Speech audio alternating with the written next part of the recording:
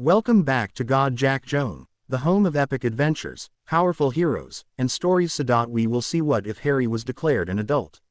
Harry Potter Marauder. Here is short summary. What if being forced into the Triwizard Tournament legally made Harry an adult?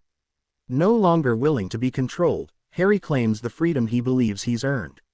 With wise advice, newfound confidence, and his Marauder spirit unleashed, he turns Hogwarts upside down with clever tricks, bold choices, and unexpected chaos. Before we begin, don't forget to like the video, subscribe to the channel, and turn on notifications so you never miss another adventure. Now, grab your wand, prepare for the unexpected, and let's dive into today's story. Harry moved the Gryffindor banner off his bed and lay down, the noise from the party still going on downstairs destroying any chance of sleep. That seemed like a bad joke though, as there was no way his mind was going to let him fall asleep for hours yet. The events of another disastrous Halloween that could be added to the Potter's growing collection were playing over and over in his head. Hermione having to give him a push when his name came out, that goblet, then every face in the hall staring at him. The one that stood out more than any other though was Cho. Harry had been slightly crushing on her from afar, but her expression tonight crushed all romantic thoughts towards the pretty Ravenclaw seeker. Only his Aunt Petunia had ever looked at him like that before, when Dudley had pushed him down into old Ripper's leavings in the garden. Yes, Cho had looked at him as if he'd just been dipped in dog shit. Add to that Avila, who thought he was a little boy, and the Potter ego had taken a real battering tonight. That wasn't even mentioning the fact that the whole school, including his supposed best friend, thought he was a cheating liar and were probably looking forward to watching him making an ass of himself. What really worried him was that this was an occurrence that was more than likely to happen, as he hadn't a clue what he was doing. It was kind of ironic that the only task he set himself this year was to try and find a girlfriend. The former #1 candidate would now apparently rather date a Dementor than go out with him. If Harry was being honest with himself, he would have to concede that Cho wasn't the #1 candidate. A certain witch with beautiful chocolate brown eyes and that lovely hair had haunted his better dreams since the night they saved Sirius. Having her riding behind him on Buckbeak while holding on tight, let's just say he was now well aware that Hermione Jane Granger was all girl. The problem was that they were a trio, her, him and Ron, though apparently that was no longer the case, as Ron couldn't control his jealousy. Harry suspected he never would. On this horrible night Harry came to a decision. If Hermione believed him, she would offer to help with his training. This would be his opportunity to ask her if she liked him enough to be his girlfriend. If she said no, he could always hope the first task would kill him. Harry realized that he had been lying there sorting out his thoughts for hours and that everyone else was not only in bed but fast asleep. He drew back his curtains to get his pajamas when the unmistakable sound of an owl chapping at the window demanded his attention. Opening the window admitted a large, regal owl, wearing the crest of Gringotts hanging from a fine silver chain, and carrying a scroll addressed to him. Opening the scroll changed his life forever. Dear Lord Potter, we here at Gringotts are distressed to discover that once again the life of our most prestigious customer is being unnecessarily placed at risk. We goblins consider this latest travesty as the last straw and feel duty-bound to help you in any way we can. Our legal team have examined the magical contract and regret to announce it is unbreakable. This does not mean they haven't found a few loopholes that can be exploited, and as this would also be the equivalent of giving the finger to the ministry, that would be considered payment enough for us. You are being forced to compete in a ministry-sponsored competition that is exclusively reserved for wizards and witches that are of age. Our legal team insists that the ministry therefore must recognize you as an adult wizard. If the ministry fights this, then you cannot be allowed to compete in the competition. They can't have it both ways. Being declared an adult has major advantages, not least of which is full access to your inheritance and the freedom to choose where you live. That certainly focused Harry's attention. He didn't know what to make of an inheritance, but anything that could take him away from Privet Drive was all good in his book. To claim your inheritance and independence, simply press your thumb into the segregated square in the bottom left-hand corner of the attached form. This will draw a drop of blood and signal your status as an adult wizard. All at Gringotts eagerly await your decision on this matter, but feel it is important to emphasize the choice is entirely yours to make. While we at Gringotts are pleased to offer advice, any final decision will always belong to our customer. Barchoke, head of the Potter accounts. Potter accounts, just how many accounts did he have? Harry's eyes kept returning to freedom to choose where you live, which effectively meant no more Dursleys as, given the choice, he wouldn't go within 50 miles of them. Since he was effectively being given that element of choice, Harry didn't hesitate for a second. He pushed his thumb firmly into the square, thus drawing the required blood.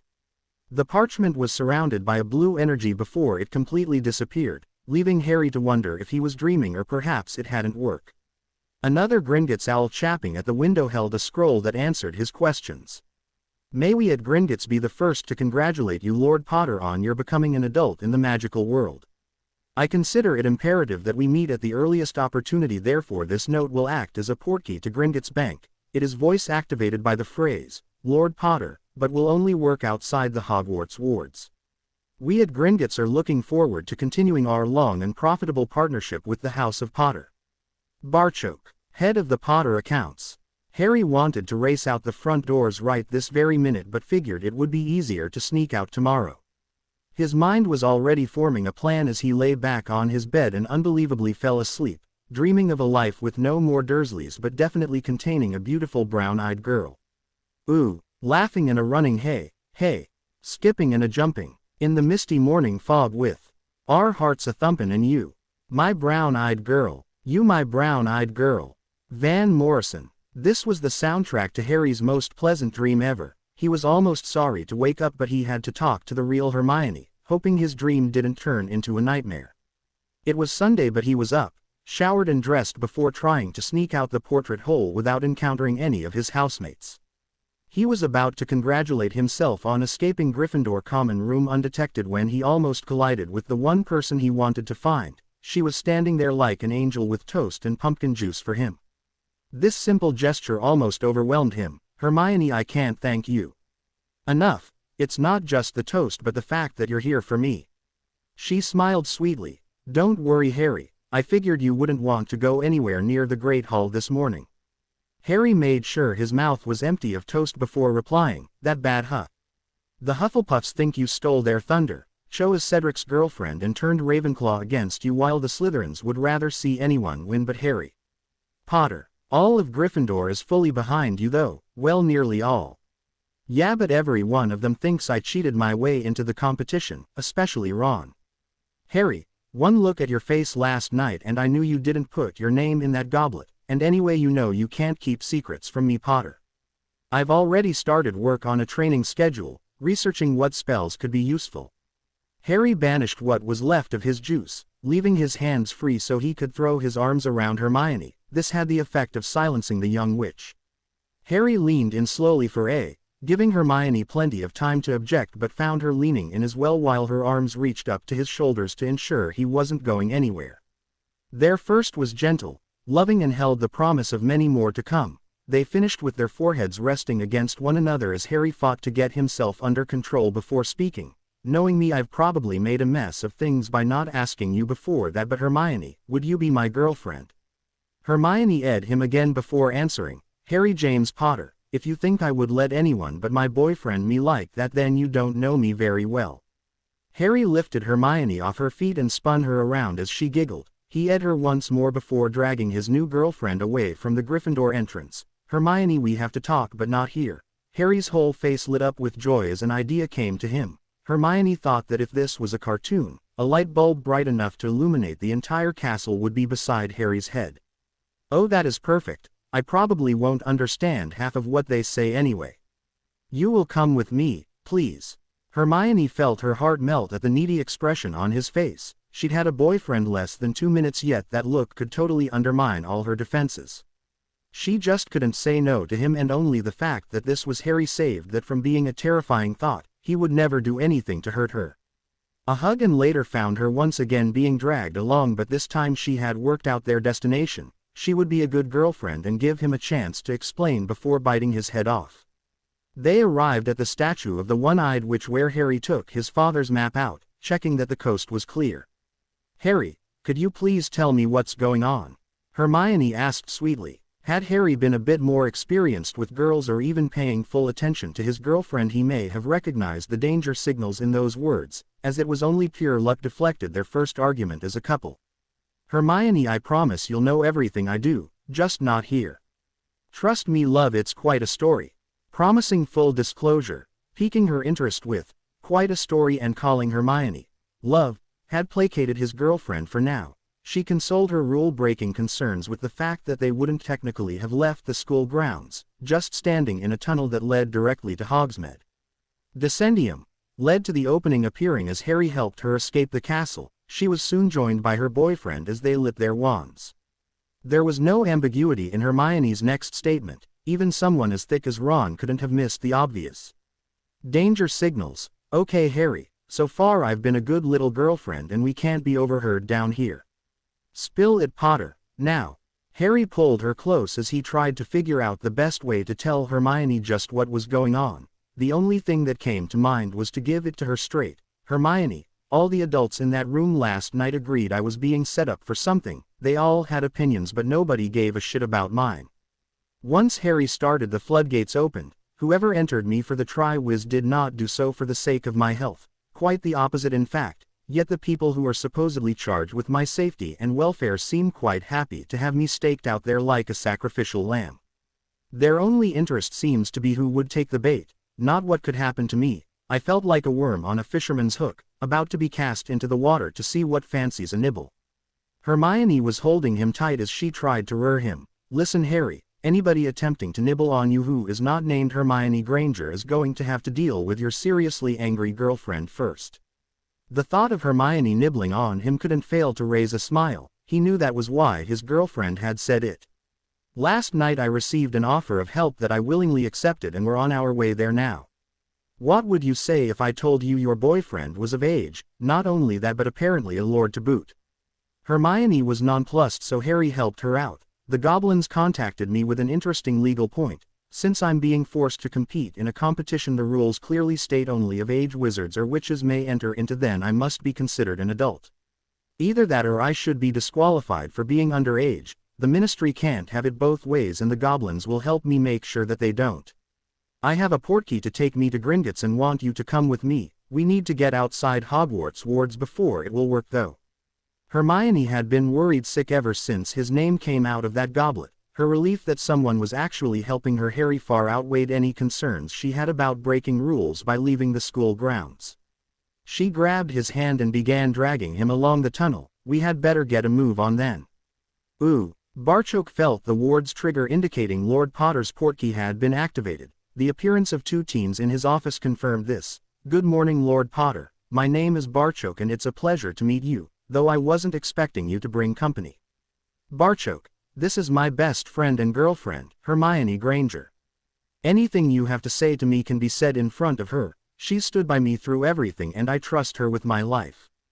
Good morning Miss Granger. I meant no disrespect and will happily comply with Lord Potter's wishes.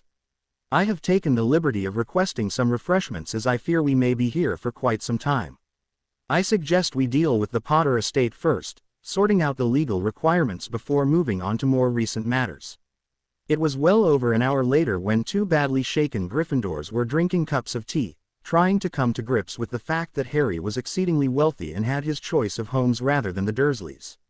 Hermione was trying to work out why Harry had been dumped there in the first place while the boy in question was rubbing the back of his hand. There were a stack of documents that had required his signature in blood. She was so pleased he'd asked her to be his girlfriend before she had found out about all the gold. It was easy to say it didn't matter, but with that sum involved, who would believe her? Barchoke then wanted to hear about their adventures at Hogwarts. When Harry told the tale of the Chamber of Secrets, the goblin's eyes widened to almost Dobby proportions, but he didn't interrupt, just adding to his now copious notes.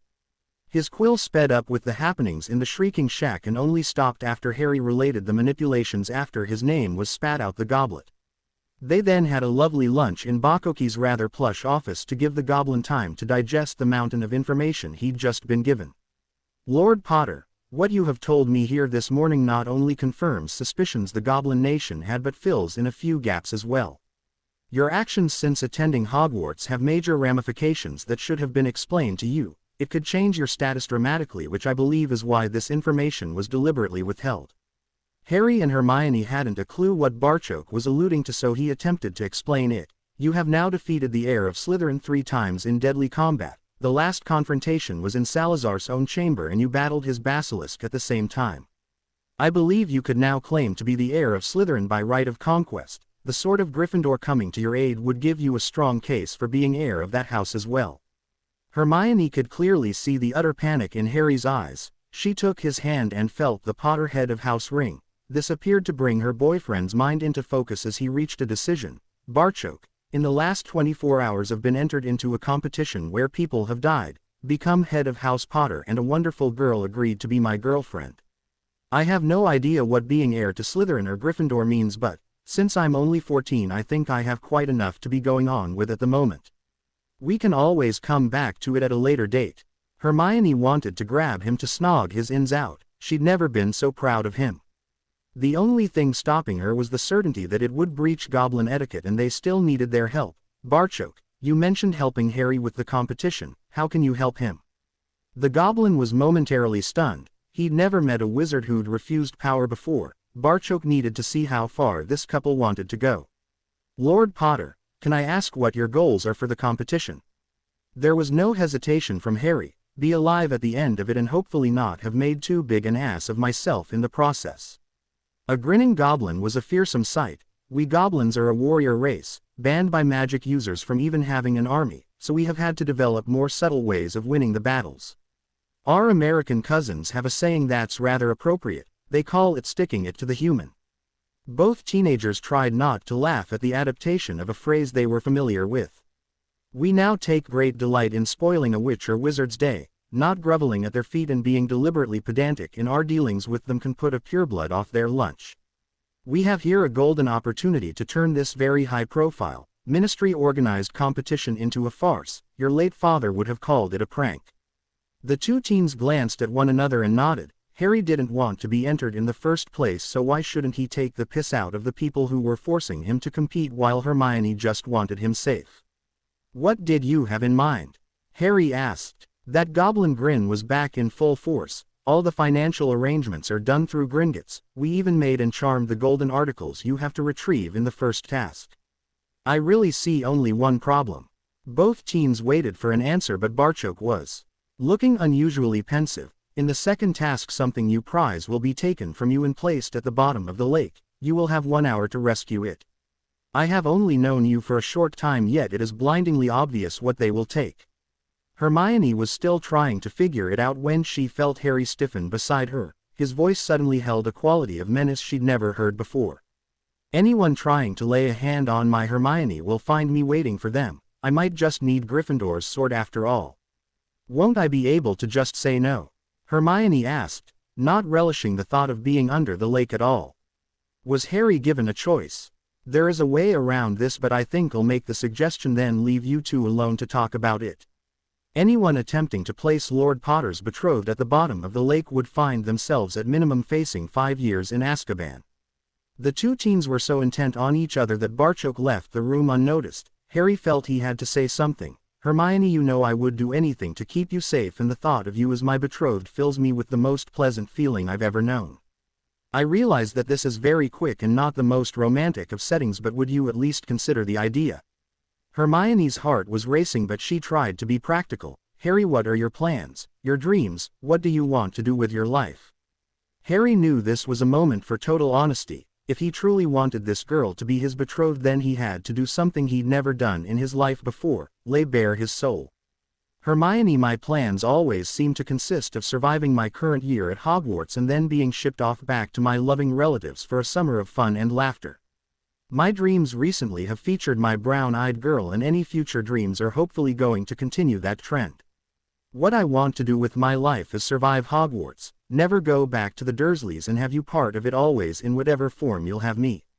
My ultimate aim in life is to have a family of my own and be the best dad and husband possible. I've only ever dreamed this a few times, but in every one it was always you that was by my side."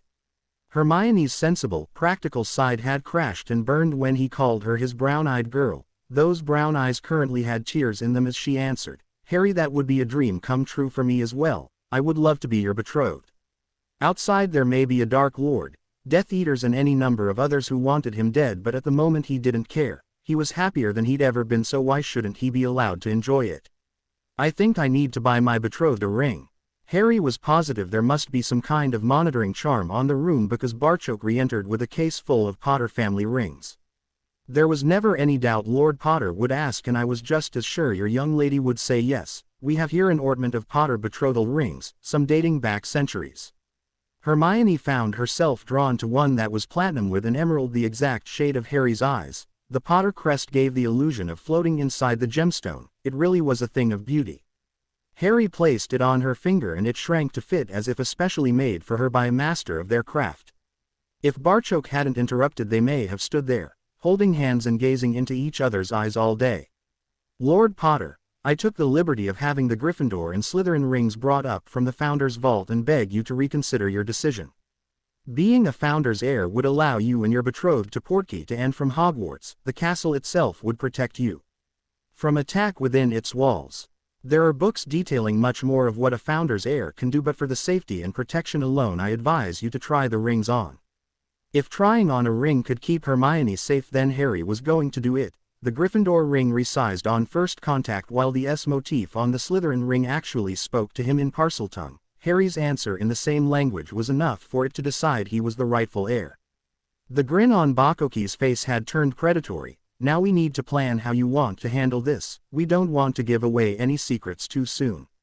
Hermione was adamant though. I'm not covering up my ring. I don't care who knows that Harry and I are betrothed. Barchoke nodded in understanding. I think our first goal should be gaining some control over the media. Then, they talked for hours. Ooh. They were in an empty corridor as Harry searched the map for a certain individual. Hermione was still in awe at her new book bag and the gifts it contained. There was everything from books that belonged to the Founders to the original rule book for the Triwizard Cup, yet it weighed less than a kilo. The Ministry had only changed the age requirement, so everything else was still valid, but she was fairly certain this was the only copy in the castle. Found her. She's in the Leary sitting alone. If we hurry we can still make dinner in time before the show begins. They hurried towards the Leary and Hermione couldn't believe how much she was looking forward to tonight. Pranks had always made her blood boil as she thought of it as a form of bullying, but not here. This was the little guy striking back at authority, unjust authority at that. In one day she'd went from know-it-all bookworm to Hermione Jane Granger, betrothed of Lord Harry Potter and freedom fighter. She really needed to cut down on the romantic novels. Luna Lovegood heard her name called and cringed. She'd been having a lovely day as everyone was too busy discussing the happenings of Halloween to bother with her. Looks like that was about to change. She turned her head around to see who had spoke to her and got one of the biggest shocks of her life. You're Luna Lovegood. I'm Harry Potter and this is Hermione Granger. Do you mind if we join you for a moment? Luna could only move her head to signal it was okay. Her vocal cords had frozen at the thought that Harry Potter knew her name. Luna, we understand your father owns the Quibbler. We would like to do a deal giving him exclusive rights to Harry Potter. Luna was on her feet. I thought you would be different, Harry, but you're just like all the rest, making fun of me. She went to run away but suddenly found herself staring into the greenest eyes she'd ever seen. Boy, he moved fast. Luna, enough people have made fun of me in my life to ensure I would never do it to anyone else. Please sit with us and we can talk about this. She felt Harry's hand on her arm as he gently led her back to her seat. That was a serious offer. Harry, our paper is a very small, family-run business. We couldn't afford that. I'm selling the rights up until the 1st of July next year for 1 galleon. Do you think your father would be interested? Luna was suddenly all business. I'm on the board of directors and my father always says I can do any deals, up to the value of 1 galleon, so on behalf of the Quibbler I would be delighted to accept. Harry withdrew a contract that Barchoke had drawn up for him. Luna, this deal is with your family and the Quibbler. If your father tries to sell the rights or the newspaper, the contract will be broken. Luna understood and tried to set Harry's mind at rest. My dad loves that newspaper. He could no more sell it than he could me. We may be purebloods, but we don't stick to the old ways. This deal means that anyone else printing pictures or stories featuring myself or my betrothed will receive a visit from our lawyers. Luna's head spun round to see the lovely girl playing with her beautiful new ring. Congratulations to both of you. Are we allowed to print that? Oh, I don't have a galleon on me. Hermione handed her a galleon to give to Harry. Luna, you can print what you want as long as it's the truth. Since Harry and I are betrothed, and I have no intention of hiding that fact, then of course you may print it. The contract accepted Luna's signature. glowing golden before duplicating a copy for each party then disappearing. Everyone was happy with the deal because they all benefited from it. Luna, would you care to join us for dinner? Everyone seems determined to talk about Harry, so in about 20 minutes we're going to give them something to talk about. As our newly appointed press representative, I wouldn't want you to miss it. Luna was walking along the corridor towards the Great Hall beside the couple who were holding hands, thinking she wouldn't miss this for the world.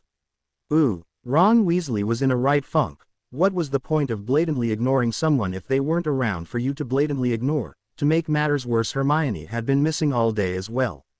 She was far too sensible though to fall for that Triwiz champion fame rubbish though, forgetting that had he been able to enter he would have used the status to get with as many girls as possible. The silence that descended over the hall drew his attention to the couple that had just entered, the couple who were holding hands, the couple containing the girl he wanted and that backstabbing bastard Potter.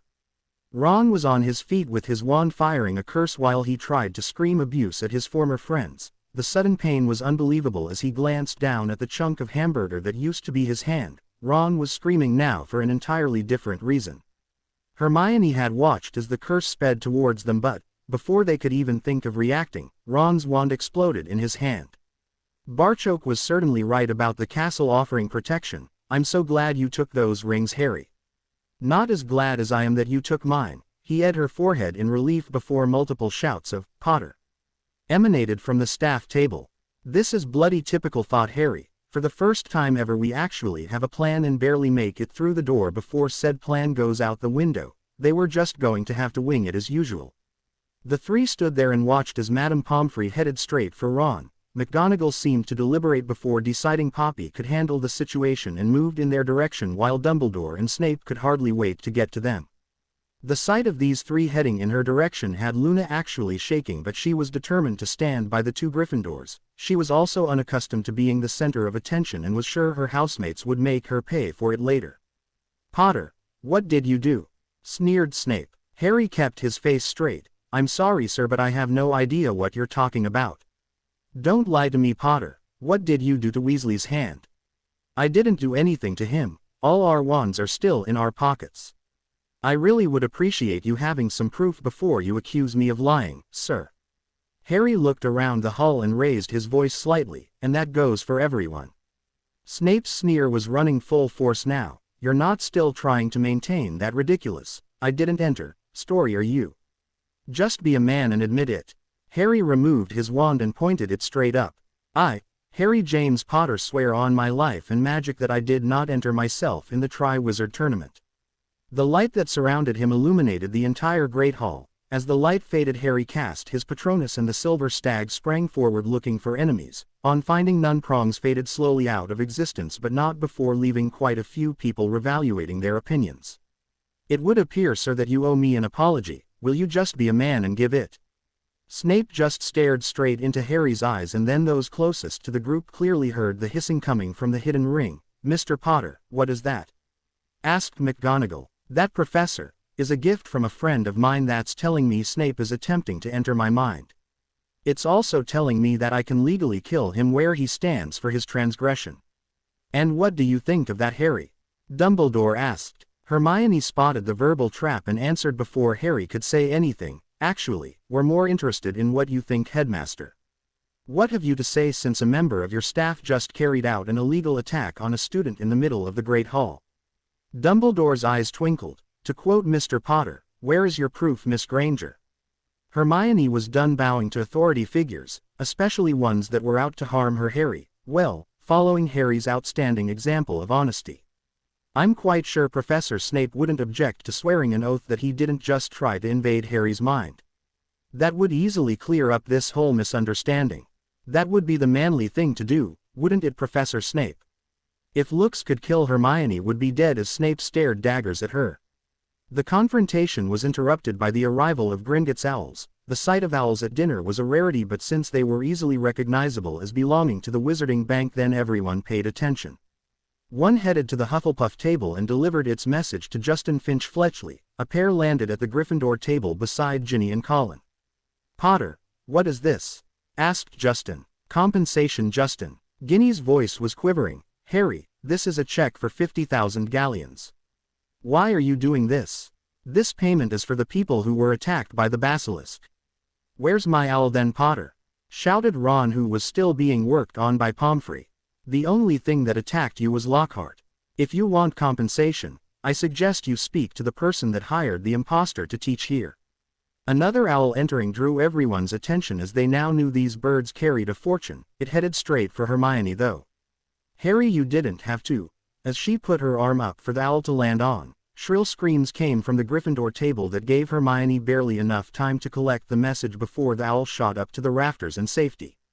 Snape found himself shoved to the side as both Hermione's dorm mates spotted her ring and rushed toward her. Oh Hermione, it's gorgeous. You and Harry, we always knew you two would get together. You have to tell us everything. Girls. McGonagall was in her Scottish Terrier mode. Why her animagus form was a cat was an unsolvable mystery. Mr. Potter, if I don't get an explanation soon, I'm going to get angry. You wouldn't like me when I'm angry. Professor McGonagall, tonight I'm going down into Salazar Slytherin's secret chamber to collect the body of a 60-foot basilisk that I killed with a sword. No offense, ma'am, but, scary as you are, you can't kill me with a single look. Snape verbally exploded at that revelation. You insufferable little T. There will be nothing removed from Hogwarts tonight. The basilisk will be rendered into potion ingredients for use in the school, after you open the chamber. There may be a slight problem with that, sir, as I've already sold the cark. That's why I shared the money with its victims. Nobody else seemed to give a canute for them losing months of their lives. Dumbledore was growing concerned. Harry should be full of nerves, worry and doubt, not standing here confidently facing down Minerva and Severus. His usual tactics of unleashing his two attack dogs while he stood and observed, ready to step in and play his benevolent mediator role, was not going to work here. Whatever had changed with Potter needed to be reversed, and quickly. Perhaps you could explain who you sold the basilisk to, Mr. Potter. Barchoke proved he had impeccable timing by choosing that exact moment to enter the Great Hall. As he was accompanied by a dozen goblins with long, razor-sharp blades that could cut through a basilisk's hide, they provided quite a show and froze everyone into position. Our apologies, Lord Potter, but it took slightly longer to put together your accommodation module than we anticipated. In our defense, I would like to say that we built in a few additional extras. Thank you, Barchoke. My betrothed and I will check it out after our business is finished in the chamber. Harry turned to Luna. As a Triwizard champion, I'm apparently allowed an entourage. Would you like to be my press representative? It would mean moving out of the Ravenclaw dorm and moving in with us. Luna spared one glance at her housemates before answering, hell yes. Nobody will be moving anywhere. Dumbledore pronounced, arrogantly pinging judgment over everything as if the matter was now closed. This was Barchoke's moment, the goblin's payment, an opportunity to stick it to Dumbledore. I'm afraid that's not your decision to make, Headmaster. By forcing Lord Potter to compete in this competition, you unintentionally made him a legal adult. You could have cancelled the competition and redrawn the names anytime in the first 4 hours. You chose instead to tell a 14-year-old wizard he must compete, then sent him off to bed with a patronizing pat on the head. McGonagall had just gotten her anger redirected and turned on Albus. You knew this and still let the lad compete. What the hell were you thinking?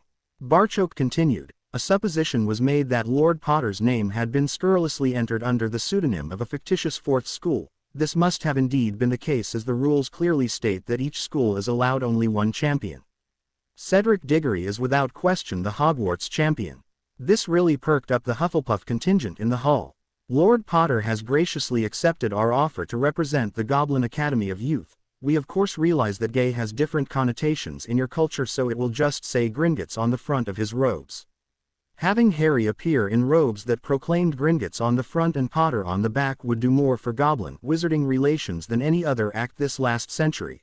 There was no Goblin Academy, but the expression on Dumbledore's face at the though of his golden boy parading around proclaiming gay on his shirt was worth the lie and prevent him objecting to Gringotts. Anything that took the piss out of the chief warlock was manna from heaven to the goblins.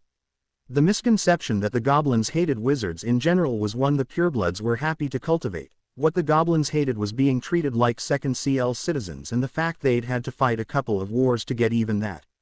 Treating a goblin with respect would see that respect returned, along with greatly improved service. It was such a shame most wizards never bothered to find this out. Barchoke was really enjoying himself now. As he's now considered an outsider competing in the Triwizard, Lord Potter is entitled to the same conditions as the other two champions.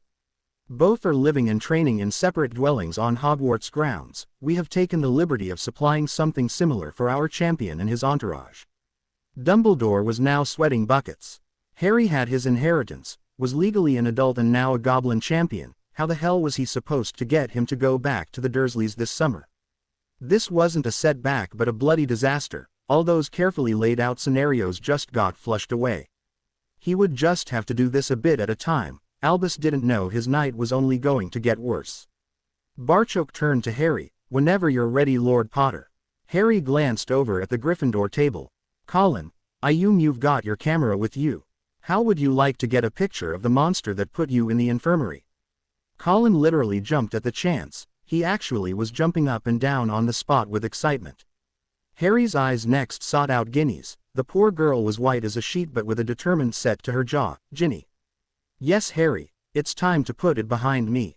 I need to do this." Justin had his answer all ready for when Harry looked in his direction. "Oh yes please Potter, this is a once-in-a-lifetime opportunity. Thanks for including me." They headed out the Great Hall in the direction of Myrtle's bathroom only to find that what appeared to be the whole school was following on behind. Harry, we may just have a problem here," Hermione whispered. "Don't worry love, me and Sal got it covered. Keep an eye on Ginny though since she's the only other person who knows what's waiting on us down there. She's really terrified and needs her friends to stick close." Luna had spent her time at Hogwarts listening and watching, never participating because Loony Lovegood wasn't wanted.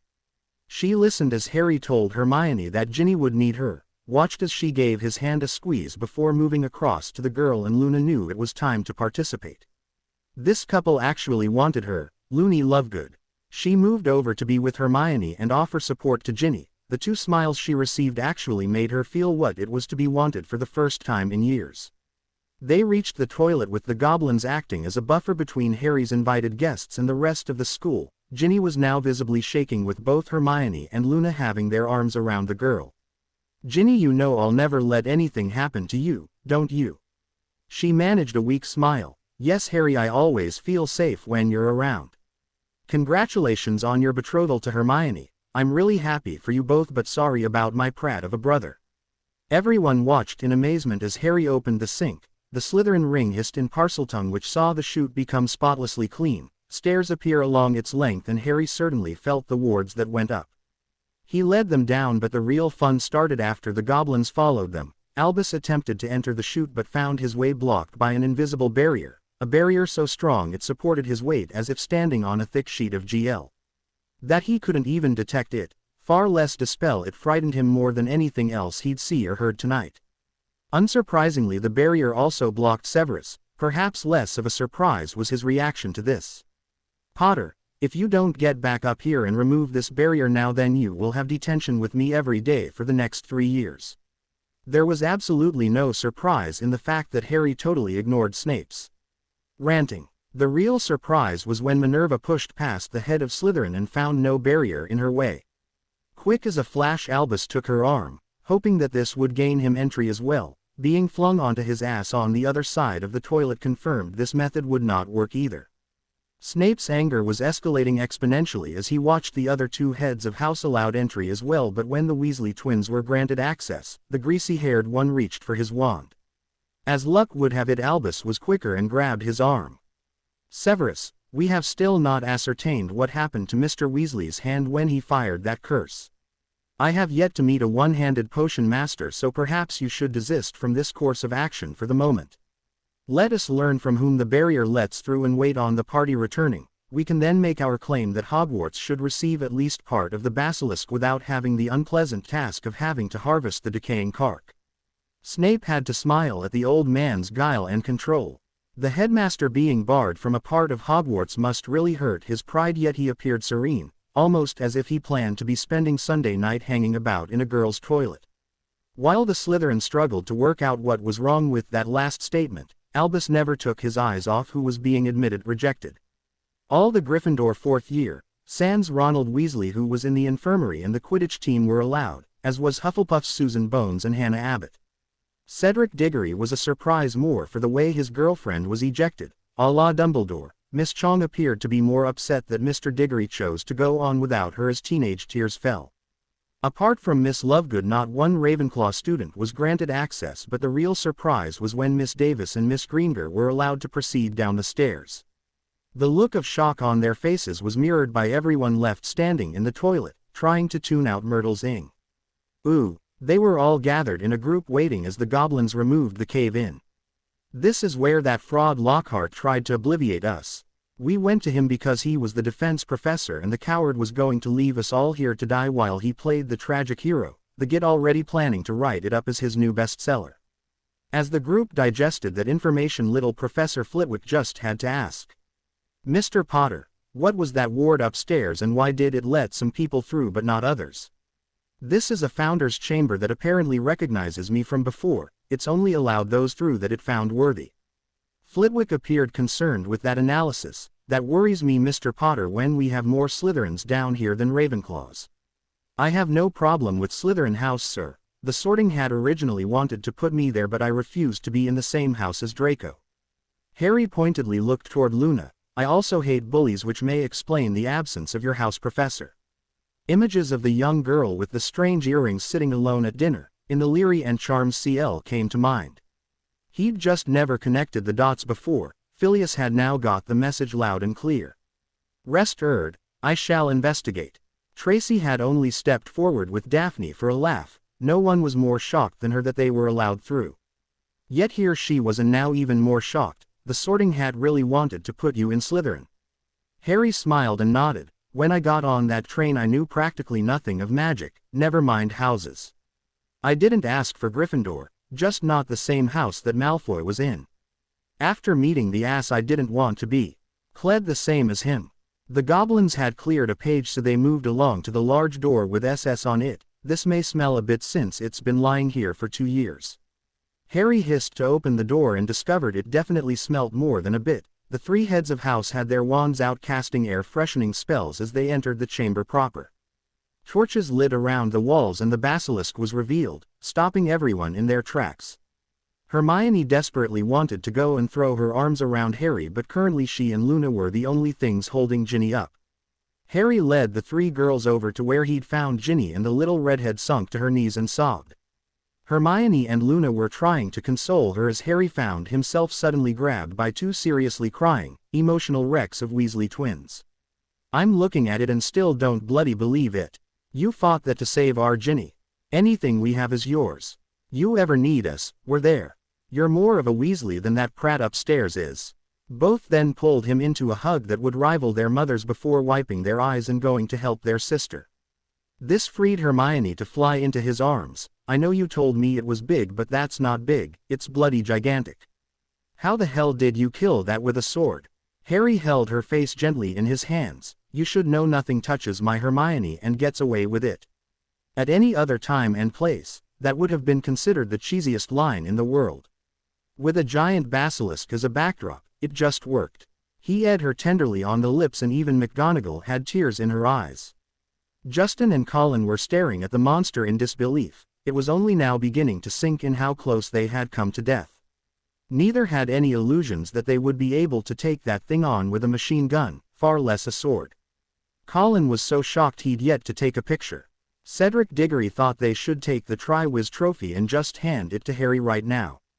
This beast was roaming the corridors of the school, and all the ministry had done was arrest Hagrid. What made him even angrier is that instead of rewarding Harry and looking after the students who were petrified, the whole thing had been swept under the rug as usual. The rumor mill had Harry defeating you-know-who again in his first year, and all he received for his efforts was house points and another cover-up. Looking at this beast, Cedric doubted if the combined efforts of himself and the other two champions could have survived the encounter, never mind defeat the huge basilisk. He had thought Harry's Patronus in the Great Hall was an impressive piece of magic, but this... Cedric had a feeling that a certain French villa would be left to eat her little boy comment before too long. Barchoke approached Harry and Hermione with awe in his voice. Lord Potter, I fear we have seriously underestimated the value of this beast. Never before has one this size been discovered. Gringotts would be more than willing to renegotiate your payment. Barchoke, We made the deal in good faith and I'm happy with it. If you feel bad about it then donate some new brooms to Hogwarts. Luna here will make sure you get good publicity for it. The goblin was afraid Lord Potter would think they had deceived him on price and, while a goblin loved making profit, there had to be honor involved. Here was a way for great profit, with trust and honor satisfied on both sides, and good publicity for the goblin nation thrown in. Working with Lord Potter was going to be very different. Ginny had got herself under control and approached as Barchok spoke to Harry, Hermione and Luna. The young girl was carrying a certain fang. Harry, can I have this as a keepsake? The funny looks she was getting from both girls and the goblin forced her to explain. Harry pulled this out his arm and stabbed the diary with it, saving my life. He was dying and trying to apologize for not being quick enough before Fawkes cried into his wound. Hermione just held him tighter. Typical Harry Potter, thinks of everyone else before himself. An embered Harry replied, if it makes you feel better Ginny then by all means take it. I would like you to give it to Barchok first though so we can be certain all the venom has been removed. Drawing on reserves of courage she didn't know she possessed, Ginny ed Harry on the cheek. I can never thank you enough Harry, all I can do is try to be the best friend I can be. The flash that illuminated the chamber signified Colin had overcome his initial shock and was now happily snapping away. It took the goblin team the best part of an hour to decide on the most efficient method to harvest this mountain of gold. The minute they started cutting into the basilisk, the exodus back upstairs hurriedly began. Soon only Harry, Hermione and Luna were left, though as Professor Sprout walked past them she couldn't resist a comment. You know of course that the headmaster and Professor Snape will be waiting for you leaving here. The smile on Hermione's face could only be described as wicked. You might want to send them some cocoa later, they're both in for a long night with only Myrtle for company. All three students were certain they saw a smirk on the head of Hufflepuff's face. Ooh, Colin had a smile on his face that was wider than the Grand Canyon as he exited the stairs into the bathroom. Dumbledore pounced at once. Ah, Mr. Creevy, I would be most interested in a copy of your photographs taken tonight. Colin's smile never faltered. I'm sorry headmaster but I have signed a contract giving Harry and the Quibbler exclusive rights to my pictures until the summer. I'm going to have my pictures published. Foolish boy, you're too young to sign a contract, sneered Snape. Oh I know that sir, so Professor McGonagall signed it as my head of house. It's not for a lot of money but Harry's already given me a fortune tonight so that didn't matter. I am now the only person allowed to take Harry's picture with only the Quibbler able to print it. I would have paid any amount of money for this opportunity. Minerva chose that moment to exit into the toilet. Is there a problem here? Albus didn't want her ire directed at him. She would be needed for bringing Potter back to heel. We were just discussing Mr. Creevy's contract and why you felt that I didn't need to be involved in the business negotiations. Since the sum involved was 1 galleon, I felt confident in my abilities to handle the negotiations. For that sum Mr. Creevy gets a wonderful opportunity to perhaps turn something he loves into a career. He will receive accreditation in the newspaper for every picture they print and a payment based on sales. Unlike some present here, Mr. Potter has proven that his integrity and honesty is beyond reproach so there is little chance of financial exploitation in this case. Minerva's stare was directed at Severus with her last comment. She then left to escort Colin back to the Gryffindor common room. The lad was desperate to develop his film. Pomona was last to exit and Albus groaned as the sinks moved back into place. Tell it to open again. If that egotistic ass Potter can manage it then surely you can. Snape was almost pleading with Dumbledore now at the thought of all those prized potions ingredients slipping away from him. Alas Severus, Parseltongue can only be spoken by a Parselmouth. It's not a language that can be learned like Murmish, rather. A special ability that very few possess, otherwise you would have hundreds of people talking to SS. Did they say anything before you left Pomona? She really had to bite her lip to control her laugh. I was advised to bring you both some cocoa later as you were in for a long night. Pomona allowed her laughter its release as she walked along the corridor, leaving the two men alone in the girls' toilet. It is as I feared Severus, they have another method of leaving the chamber. Were you able to ascertain any information from Mr. Potter earlier? Snape actually appeared embered. Both Potter and Granger's minds are now totally closed to us. Even a few seconds scanning the Lovegood girl leaves you with a blinding headache and no way to discern if the information gained is fact or fiction. Do you think it would be worth asking Fawkes again if he would take us down there? Dumbledore shook his head. He has refused on every occasion. Last time he disappeared for nearly 3 weeks. I'm afraid to continue our vigil here would be fruitless, so I suggest we turn in for the night. Both left and set off in the direction of their respective quarters. Severus wasn't exactly paying attention as he had a few other things on his mind. After walking for 10 minutes though, and once again finding himself at the entrance hall, he began to suspect everything was not as it should be. He tried once more to reach his quarters but again found himself unerringly ending up at the entrance hall. Deciding to inform Albus of this latest prank of the Weasleys, he changed direction to the headmaster's office. 3 times in the next 10 minutes saw him standing perplexed in the entrance hall. No matter what route he chose, the castle appeared to shepherd him back here. The problem now was exasperated tenfold by the pressing fact that, after spending most of the evening standing in one, Severus Snape was now in dire need of a toilet. He tried to call for an elf with a chamber pot, but even that didn't work. Reluctantly he peered through the doors to the outside, looking for a dark place up against a wall. His welcome relief was short-lived though, as, when he attempted to re-enter the castle, the doors refused to open. The potions master was denied access for the second time tonight. Severus Snape was left standing in the cold and dark, literally without a pot to piss in. Ooh. Back in the chamber, Hermione had a question she couldn't wait any longer to ask her betrothed. Harry, who is Sal? Harry turned to their blonde companion. Luna, I'm really trusting you a lot with this information, but it's definitely not for repeating, far less printing. Luna had never had someone place their trust in her before and was determined to be worthy of it. I won't let either of you down. Harry held out his hand that now contained 3 rings. The lion on Gryffindor's appeared to be awakening from sleep while the S of Slytherin was clearly animated. This is Sal. I think it's a bit like the Marauders putting a piece of their personality into the map, but this wasn't done by 4 students. I've felt them getting stronger since we came back to the castle. It's as if they can talk to Hogwarts herself. Sal here hated Snape instantly and despises Riddle. That's why he was happy to choose me as the heir of Slytherin. Luna tried to remain calm, but it was difficult. Let me see if I've got this right. You're Lord Potter, head of an ancient and noble family, the heir of Gryffindor, the heir of Slytherin, and a Triwizard champion representing the goblins. What the hell do I call you? My friends call me Harry. Luna. Will that be okay for you? Luna was so choked she could only nod as Sal began hissing.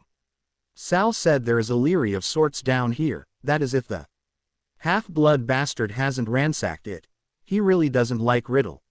Luna was trying to get her emotions back under control as they started walking in the direction Harry had indicated, but a few things Harry said were confusing her.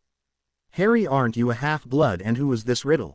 Luna, blood purity means nothing to me, but it meant everything to Riddle. So much so that he changed his name from that of his hated Muggle father to one you might recognize, Voldemort. Hermione now had a question. Does that mean that Salazar was not a blood purist? Oh, I think that Sal here is quite the blood snob, but it's all about standards. Would he like to see Hogwarts attended solely by purebloods? Absolutely. Would he lead torture and kill all those not of pure blood in order to achieve this? Never. The thought of trying to kill a 1-year-old baby makes his blood boil, and he will help us any way he can to cleanse the world of that bastard Riddle. His words, not mine. Riddle has corrupted Slytherin House from a place of cunning and ambition to one where lies, cheating and corruption run rife. Take Draco as an example. He could hardly be clad as cunning, and while definitely ambitious, he has neither the knowledge nor skill to achieve them. He is totally reliant on the Malfoy name getting him whatever he wants. Sal doesn't consider him a Slytherin and wouldn't have allowed him entry in his day. Sal said the basilisk was a guardian for this chamber. It was ordered never to leave and had been perfectly safe for almost a millennia until Riddle came along. They found the Leary after being instructed to tap certain bricks in order. An arch exactly like the one at Diagon Alley opened in the wall, and Harry had a hard time holding both girls back until Sal confirmed it was safe. Harry left the 2 girls in their idea of heaven while he sought Barchoke to arrange the relocation of the books. The goblin's eyes again did their Dobby impersonation as he gazed upon a treasure even greater than the basilisk. These volumes were priceless. They'd spent time earlier today practicing the Portkey creation spell. Harry had managed it quite quickly, and his founder's heir status allowed him to create portkeys that took all the cases of basilisk parts and most of the goblins to the storage room in Gringotts they had visited today.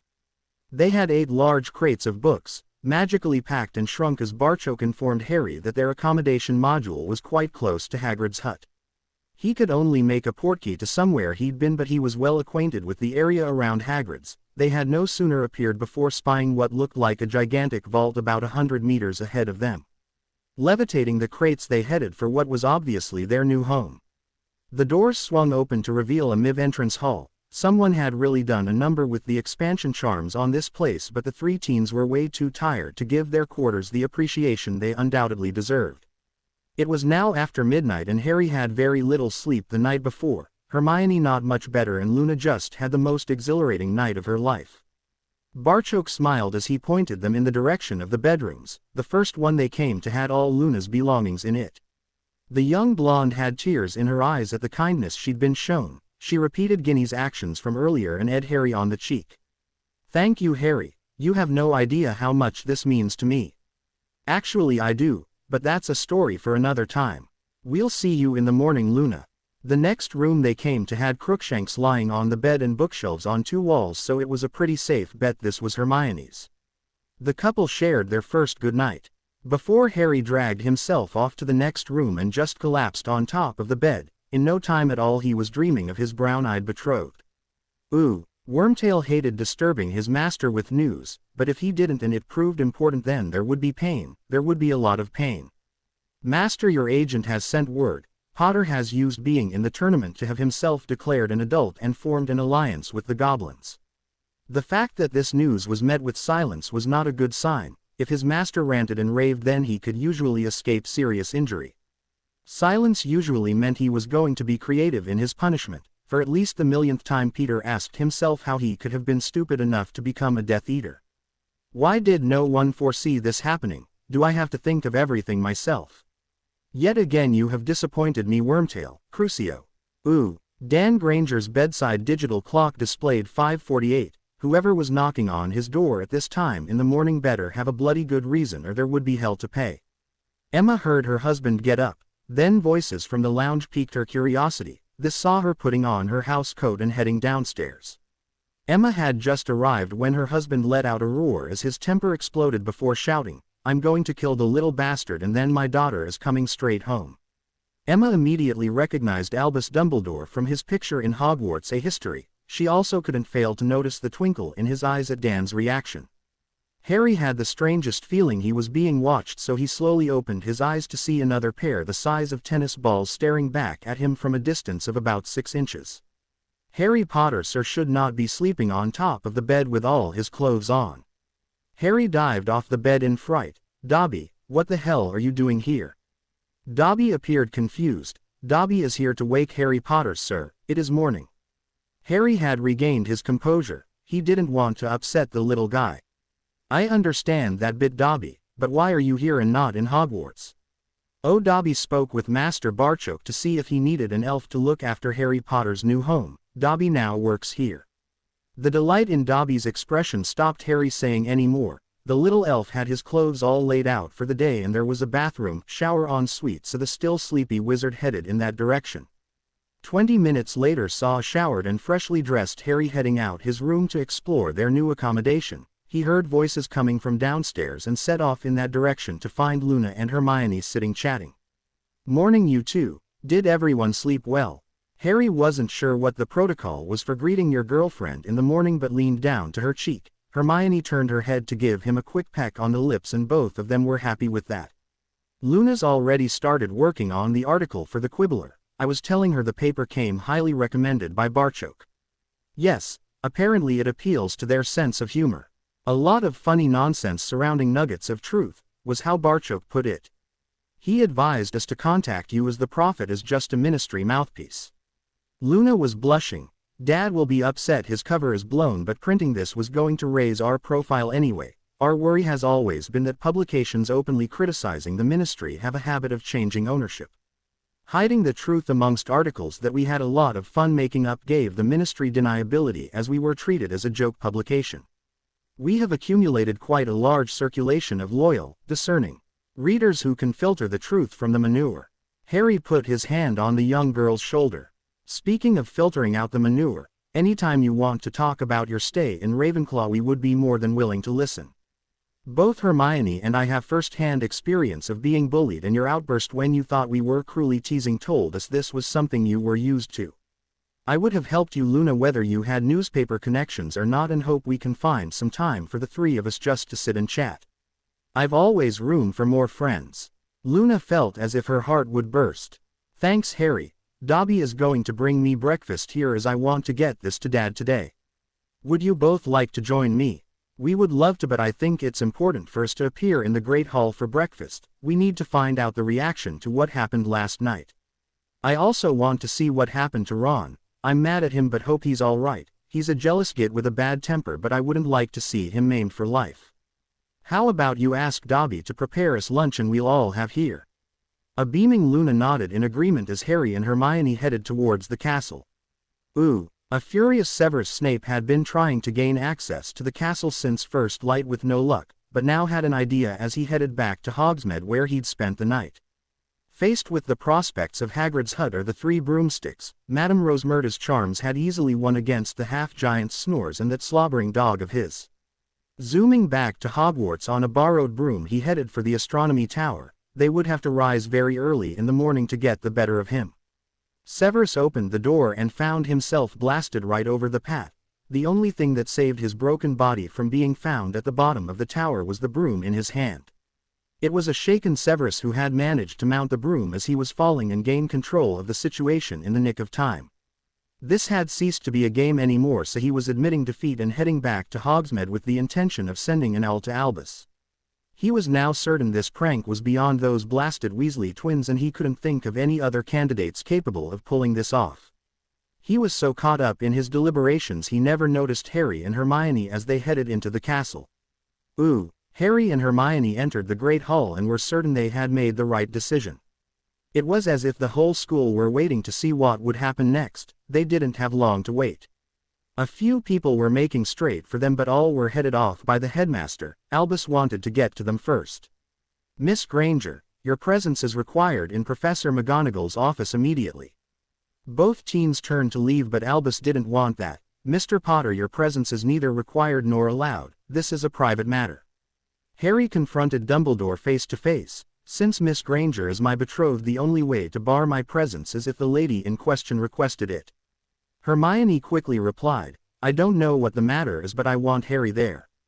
They turned to leave when Albus made a grab for Harry's arm. I won't allow that. Harry looked down at Dumbledore's wrinkled hand on his arm before placing his other hand on top of the old wizard's, intending to remove it. The sizzle could be clearly heard before the headmaster's yell of pain preceded him hastily withdrawing his now blackened hand from Harry, but the young man's words hurt a lot more than the burn. It would appear, Professor, that my mother's protection is still keeping me safe from evil. He glanced at Hermione. Love is really such a powerful force. You wouldn't happen to know how my name ended up in that cup, would you, headmaster? A totally stunned Dumbledore stood staring at his blackened hand as the boy's words drilled through his in. Had he become evil? He was aware that if he didn't satisfy Harry with an answer, then he would lose the lad forever, not to mention most of the school was watching. Albus pulled out his wand. I, Albus Percival Wulfric Brian Dumbledore, swear on my life and magic that I did not knowingly play any part in Harry Potter's name being entered into the Goblet of Fire. The resulting flash again illuminated the hall before a Phoenix Patronus made an appearance. Harry bowed in acknowledgement of the old wizard's actions. Thank you for that, sir. There is a long list of people wishing to do me harm, and it pleases me more than I can say that your name is no longer on it. Poppy led the old wizard in the direction of the infirmary as Albus was reliving years of decisions he'd made concerning Harry while trying to discern why the boy could ever think he was evil. The end result, though, was whatever force protected the boy obviously clad him as such, which meant Harry must consider him so. It was imperative that he fix this problem. Albus didn't think he was being overly dramatic when he thought that the fate of the world could rest on this, and then he remembered what was waiting for them in Minerva's office. Oh Merlin, what have I done? Ooh, Harry was trying to lure his girlfriend. Sal said it's superficial and Pomfrey will have his hand as good as new in a day or so. It was only being compared to the Voldemort-possessed Quirrell that got him to make that oath. They had reached McGonagall's door and her call of enter had Harry opening the door for Hermione, only to stumble into the back of her as she abruptly stopped with a loud gasp. Minerva was livid with Albus. He'd taken his manipulations a step too far here. If she lost one of the best students Gryffindor ever had through it, she would tear strips off him. He'd wound the Grangers up and then just dumped them in her office, promising to send Hermione to them and leaving her to deal with the shit while he keeps his hands clean. She had just about calmed the father down when Hermione entered and gasped. Unfortunately, she put her hand over her mouth and her beautiful new ring was there for all to see. "What the hell do you think you're playing at, young lady? That ring is coming off this very second and then I'll deal with the bloody boyfriend." Dan grabbed his daughter's hand with the intention of removing her ring. This was a mistake and he instantly found himself flying across the room with the screams of his daughter and wife ringing in his ears. McGonagall now had her wand out. No one was attacking her students. Harry meanwhile had both his arms comfortingly around Hermione and whispering in her ear, "It's okay, there was a cushioning charm on the wall. Hogwarts knows he's your father but only we are allowed to remove that ring." Emma was trying to help Dan up when he saw the boy with his arms around his little girl. It was like a red rag to a bull. He sprang at them only to find himself frozen by Minerva's wand. "We are going to sit and discuss this like civilized adults. She may be your daughter but in this castle I'm charged with her safety. If you can do that I will release the body bind." Emma had both hands on Dan's arm. "I promise you, Professor, he'll behave." Minerva released him and Emma brooked no argument as she plonked Dan down in a chair and practically sat on him. Hermione was seated beside Harry. She'd never seen her dad this angry and couldn't understand what was happening here. McGonagall could offer no help. "Miss Granger, I have no idea. What's going on here? The headmaster brought your parents here and told me he would send you to my office. Your father is clearly upset but won't tell me why, so I'm in the dark as much as you." "Daddy, what's happened? What's the matter? You sit there, wearing the ring of the boy you're now living with and ask me what the matter is. I thought we raised you better than that." Dan was now yelling but a very angry Harry was on his feet. "Mr. Granger, this is our first meeting and I can already tell Hermione takes her intelligence after her mother. The emphasis you put on the phrase, living together, is very upsetting to your daughter, upsetting and downright hurtful that you would believe such a thing of her. The headmaster said you'd turned Hermione's head by giving her a fortune and that ring must be worth one as well. My daughter's never had a boyfriend, then along comes this rich lord, lavishing her with gifts and attention to bowl my little girl right off her feet." Harry turned to face Hermione. "It's beginning to make sense now. No wonder he tried to stop me from coming up here. You do know I would have come after you, right?" Hermione attempted a weak smile and nodded. Minerva felt powerful wards going up around her office and she looked to Harry for an explanation. "Professor, I need to know how much we can trust you. Dumbledore has betrayed ours yet again. If you scan Mr. Granger you will find a mild compulsion charm.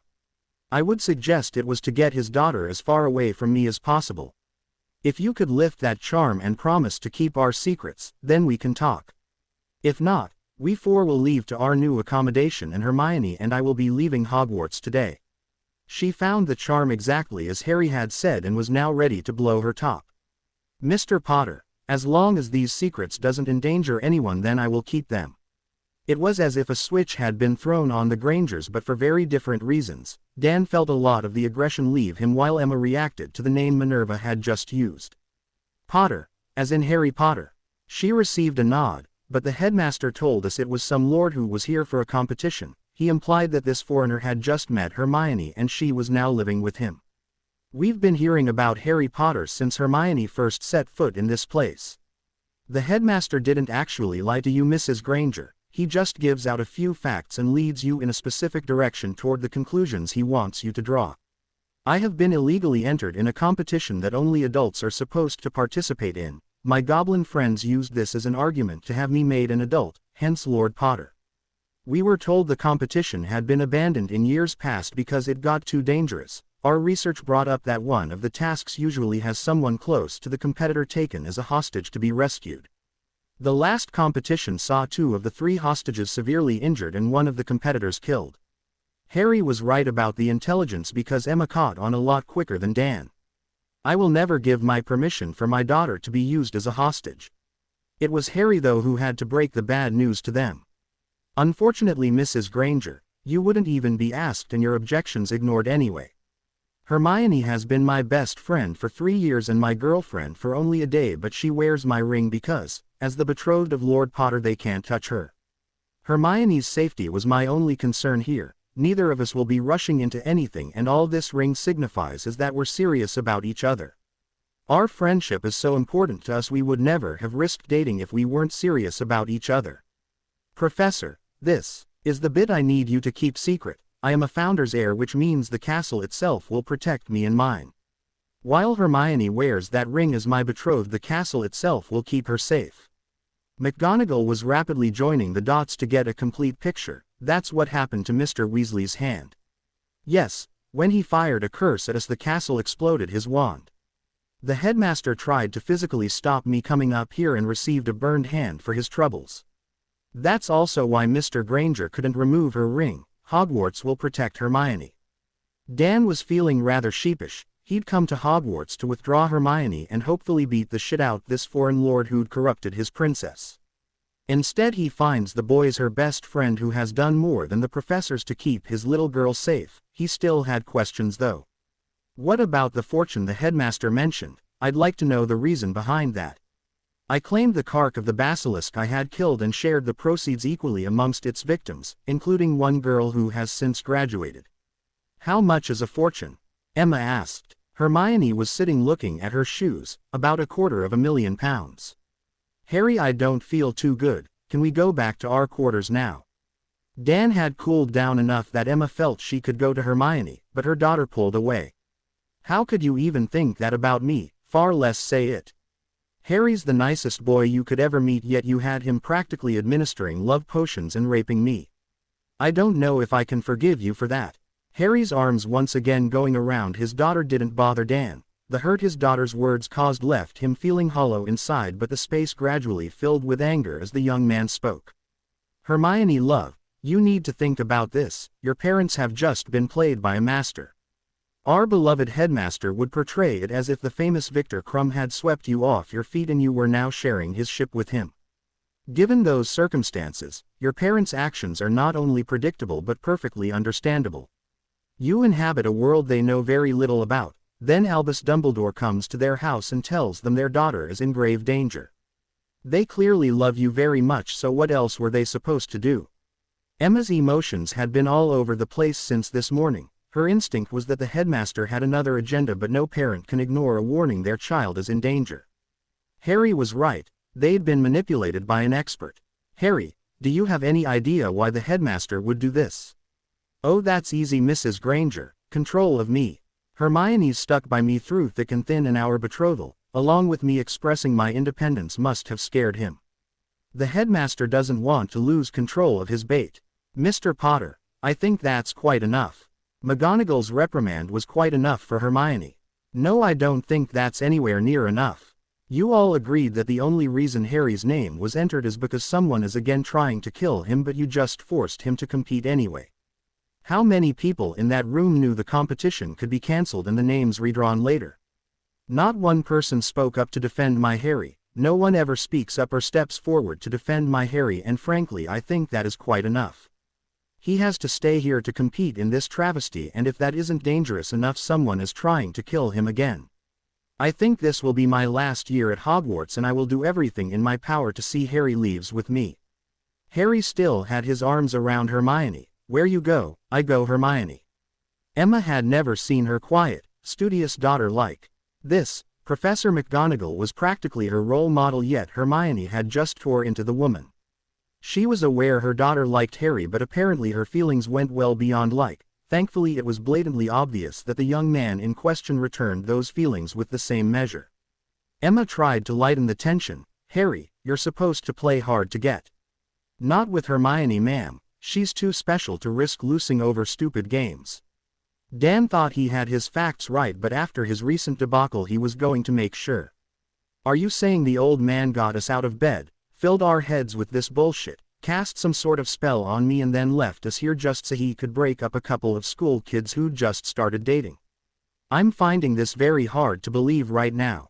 Minerva was still reeling from Hermione's outburst and declaration of leaving Hogwarts, but she knew both teens were far too modest to answer her father's question. The piece of information you are missing, Mr. Granger, is that Harry is just about the most famous wizard in our world. His betrothal to your daughter will be front page news and spill onto quite a few pages inside as well, I would imagine. Lord Potter here is apparently also very wealthy. I have no idea how much he's worth, but this young man gave over £1 million of your pounds away last night and didn't bat an eyelid. Professor, I didn't feel that money was mine, rather it should go to the people who'd suffered months in the infirmary. I'm also famous because my parents died and I didn't, not something I want to boast about. The headmaster likes to keep me on a tight leash, even dictating where I go during the summer holidays, but that's all at an end now. Mr. and Mrs. Granger, would you like to see where Hermione is now living? To tell the truth, we haven't really had time for a good look around ourselves yet. We were so tired after our adventures yesterday I fell asleep fully clothed on top of my bed. Harry was now holding Hermione's hand and trying to convey that this was something they needed to do. He didn't want his girlfriend fighting with her parents, especially over him. Emma could see what Harry was trying to do and desperately wanted to help heal the rift in her family. We would love to. Hermione's life at Hogwarts is a complete mystery to us and anything we can learn would be very welcome. Harry took a book out his bag and turned it into a portkey, much to McGonagall's astonishment. The mystery of how you got out of the chamber is solved. Wouldn't it be better just to walk? Harry smiled. Same reason we used them to get out the chamber last night. There are certain people we'd rather avoid. Please touch the book. Minerva was about to ask if she could accompany them when they disappeared. It suddenly dawned on her that she'd never even asked which founder he was heir to. She'd just assumed it was Gryffindor. Ooh, 3 Gryffindors with red hair were currently haranguing a fourth. The littlest Weasley was not pulling any punches with her older brother. How can anyone plan 6 moves ahead in chess yet be so bloody stupid not to see what's right under their nose? Do you honestly think Harry wants more fame or 1,000 galleons enough to be NDED a liar and cheat by his so-called best friend? What the hell were you thinking firing a curse at him and Hermione? Have you got so many friends you can afford to throw the best 2 you'll ever have away? Mum's going to go mental when McGonagall tells her what happened. Ron had been sitting in bed, trying to ignore all the points his sister was making. Harry's got everything running through his mind. The mention of his mother crashed through his feeble defenses like a cannonball. Why would McGonagall contact Mum? Ginny couldn't answer. Her brother's stupidity had rendered her speechless, so George was left to do the honors. Correct me if I'm wrong, little brother, but didn't you fire a curse at 2 unarmed students during dinner in the middle of the Great Hall? It didn't hit anybody. I'm the injured one here. Well, George, I think we can safely say it's official. Mum gave all the good stuff to the 5 older brothers, so by the time Ron came along there was nothing left. Thank Merlin Guinea's a girl. Can you imagine how much of a twat a 7th son would be? True, my twin, but I don't think we should feel responsible, just because we got a double dose. Knock it off, you two. This moron is in so much trouble yet so bloody thick and full of Harry Potter envy that he can't get his head far enough out his ass to see it. Oh, there speaks the girl with her own bank vault. What the hell did I get? Ginny could at least say they had tried. Ron, I think you are going to get everything you deserve. With that they left their brother to ferment in his self-induced pity party. Ooh, the party of 4 arrived in the large reception hall. This will give you some idea of how tired we were last night. Those crates are full of extremely rare books that no one has read for 1,000 years, and yet we all headed straight to bed. Harry could see the look of longing in Emma at the mention of rare books and guessed that's where Hermione inherited her pion. Harry, Hermione, you need to come and see these. They followed the sound of Luna's voice and found her sitting at a table adorned with photographs from the chamber. Colin dropped by with the pictures and they're unbelievable. Good job you took others down with you because I was there and still don't believe it. Colin seemed quite disappointed you weren't here, Harry. He wanted to show you these himself. Oh, hello. Luna had finally looked up from the pictures and noticed the 2 adults. Luna, this is my mum and dad. We're going to have a tour of this place. Would you like to join us? Luna didn't ask why Hermione's parents were there, or why her new friend looked so strained. She figured they would tell her later if they wanted her to know. Oh yes, please. I've almost got this article finished, but I'm having a hard time deciding what picture to use. Dan couldn't take his eyes off the pictures. With the kids standing in front of the monster, you got some idea towards the scale of the beast. What the hell is that? That's what put me in the infirmary for over 3 weeks. Harry killed it with a sword. Dan couldn't believe what his daughter was saying, but, to the best of their knowledge, she'd never lied to them. The fact that neither Harry nor the girl called Luna disagreed with Hermione chilled their blood, the idea that this thing had nearly cost Hermione her life having more effect than the thought of a 12-year-old Harry killing the beast.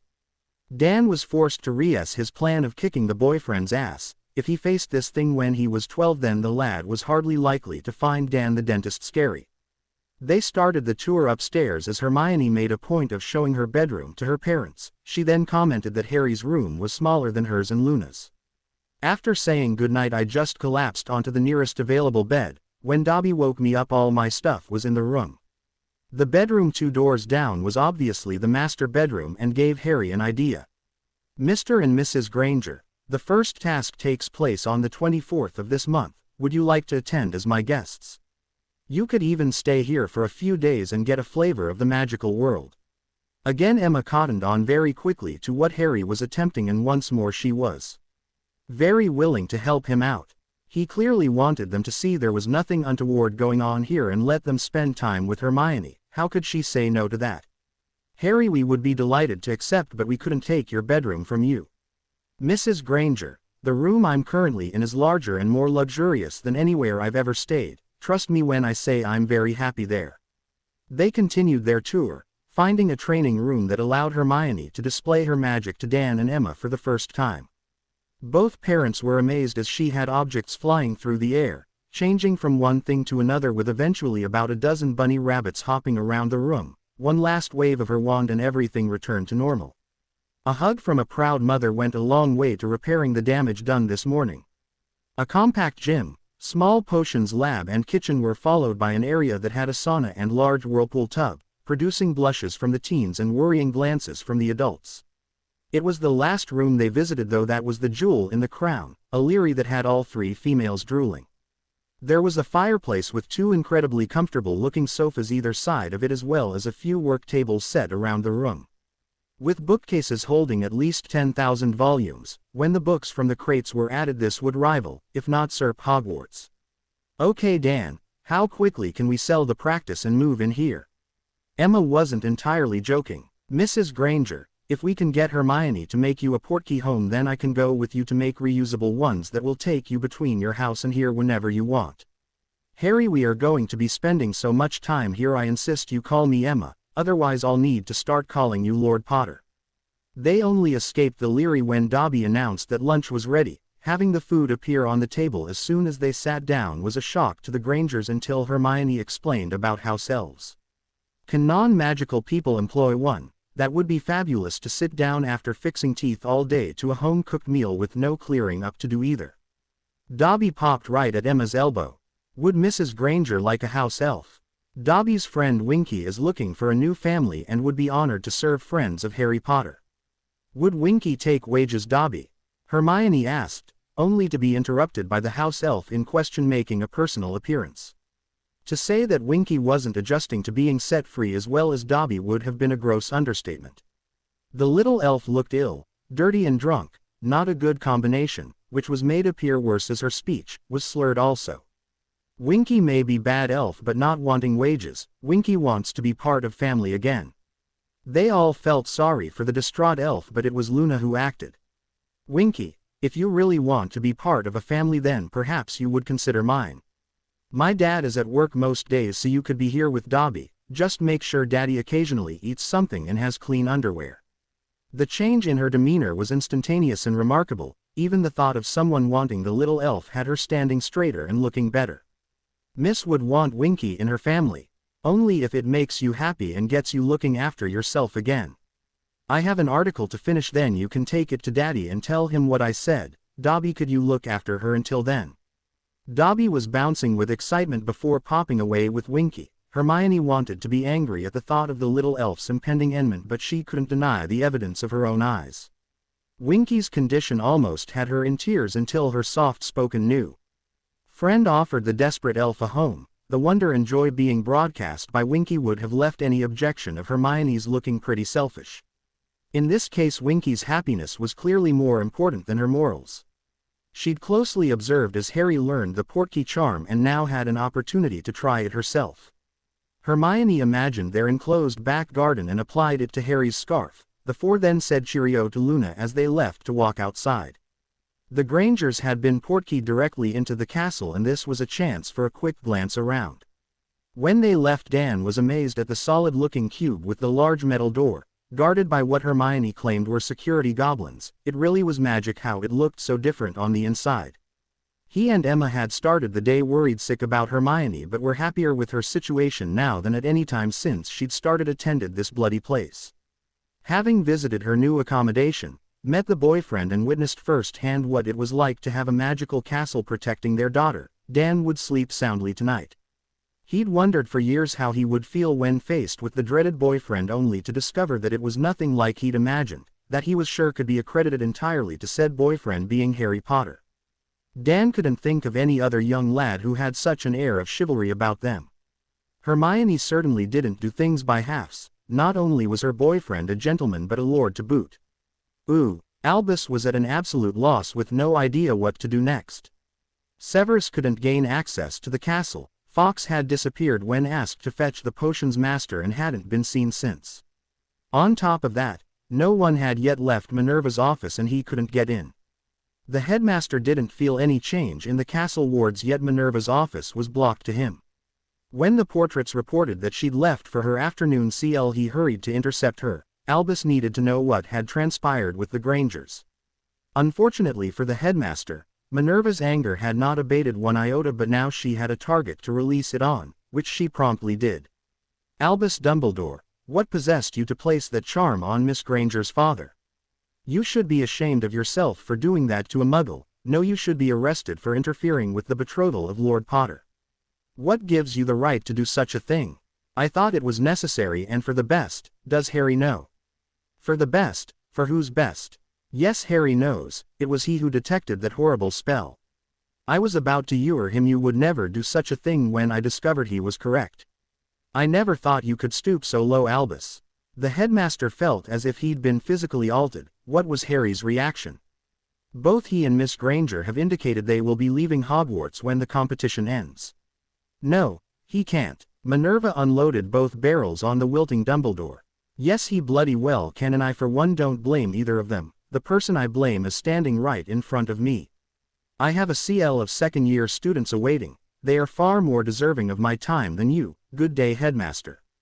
Albus was left standing in the corridor surrounded by his shattered schemes, but McGonagall hadn't exactly been quiet in her remonstrations. They had been heard by more than one pair of ears. By the time none of the new trio turned up for dinner, the entire school was aware of Dumbledore's manipulations, and tomorrow's quibbler would only add to his pain.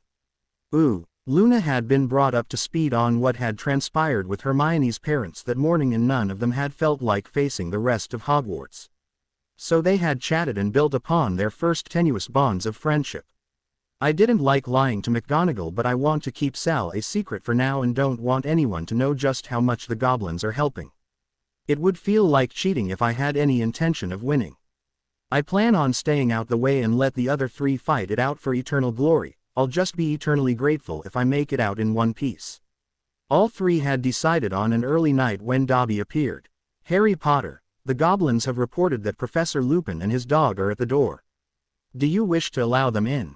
Yes, please, Dobby. Luna, you're about to learn another of our secrets and the Quibbler's next front-page story. Just don't be alarmed and trust us. Luna smiled at him. I trust you, Harry. The little blonde never got to say any more as a black dog bounded into the room and flattened the boy she'd been speaking to. It proceeded to slobber all over him as Hermione buckled in laughter at his predicament. Luna thought staying here was so much fun. Dan Granger was again rudely awakened, but this time by an owl delivering the latest edition of the Quibbler. Luna had added their name to the newspaper's subscription list. He unrolled the issue to find that Professor McGonagall was indeed correct. Hermione's betrothal to Harry was front-page news. Lord who lived betrothed to best friend. In a move that caught the magical world by surprise, Lord Harry James Potter became betrothed to longtime best friend Hermione Jane Granger. There was no hint of surprise in his choice of young lady who'd clearly captured his heart, but rather in Harry taking on the mantle of Lord Potter at age 14. When asked why he had taken this unusual step, Lord Potter's reply was, to say the least, thought-provoking. The responsible Adults controlling my life have failed me for the last time. Recently my name was entered into a dangerous competition reserved for adults by some unknown person who wishes me harm. Ministry officials and Headmaster Dumbledore proclaimed I must compete, even though the rules allowed a time for the outcome to be declared void and the names redrawn.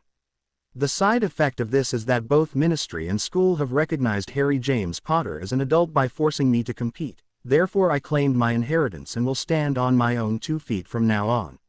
Miss Granger has been my constant companion through my troubled times in the magical world. Hermione, along with myself, has been attacked by a troll, giant 3-headed dog, an enormous basilisk and dementors while attending Hogwarts. In not one of these instances were either myself or my betrothed saved by a member of the Hogwarts staff. This tournament will at least give my betrothed and myself a chance to see firsthand what other magical schools have to offer while we consider our future. This reporter can confirm the pictures that appear here are totally genuine, as she was included in a large party of students, staff and goblins Lord Potter lead down into Salazar Slytherin's fabled Chamber of Secrets. He had claimed the Kark by right of conquest and sold it to the goblins. Lord Potter then divided the gold he received equally amongst those who had been attacked by the beast. Lord Potter has moved out of Hogwarts, as the school cannot have 2 champions, into accommodation provided by his sponsors, Gringotts Wizarding Bank.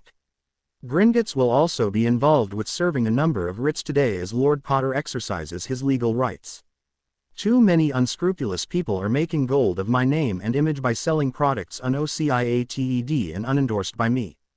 They are cheating and lying to the public, and it stops now. From this day onward the only place you will see my name or image printed will be in the Quibbler. I have signed a contract giving them exclusive rights, and anyone breaking this will face the wrath of Goblin financial law. We at the Quibbler are understandably delighted with this arrangement and believe the financial cost incurred was gold well spent. Luna had eventually sent all the pictures and let her father decided which ones to use. He'd chosen a close-up with Harry, Hermione and the basilisk's head as background and another group picture of all the students who were allowed down there. This gave a better indication of just how big the beast was. Dan was reading the inside of the paper, which gave a review of Harry's history and some of the things he'd been involved in since attending Hogwarts. They would certainly be having a talk with Hermione when they visited their new accommodation module this weekend. At no time when she was describing her rescue from the girls' bathroom was a 12-foot mountain troll mentioned. Dan was sure he would have remembered and continued reading to see what else had been left unsaid. He was also hoping for a definition of what a Dementor was, though even the name sounded scary. Ooh. Molly Weasley received the Quibbler almost at the same time as a letter from Ginny. The paper's headline led the fearful witch to tear open her daughter's note, expecting to have to console her Harry Potter-obsessed daughter. To her astonishment, she found Ginny's letter to be incredibly upbeat, though Molly had to sit down when she discovered her daughter had returned to the chamber. The 50,000 galleons left her feeling dizzy as well. When she read the part about Ron being incredibly jealous and throwing a temper tantrum, Molly expected to be hearing from Minerva soon. The Hogwarts owl arrived less than 10 minutes later. It carried a request for Arthur and her to visit the school concerning their youngest son's behavior. This was bad. Even the twins never had them summoned to Hogwarts. Ooh. Luna lay in her lovely new room trying to figure out how her life got so complicated so quickly, and also so good. She'd almost ped out with fright when the big dog Harry was play wrestling with on the floor transformed into Sirius Black. Only the sight of Hermione still laughing and Professor Lupin standing there with a miv grin on his face kept her from screaming in panic.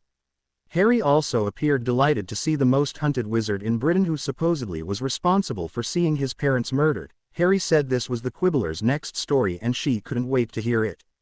With all thoughts of an early night now forgotten, Luna got to hear it, and proceeded to curse profusely at the shocking hand fate had dealt her friend.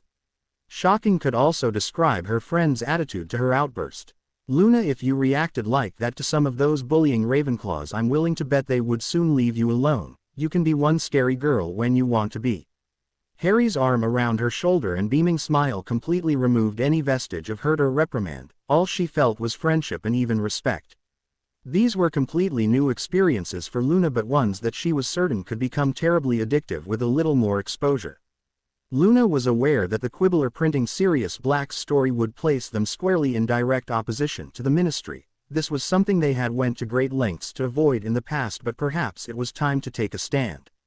She would have to speak to Harry about allowing her father to visit here. He had always encouraged her to write, however Luna recognized this story was far too big for her to handle. This story would redefine the Quibbler in people's minds forever. There would be no turning back to concocting articles on Crumplehorn Snurkax after documenting the injustices heaped upon Sirius. Revealing ministry incompetence would be bad enough for the paper, yet the way certain things had to happen in a specific order for an innocent man to be vilified and locked away without even being questioned reeked of conspiracy. Exposing that could be very bad and extremely dangerous.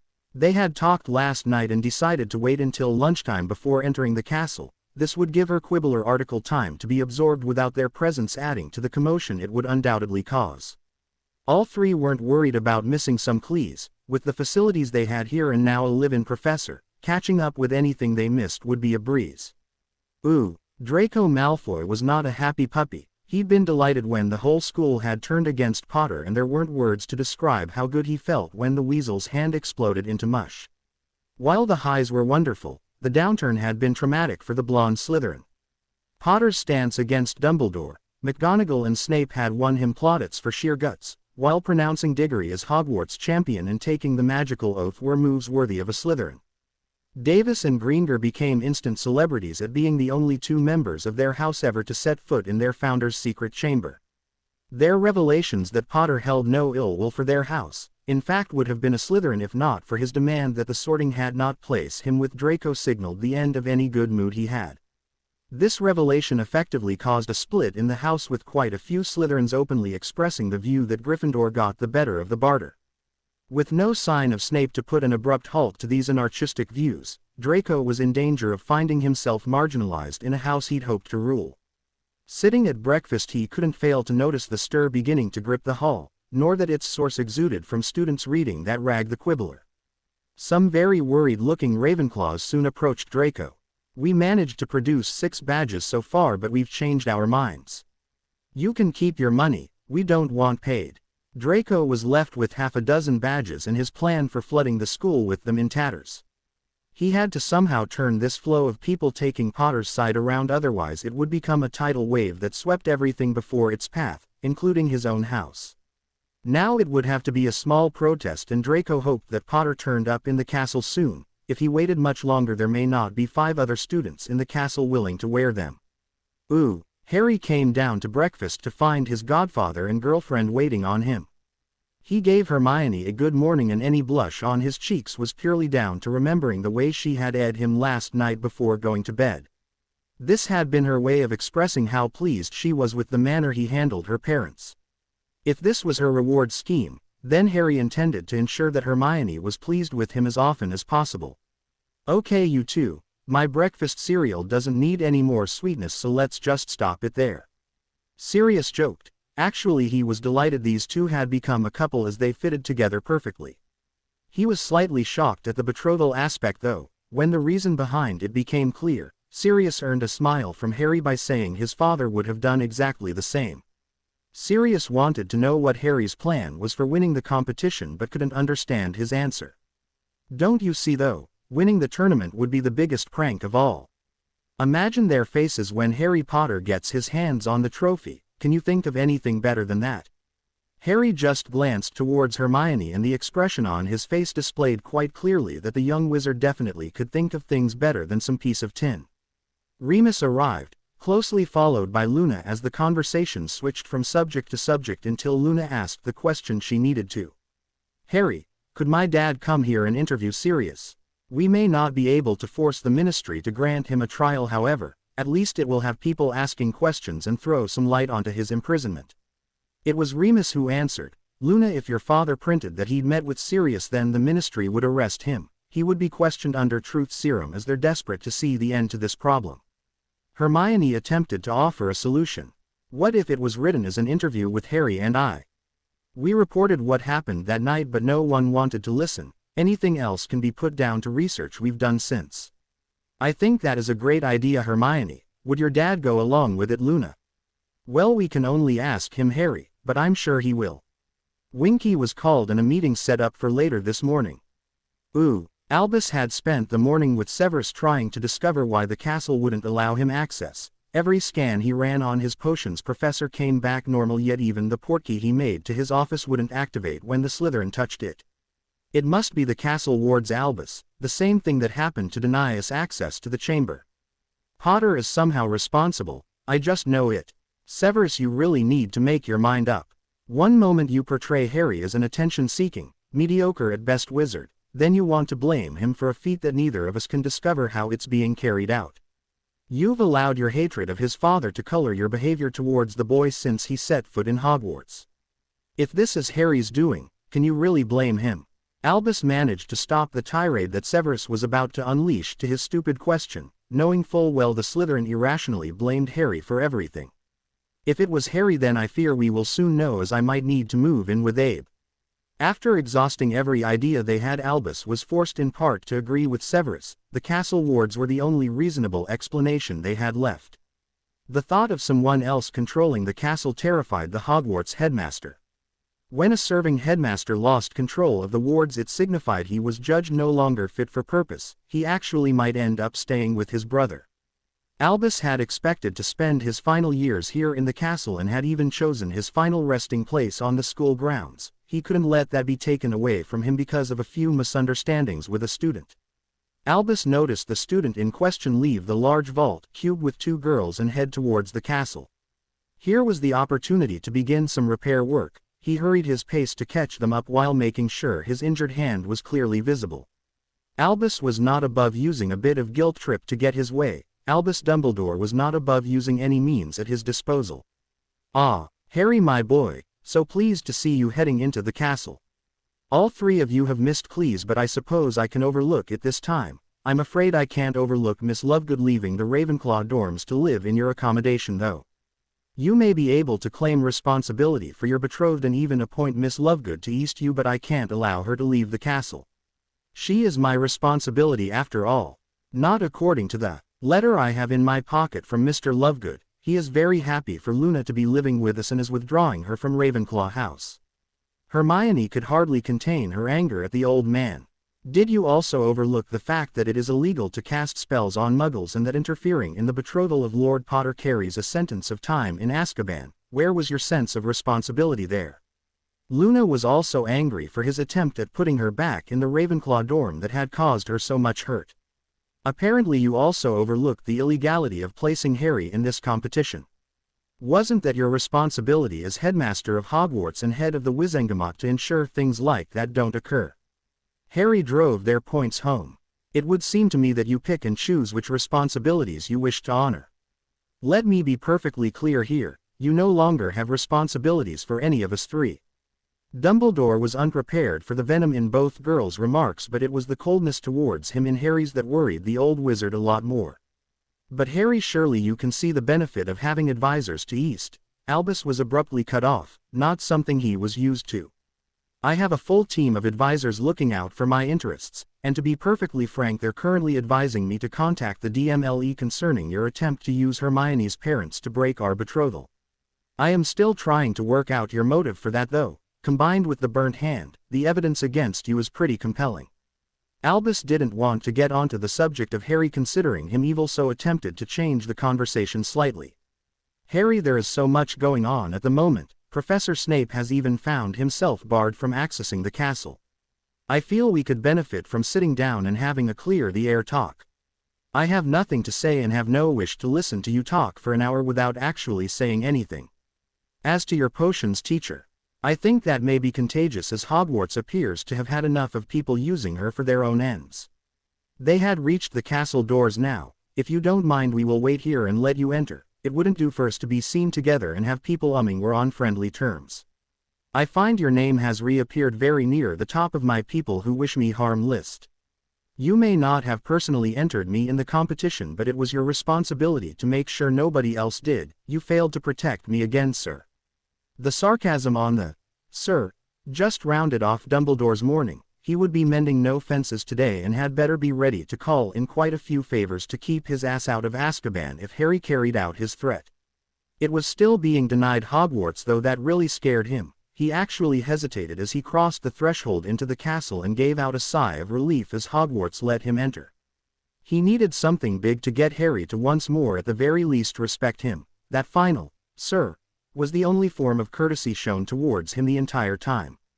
Ooh. Draco watched the trio enter and instantly decided it was now or never. He hadn't even been able to find enough people to wear the 5 extra badges and badly needed a victory to reclaim some respect. He led his posse over to the Gryffindor table knowing all eyes were now on him. The natural order had been restored.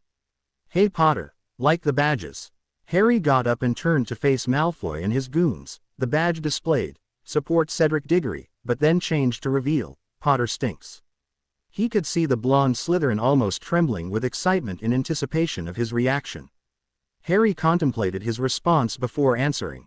"Let me guess, Malfoy, you paid a couple of Ravenclaws to make them because the charm work is way beyond your ability but you dictated the messages.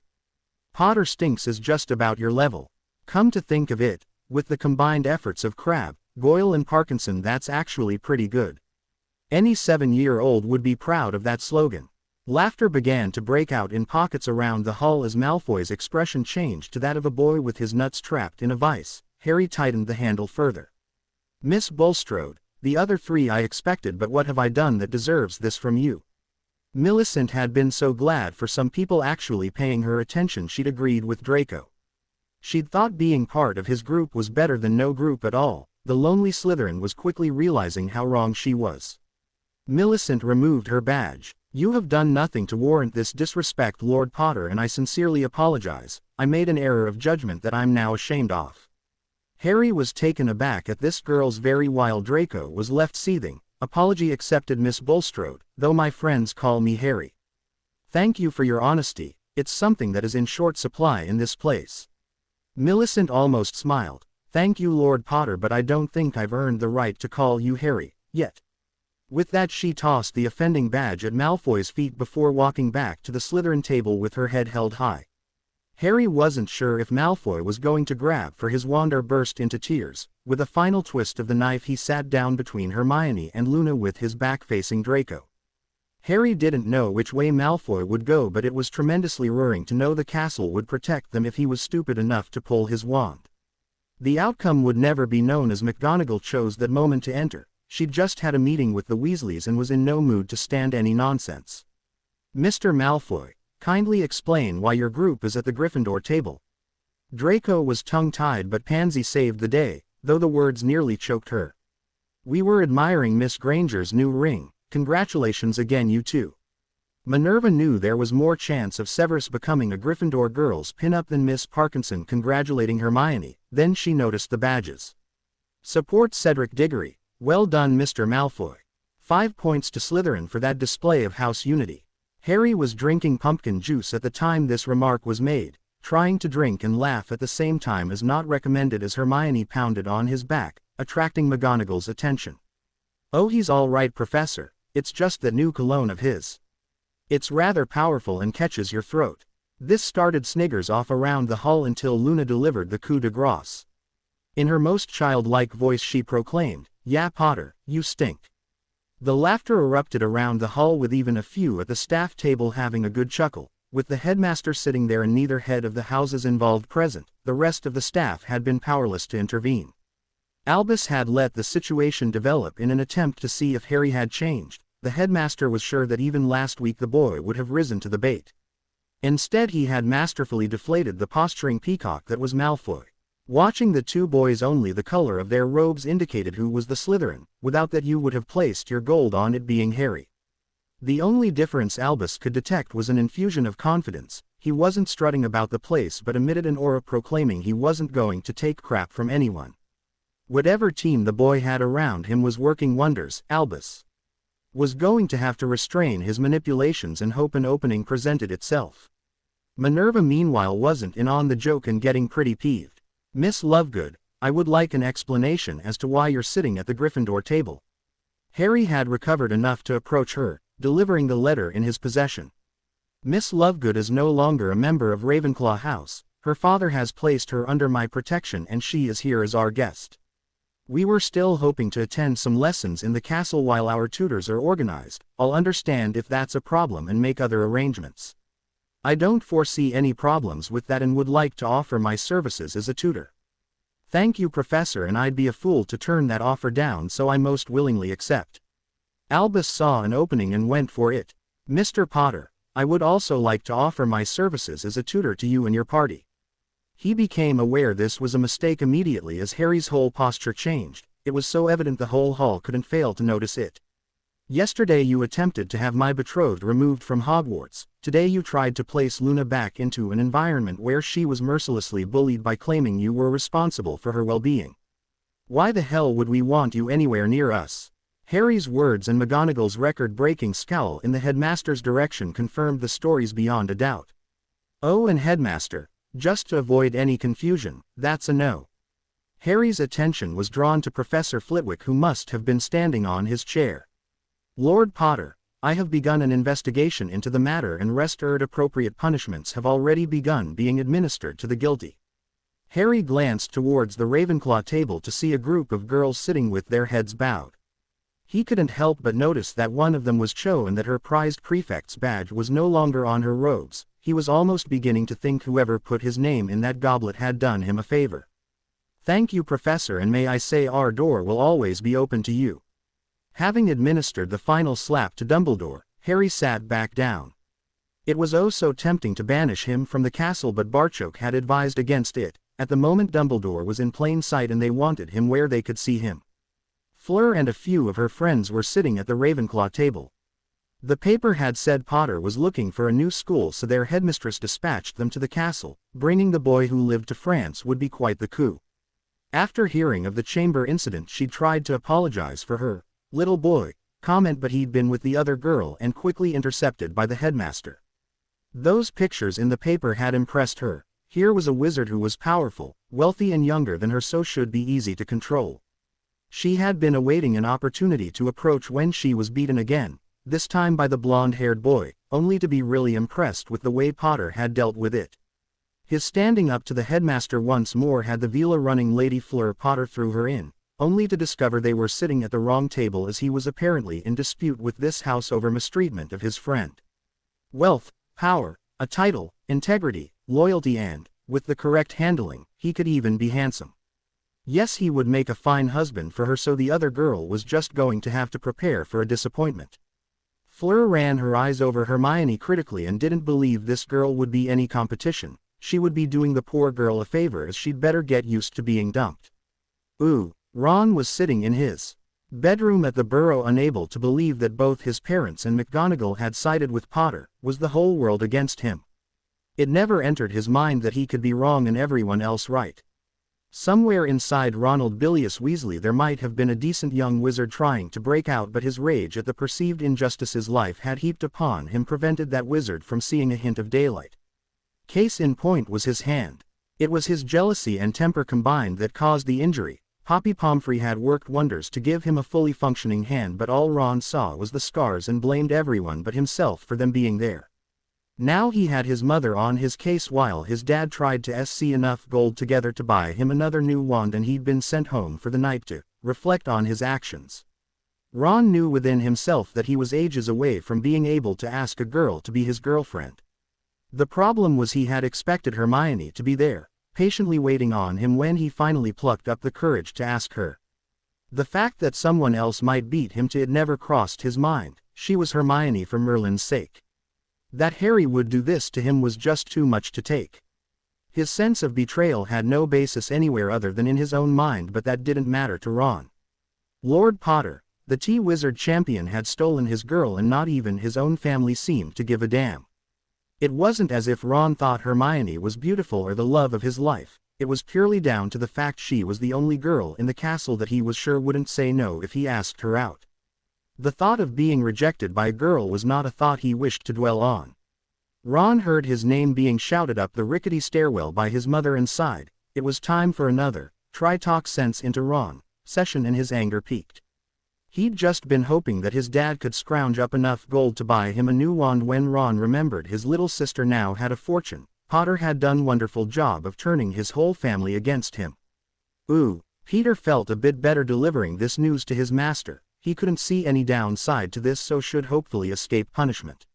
Master, The latest news from your servant indicates that Potter's relationship with the old fool has reached such a state that he no longer trusts him and they now argue in public.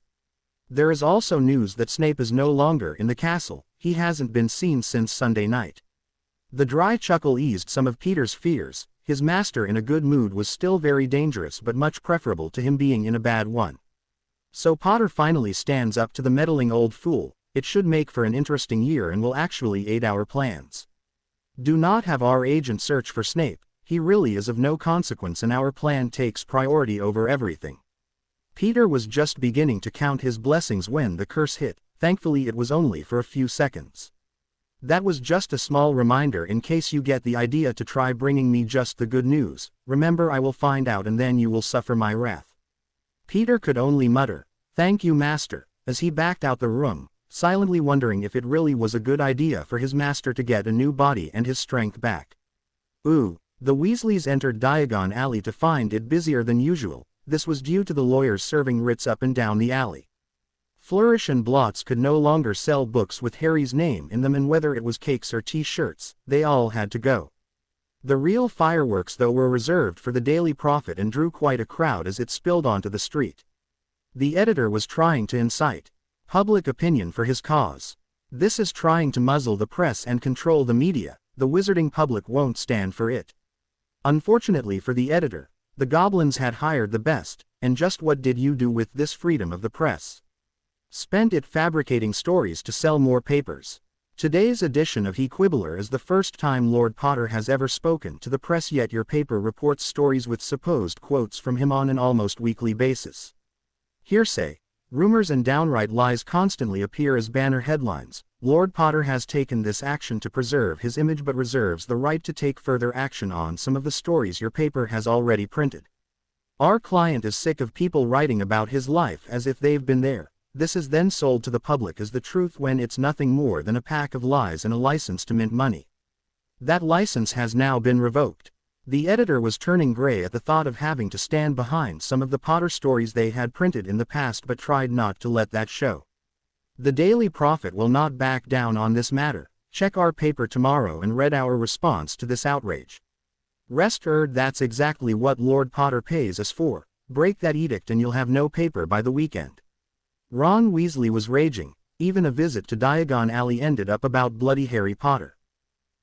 Hermione was trying to talk through her tears but Sirius was relentless. Having Harry and Remus here seemed to be bringing out the mischievous boy in him. She couldn't ever remember having laughed so much. Sirius, the whole point of this is to poke fun at people without being offensive. But what's the point of that? Anyway, it's only Snivellus, how can we not be offensive? That git is a walking offensive target that we must hit at every opportunity. Okay, how about this? Greasy stain removed from castle. Surely there can't be anything wrong with that. Harry and Luna were holding on to each other as their laughter threatened to have them on the floor. Hermione was pretending to be serious but she loved seeing Harry laugh. She also suspected this was exactly why Sirius was doing it. We're trying to keep the fact that Harry's involved in the greasy git no longer being able to access the castle a secret. While I personally think that's your best one, yet I'm afraid it's still a no. This would perhaps have been more effective if she didn't have a case of the giggles at Sirius's pretend pout. Okay, but I'm determined to get one of my sayings onto these badges so even you won't be able to object to this one. The new Potter dwelling once again reverberate to the sound of laughter as the three teens were now holding on to each other. Hermione finally lost it and dissolved into laughter as well. Breakfast in the Great Hall tomorrow was not one to be missed. Harry, Hermione and Luna headed into the castle thinking they'd be early for breakfast and watch the fun, only to find out it had started before they even got there. Dobby and Winky had left a badge on every student's bedside table and it appeared most of them were already here and wearing them. They'd obviously came to the realization this would cause a stir and got down early so they wouldn't miss the show. Their badges currently cycled between Support Cedric Diggory, Support Victor Crumb, Support Fleur Delacour and Trust Honor Prophet. They all hoped there would be more to come and Harry didn't intend to disappoint them. The show for the moment was an enraged Dumbledore arguing with his three heads of house, much to the amusement of the students, though the more astute amongst them recognized that Act 2 had just turned up. Dumbledore yelling, "Potter, clued everyone else in." The three walked towards the staff table, "Good morning," was all Harry said. "Are you responsible for these badges?" Harry proudly answering, "Yes," threw Dumbledore off track for a moment, but he recovered well. "Would you kindly explain the meaning of them?" "Oh, they have all different messages on them. Was there one in particular you wanted me to explain?" McGonagall beat Albus to it. "I was wondering why your name doesn't appear along with the other champions." "I'm not really a champion, Professor. More a sort of social experiment the headmaster is conducting. The fourth message is the code by which goblins conduct their lives." Dumbledore was trying to regain control of the situation. His many years of experience allowed him to rein in his anger after the three heads of house had very publicly disagreed with his decision. He couldn't lose his temper with Harry no matter the provocation. "I would like you to explain why you made them in the first place." "Well, after Malfoy's dismal attempts were allowed yesterday, I decided to take the idea and do it properly." It was an angry Flitwick who now butted in. "Precisely the point we were making to the headmaster before you arrived. He took no action yesterday, therefore we were questioning his decision to have them confiscated today." "Oh, that's an easy one, Professor Flitwick. Our potions professor can no longer gain entry into the castle, so the headmaster is just deputizing for him. Malfoy gets house points while my badges are confiscated. Normal service has been resumed." Harry's badge then proclaimed, "Severus ceases Slytherin," and all the other badges in the school switched to the same message, generating cheering throughout 3/4 of the Great Hall. Dumbledore proclaimed loudly, "Professor Snape is still head of Slytherin."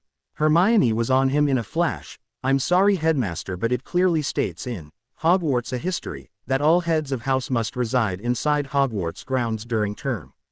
Not even being able to enter the castle must surely call into question Professor Snape's ability to teach potions, far less be head of Slytherin house. How is he going to manage taking points from Gryffindors while residing in Hogsmeade? This is a temporary situation, Miss Granger, and none of your concern." "Ah, but Headmaster, what if it isn't temporary? I had a question I so wanted to ask him too." Dumbledore saw the gleam in Harry's eyes and wasn't biting, but McGonagall was quite happy to play the straight woman. After hearing what was actually on Malfoy's badges, she was livid, but the little S had got rid of the evidence by the time she caught up with him. Anyway, Minerva was quite enjoying watching Albus squirm. "What was it you wanted to ask Professor Snape, Harry?" "Oh, I just wanted to know how he does that cool billowing robe thing, yet his hair never moves a millimeter." Minerva was struggling not to laugh when all the badges in the hall suddenly proclaimed, "I hate fudge." "Harry, you've overstepped the mark now. I cannot have the students of Hogwarts walking around with badges insulting the Minister of Magic. You leave me no choice but to confiscate them." "Minister of Magic? Oh, I think you may have misunderstood, Headmaster. Fudge is a Muggle confection that's sickly sweet and makes me want to vomit." Harry removed a box from his bag and handed it to Dumbledore, while Luna and Hermione dropped a few boxes on each house table. Minerva had trouble maintaining her trademark scowl at the picture of a Highland cow on the box with "Fudge" written across it. There is also a nutty version, and the one full of rum is particularly disgusting. The sniggering in the hall wasn't confined to just the students. Quite a few of the staff were now finding the whole situation highly amusing. Harry had made his point. "I now see how this could be misconstrued and will change it at once." The badges now read, "Hogwarts isn't safe." "How can you say that, Harry?" Dumbledore actually looked hurt. "Well, the last 3 defense professors have all tried to kill me, while the current holder of the post used an unforgivable imperious curse on every member of the CL. Why don't you just hit me with a Cruciatus and then I'll have the full set?" Apparently the 3 heads of house only thought they were angry before. This was now the real thing, as they all screamed at Dumbledore. "You said he was only going to demonstrate them on a spider. You allowed that vile curse to be cast on children in our care. I'll be contacting the DMLE, even you have to obey the law, Albus." Harry could have stood and watched this all day, but it was now payback time. He tapped his badge again, and the entire student population began roaring with laughter as their badges now displayed the question, "Is Malfoy gay?" The commotion distracted the senior staff from their berating of Dumbledore for a moment. Draco was screeching like a girl, "Potter, I'm not gay." "Malfoy, you have no idea how pleased I am to hear you say that. You, and those 2 strapping lads who are always by your side, have been following me around since first year. I was beginning to get worried."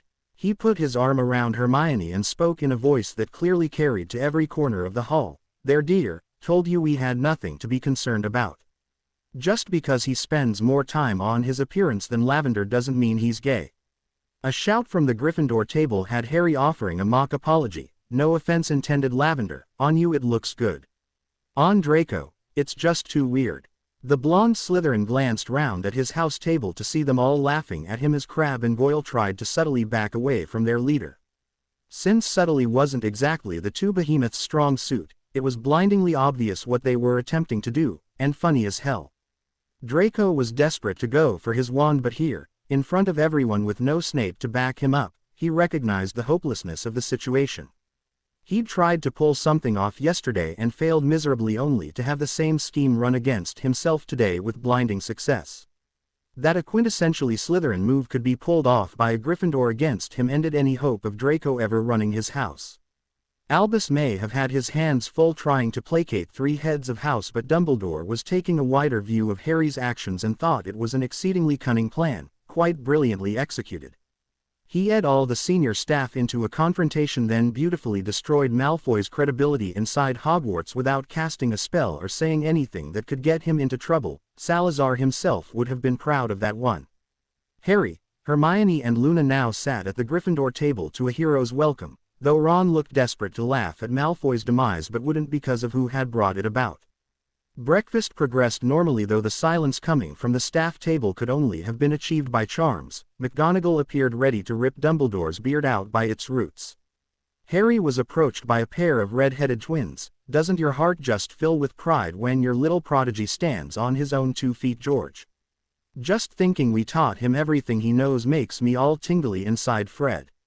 If either of you two even think about dropping Hermione's name in there somewhere, then I withdraw this offer. He touched their badges, both of which now advertised, coming soon, www. Harry, please don't joke about something like that, it's just too painful right now. Yeah, Ludo Bagman has a lot to answer for. Guys, I may mess with your heads occasionally but never with your dreams. Come see me at the end of the week and we'll talk about it. I think you're worth investing in. Both quickly agreed to the meeting, but their conversation was interrupted by the arrival of the Post Owls, or more specifically the Daily Prophet carrying the banner headline, "Lord Who Must Not Be Named." Yesterday, in a move designed to prevent this newspaper from printing the truth, a writ was served on us that prevents pictures or the name of a certain wizard appearing in this paper. Lord Marauder will now be referred to by the pseudonym of the Lord Who Must Not Be Named, and his picture replaced by the one opposite. The image opposite happened to be a sack of potatoes sitting on a broomstick. The hall seemed to be holding its collective breath, awaiting Harry's reaction. The play on words was making a direct link between him and another lord, he who must not be named. The sack of potatoes on a broom was also a direct insult to his flying skills. Harry's reaction, though, was not what everyone expected. It started with a chuckle and built up to a full belly laugh. And here was me thinking they were just a bunch of hacks. They must actually have some journalists working there. I love this. Do you think I could get a framed, signed copy? Are you sure you're all right, Harry?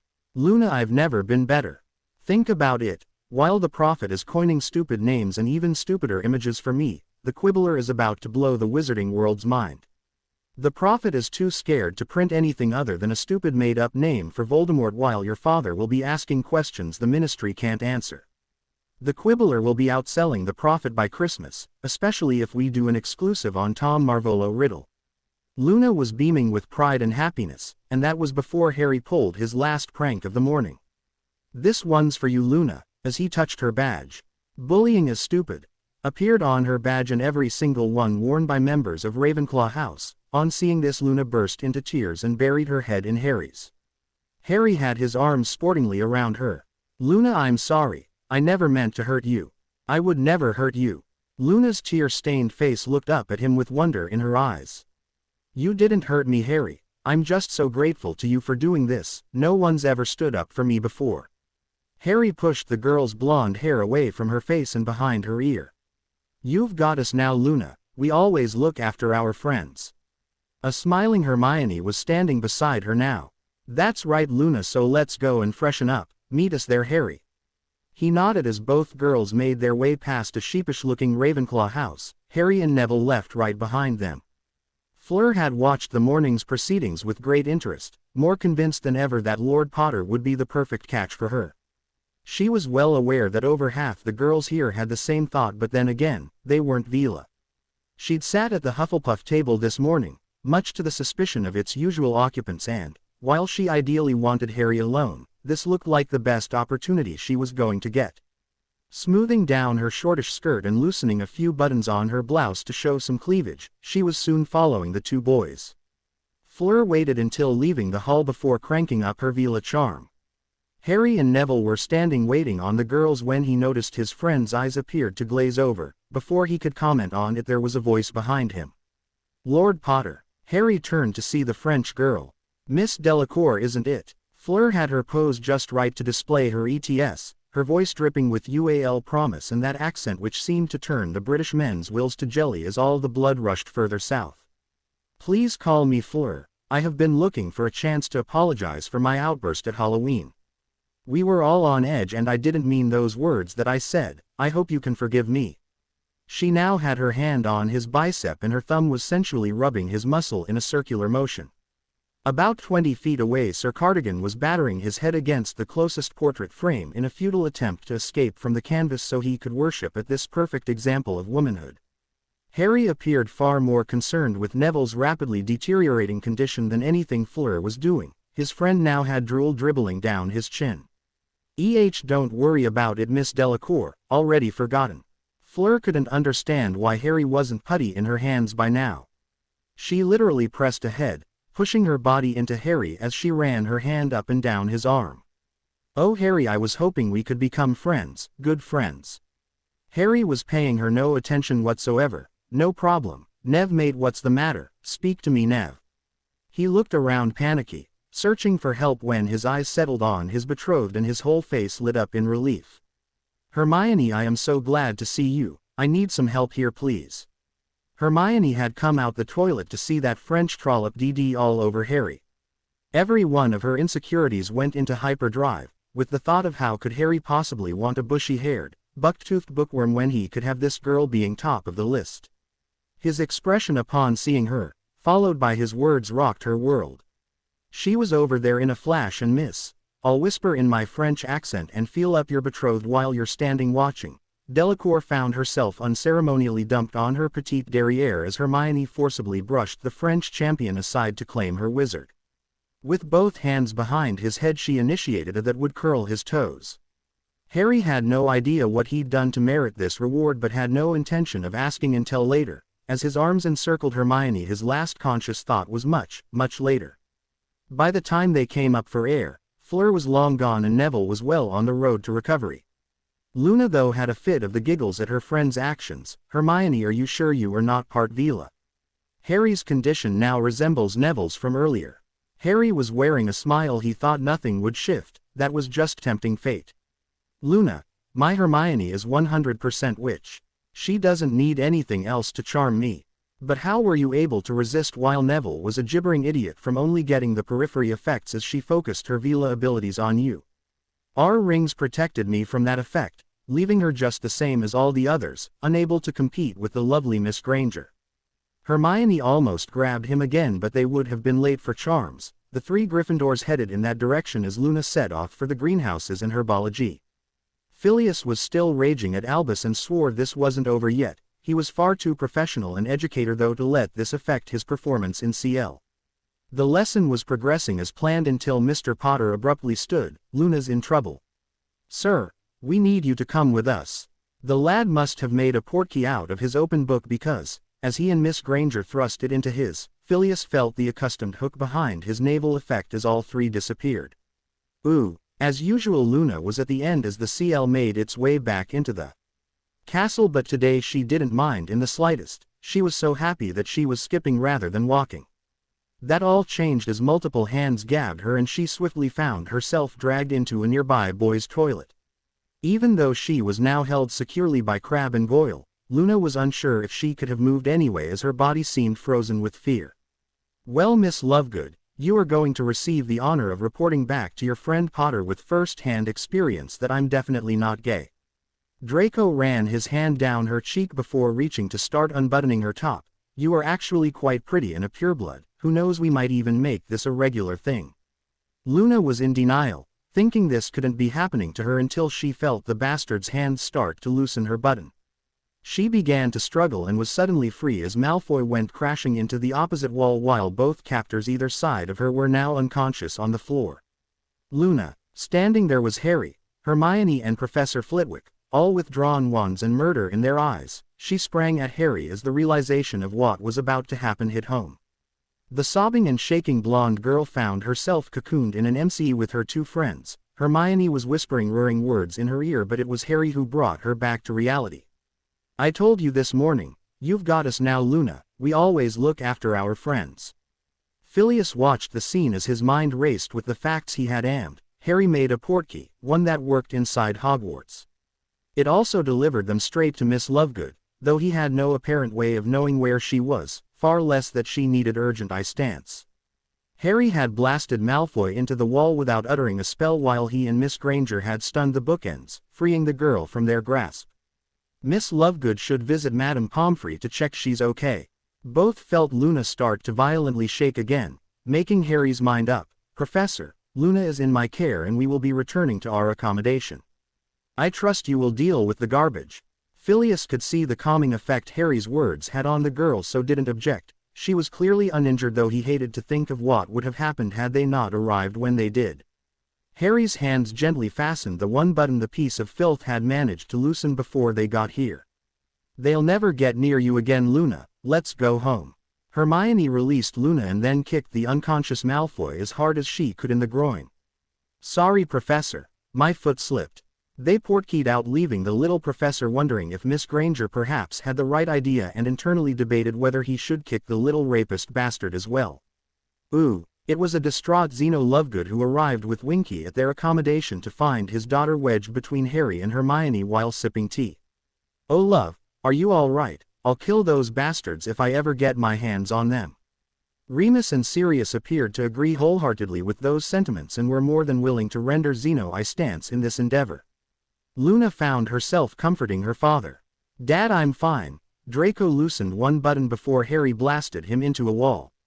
Hermione then made sure he wouldn't be bothering anyone again for a very long time, if ever. I actually heard a crunch as her foot connected with his equipment. She may have just ended the Malfoy line. Zeno was hugging his daughter while his expression towards Harry and Hermione conveyed his eternal gratitude more clearly than words ever could. There are simply not enough words in any language to communicate a father's feelings towards the people who saved his little girl from being forcibly violated. Luna's tea had contained a mild calming draught, so she was able to convey the entire morning to her father. She had just finished when an irate Dobby informed them that there were orders at the door demanding Harry surrender himself for the attempted murder of Draco Malfoy. The sense of disbelief was total, until Hermione's anger broke the stunned silence. "Tell them to piss off, Dobby."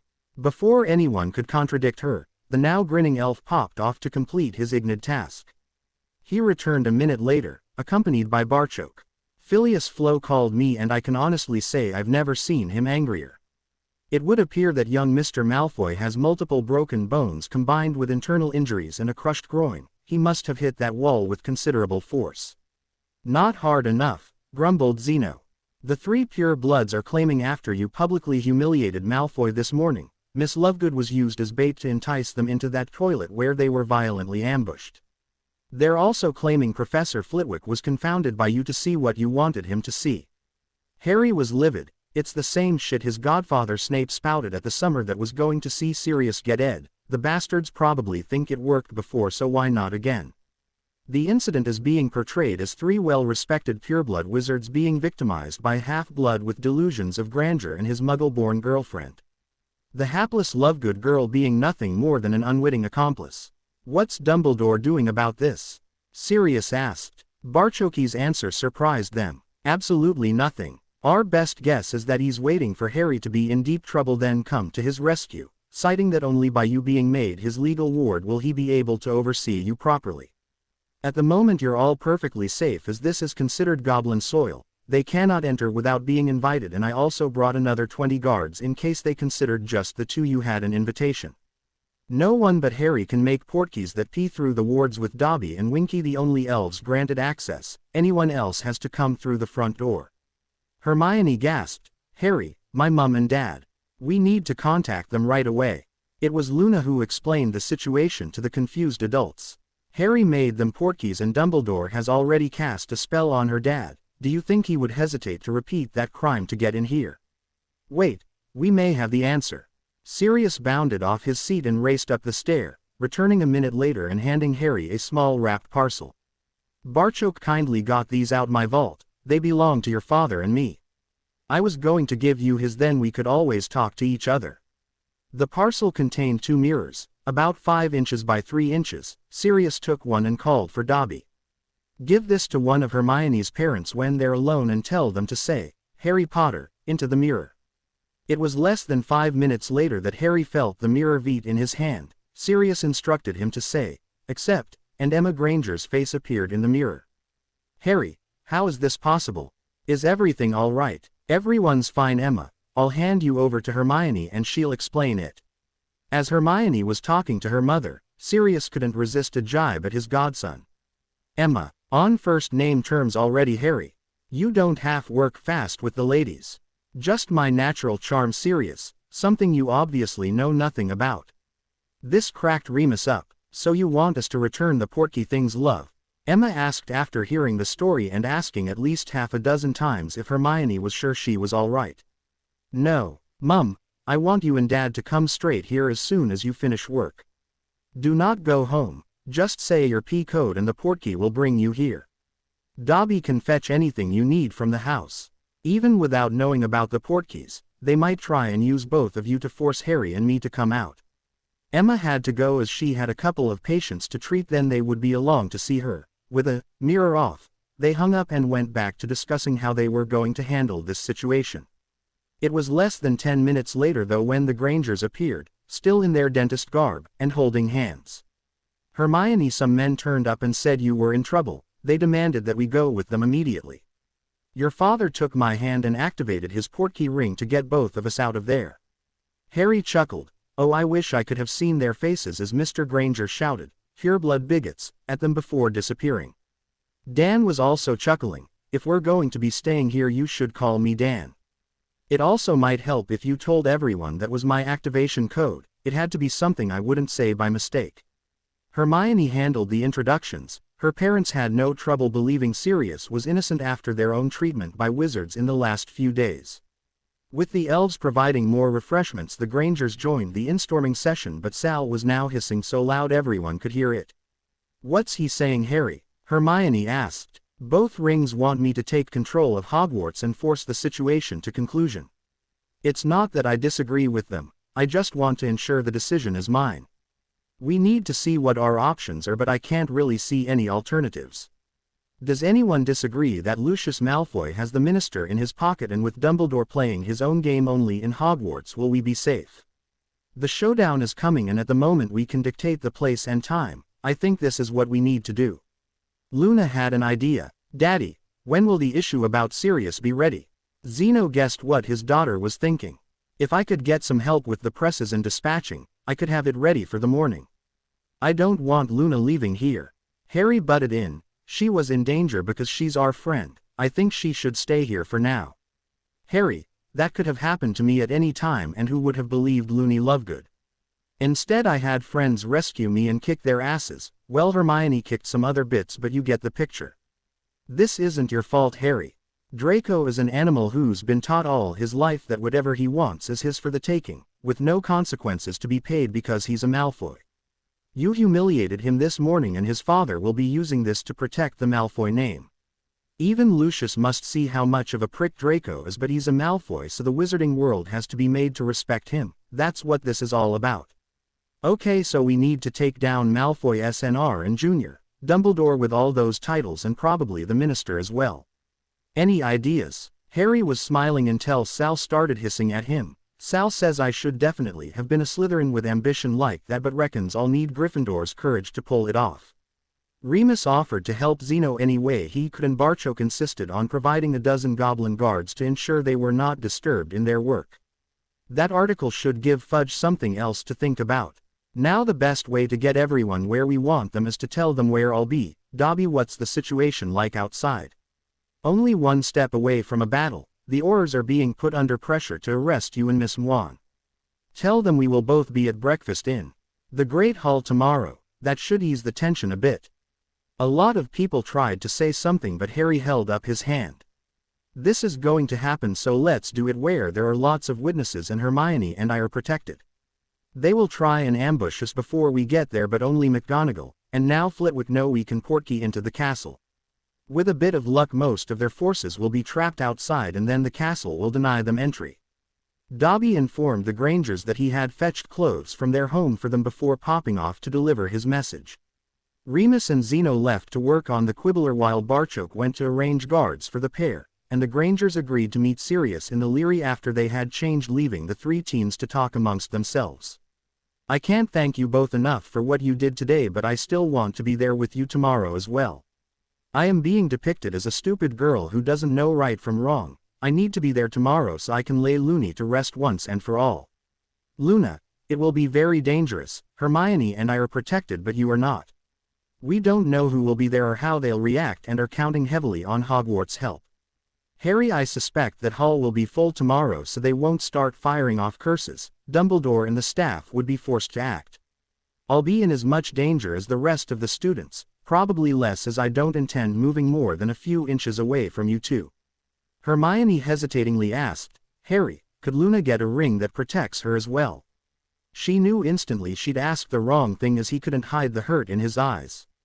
"That ring only offers protection because of the way I feel about you, Hermione. Without that, it's just another ring. I'm really sorry, Luna, but I just don't feel that way about you. You're my friend." Luna eyed him on the cheek. "Harry, I'm very happy with that, but I'm still going to be by your side tomorrow." She left as they both clearly needed to talk. "When this is all over, you can give me the ring back if you want. I know I sprung the whole situation on you and will understand." "Harry, I'm sorry. I got so entangled in Luna's safety I wasn't thinking for a moment there, but listen very carefully because I have no intention of repeating myself. The only way you're getting this ring back is when you replace it with an engagement ring, understand?" Knowing that with Harry, actions always spoke louder than words, she proceeded to reinforce that message by ing him senseless. Totally ignoring the fact that her parents and Sirius were in their home, sometimes you just had to go with your feelings. Ooh. Albus sat in his office and thought he was in a no-lose position here. Should Harry find himself in serious trouble, he had the legislation in place to have his lordship revoked and the lad placed in his care. Albus had no intention of pulling any strings to rescue Miss Granger from her fate. In the unlikely event of Harry somehow escaping the situation, he could claim that his hands were tied as Lucius Malfoy controlled the minister. Albus tried not to think about that outcome too much, as that achievement would place the boy almost out with his grasp. No, Albus focused on the positive. He was sure that by this time tomorrow night, Harry would be once more ensconced in Gryffindor Tower. Preferably without Miss Granger and free from all outside influence. Once more his was the only voice Harry would be listening to. The old wizard was so wrapped up in his own plots he couldn't sense the aroma of revolution that was in the air, and Hogwarts had no intention of informing the old git of what was brewing. When Harry had asked Dobby to tell them, the little elf had outdone himself. He took them to mean McGonagall, Flitwick, Sprout, Ginny and the twins, Neville, Susan, Hannah, Cedric, Tracy and Daphne before informing the Aurors. There were heated meetings throughout the castle that Hogwarts herself was making sure the headmaster knew nothing about. Staff room. Phileas was incensed. "If they arrest those children tomorrow for saving Miss Lovegood from being then this will be my last night in this castle. When the Malfoys rule Britain, then it's time for me to leave." Septima Vector wasn't so sure. "Can you say for definite that the girl was about to be Phileas?" "Well, Septima." Crabbe and Goyle were holding the struggling girl by the arms as Malfoy was loosening her clothing while promising to make this a regular occurrence before Potter blasted him. "If you can offer another explanation for those circumstances, then I for one am willing to listen. There is not one shred of doubt in my mind that I participated in a rescue mission today." Flitwick's description hardened everyone's attitude, though some like McGonagall didn't need it. "I have already written my letter of resignation and, should my Gryffindors be arrested for saving their friend, I will ram it right down the old bastard's throat." Pomona nodded in agreement. "As long as you leave room in there for mine, Minerva." That boy has saved the school twice while Albus sat on his bony ass. Now Harry's going to be abandoned to his fate because he had the audacity to stop that little shit Draco from raping a young girl. I will not be party to that. Gryffindor Common Room. Ron sat in a corner while the other 3 members of his family and all his year mates whipped the entire house up into a frenzy. In some part of his he recognized that he should be up there leading the whole thing as the evil Slytherin scum tried to escape their punishment by blaming 2 heroic Gryffindors. The same part of his mind screamed at him that, but for his stupid jealousy, he would have been standing beside them today as they took care of the aforementioned scum. Neither Harry nor Hermione had even glanced in his direction before disappearing with Flitwick to save Luna. That he had missed a chance to play the hero hurt Ron more than any punishment meted out by McGonagall or his mum could. The realization that without Potter, Ron was just a no-friend nonentity was a bitter potion to swallow. He may have been in Potter's shadow, but even shadows got to be in the light occasionally. The decision that Gryffindor House would stand with 2 of their own was never in any doubt. If they wanted to take them from the Great Hall, they would soon discover that Harry and Hermione had every wand in Gryffindor guarding their backs. Hufflepuff Common Room. Puffs were notorious for their level-headed thinking and being slow to anger, earning them the unjust title of plotters. There was nothing plotting about the paean being displayed at the moment as Susan Bones rallied the house.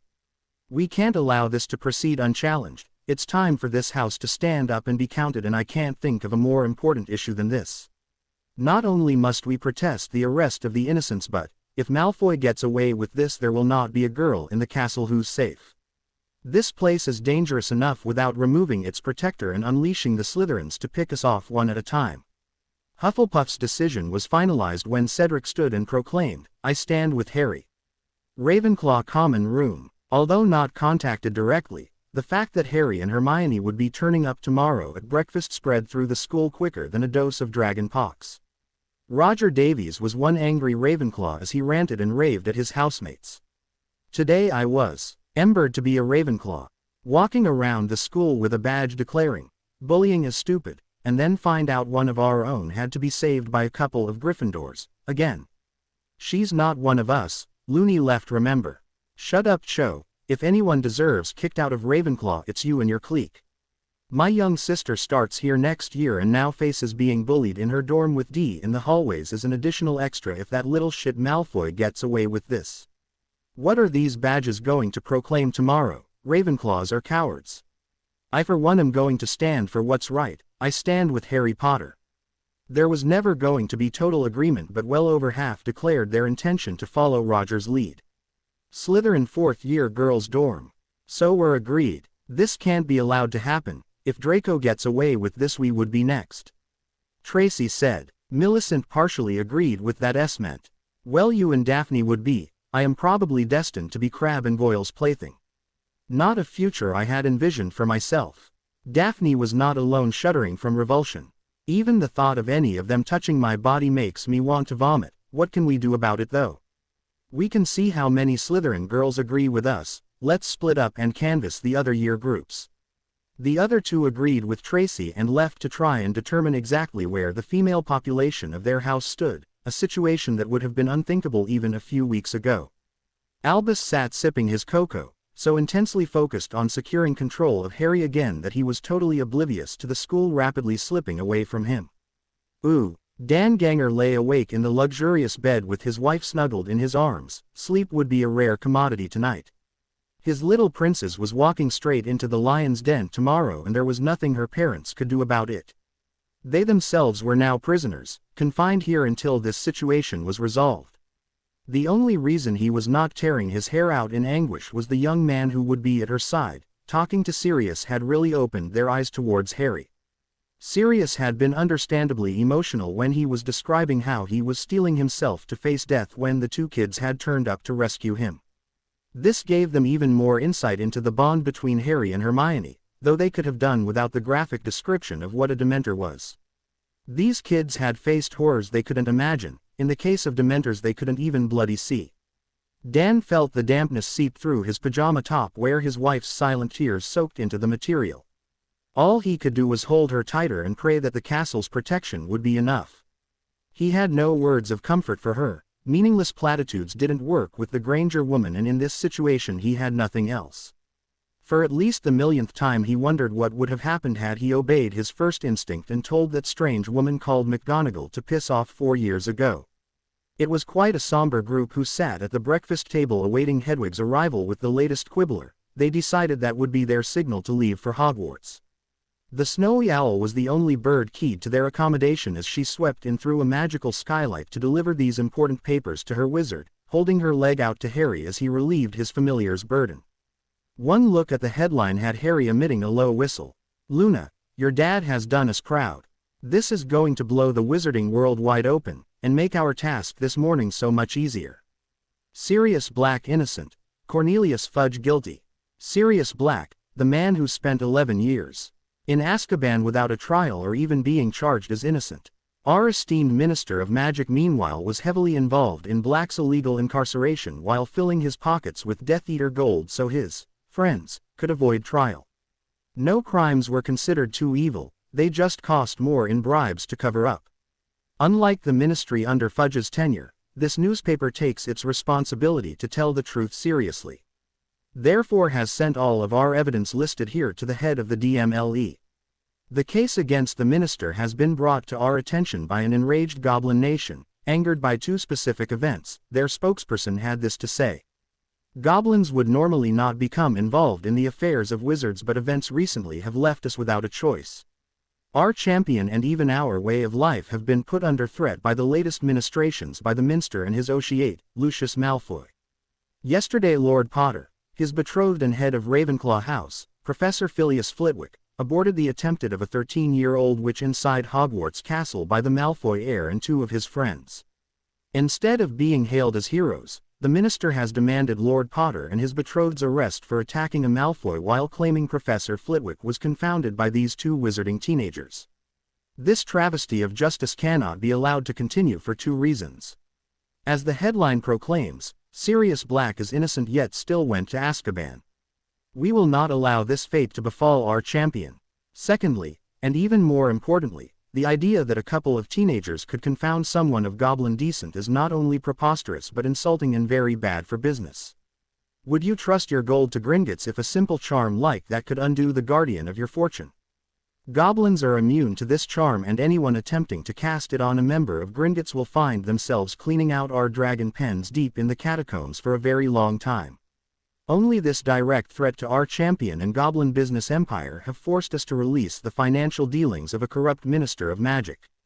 Every large deposit listed here ties directly to a person escaping trial or a piece of legislation forced through the Wizengamot. Printed in this newspaper are the secret and underhanded financial dealings of an unscrupulous man. We leave the rest up to the wizarding authorities. There then followed a list of quite substantial amounts deposited over a number of years, the last being yesterday as obvious payment for Draco's cover-up and Harry's arrest. The article continued its attack. The amount of evidence for Sirius Black being innocent is in direct contrast to the total lack of any proof of his guilt. The real criminal is a very much alive Peter Pettigrew. This posthumous order of Merlin Winner has been living amongst us as an unregistered animagus. His form is rather ironically that of a rat who has actually had his picture printed on the front page of the Prophet. Pettigrew found himself confronted by Lord Potter and others this May in the infamous Shrieking Shack, after having unrestricted access to Hogwarts for many years. He was captured and confessed to his crimes before escaping as Lord Potter's party was attacked by an army of Dementors the minister had insisted be placed at a school.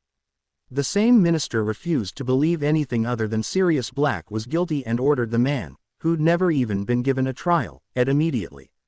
Lord Potter had this to say: I was attacked by the ministry's Dementors on the Hogwarts Express, again during a Quidditch match and finally on Hogwarts grounds last term.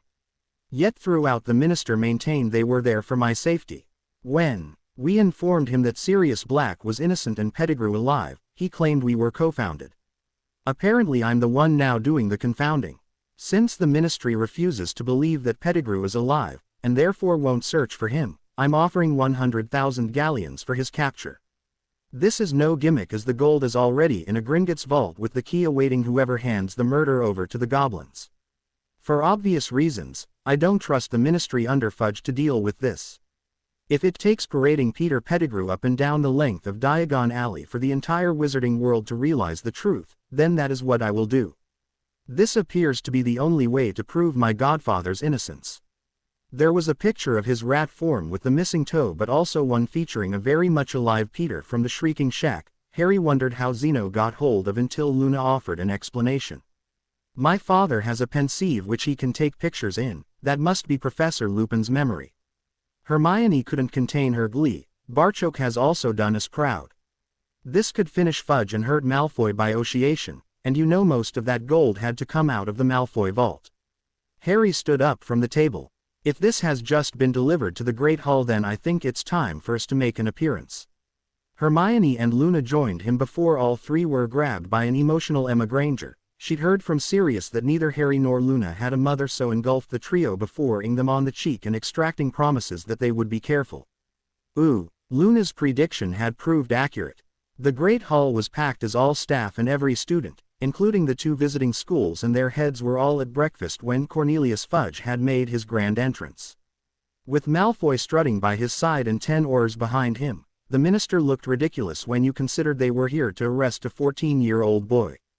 Unbeknown to those in the hall, Cornelius had almost the entire Auror Corps between Potter's dwelling and Hogwarts. He had no intention of letting the tea garner any sympathy by being dragged out the Great Hall with the entire school watching. Lucius wanted this done quickly and quietly. He had paid handsomely for that service and his job was to deliver it. That idea disappeared like a puff of smoke in a hurricane when a flock of owls swept into the hall with the Quibbler, whose subscriptions had skyrocketed due to the Potter deal. Fudge was a political animal with finely tuned survival instincts that quickly picked up on the hostility starting to be radiated towards him. The headline almost had Cornelius vomiting in his green bowler hat before he screamed at the Aurors present. Go and arrest Potter now and don't take any shit from the goblins. We'll deal with this pack of lies later. Dumbledore read the article as a state of dread began overtaking his body. If Harry's advisors could take down the minister, and possibly Malfoy with him, then Albus wouldn't have an earthly of regaining control of the boy. His gaze shifted towards the end of the Slytherin table where a theatrically bandaged Malfoy sat smirking with his 2 endless buddies. It was quite noticeable that the rest of the house were trying to keep their distance from him, with even Miss Parkinson sitting at the opposite end of the table. Albus also noticed a lot of activity amongst the students regarding those blasted badges, but was too far away to read what they were saying now. A couple of Ravenclaws had deciphered the charms used and quickly came up with a spell to alter them. Since the only things that traveled faster than light were rumors, scandal or secrets inside Hogwarts. Everyone soon knew it. The older students were easting the younger ones as the badges were now proclaiming, "I stand with Harry." It was into this atmosphere that the trio portkeyed directly into the Great Hall, and the headmaster nearly fell off his golden throne in shock. Fudge was livid. Potter, how did you get in here? You're under arrest. That's Lord Potter to you, and I would advise you not to reach for your wand, though Malfoy here is welcome to fire as many curses at us as he wants. I will ruin you, boy, and the rag that printed these lies. Malfoy was desperate to go for his wand. Well, we could always claim we were under the Imperious Curse, then fill Cornelius's bowler hat with gold. After all, it worked for you. What the air they doing sitting there? Harry had just caught sight of the 3 assholes at the end of the Slytherin table. His question was screamed directly at Dumbledore. Albus shrugged his shoulders. My hands are tied, Harry. There's nothing I can do. I think you'll find that was Luna's predicament. Harry pointed towards the enchanted ceiling and it began displaying the scene from yesterday. The entire hall watched on in horror as Luna was dragged into the toilet where Draco was waiting for her. As she struggled in vain to escape, he started to loosen the terrified girl's buttons while the mood inside the hall turned ugly.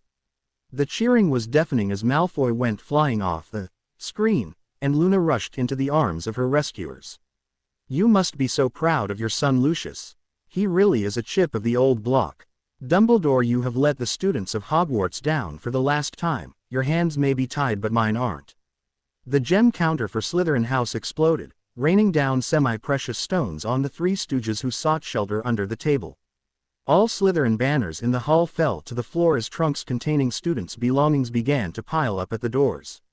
A miv crack started at Malfoy's end of the house table and quickly raced along the enormous block of wood, splitting the table in half as Draco was again squealing like a little piglet.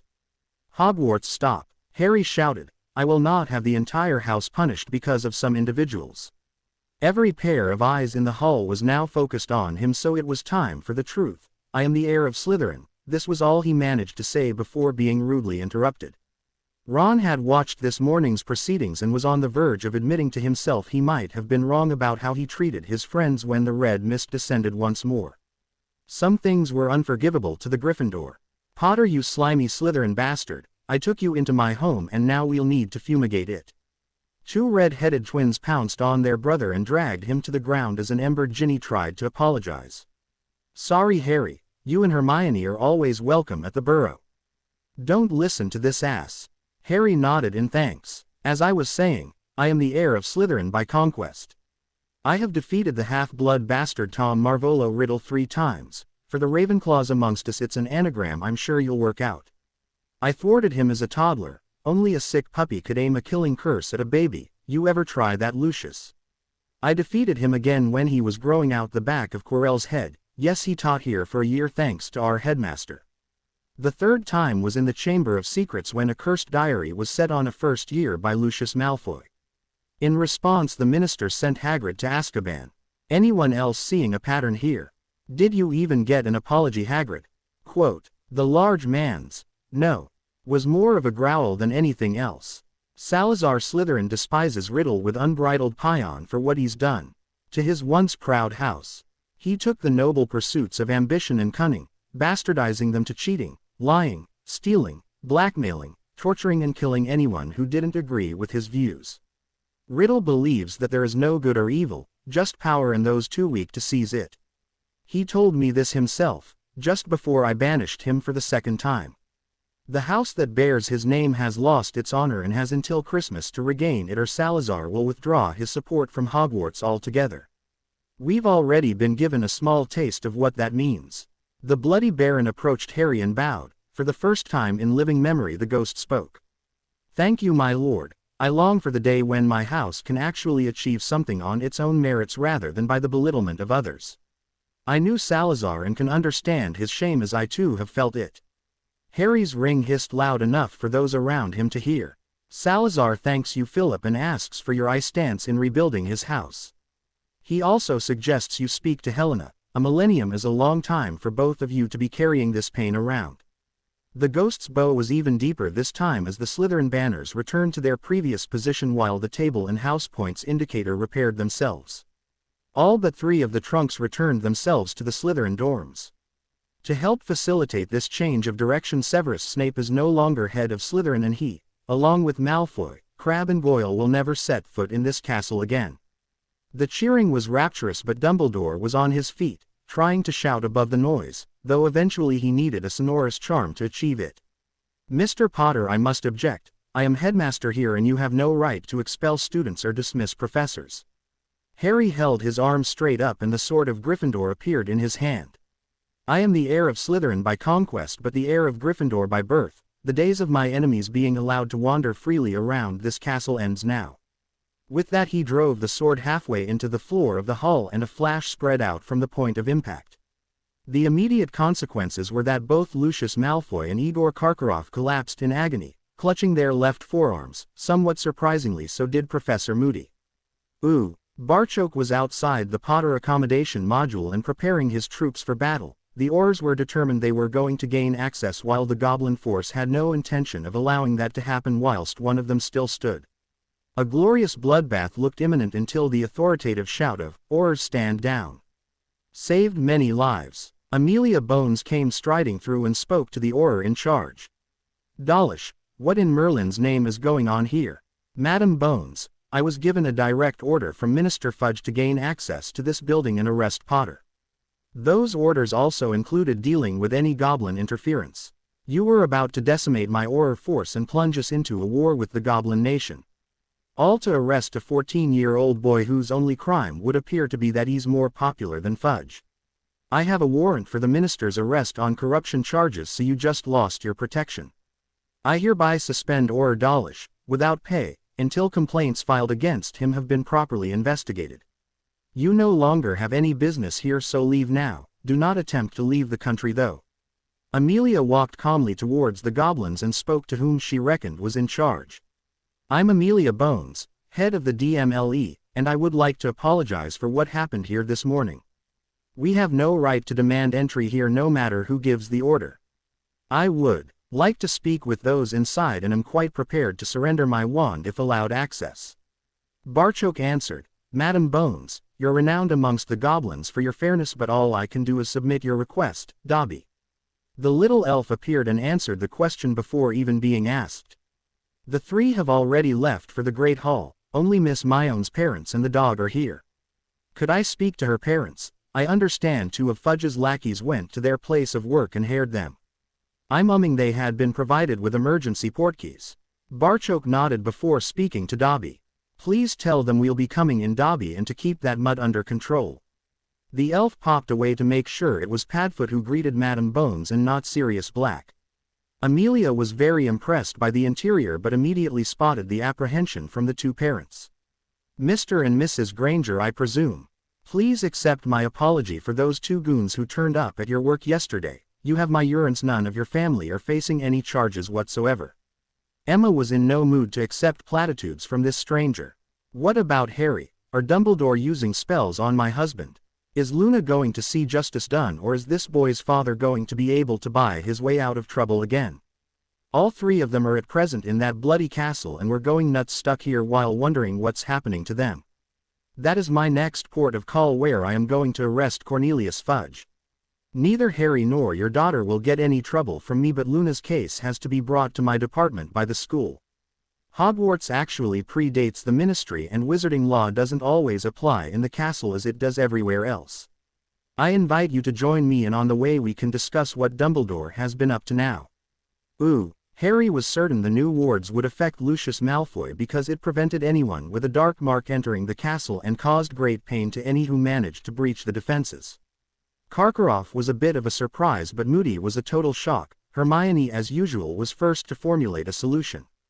Knowing beforehand the wards Harry had erected were triggered by the dark mark, and that Professor Moody hated dark wizards with a vengeance, she summoned his ever-present flask. One sniff of the contents was all she needed to confirm her suspicions. It's Polyjuice, Harry, whoever that is. They're not Professor Moody. Harry stunned both Malfoy and the imposter before addressing the Drumstrang students. That ward Hogwarts just erected reacts to people carrying Riddle's dark mark. I need to stun your headmaster until we can get this sorted out. The last thing he wanted was a war with the best students of Drumstrang in the middle of the Great Hall. After stunning Karkaroff, Harry whirled to face Dumbledore. Did you know their headmaster was a Death Eater? Albus didn't have to answer. It was written all over his normally indecipherable face.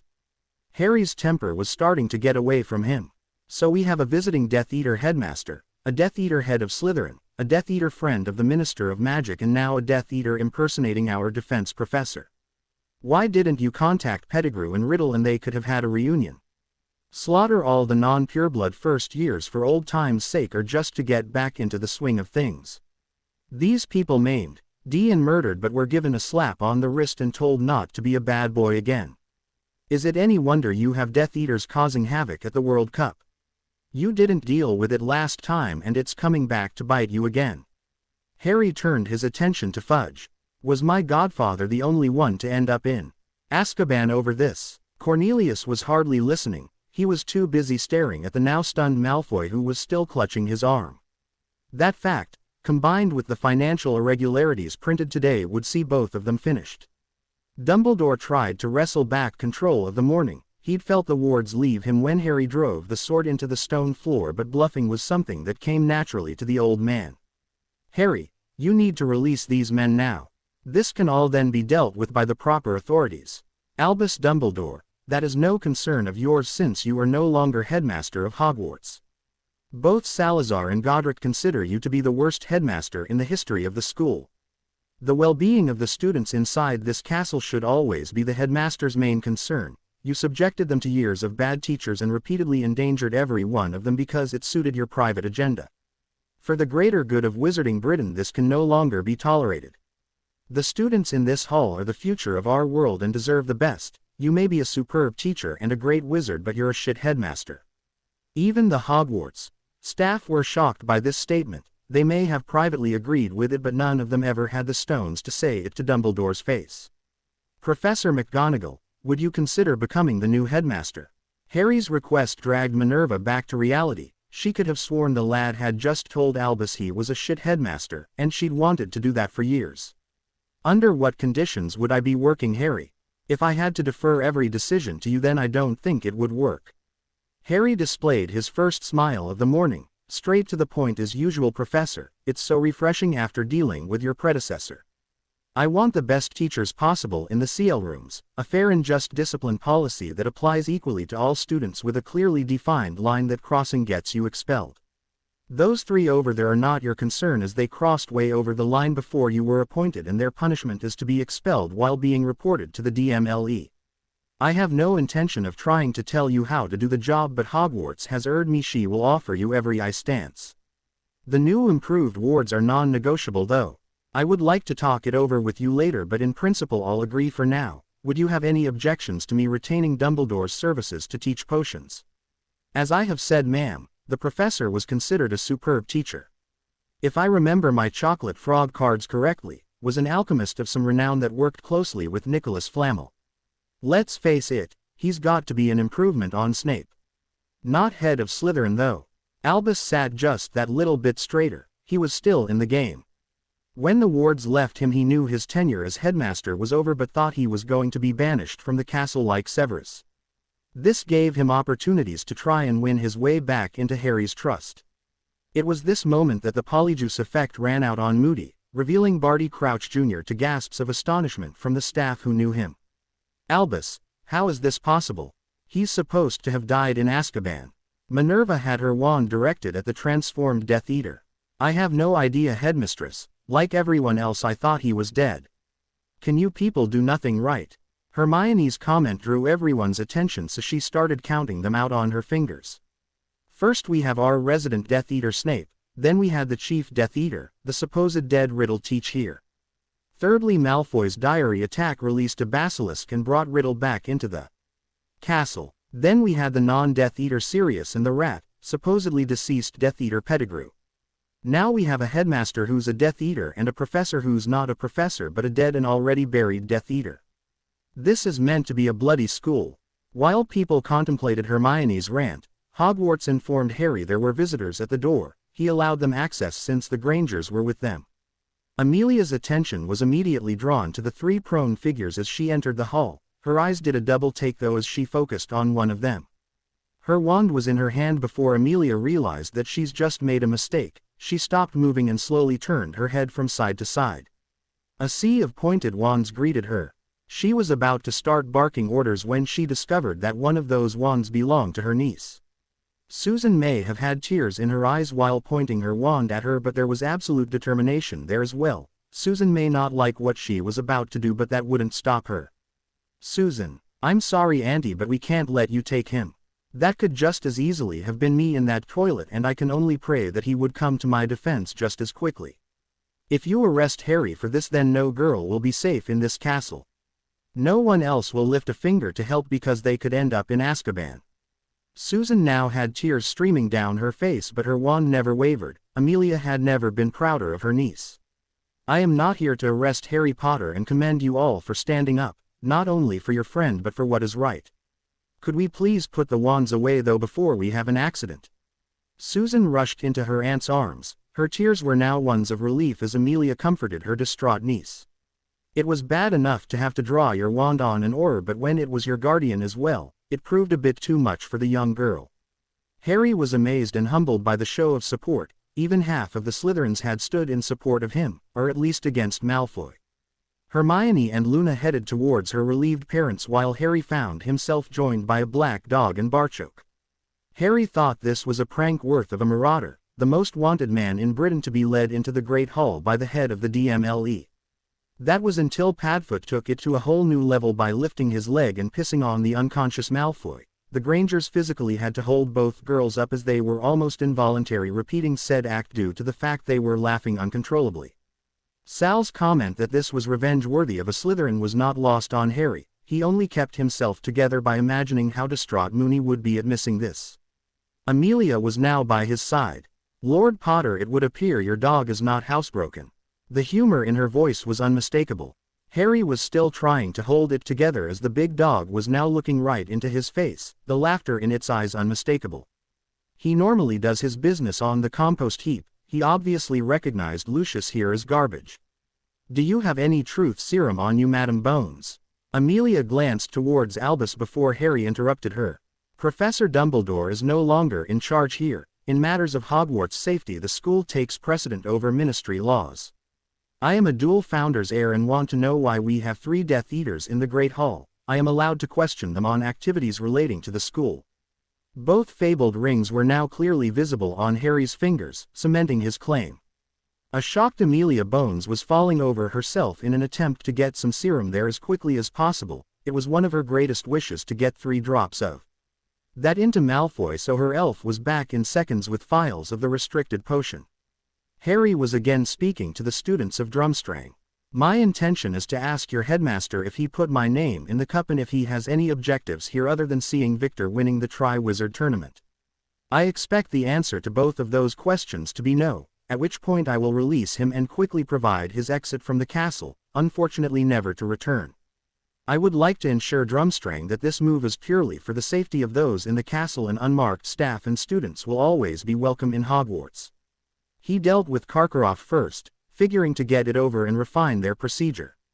He was placed in a chair in front of the Great Hall before being revived. The Veritaserum helped with the pain and 2 quick no's. Later Harry handed the wizard a spoon from the table that he'd turned into a portkey. The Drumstrang headmaster left the hall to appear pain-free outside Hagrid's hut. Now it was time to deal with Lucius Malfoy. Lucius awoke to find himself bound to a chair with the sleeve of his robe missing, displaying his painful dark mark for everyone to see. He looked towards Fudge for help and quickly realized the bastard was trying to turn this whole thing around in the hope of saving his own worthless ass. Amelia was taking her time, savoring the moment as well as the pain clearly etched on this bastard's face. Malfoy thought he was untouchable but was sitting here at her mercy. All she needed was enough to get the same position in front of the Wizengamot and she would be one seriously happy witch. She applied the 3 drops required to make Malfoy tell the truth. Harry's first question almost granted her wish, but by the end Malfoy was done for. She wanted to jump up and down like a teen at a Quidditch match whose team had just won the World Cup. Outside she may have been calm and businesslike, but inside all she could think was, "Gotcha, you murdering bastard. Why are you in Hogwarts today?" Malfoy's voice was devoid of emotion as the potion compelled him to speak the truth. "I bribed the minister to save Draco. The stupid ass can't even someone without getting caught. I came to make sure the job was done properly, with Potter and his mudblood arrested for daring to interfere. Did you plan that the basilisk would be let loose in Hogwarts?" Yes. The reek of dog piss wafting from Malfoy was probably the only thing stopping Harry from pouncing on the Ponce and punching his face in. "Why? I had 2 goals, to rid Hogwarts of the filth polluting it and discredit that disgrace Weasley." Harry wanted there to be no ambiguity whatsoever. This slippery bastard was going down. "How were you going to end the pollution at Hogwarts?" Malfoy condemned himself with his own words, by killing all the mudbloods and half-bloods, thus purifying the castle. The sword of Gryffindor shot out the floor and straight into Harry's hand. "Getting rid of the filth from Hogwarts is my job. That's why there will be no more Malfoys in the castle, ever." Harry glowed brightly, signifying the castle agreed with him and the decree had been paid, though it still hadn't been established if Hermione's actions yesterday left any ability for there to be any more Malfoys. "Madam Bones, please tell me you have enough to put this bastard in Azkaban, otherwise I'm going to kill him right here and now." After seeing the beast, everyone here now understands just what damage it could have done. "Lord Potter, Gringotts doesn't contain enough gold to buy his way out of this one. Over half the Wizengamot had relations at Hogwarts during that fiasco. The whole incident will be investigated, including innocent people being shipped to Azkaban while this piece of filth strutted about as if he owned the place." Harry still had his sword in hand when he had an idea. "Sir Nicholas." The Gryffindor ghost floated over. "I know what your greatest wish is, my friend. This is a magical sword I have in my hand. Would you like me to make the attempt?" Nick quickly grabbed his hair and pulled until the remaining piece of sinew was stretched taut. After all, the worst that could happen was his head would be cut off. Harry carefully placed the blade against the attached piece of Nick's neck and it parted at once, Nick was pulling it so tight though that his released head shot out his grip and traveled across the hall. His laughter plus the sight of his now headless body with its arms out in front of it, staggering about brought some light relief to the morning.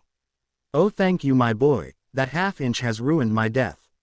I can't wait to give Sir Patrick my head though it's going to take a bit of getting used to first." Not for the first time the great hall was interrupted by Peeves, but this was a different poltergeist. "Oh wee Potty, Peeves promises to be good. Don't use nasty sword on poor wee Peevesy, I will be a good poltergeist. Peeves promises." Harry was laughing now. "Peeves, don't go making promises you can't keep. Stop picking on the first years and you won't have a problem with me." Peeves actually saluted before shooting out of there. Lucius Malfoy was now stunned, in magical inhibiting manacles and tightly bound. Amelia wasn't taking any chances. She replaced him in the chair with Barty Jr. "Lord Potter, this man has already been sentenced to life in Azkaban and will be facing a Dementor for escaping. Would you mind if I carried out the questioning? As long as we discover what his purpose was in the school, I'm quite happy to defer to your expertise in this situation. The only reason I asked the others was that it would have been illegal for you to do so and I want this one here in prison. His plot nearly cost me, my betrothed and more than a few friends of mine their lives." Amelia skillfully had Barty confessing how he escaped, first from Azkaban then his father's control, joining with his master and Pettigrew, putting Harry's name in the goblet and confirming his master had plans for Harry that he wasn't privy to. The entire hall was in shock at the level of corruption, conspiracy and just plain terror at the thought of Voldemort not being dead. Harry had spent the time whispering with Barchoke, Padfoot had been listening in and his wagging tail demonstrated his agreement. A re-stunned Barty Jr. was wrapped up next to Malfoy as Amelia dispatched orders to arrest Barty SNR, and free the real Mad-Eye from his trunk. "Madam Bones, I would like to officially report 3 Hogwarts students for the attempted of another." Harry pointed his hand towards the ceiling and the scene played out again. If anything, it was even more shocking for those witnessing it for the second time. Dan Granger had his arms comfortingly around both Hermione and Luna as his emotions ran rampant. One part wanted to strangle the 3 bastards that attacked Luna while the other wanted to get down on his knees and give thanks for the ring that kept his daughter safe. A quick glance at his wife showed shared sentiments concerning their daughter and her boyfriend. The fact that both privately thought that, had it been Hermione being Ed, all 3 boys would have died at Harry's hands would never be spoken of. The oars were moving to arrest the 3 before Amelia gave the order. Cool, confident Draco had been replaced by a frightened and crying spoilt little boy. His 2 companions were too stupid to realize just how much trouble they were in. It was a very nervous Harry, who decided to go for broke. "Madam Bones, we have all heard that Pettigrew is alive. I, along with others in this hall, have actually spoken to the rat. How can I get my godfather a trial? Lord Potter, he would need to surrender himself to the ministry and undergo questioning under truth serum. If that proved his innocence, I can see no alternative other than to grant him a pardon. Actually, I can't pardon him since he was never actually charged with any crime." Harry pushed forward. "Since we have truth serum, the head of the DMLA, head of the Wizengamot and the Minister for Magic all present, would it be acceptable if he asked Hogwarts for sanctuary and we held the questioning here?" "Yes, but..." Amelia was about to say that she was here to arrest Fudge when those words died in her throat. The big black dog, whose head she'd been patting earlier, just turned into Sirius Black. "I request sanctuary of Hogwarts." "Granted." Harry very quickly placed Sirius under the castle's protection. Legally Amelia couldn't touch him now. "I gladly submit to questioning under Veritaserum. I've waited 13 years on this happening." Sirius stuck out his tongue as Amelia pulled herself together. She was aware that she had rather beautifully been manipulated into this position, but, since she was asking the questions and the serum would allow no lies, she administered 3 drops.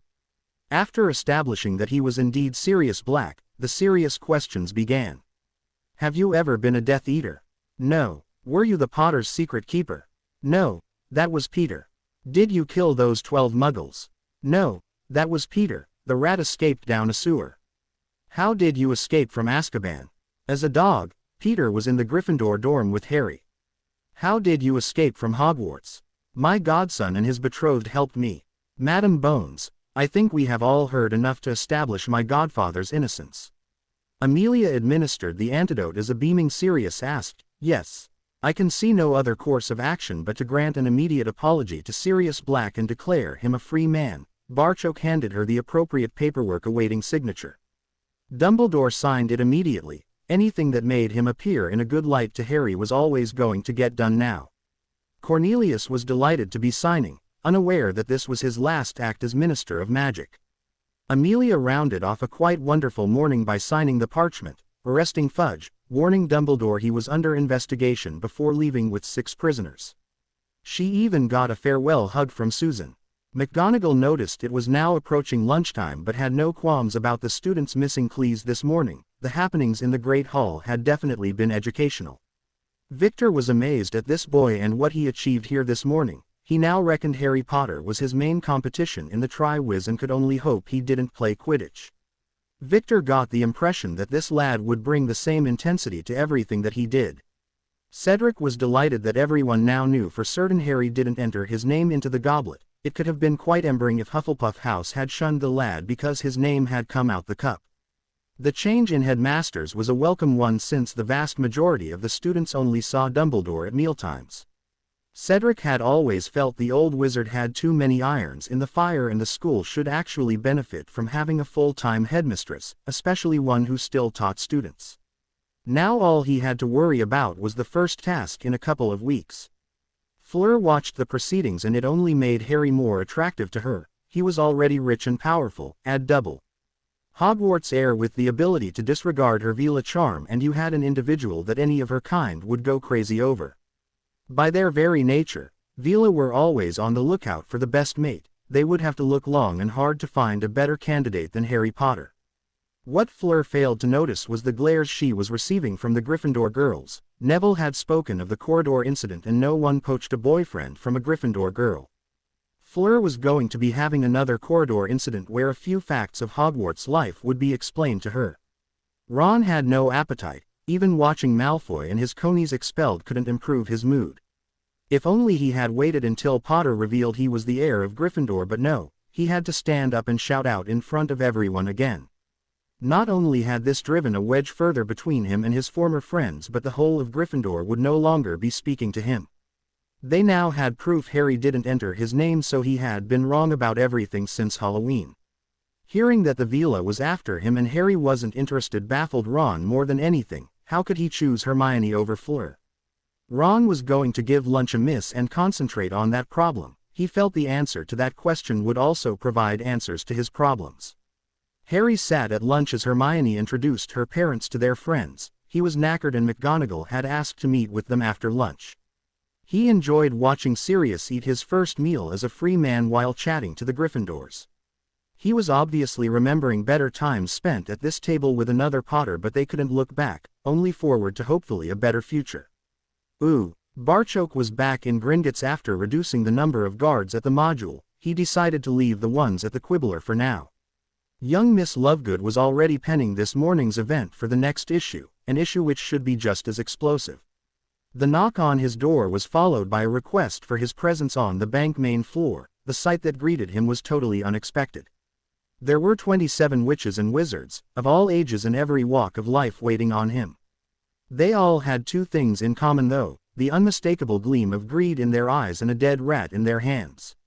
They should have printed the fact that when an animagus is killed they revert back to their human form. Barchoke couldn't help but think the rat population in Britain was heading for a downturn in numbers. Ooh, Peter was staring at himself looking back at him from the front page of the Quibbler. The 100,000 galleon reward almost caused him to throw up there and then. Most of the Death Eaters he'd met would sell their entire families for a lot less than that. Even his rat form no longer offered him any protection. He was going to have to stick close to his master from now on. Things were really bad when that was his safest option. They left to meet McGonagall as Luna stayed to chat with Colin about pictures for the Quibbler. Neville's nod confirmed that the Gryffindors would watch over the girl.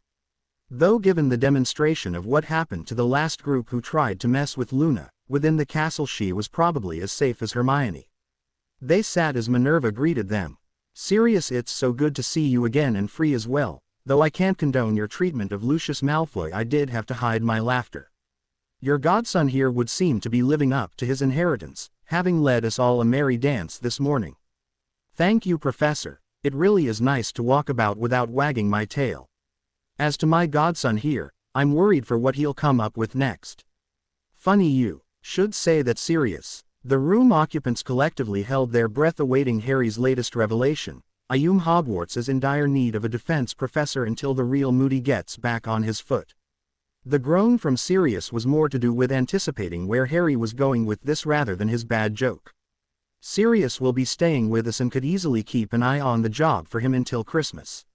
Another bad joke groan was covered by Minerva. I like the idea, but why Christmas? This is the bit Harry knew he was going to have a hard sell with. I would also like him to be head of Slytherin and try to turn the house around. Hermione, Minerva and Sirius were all staring at him as if he had two heads, while Dan and Emma didn't have enough knowledge to understand what was going on here. Sirius, a once proud house, has been ed by Riddle and his disciples. Reclaiming Slytherin and turning its members away from the darkness would be a victory for the light. You were raised with the pureblood doctrine and rejected it, lost people close to you through the madness, and been where most of that house would appear destined to end up. You've been there, seen it, done it, and still carry the scars. When you talk, they'll listen. If they don't get the proper guidance soon, most of them will repeat the sins of their parents, and we'll never end this circle of hatred and violence. Salazar and Godric think you're the right person for the job. Anyone who can piss on Lucius Malfoy in the Great Hall gets my vote. Minerva could quickly see the sense in Harry's words. Sirius knew what most of these kids faced because he already had. His brother and Harry's parents were just a few of the people close to him who had died at the hands of Voldemort. Sirius may have just lost the distinction of being the only person ever to escape from Azkaban, but he could describe in minute detail to the students what it was like to be imprisoned there. The more she thought about it, the more convinced Minerva became that this was the correct decision. Sirius was staring at Harry with his mouth open before Hermione spoke. Look at it this way, Sirius. You will either go down in history as the wizard who saved Slytherin House or ended it for good. You can't lose. He burst out laughing. Oh, Harry, that is a prank worthy of any marauder. Professor, if you'll have me, I'll do it. Minerva was shaking her head but wearing a broad grin. Well, Mr. Potter, just who would you like to recommend for our new head of Gryffindor? I assume you have someone in mind. She asked teasingly. No one was in the least surprised when Harry had an answer for her. Well, actually, Headmistress, I do. A former Gryffindor prefect to be precise, but how do you feel about sacking a ghost? Ooh, there was a solution that night in their accommodation. Remus was the new head of Gryffindor and History of Magic teacher, with Sirius being head of Slytherin and defense professor. Both would be staying with Harry since they were still on the grounds, and thus solving the werewolf in the castle problem. This delighted the Grangers, as there would now be two adults looking after the kids, while Zeno was ecstatic the people who'd tried to alt his daughter were going to face trial. The three students were just glad it was over. Dobby escorted an excited Colin into the room. Oh, Harry, glad you're here. You got to see this.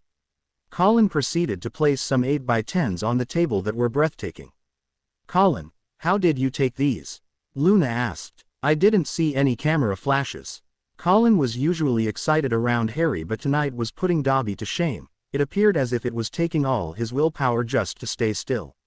With the money from the basilisk and considering my contract with the Quibbler, I bought a pensieve and the specialist camera equipment that allows me to take photographs of memories. I just play them back and click away. Zeno was amazed. Colin, that is my next front page, but Harry, I think we may have been too clever here. In banning all Potter merchandising, you will push the market underground, meaning people will pay higher prices for poorer quality goods. I'll pay Colin for using that picture in the Quibbler, but if he waived his fees, I would print it for free and we could have an authentic Harry Potter poster with all proceeds going to charity. I definitely want one of those. Can you make the poster that it doesn't move though? Mum. A blushing Hermione ed. What do you want Harry's poster for?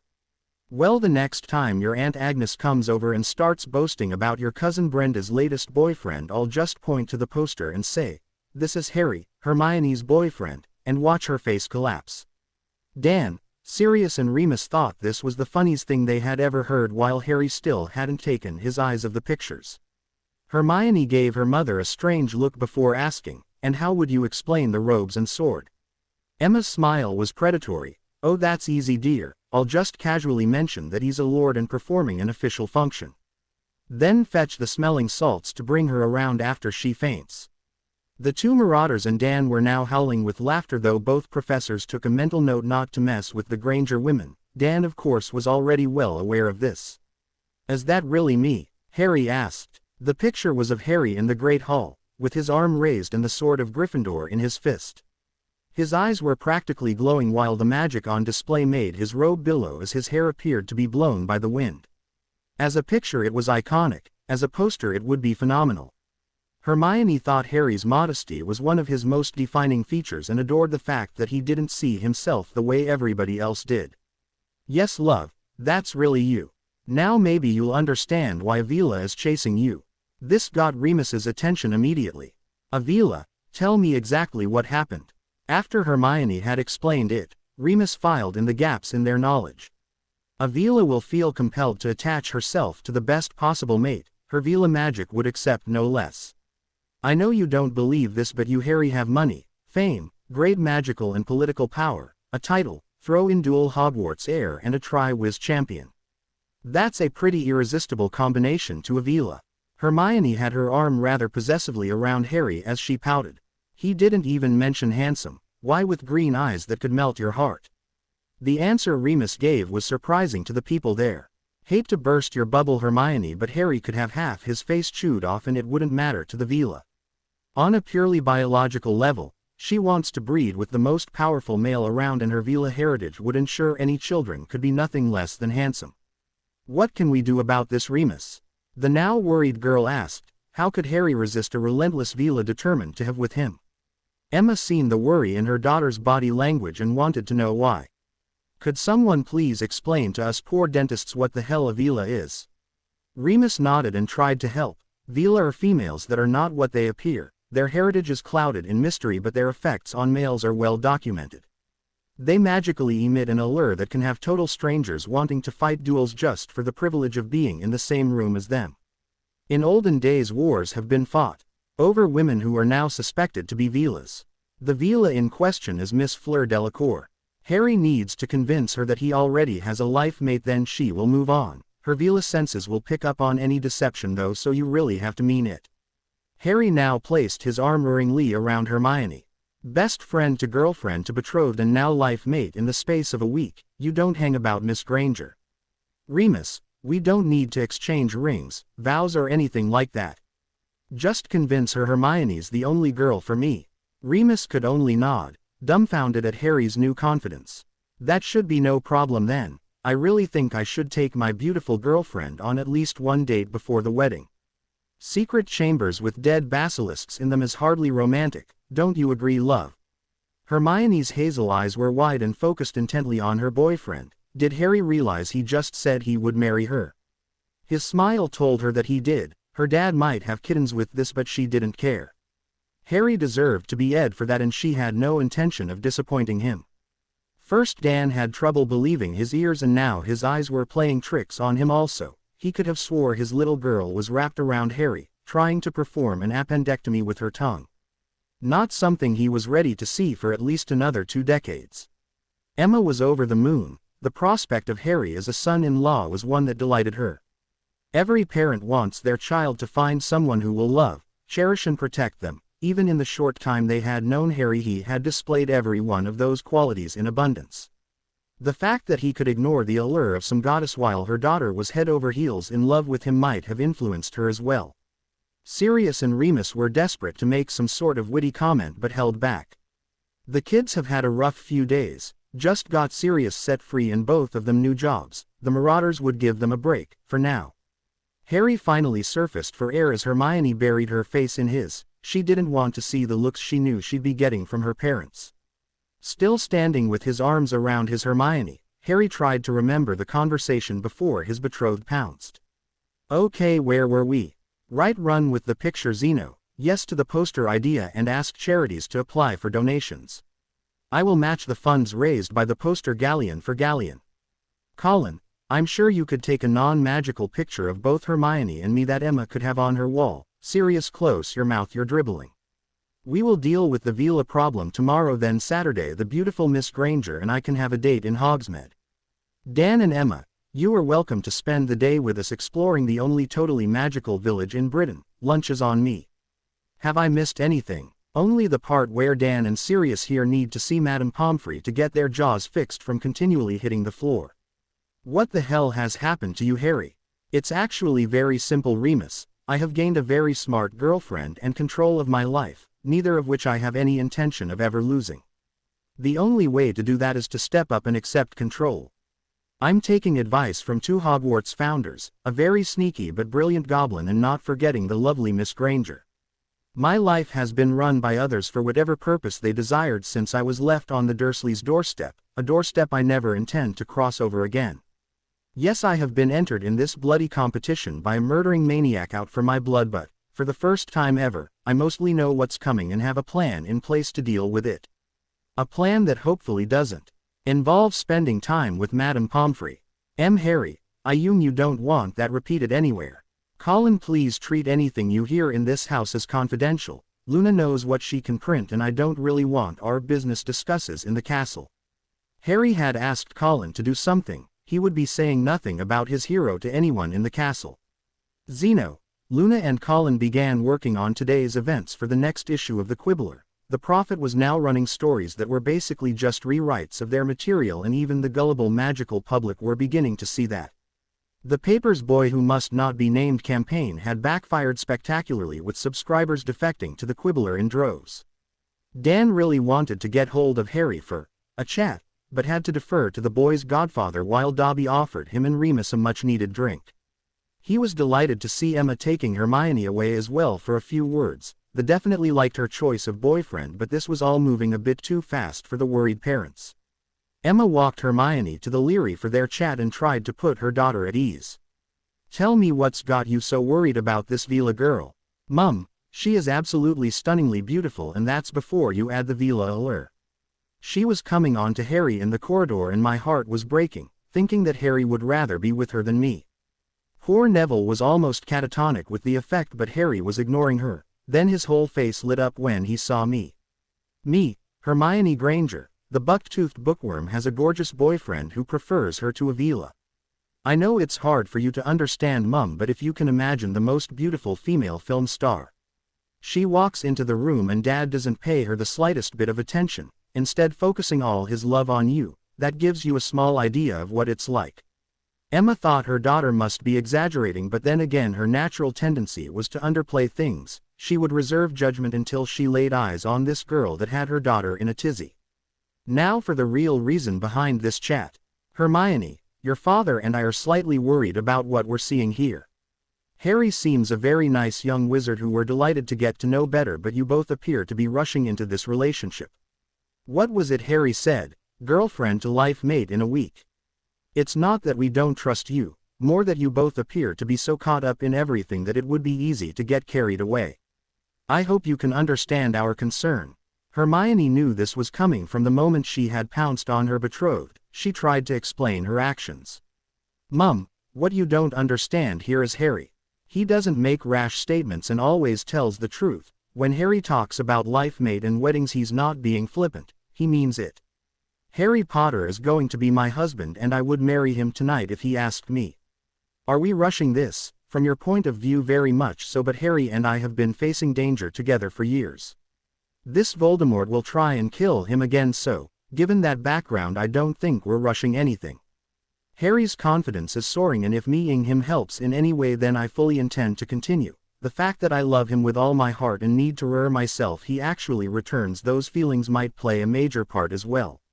We haven't progressed beyond ing yet, but once we're both ready we will. It may be next week, next month or next year, but it's a decision we will both take. This ring might have been originally put on my finger for my protection, but it now means I'm going to be Mrs. Potter, only the timing is still to be determined. Emma hugged her daughter. I've known for a while now how you felt about the boy, and it's very easy to see what he thinks of you. I was going to say you had your whole lives in front of you, but with murderer in the picture, then I can kind of see where you're coming from.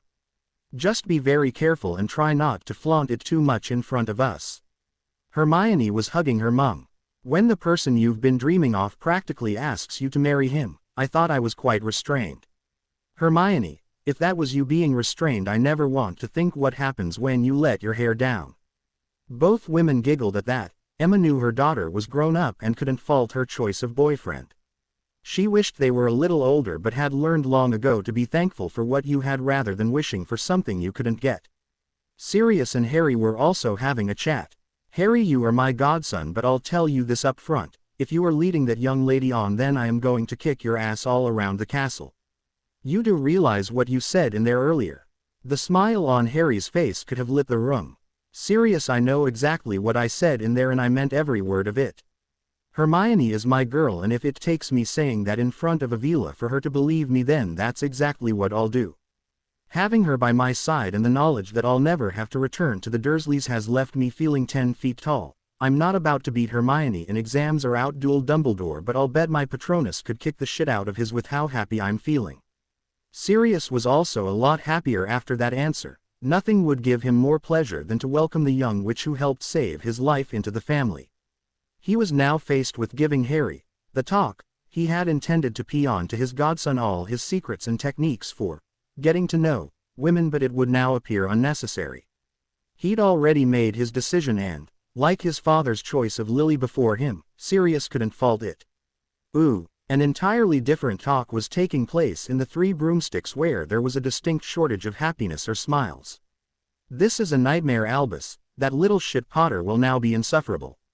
I'm sacked. You're demoted. Black-free and both Malfoys arrested. I can't believe you let him away with that. Severus the First was no more than a spectator in the proceedings. I fully expected to be barred from the castle like yourself. Albus placed a shrunken trunk on the table. These are your belongings. I have been forced to move into your former quarters since I'm now teaching potions. I shall endeavor to try and influence the young man to allow you to return, but I can make no promises. If both wizards were honest with themselves, they knew there was more chance of the Chudley Cannons winning the league than Severus ever setting foot in Hogwarts again. His dark mark would bar him even if Harry didn't. What will you do now, Severus? Albus asked, knowing the man had few options and even fewer friends. With Barty Jr. confirming that the Dark Lord is returning, my choices would appear to be limited to joining him or fleeing the country. With you under investigation and Fudge arrested, I think I'd better leave sooner rather than later in case our new minister decides to arrest any marked Death Eaters.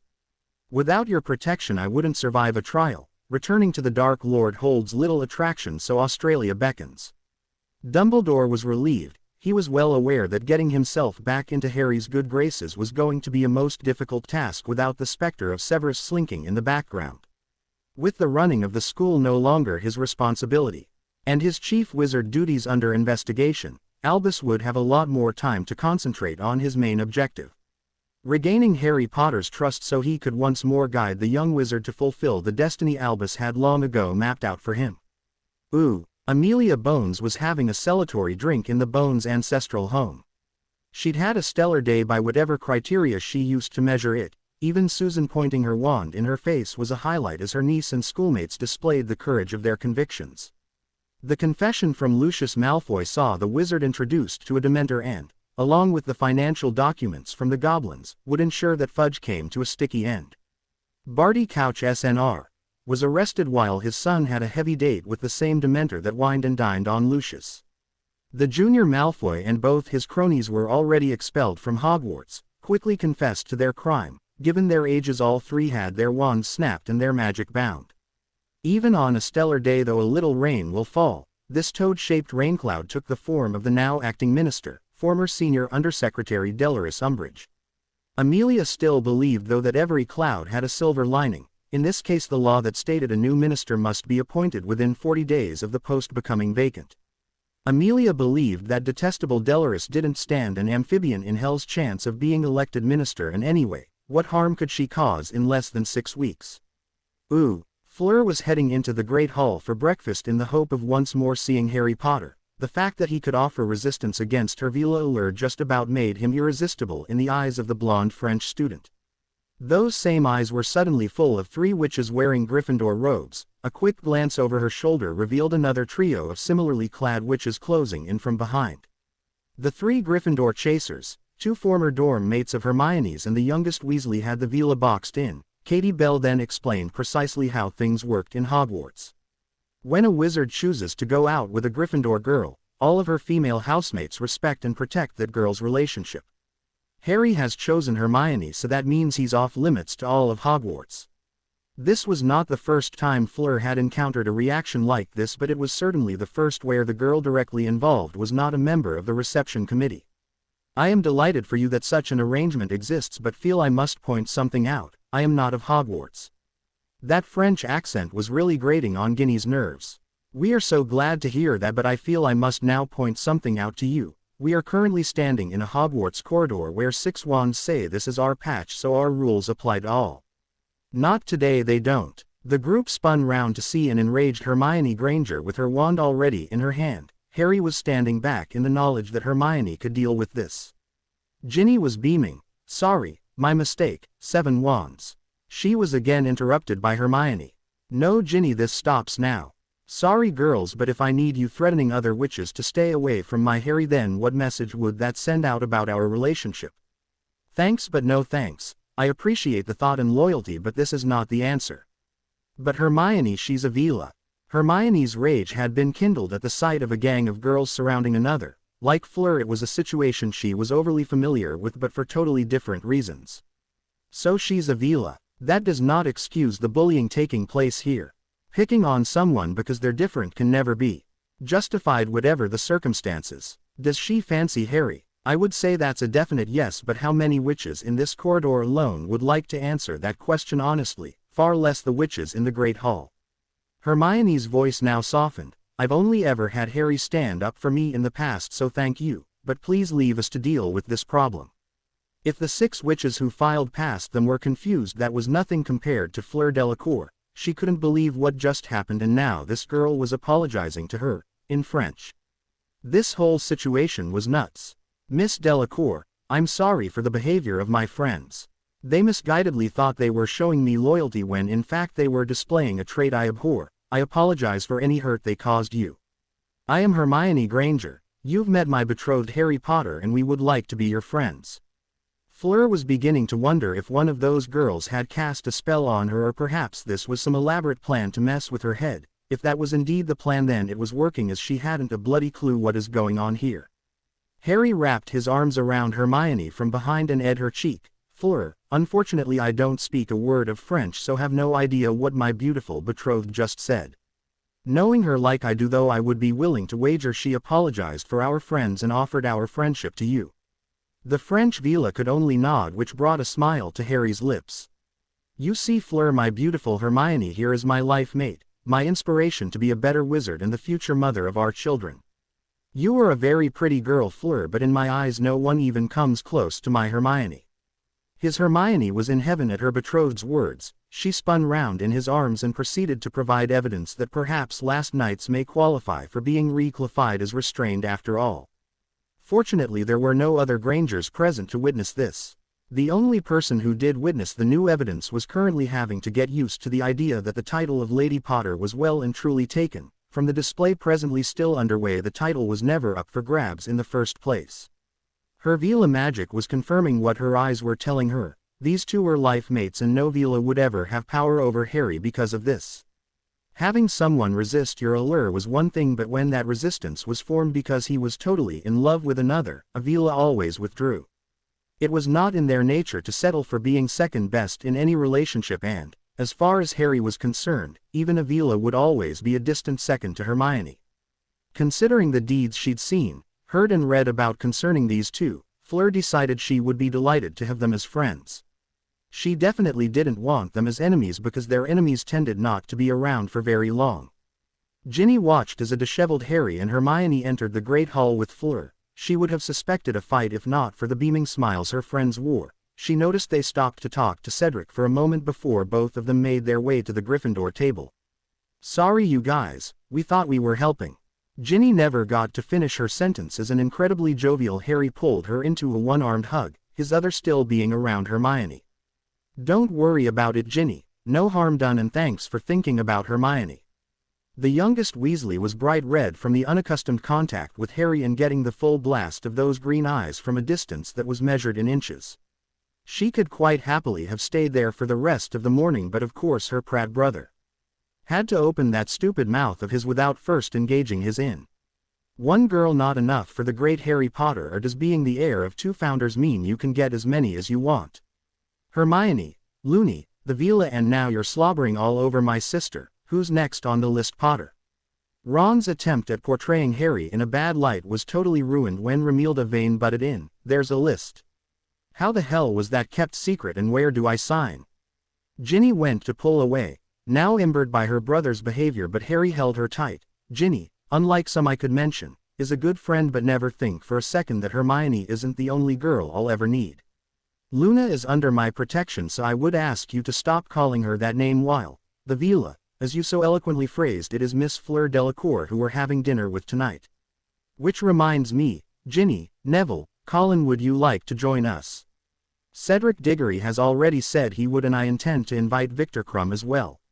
Harry was aware this was rubbing salt into the open wound that was Ron Weasley, but he was past caring.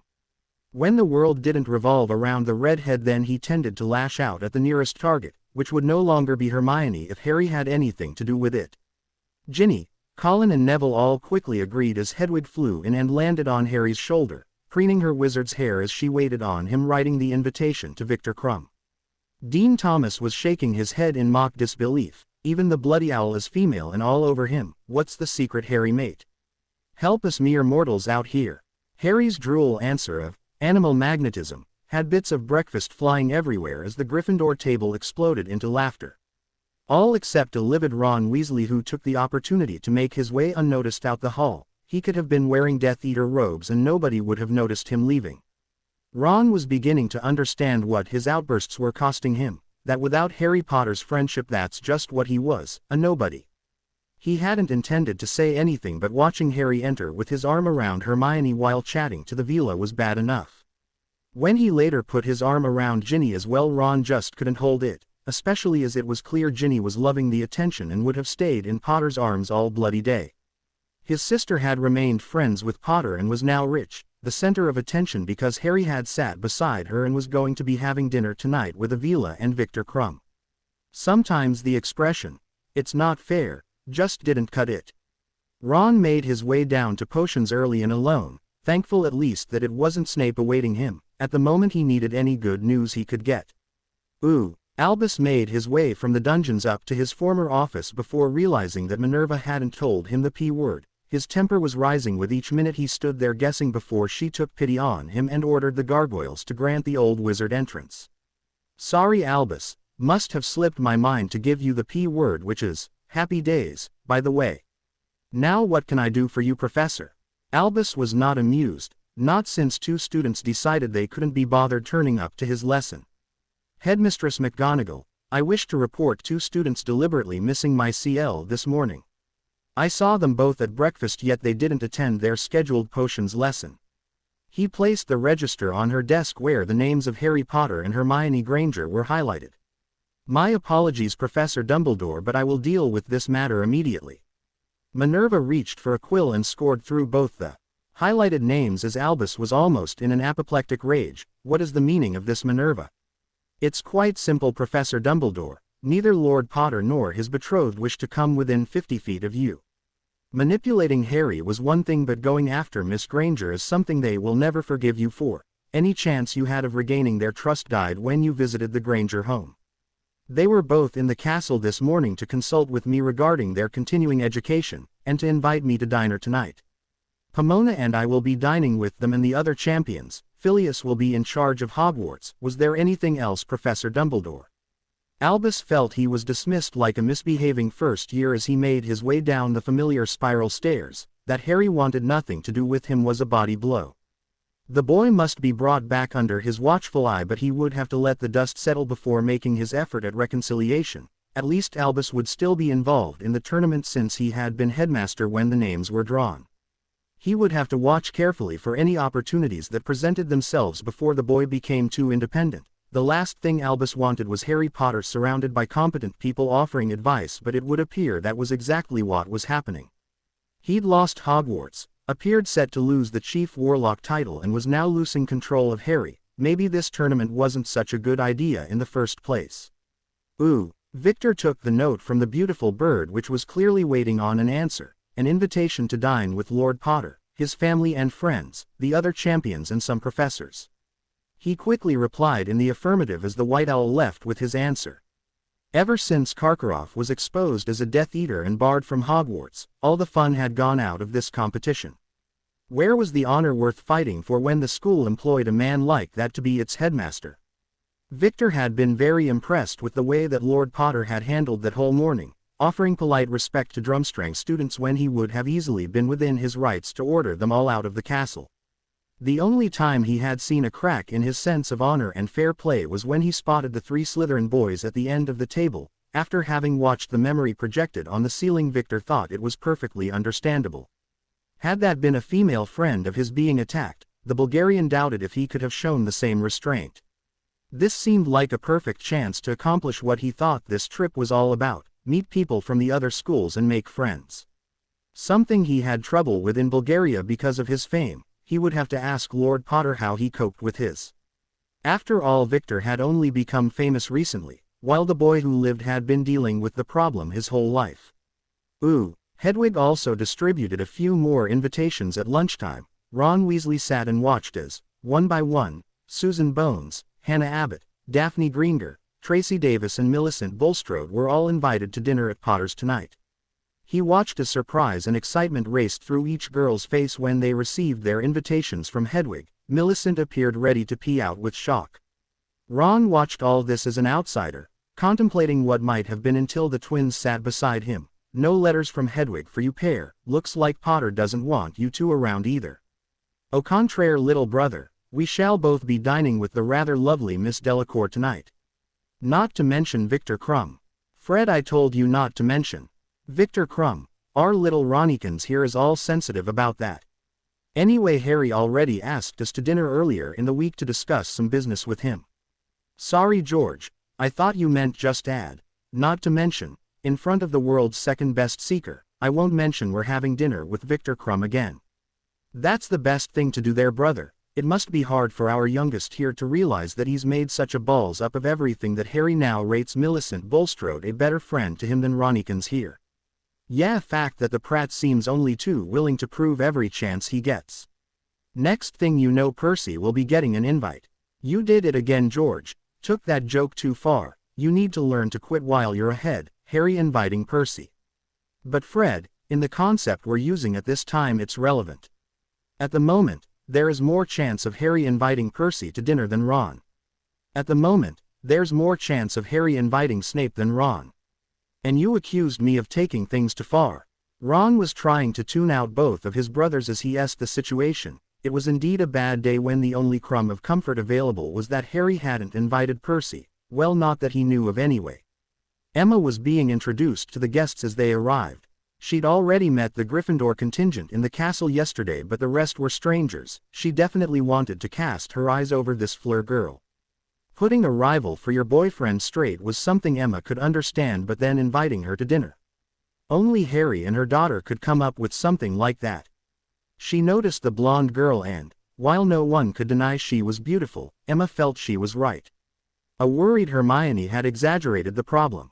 That was until Hermione introduced the blonde girl as Daphne Greenger. Victor Crumb and Cedric Diggory were next to arrive, and Emma found her hand being edged by the handsome Bulgarian.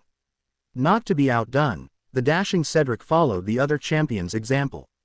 Minerva and Pomona followed, expressing their delight at being invited. While Emma's attention was diverted, suddenly a girl who could only be Fleur Delacour was in front of her without warning. Emma's first instinct was to look for Dan, but she crushed that mercilessly. If Hermione could invite this goddess to dinner, then she was not going to ember her daughter. She greeted the girl in French before eyeing her on both cheeks, pleased that she'd held herself together while proud of her daughter for the way she was handling this. If Harry could resist the charms of Miss Delacour because of his love for Hermione, then any semblance of doubt or uncertainty was removed from her mind. Harry Potter was going to be her son-in-law one day, and nothing she or anyone else said was going to matter. Dan also greeted Fleur in the same manner as his wife, This was the girl who lost out to his daughter, and all he could think of was that Harry had impeccable taste. Dan's love for his wife and daughter left him unaffected by any villa allure. He would quite happily admit she was beautiful, but, like Harry, in his opinion Hermione would always be the most beautiful girl in the world. Except for her mother, of course. The next guest shocked Hermione, but, being with Harry, she was starting to get used to things like this. After the girls stopped hugging and ing Harry, Hermione found herself with her arms full of a very excited Penelope Clearwater. "Oh Hermione, it's so good to see you again. I was so happy to learn that you and Harry had got together. Everyone else saw it but you two. I couldn't believe it when I got that owl from Gringotts. I screamed so much that Percy barged in with his wand. Drawn. That check changed our lives, and now it looks like we both got our wizards." Penelope flashed her new engagement ring and glanced lovingly at her fiancé, who was currently talking awkwardly with their host. "Don't mind him, Harry. Percy dear has had a rather trying week. Your invitation arrived and I thought that's just what we need, dinner with some friends to celebrate our engagement." Penelope and Percy as a couple always reminded Harry of a little weather house his Aunt Petunia had.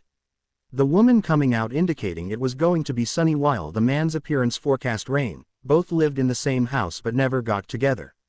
Penelope was pure sunshine while Percy could cast a cloud over anything.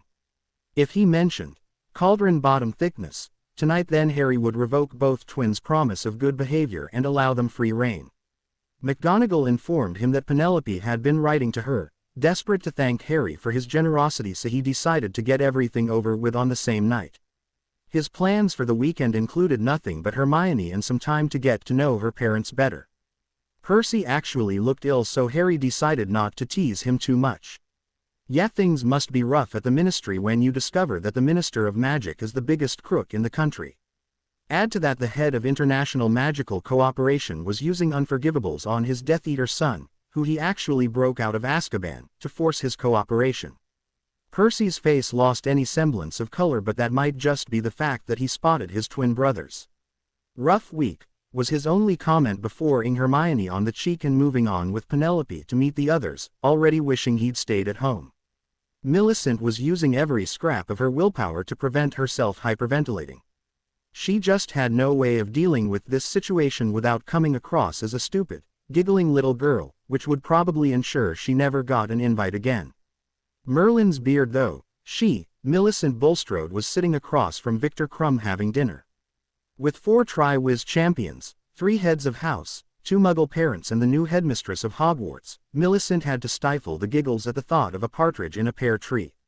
This was illustrious company for the girl who could hardly get anyone to talk with her in Slytherin, never mind the rest of the school.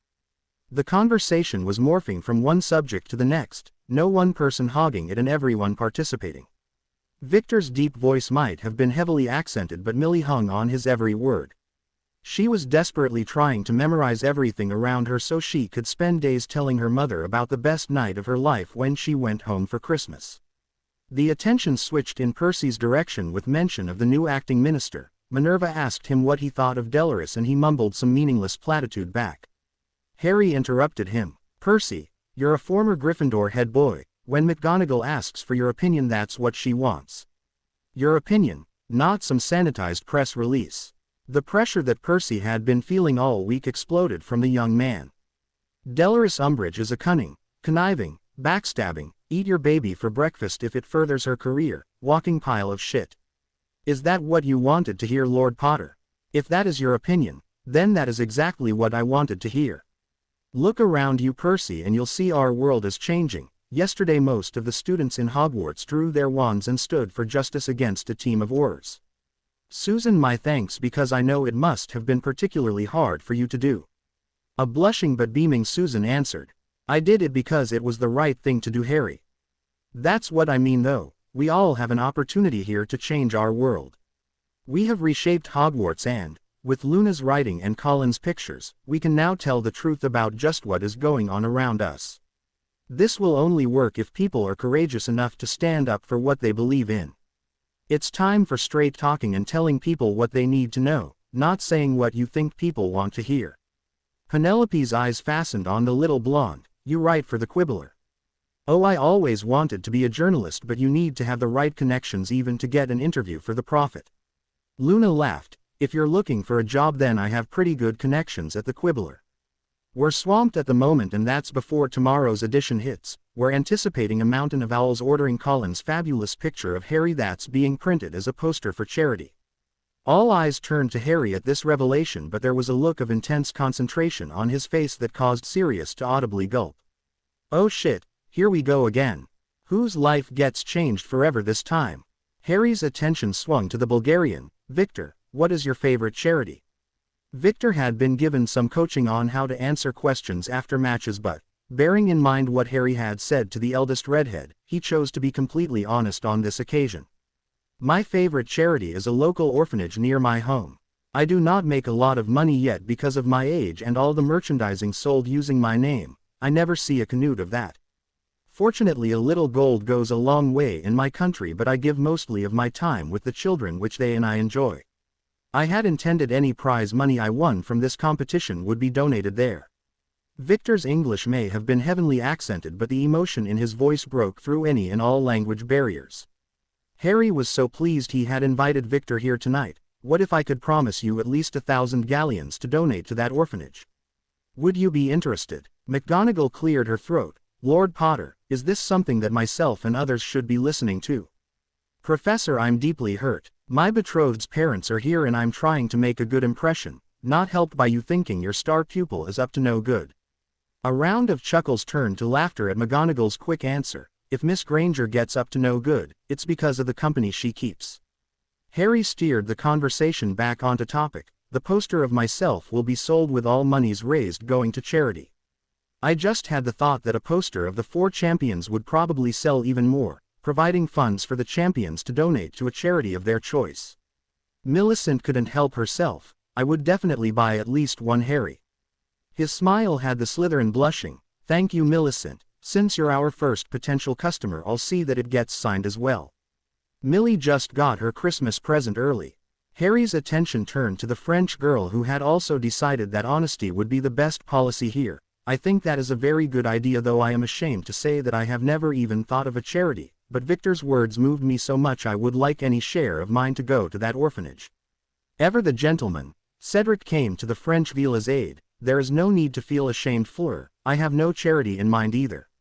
Like you would really like to see any share of mine go where it's needed most. An orphanage in Bulgaria sounds fine to me. A smiling Harry turned his attention back to Victor. So we're agreed, the first 4,000 galleons go to the orphanage that Victor nominated, and we'll discuss any funds exceeding that amount if and when the need arises. Hermione was so proud of her betrothed she couldn't contain herself, though with her parents and McGonagall here she limited it to a quick "oh" the cheek that promised so much more later. Harry, I think you should see Barchoke about setting up your own charitable company. How about a logo? A snowy owl icon could let people know they're buying a genuine product. We could also find out if there was any way Victor could stop all these people making money from his name. Ron bought that action figure and it stopped working shortly after the World Cup, leaving a lot of people thinking Victor was OCIATED with shoddy goods and poor workmanship. The expression of adoration on Harry's face confirmed to the entire room these two were meant to be together. Percy, though, was still smarting from the earlier comment and thought it was time for some payback. What about Ron, Harry? Why isn't he here tonight? He was your best friend after all. The whole mood of the evening changed and Penelope was ready to slap her boyfriend when Harry's cool and steady voice answered. Ron has also had a very eventful week. When my name came out of the goblet, his jealousy overwhelmed him and he accused me of being a cheating liar. As Hermione and I entered the Great Hall hand in hand, he celebrated both of us getting together by firing a curse at us. He's now curtailed himself to verbal sniping at every opportunity, hardly the actions of a best friend. Percy found himself the recipient of quite a few death glares from people who'd witnessed most of Ron's behavior. Hermione and I have also had quite the week. Death Eaters entering me in the competition, becoming betrothed, then Dumbledore cursing Hermione's father to remove her from Hogwarts. Aurors turning up here to arrest us for protecting Luna, and my personal guilty pleasure, my godfather pissing all over Lucius Malfoy in the Great Hall. Harry felt Hermione's hand slip into his. Now I think that would give me more of a reason than you, Percy, to be a grumpy bastard. Instead I choose to look at the situation in a positive manner. I've just spent my evening having a great dinner with friends, family and the girl I love. What could be better than that? Penelope had her head down in embarrassment when Ginny spoke to her. Penelope, if that stupid brother of mine doesn't get off his sorry ass and do something quickly, I'm going to slap him silly. Oh, and welcome to the family, we could sure use some more female Weasleys. Percy cottoned on to the not-so-subtitle hints and death glares from everyone present. His fiancée was such a likable girl and his actions had left most wondering about her choice of partner. I'm sorry Penelope, I should be celebrating becoming engaged to the most wonderful woman instead of worrying about what might happen at work. Can you forgive me? A quick and make up later earned a comment from George. Hey Percy, do you give lessons? Yeah, because we just happen to know another Weasley who needs to learn to say sorry. Wonder if you could talk to him, was Fred's contribution. Harry decided to nip this in the bud before it went any further. They had been on their best behavior and now it was time for their reward. Guys, this is Padfoot and Moony. These gentlemen would like to talk some business with you. Fred and George Weasley were very effectively neutralized for the night, not even their elder brother would be pranked. Emma nudged Harry and whispered in his ear. He nodded before standing. I've just been informed we should offer a toast the happy couple since we are the first ones to hear the news. Penelope and Percy, I would like us all to wish you every happiness and strappings for your ribs after you tell Molly about this. We'll probably hear her squeals of delight all the way from Devon. After all, it is only about 500 miles. Anyone who'd ever seen Molly with her children was laughing as they stood to toast the very red-faced but happy couple. Emma, could you take the professors into the Leary? They should find the books we took from the chamber interesting. There's a volume on Transfiguration by Godric Gryffindor that Professor McGonagall may wish to borrow. Minerva and Pomona practically dragged Emma with Dan following on as they headed towards this treasure. Colin, do you have? Harry was interrupted as Dobby appeared beside the boy with his camera equipment. Dobby, you're amazing. You and Winky did a fabulous job tonight, please thank her for me. Colin and Luna, if you want to come with us we could get this done just now. Hermione, love, could you take our guests through to the lounge? I guarantee we will be quicker than the other two groups. Harry led them through to the training room which they all admired while Colin set up his equipment. This is brilliant. The goblins certainly know how to look after their champion. Cedric, you're welcome to use this, the Leary or any other facilities at any time, same for Fleur and Victor. Harry, why are you doing this? Victor asked. In his experience, when someone gave you something there was usually a price to be paid. It's simple really. This whole tournament is supposed to be about promoting better relations between our schools. I suggest that's exactly what we do. Originally my only aim here was to promote the goblins, tweak the ministry's nose and hopefully survive the bloody thing. I now find myself thinking those goals will only work if we all survive unscathed. I know from first-hand experience just how dangerous this place can be and don't want to see anyone hurt, or even worse. Harry was now the recipient of thoughtful looks from his fellow champions. All I'm suggesting is we don't buy into this honor of my school depends on me rubbish. By becoming friends we can still enjoy a bit of rivalry without the madness that comes with it. Yes, we compete to the best of our abilities but watch each other's backs throughout. I know I'm the youngest so could probably benefit most from this, but I can assure you I will hold up my end of the bargain. Fleur was already convinced. What you did today spoke volumes about your character. I said then that I would be delighted to be your friend and nothing has changed that. I would like to win but not at the expense of someone here getting hurt. I like your idea of supporting one another very much. Victor was also nodding. My main reason for coming to Hogwarts was to hopefully make friends, but our headmaster has us virtually confined to the ship. He is obsessed with winning this tournament for Drumstrang, but I am not. I become a professional Quidditch player this summer and a bad injury could end my career before it begins. All to please a headmaster who is a Death Eater? I think not. I very much like the idea of someone guarding my back and have no worries that Harry will not be up to the task. Cedric was already sold on the concept. Great idea, so count me in. Does that mean that if one of us discovers what the first task is they'll inform the other three? Harry waited until both Victor and Fleur had nodded in agreement before answering. Funny you should say that. Colin and Luna, you need to promise to keep this quiet. In the Leary, Minerva was so engrossed in the selections available that the headmistress of Hogwarts forgot all about the Weasley twins meeting with two of the biggest pranksters ever to come through the school. A decision that would have Minerva shaking her head for many years to come and wishing for early retirement.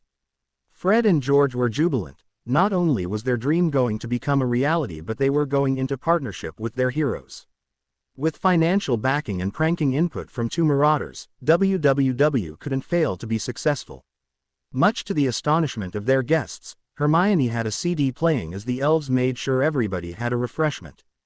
Penelope and Percy actually had an ice bucket containing a bottle of champagne as he tried to redeem himself for his earlier CR behavior.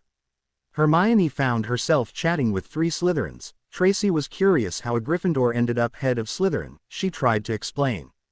Sirius is a pureblood who rebelled against his family's dark beliefs. He doesn't have any pureblood bigotry. Sirius just doesn't think it's important in the grand scheme of things. We're talking about a man who escaped Azkaban because he knew his godson was in danger. A man who has more justification than most for becoming bitter and twisted, yet, as you've seen tonight, he's the life and soul of the party. Slytherin House needs to change direction or it will cease to exist. Never doubt for a second that Sirius won't do his very best to achieve that. It's just not in him to do any less. Daphne was desperate to find out how she and Harry had managed to save him. I mean, he was in a locked room in the tower. I know you're both clever, but I just can't see how you pulled it off. We had help from a feathered friend who I now wish had ripped Draco's arm right off. The gasps from the 3 girls made Hermione smile. She had no intention of mentioning the time turner to anyone. Millicent decided to be vague and ask the question that had been driving her nuts since Hedwig had made her oh-so-special delivery. Hermione, why was I invited here tonight? I'm still ashamed that I listened to that ass Malfoy over those badges. That's exactly why you were invited, Millicent. You realized it was wrong and admitted your mistake in front of the entire Great Hall. That took a lot of courage and is exactly the attitude Slytherin is going to have to adopt if it's going to be saved. Don't think we didn't notice you girls up on your feet with wands drawn yesterday. That was a pretty humbling experience, actually. When Harry offered his friendship, he wasn't joking. He doesn't joke about things like that. I hope he wasn't joking about that poster either. I really will buy that. The sincerity in Millicent's voice meant the others just smiled at her. To tease her obvious hero worship would have been cruel, and she was amongst friends. Harry was right. His group was back well before the others. The twins and Marauders were swapping tales of pranks while crowbars plus a block and tackle might be needed to get a certain 2 witches out the leery. The other 3 champions were a lot more relaxed. Yes, a dragon was certainly no picnic, but at least now they were aware of what faced them and could plan for it. The unknown had been getting to them. Luna had taken a small bio from each of the 4 champions which would appear on the poster, while Colin was delighted with the shots he took and already planning the best way to take pictures of their contests against the dragons. The dinner was splitting up as people headed home when Harry pulled Ginny aside. Could you give this to Ron, but it's probably better if you don't mention my name. Ginny read the piece of parchment before throwing her arms around Harry and ing his cheek. You're a far better friend than that jealous ass deserves. Harry just smiled. I can be a moody git as well sometimes. You do realize he's eventually going to push it too far and it will come to blows. There's no coming back from that, so we'll just try and stay out his way for now. Hermione noticed what Ginny held in her hand and her reaction was the same as the redheads, though this time there was not on the cheek. You, Mr. Potter, have continually surprised me tonight. Now I think it's time we bid our final few guests goodnight, then you can start working on saying goodnight to me.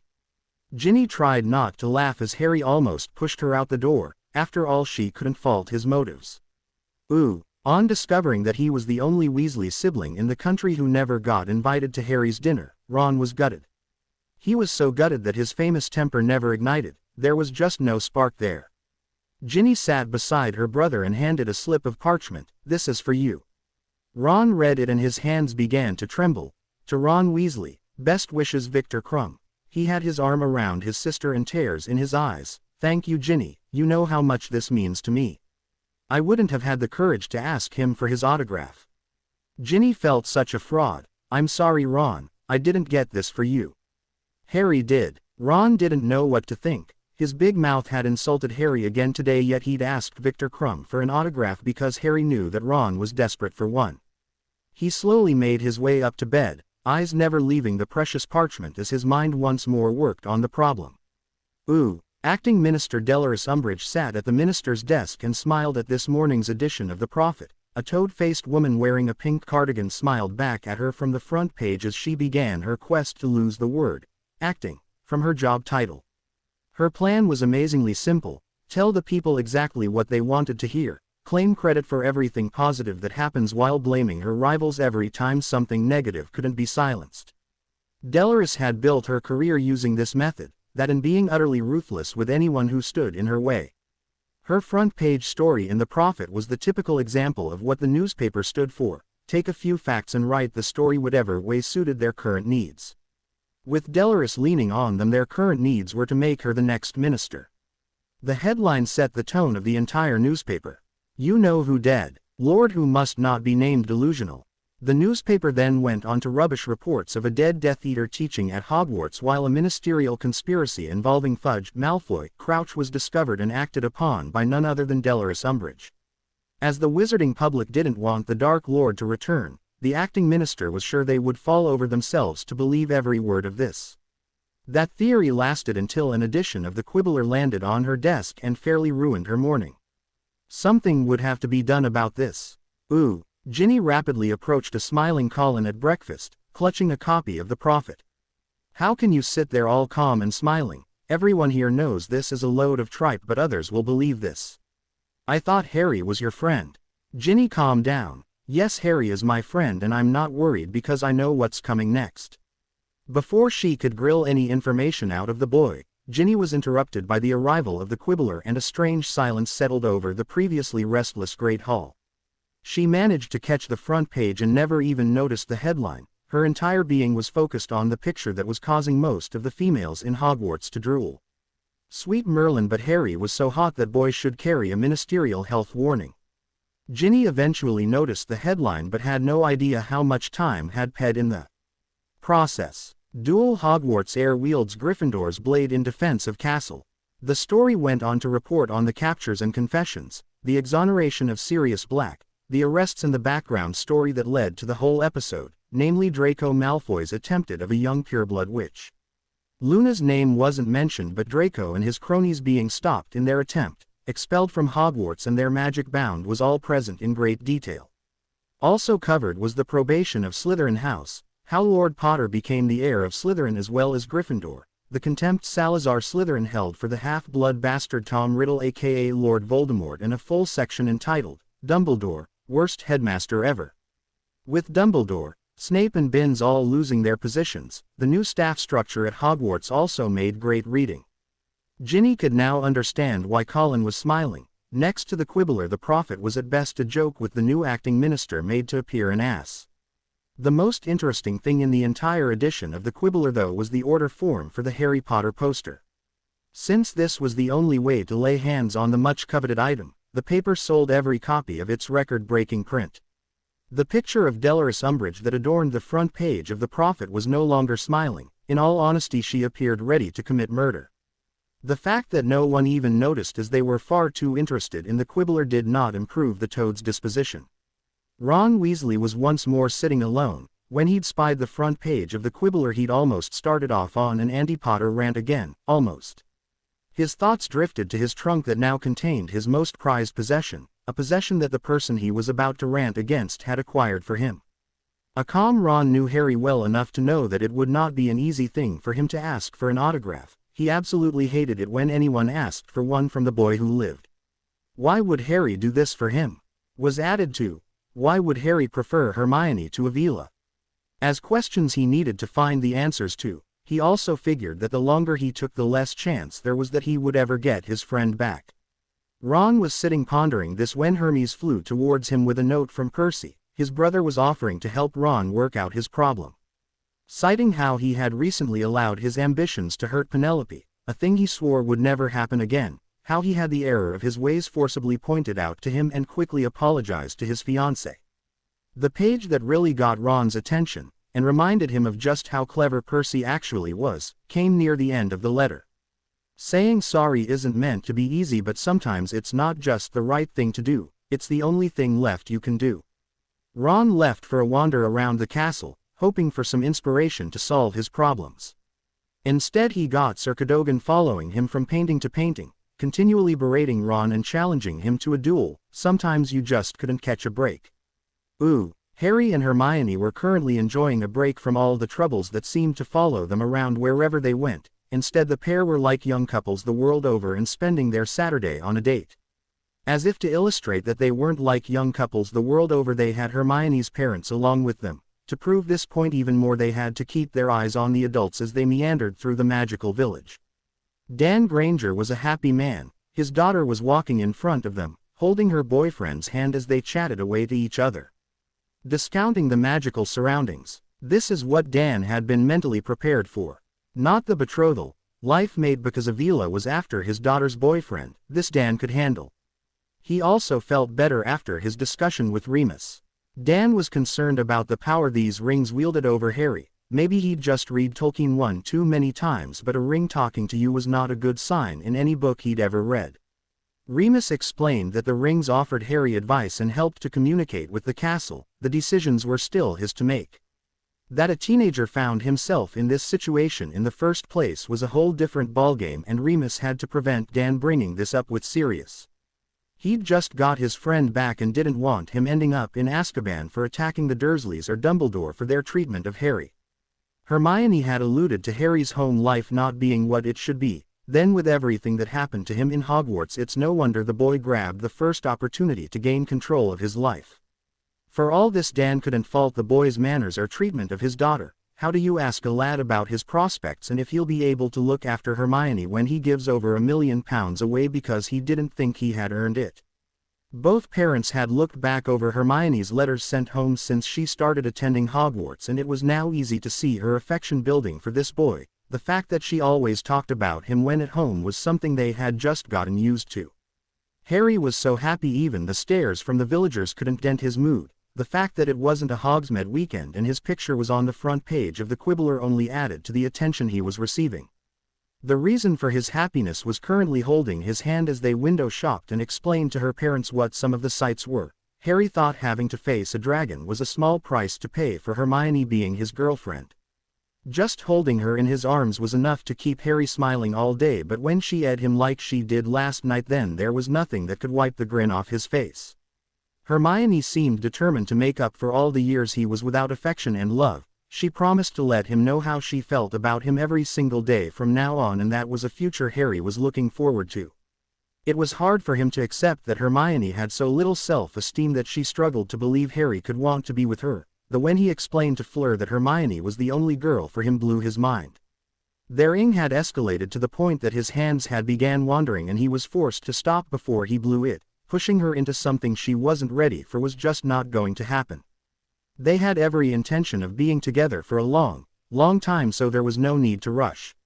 He was already making plans for Christmas to convey how much he loved this girl who had radically changed his life. It would have to be something special though, as his Hermione deserved the best. Hermione was currently in heaven. She was with Harry and her parents were accepting the situation, though she would have to be careful to keep her displays of affection to a minimum in their presence, or that could quickly change.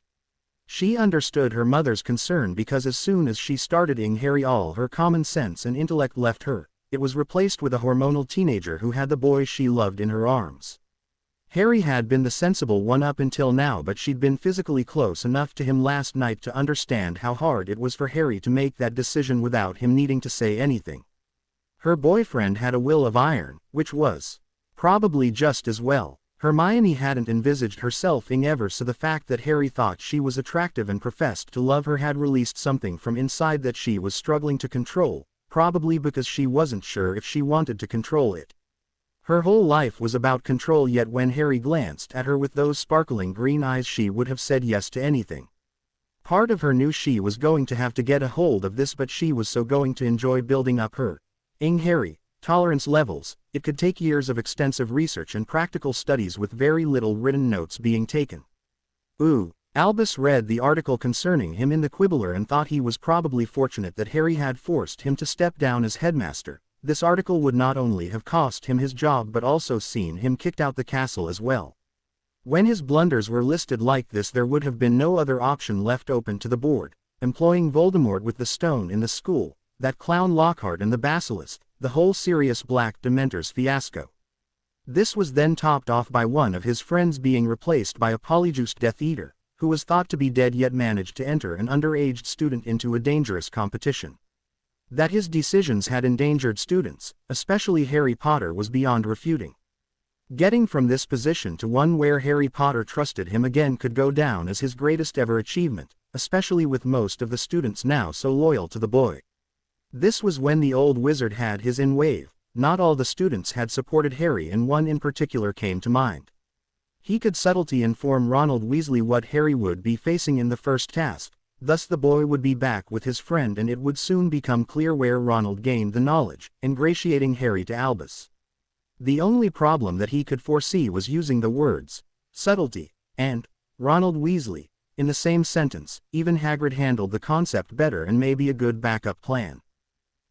Peter Pettigrew was currently disguised by use of a glamour charm, applied by his master because it was beyond his capabilities as a wizard.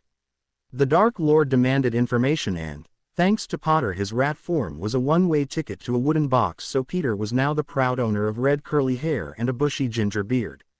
His eyes were almost popping out his head at the details revealed by this issue of the Quibbler.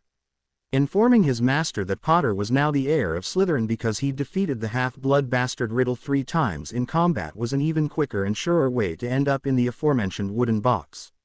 Panic set in immediately as he spied the young couple strolling toward him. He had no trouble recognizing Potter and Granger, though didn't know the older pair who were with them. The Death Eater only had seconds to make up his mind whether to flee or hope his disguise fooled them. Remembering how smart Granger was, Peter decided not to take the chance. As he apparated away, his copy of the Quibbler floated to the ground. His master could read the shit that the prophet printed because the truth in the Quibbler would get him killed. Ending up as food was a long haul away from the wealthy and powerful future Peter had imagined for himself all those years ago when he became a Death Eater. Spending 13 years as a rat and then nursing the most powerful but ugliest baby on the planet was not mentioned anywhere on the Death Eater recruitment brochure. Amelia steeled herself before entering the minister's office after receiving her summons. She was absolutely livid with the article had appeared in the Prophet and would have been here sooner if it wasn't for the Quibbler. Their acting minister had used the Prophet to mount her campaign for the full-time post and found herself derailed by the truth printed in the Quibbler. Amelia was relieved. She welcomed the cleanup that had started in the ministry and had no intention of letting it slip back into the bad old ways. She was quite certain why Dolores had sent for her and had no intention of complying with she who must wear horrible pink cardigans requests or orders. If her niece could face down orders for justice, then surely the head of the DMLE could do no less. The sickly sweet voice that greeted her as she entered the room had Amelia grinding her teeth in frustration, knowing full well that this was all an act so that people would underestimate the toad-like creature. "What can I do for you, Madam Umbridge? We have a publication printing anti-ministry propaganda. I want it closed down and its owner arrested."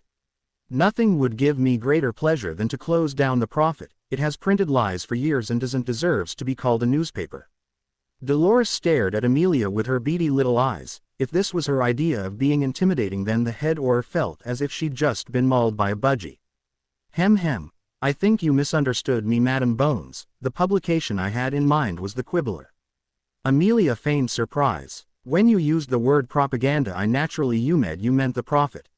Information, ideas, or rumors deliberately spread widely to help or harm a person, group, movement, institution or nation is my understanding of the word. Every detail printed in the Quibbler was the truth, while the Prophet's only intention would appear to be to promote Dolores Umbridge. Could you explain to me, Madam Umbridge, just how you brought these criminals to justice? You see, I was there personally, can vouch for every word printed in the Quibbler as the truth, and didn't lay eyes on you anywhere near any of the action.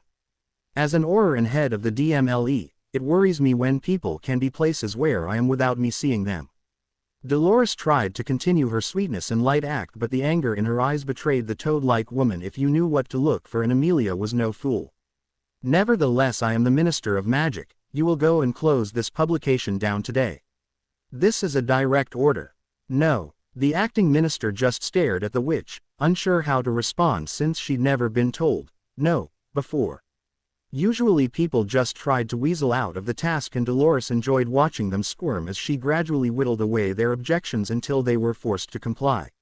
Someone saying no to her face was not something she knew how to deal with. "What do you mean, no?" Amelia squared her shoulders. It's quite simple, acting minister. You see, everyone has to obey the laws of the land, just ask your predecessor. The Quibbler has broken no laws and will not be closed for telling the truth. Disagreeing with your version of events and you being left looking like a fool is not a crime. You will close down this publication or lose your job. The choice is yours to make, Madam Bones. I don't think so, acting minister. Here's how it works when you're playing with the big boys. In just over 5 weeks Britain will have a new Minister of Magic. It will not be you, and if you keep your head down, Dolores, I will allow you to walk away after the minister is elected. If you fight with me, I will investigate in minute detail everything you've ever done since entering the ministry. We both know that your behavior couldn't withstand such an investigation and you would probably end up in the adjoining cell to fudge. The choice is yours to make. Madam Umbridge. The Toad's temper snapped. How dare you speak to me like that? I demand respect.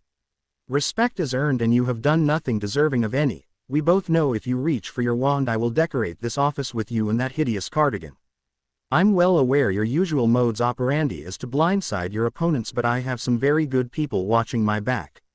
Now I've got rid of Fudge's lackeys and there's no Malfoy spreading his gold around to get what he wants. We can look forward to better times. Enjoy your time as acting minister and then resign gracefully from the ministry. Leave me and my department alone or we'll come after you. I have no interest in the minister's job, just as long as you don't get it. Dolores was doing her catching flies impression as Amelia continued. Please don't take it personally. We have suffered for too long under ministers with delusions of adequacy. Our country needs and deserves a strong, intelligent, honest minister. By no stretch of the imagination is that you. Amelia turned her back on the woman and left the office, leaving Dolores wondering how she was going to repair her shattered dreams. Ooh, Molly Weasley's dreams were beginning to come true as she sat with Percy and Penelope, moisture gathering in the corner of her eyes, the first of her sons to bring a girl home, and now there would be a wedding to help plan. Arthur reappeared with a bottle of wine and Glees as they made to sell it the happy news, with full Glees all around the head of the Weasleys proposed a toast. To Penelope and Percy, may all your problems be little ones. The double meaning had Penelope blushing. She was spared further emberment by the arrival of an owl at the burrow addressed to her, bearing a note that had Penelope very excited. It's from the Quibbler offering me a job. Luna must have put a good word for me. Arthur was chuckling. Zeno Lovegood owns the Quibbler and trusts Luna's judgment so much, he lets her write for the paper. When did you see Luna? Molly wanted to know. Oh, we were invited to dinner by Harry last night and of course Luna lives there. It was quite a gathering and a great evening. She didn't want to ask but needed to. Was Ron there? Percy shook his head.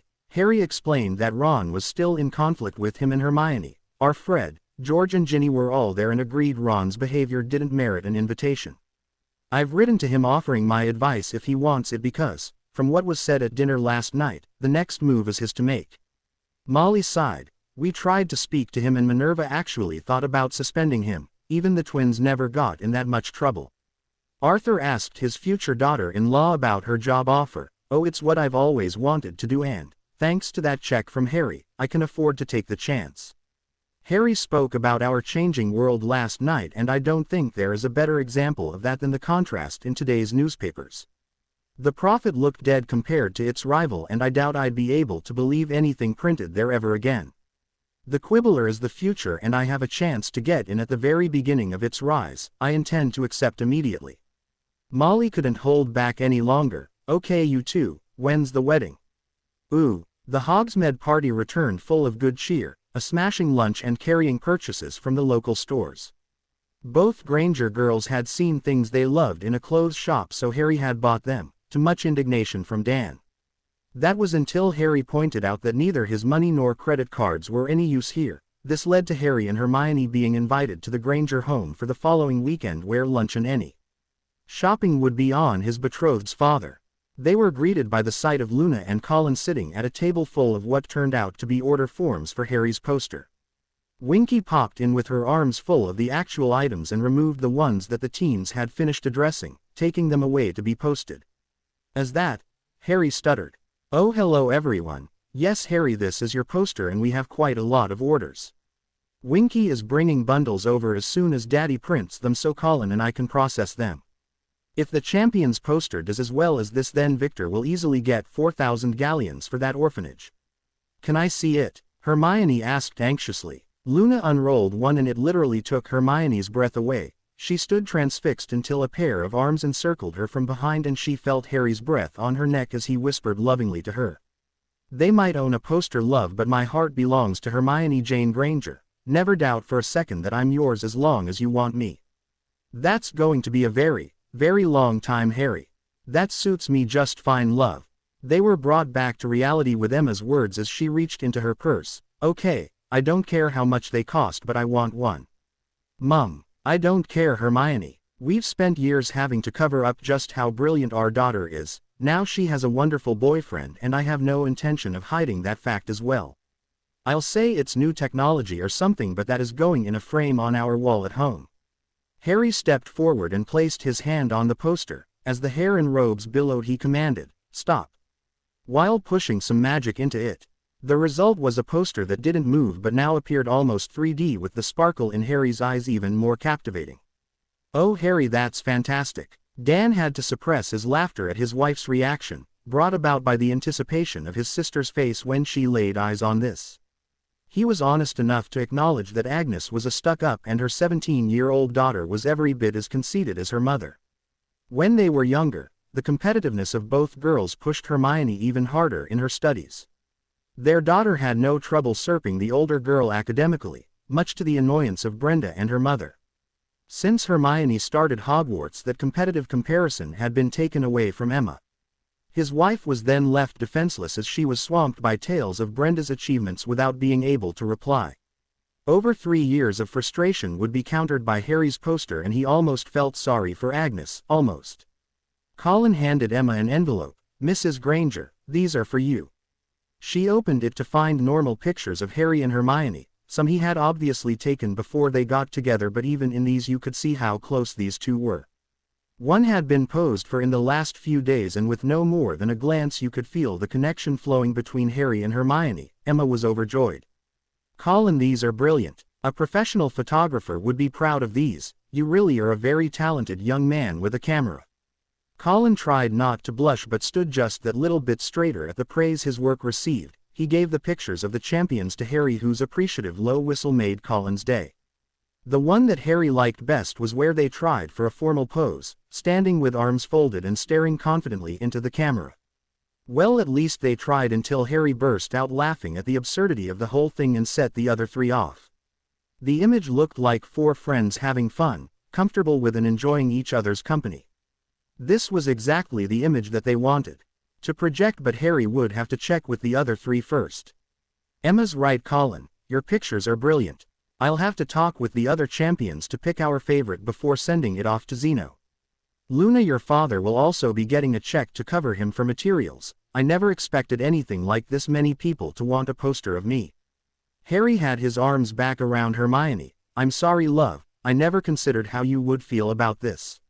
If this many boys had posters of you on their walls, then I wouldn't be too happy. I want you all to myself." Before Hermione could answer, Luna interrupted.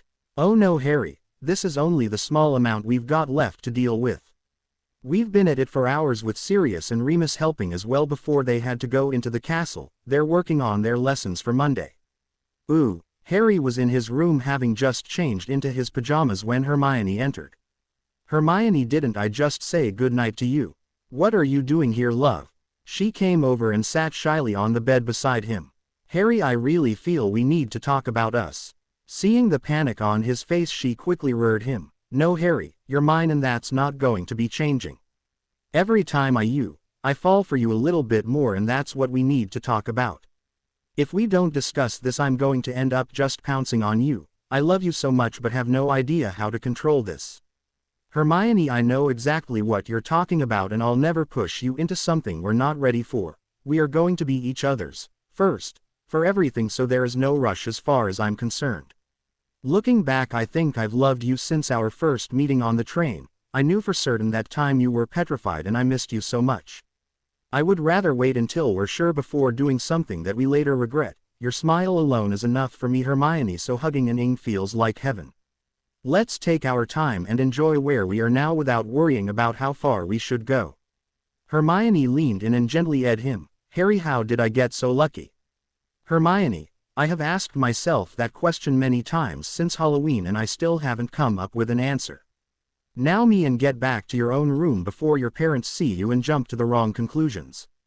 As Hermione happily complied with Harry's wishes, her father made his way to the room he shared with his wife, tears glistening in his eyes. Dan had caught sight of his daughter entering Harry's room and was ready to barge in when he heard them talking. He was so glad something made him stay his hand. Emma was concerned when Dan entered. He was normally very level-headed and kept his emotions under control. She wondered what was wrong until he choked out an answer. I think we've just spent the weekend with our son. All that's missing is Harry loving golf and the lad would be perfect. Ooh. Breakfast in the Great Hall was taken over by the flock of owls delivering their very precious cargo, Harry's poster. The squeals of delight that reverberated around the grand room would have had Snape dishing out detentions at a rate only matched by the speed a machine gun spits out bullets. Thankfully he was no longer in the castle and the new head of Slytherin didn't appear to disapprove of witches drooling over posters of his godson.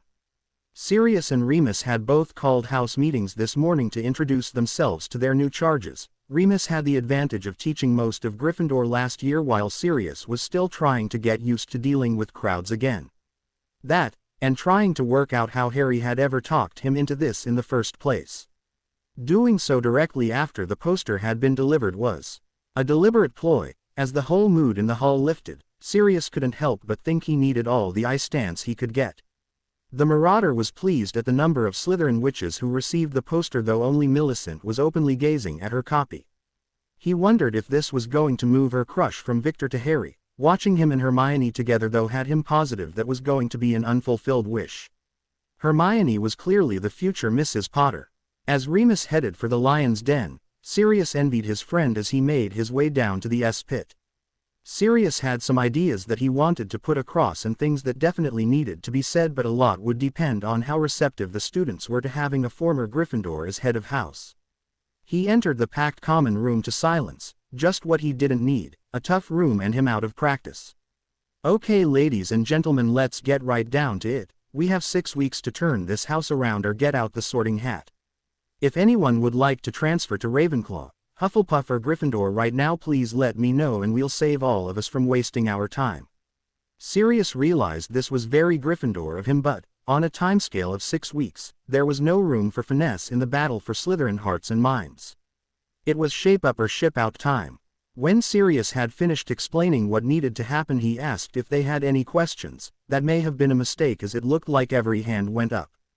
This was going to take a good while longer than he thought. He just hoped Remus was doing better in Gryffindor. Remus was greeted like a returning hero. He explained up front that he was a werewolf and what that entailed. For a couple of days a month I'm pretty unbearable to be around, and then on the night of the full moon I drink a potion and sleep on the rug. I will be staying in Harry's accommodation, and anyone who needs me while I'm there call for an elf named Dobby. He will contact me immediately. No Gryffindors had a problem with this and all were looking forward to a history of magic lesson that didn't make them fall asleep. Ooh, the other champions loved the same picture and so did Zeno. He asked if Penelope could do an interview with them to accompany the picture so it wouldn't just be a repeat of their bios Luna had written for the poster. All agreed and the print date was set for Saturday. The Quibbler had increased its publication to twice weekly and its circulation was off the chart. Well, at least off the ones that Zeno had used in the past few years. The 3 seekers all went into the training room while Fleur asked if she could use the Leary. Hermione of course accompanied her.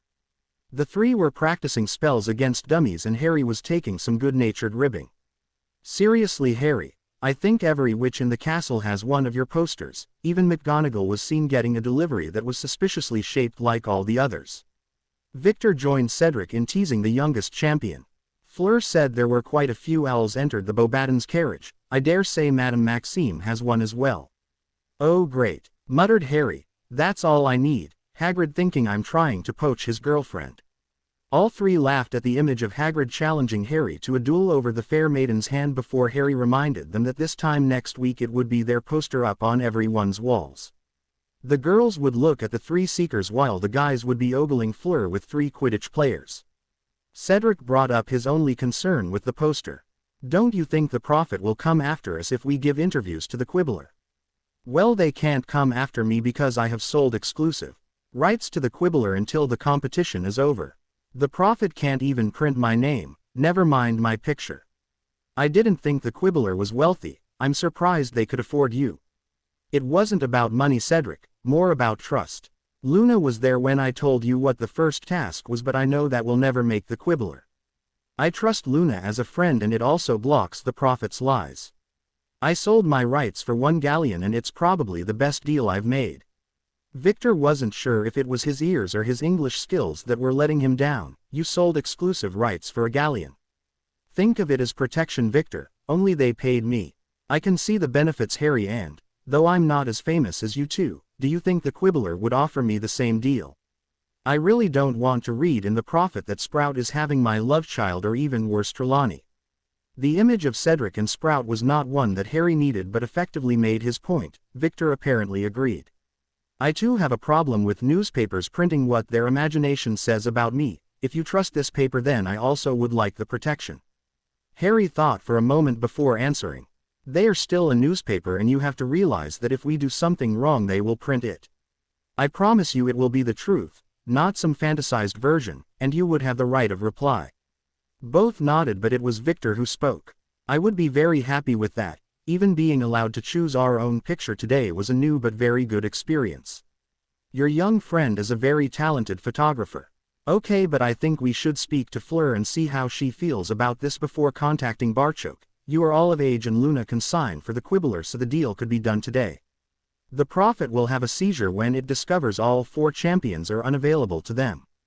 Fleur was currently chatting away to Hermione, with both girls constantly switching languages, thus helping Hermione with her French and Fleur with her English. The two found they had a surprising amount in common, their love of books, music and theater, to name but a few. Hermione knew she shouldn't have been surprised at Fleur's intellect, but had fallen into the dumb blonde trap. Fleur Delacour was definitely blonde but certainly no dummy, and Hermione felt she could be a great friend. Fleur was very impressed with this young girl, but she should have expected that anyone who could win the heart of Harry Potter would have to be exceptional. It was unusual for her to be this comfortable with someone. Boys usually drooled over her, while girls didn't like to be around her because of the drooling boys. None of the other girls got noticed with Fleur there. She smiled while making an observation. Hermione, did you know that every time you mention Harry your whole face just lights up? It is a very beautiful thing to witness. When did you first know that you were in love with him? She was trying not to blush. I liked him since we met, but his friend wasn't nice to me. Ron eventually insulted me so badly that I ended up crying in a toilet at Halloween, thinking I was going to return home. A troll was led into the castle by Voldemort and, just my luck, it ended up in the same toilet as me. I thought I was going to die until Harry came crashing through the doors with a look of determination on his face like nothing I've ever seen before. He tried to distract the troll away from me, but when that didn't work, Harry jumped on its back. Fleur was having trouble believing a boy who was only 11 at the time could do such a thing. She had a very high opinion of Harry, but it would appear that even that was an underestimation. She could feel the emotion pouring off Hermione as she described the unfolding drama. I couldn't believe it. Here was the boy I had been trying to get close to, risking his life to save mine. Ron was there too, but I only had eyes for Harry. Later that year I almost told him and nearly ate him as Harry went off to face Voldemort. Part of me still wishes I had, but I wouldn't swap what we have now for anything. Hermione was starting to get upset. These girls may have his poster on the wall, but to them he's some mythical figure, not my boyfriend who has a dark wizard determined to kill him. Voldemort is not gone and he won't quit until one of them is dead. Fleur put her arm comfortingly around Hermione. I think now I begin to understand. Harry is a very powerful wizard who has faced danger, even death on many occasions, and you have been right by his side. Even now he still looks to you for guidance, and there is no question whose opinion matters the most to him. You are both very lucky to have found someone so special so young. Hermione couldn't agree more, but they were interrupted by the boys returning. Fleur liked the idea that no lies would be printed about her, so quickly agreed to the Quibbler deal as Dobby was dispatched to speak to Barchok. All week the castle had been buzzing about how much better Hogwarts was with good teachers in place. Black in defense, Remus in history and potions was unrecognizable now that Dumbledore taught it. This did not make Ron Weasley feel any better, and he'd just been asked to stay behind by Professor Dumbledore. He didn't know what he'd done wrong but was about to find out. "And how are things for you, Mr. Weasley? How are you coping with your best friends living outside the castle?" "I don't have any best friends, Professor Dumbledore." "Nonsense, my boy, of course you do. This little spat will soon blow over, then both will realize just how good a friend you've been to them in the past. Never fear, Mr. Weasley." "Do you really think so, sir?" "Of course I do, my boy. Harry has even stopped speaking to me, so that demonstrates just how confused he is at the moment. It's a real pity too, because he could have used both our help for the competition.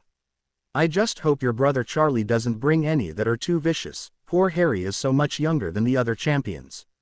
"Charlie's coming here for the competition." "That's great. I haven't seen him in ages." "Don't worry, sir. His friends look a bit rough, but they're really nice guys." Albus was trying to work out whether the boy was playing it cool or was really that stupid. "It wasn't his friends I was worried about, Mr. Weasley, though they will be here in their official capacity." Ron was bemused. "Official capacity? What's that, Professor?" "Well, Ronald, my official capacity at Hogwarts is potions professor." He gave a sigh of relief, as the boy's face clearly displayed that the canute had finally dropped. "Oh, so Hagrid is finally getting some dragons for care of magical creatures.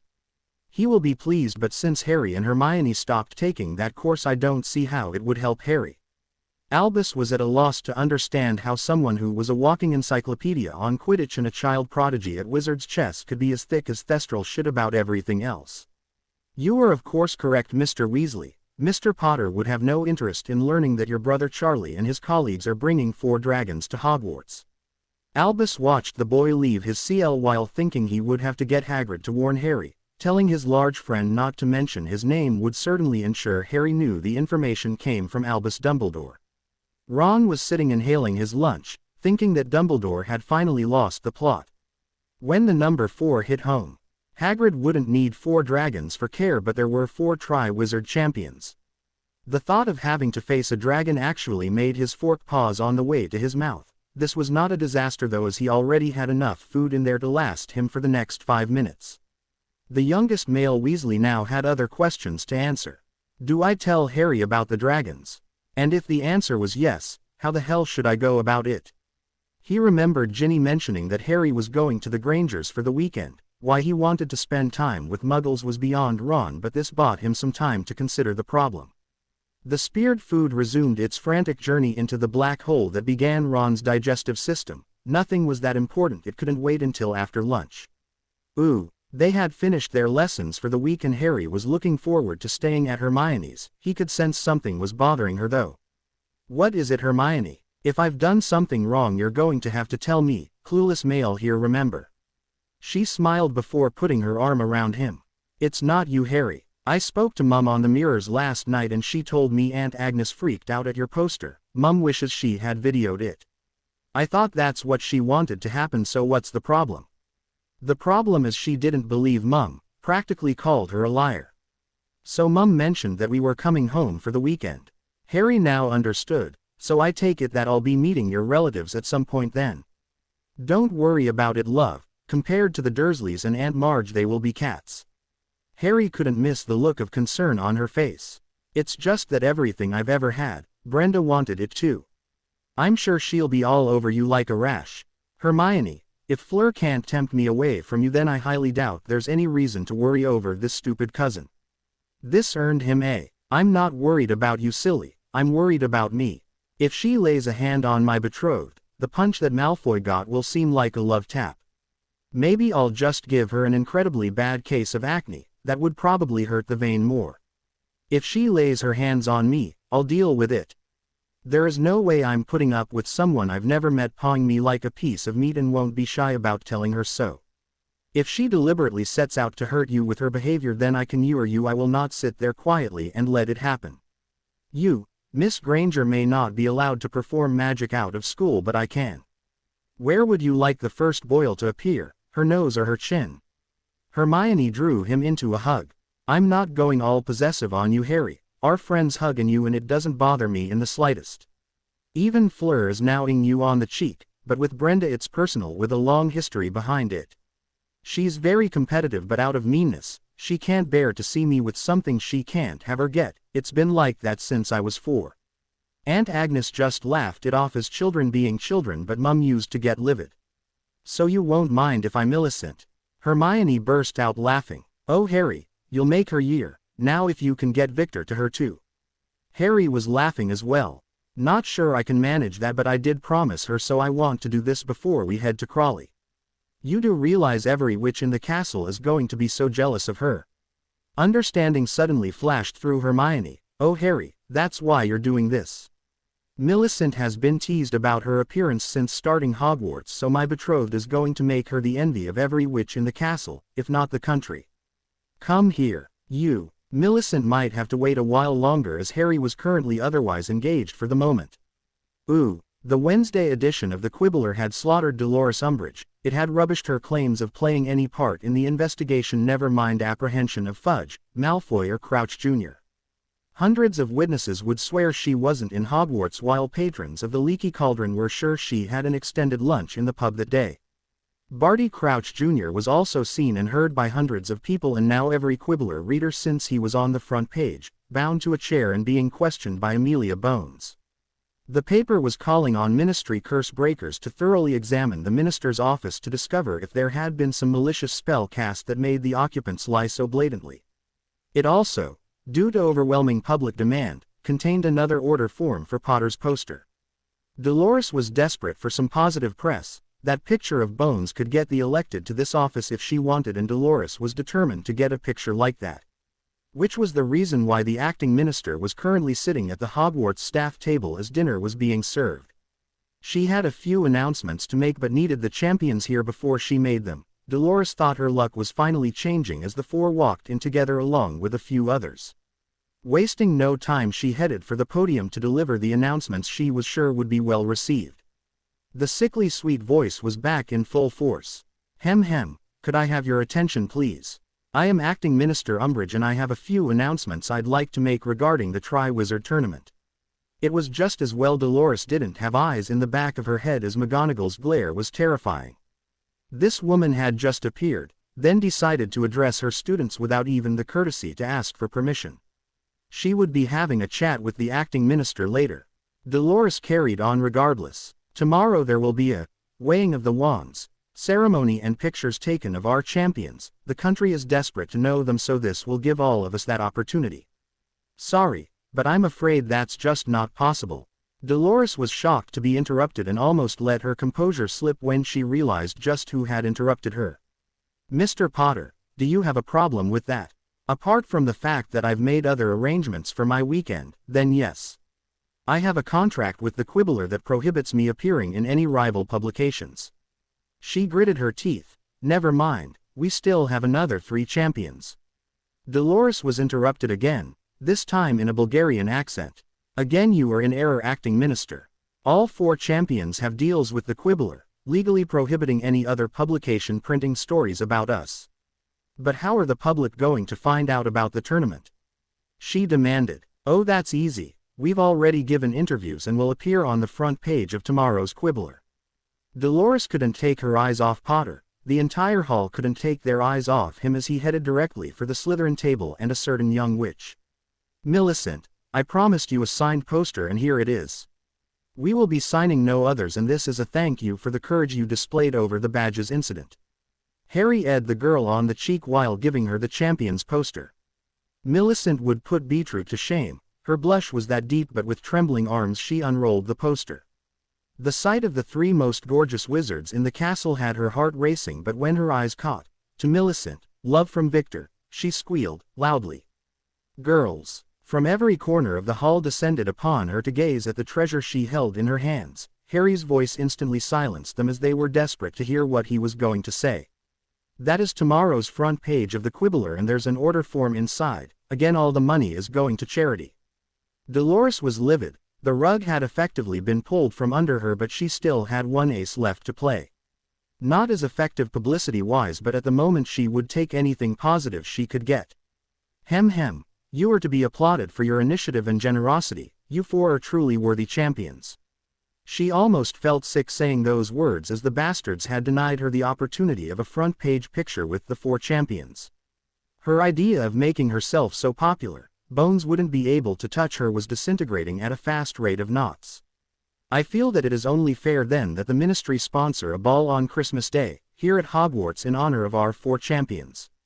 Dolores couldn't see any way she could lose with this idea. She also couldn't see McGonagall now on her feet and ready to let rip. A Bulgarian beat her to it. Once more you are in error, madam. All 4 champions have already made arrangements for the holidays and will not be in Scotland on Christmas Day. All pretense at congeniality left Dolores Umbridge at that moment. You all signed a magically binding contract and will do what you're bloody well told. It has already been established beyond any doubt that I did not sign any contract, but that fact aside, the contract was to compete in a tournament. We are not here to be rented out like mannequins to whoever wishes to use us for their own ends. There is no mention of a ball in the rules, therefore it needs the agreement of the champions, not their schools, to go ahead. As you have just heard, we have made our own plans for Christmas and it doesn't include attending your ministry-run events. Albus just couldn't resist trying to play mediator, and he wanted the boy in the castle over the holidays. Harry, though not in the rule book, this is a tradition of the competition. Would you really deprive Miss Granger the chance to attend a Christmas ball? How can something be a tradition when it hasn't happened even in your lifetime? Not much of tradition when it hasn't taken place for a couple of centuries. Before Harry lost his temper, the hall was treated to the strange sight of Fleur with her arm around his betrothed. Sorry, Hermione. Harry wanted to surprise you with our plans. Victor made a promise to the orphans he would visit on Christmas Eve, so we are all going with presents and the gold from that poster. On Christmas morning we leave Victor's house and arrive at mine. The French ministry holds a world-famous ball every year and we all have invitations. Professor Dumbledore will be able to read about it in the Quibbler as Luna and Colin are also invited. Fleur addressed the acting minister and staff. This competition is to promote a spirit of cooperation between us, and that is exactly what we intend to do, regardless of obstacles placed in our path. Dolores was now clutching at straws. Mr. Diggory, I notice you haven't said much. Oh, please don't think that I in any way disagree with my friends here. They were doing such a good job I didn't feel it necessary to add anything more. I would say though they did forget to mention that we will all be spending Boxing Day at my house. There was an implied threat in her voice now. Doesn't your father work at the ministry? Why yes, acting minister. We keep telling him to run for the now vacant Minister of Magic position. It's about time we had somebody honest in that job. That final jab was the one that delivered the knockout blow. Dolores was beaten and slinked back to her half-eaten dinner. Minerva had sat back down when it became evident the champions had the measure of Madame Umbridge. These 4 were a powerful force for change in their world. Harry Potter appearing at the French ministry's ball after telling the British one to basically make like a turkey and get stuffed, would send shockwaves through their country. There was no doubt the pictures would again be front page and leave our magical community asking if their government was really so bad that the boy who lived would rather go to France. With the acting minister now heading back to her seat, the attention once more switched back to Millicent, allowing Harry and Hermione to say a few goodbyes and slip quietly out. Sorry you heard our plans like that, love. I wanted to surprise you after I asked your mum and dad. That's okay, Harry, though I think they had wanted to spend the holidays with us. Oh, I'm so glad to hear that, since they're invited to Bulgaria, France and the Diggories. Harry had just earned another reward, so didn't get to finish telling her that they would all be bringing in the new year on a private beach in South Australia. He would save that for later.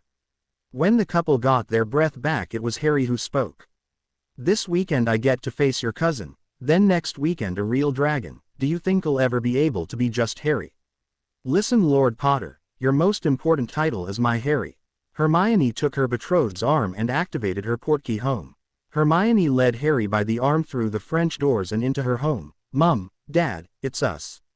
They walked into the lounge where you could cut the atmosphere with a knife. Harry just hummed that the 2 strange females present were Hermione's Aunt Agnes and her daughter Brenda. He was not impressed. In fact, his first impression was of his Aunt Petunia and Dudley. Not good. Their mannerisms and the way Agnes unnecessarily fussed over the girl brought forth memories of Dudley getting his bow tie fixed while waiting on Aunt Marge. If Agnes started spouting baby talk, then Harry was sure he would throw up. The girl was clearly spoilt rotten while her mother evidently thought the sun shone out of her daughter's backside. Harry and all the Grangers were dressed in casual clothes while this pair looked as if they'd spent the day in the beauty parlor, then got dressed in their best as if ready for a wild night out on the town. It was 6 o'clock on a Friday in Crawley for Merlin's sake. It was all so bloody fake, but what really troubled Harry were the motives behind this display. Were they that stupid and shallow that they believed he would dump Hermione after his first glance at Brenda's unwelcome display of cleavage? Harry hugged Emma, then swapped with Hermione to shake Dan's hand before his betrothed handled the introductions. "Harry, this is my Aunt Agnes." The woman came forward, clearly intending to hug him in a similar fashion to Emma, but Harry had no intention of offering any encouragement whatsoever. He stuck his hand straight out in front of him, forcing her to either shake his hand or walk right into it. Agnes shook it but wasn't pleased. Her daughter pouted at the offered hand. Shaking hands isn't the best way to get to know one another. Harry shrugged his shoulders. Fair enough. He turned his back on her to face Hermione, taking both her hands. "Will you show me where my room is, love?"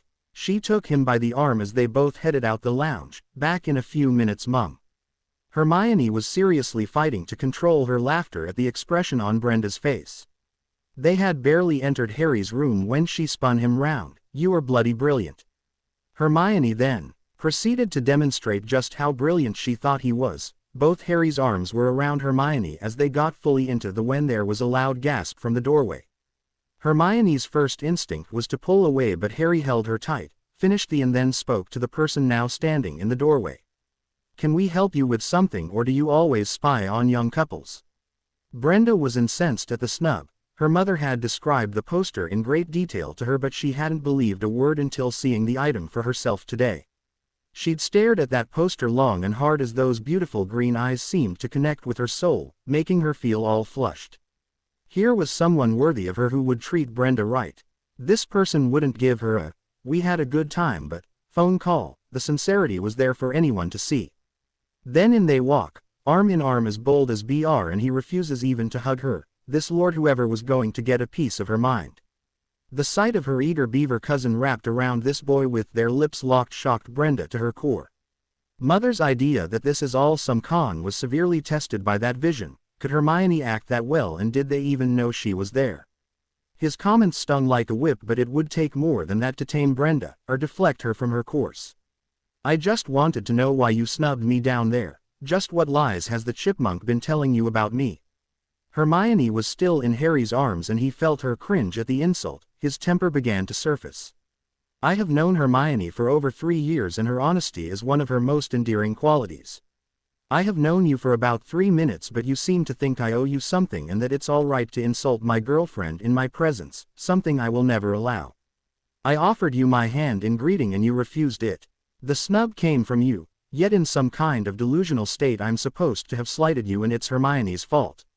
The continued sight of Bucky Beaver wrapped in this boy's arms was really getting on Brenda's tits. How could her cousin possibly pull a guy like this? She changed her angle of attack. "Hermione, you should be ashamed of yourself. I expected better from you, in his bedroom as well." The hypocrisy in those words never even scratched Brenda's thick skin, though the jealousy did ring out in her voice. "Your parents would be so disappointed in you."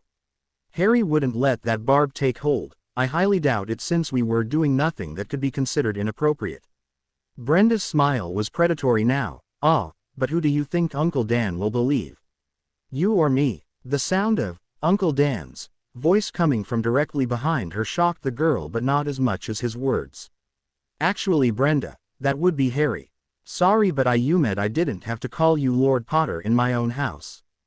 Dan's wink signaled to them both that he'd heard more of the confrontation than just that last bit, and there would be no trouble coming their way from him. His next comment reinforced that belief as Dan twisted the knife in his meddlesome and jealous niece. "You two better freshen up as dinner is about to hit the table. How was the journey down from the castle?" Harry played right along. "You know we always travel in style, Dan, and I only use the Lord thing when I need to." "Castle," croaked Brenda. Hermione had the loving support of the two most important men in her life, so it was time to begin laying past ghosts of torment to rest. "Yes, Brenda, my school is a castle." "Well, that should more accurately be Harry's school since he owns it." Ready to go down to dinner, love? As they ped Brenda, her calculator eyes were clearly doing a number on Harry. And the figures were adding up rather nicely. At the table, Harry needed no prompting to find himself seated by his favorite Granger girls for dinner, much to the consternation of the two women left on the other side of the table. Agnes couldn't even wait until she'd finished her starter before beginning Hermione's interrogation. "So dear, you'll have to tell me how, bloody hell." "Hermione Jane Granger, what's that on your finger?" Hermione had reached for her wine GL, knowing full well they couldn't miss her beautiful betrothal ring. "What this?" "Oh, Harry gave it to me." Agnes turned on her brother. "Daniel, what have you got to say about this boy giving your daughter an obviously hideously expensive ring?" Dan was enjoying this almost as much as Emma was. That Brenda calling his Hermione a chipmunk meant the gloves were off today. "Well, since he also put £250,000 in her bank account, I figured he could afford it." Emma once more wished for a camera. She would have to speak with Colin about how taking pictures from your memory worked, because she would give a year's salary to have a permanent reminder of this. Emma had seen nail varnish on sale called Envy Green, and she would swear both Agnes and Brenda's faces matched the shade exactly. The smirk on Emma's face couldn't be hidden, so Agnes took the only option available to her. "Well, since it would appear you have bewitched the three of them, what have you got to say for yourself, young man?" All three Grangers almost choked at her turn of phrase, but Harry wasn't troubled by her glare. "Nothing." Agnes was spluttering while Brenda stared daggers at him. "What do you mean nothing?" "You are a very rude boy." "It was not my intention to be rude. I have nothing to say for myself, hence my answer. Hermione's mother and father know me, and I have answered any question they have asked of me. I have no intention of being interrogated by you or anyone else. I think I'm entitled to ask what your intentions are towards my only niece." Harry was quickly coming to dislike this woman, so gave her an answer he could be certain was not the one she was searching for. "My intentions towards Hermione are signified by that ring she wears. It's an old Potter family promise ring that's part of a set of 3. On her birthday she gets the next one, and I speak to Dan about completing the set." Hermione's scream of "yes" was right in Harry's ear as she now had him in a death grip. Both of them were in danger of toppling backwards off their chairs until Emma grabbed them both in her arms, halting their backward motion while celading right along with them. Brenda was confused. What just happened? Agnes was not amused. Hermione is getting engaged on her birthday. What? She'll only be 16, how can she get engaged? Harry supplied the answer. In Scotland you can marry at 16, but Potter family tradition usually means we'll wait until she's 17. 19th September on my 17th birthday works for me. Write it in your diary, Brenda. Even though Hermione's words couldn't be faulted, her, "write it in your diary, Brenda," was said with such emotion and feeling that Dan had to do a double take. It had somehow sounded exactly like, "Stick that up your ass, Brenda." Dan would not have reprimanded Hermione even if she had said it. Some retribution for Brenda was long overdue. Dan was learning that with Harry by her side, Hermione apparently could stand up to anything. He now understood that his daughter carried out the same function for Harry. These two were really good together. Agnes stared at her brother. "And you're okay with this?" Dan actually had tears in his eyes. "I just wish I had some good champagne in the house. It's not every day a father gets to see his daughter proposed to." She then pushed it too far by demanding of Harry, "Just what do your parents think of this madness?" Hermione almost went for her wand. This was one of the happiest moments of her life, and nobody was going to spoil it, or upset Harry. Only her mother, who was still hugging her daughter, prevented Hermione cursing Aunt Agnes.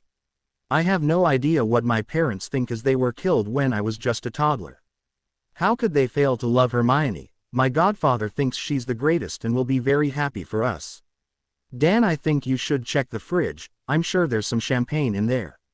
Emma was biting her lip to stop herself laughing as Dobby had silently appeared behind the other three. The little elf was wearing the biggest smile she'd ever seen while signaling to Harry that the bottles in his hand would find their way into the kitchen. Emma so wished she could hire a house elf. Harry turned to Hermione. "Sorry, love, that was not the way I intended to ask you." Sirius explained the significance behind the rings to me the night we got dragged apart for chats, and he really does love you. I'm positive my mum and dad would have as well. You seem to be hearing things today rather than us discussing them, but that's purely due to circumstances and timing. What else happened, Harry? Emma asked. Oh, they were trying to push a Christmas ball onto us and we had to reveal our plans before I wanted to. You must come to our Christmas party, everyone will be there. Agnes spoke as if that statement brooked no argument and their decision was already made for them. Harry wondered if Agnes was adopted, but then thought of his mother's sister. Apparently siblings could be so different. Everyone might be there, but we won't. Our holidays are already organized and all that remains is to inform Emma and Dan that they are most definitely invited too. The thought of spending Christmas with Harry and Hermione and missing Agnes's dreadful party meant Emma's answer was always going to be a resounding yes. They knew what they were escaping, but, with Agnes sitting there and for the sake of manners she thought she better at least ask what they were letting themselves in for. What are the plans, Harry? We're all invited to Victor's in Bulgaria for Christmas Eve with a visit to the orphanage a must. Christmas Day everyone's staying with Fleur and there's a French government ball involved. Boxing Day will see us visiting Cedric. After that you're all in my capable hands, which will involve lying on a beach, soaking in some sun. Emma paled. You want us to go onto a beach with Fleur Delacour? Harry glanced at Dan for guidance, but he could only shrug in answer. When his wife was in a bikini his eyes weren't wandering anywhere else. Yes, Hermione and her are becoming good friends. I don't see the problem, Emma. Is there something wrong with this girl Fleur? Brenda didn't come right out and say it, but her accusation was that there must be if she hung out with Hermione. Emma's eyes bored into her niece. Oh, there's nothing wrong with Fleur and that's the problem. If you combined Kim Basinger and Jodie Foster you might come close. She's the most beautiful girl I've ever laid eyes on. Harry and Dan behaved like clones of each other as they shook their heads and rolled their eyes in perfect unison at Emma's proclamation. Both also wisely decided to leave the subject alone, for now. Dan, I know you wanted to treat us this weekend, but I insist on paying in Hamleys. I intend to buy a lot of toys for the kids in Bulgaria. Harry was interrupted by the sound of Brenda's chair crashing backward, hitting the floor as she shot to her feet and began shouting. Okay, too far there. You can switch off the cameras and come out because I'm on to you. I thought you people at Candid Camera were better than this. Bulgarian orphans, French balls, beaches in December, and worst of all, the chipmunk having beautiful friends while getting engaged to a handsome, and of course, rich lord. Please, just how stupid do you think we are? Get those bloody cameras switched off and show yourselves now. There followed a silence that seemed to last a lifetime. It was eventually broken by Dan, but his voice was so low, cold and menacing it was almost unrecognizable. Agnes, if you don't get this spoilt, arrogant little out of my house very quickly, then I promise you she's likely to be in serious trouble. The first boil was already starting to appear on Brenda's nose. We will not be at your party but rather attending a ball in. He looked to Harry for the destination. Paris. Attending a ball in Paris. Do not return to this house until both of you are ready to sincerely apologize to our daughter and her intended. We have nothing further to say to each other. Agnes merely nodded and stood, but Brenda wasn't finished. Mother, you said yourself it was probably a con. Surely you don't buy the chipmunk and him. The slap ended any more words leaving Brenda's mouth. Her mother had actually hit her. Home. Now. The mortified mother dragged her still shocked daughter out the front door, straight into their car. The remaining silence was broken by Hermione. How many? Oh, lots. How long? Well, at least until you forgive her. Thank you, Harry. The loud pop signified that Dan had found the bottles Dobby had brought. As they toasted the pending engagement, their dinner appeared on the table. Hermione, are you sure we couldn't hire a house elf? Salary can be whatever they want. Both teens could see Emma was serious. Ooh. Dan lay in bed with Emma wrapped in his arms. She'd just fallen asleep yet was still smiling from the weekend they'd just had.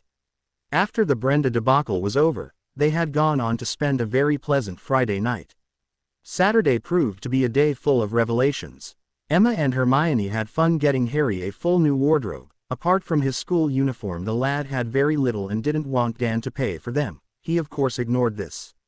It was Harry's face in Hamleys that almost broke the Grangers' hearts. Even Dan got a little excited entering one of the largest and finest toy stores in the world, but you could be forgiven for thinking Harry had come through the looking GL. With wide eyes he went on a buying spree that saw him spend thousands on each of the 6 floors, arranging for everything to be delivered to Crawley from where Dobby would collect it. It was only when Emma asked him if he wasn't going a little overboard that the truth came out. Emma, Hermione gave me a box of chocolate frogs when I was 11 and that was amongst the first presents I ever received. My relatives sent me 50 pence as a joke because they knew I couldn't spend it. I thought it was normal to get nothing because I was different, I was an orphan. The choice between having gold sitting in my vault or putting smiles on kids' faces at Christmas is not a difficult one for me to make. Emma swore she wouldn't cry, instead redoubled her efforts in helping Harry spend some of that gold. She recognized that to Harry, making people happy was its own reward and she knew of no one more deserving than this boy who loved her daughter.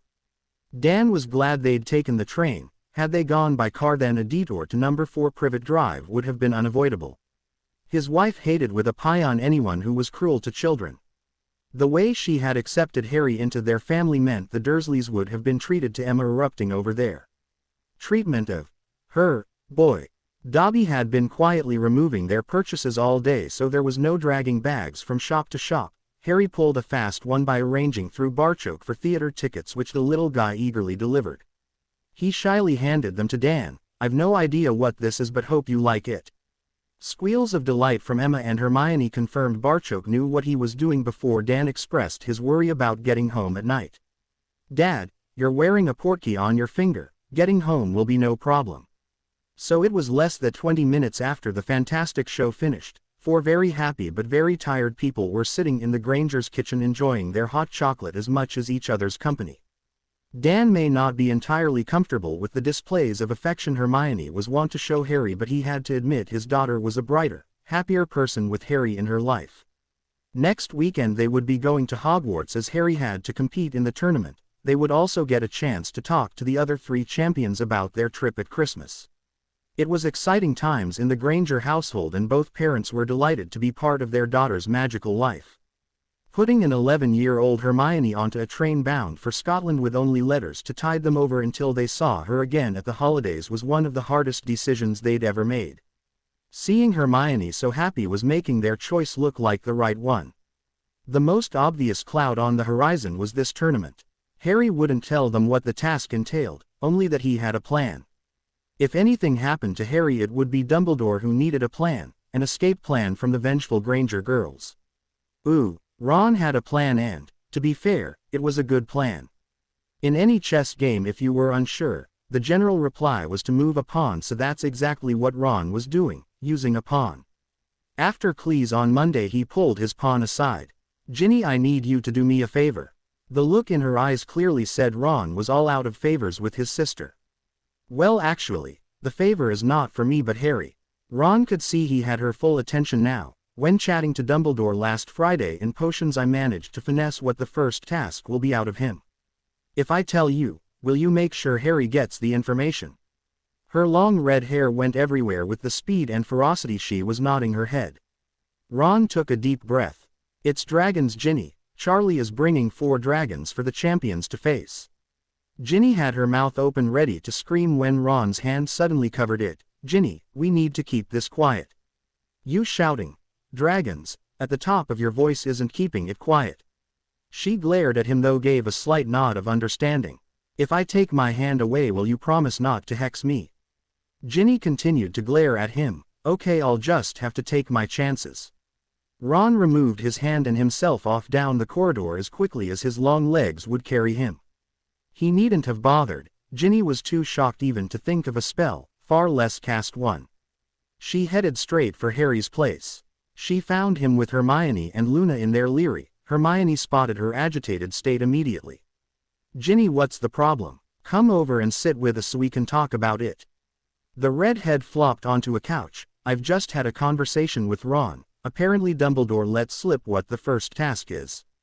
"Ginny, please stop there," Harry said. "We all know Dumbledore never let anything slip in his life.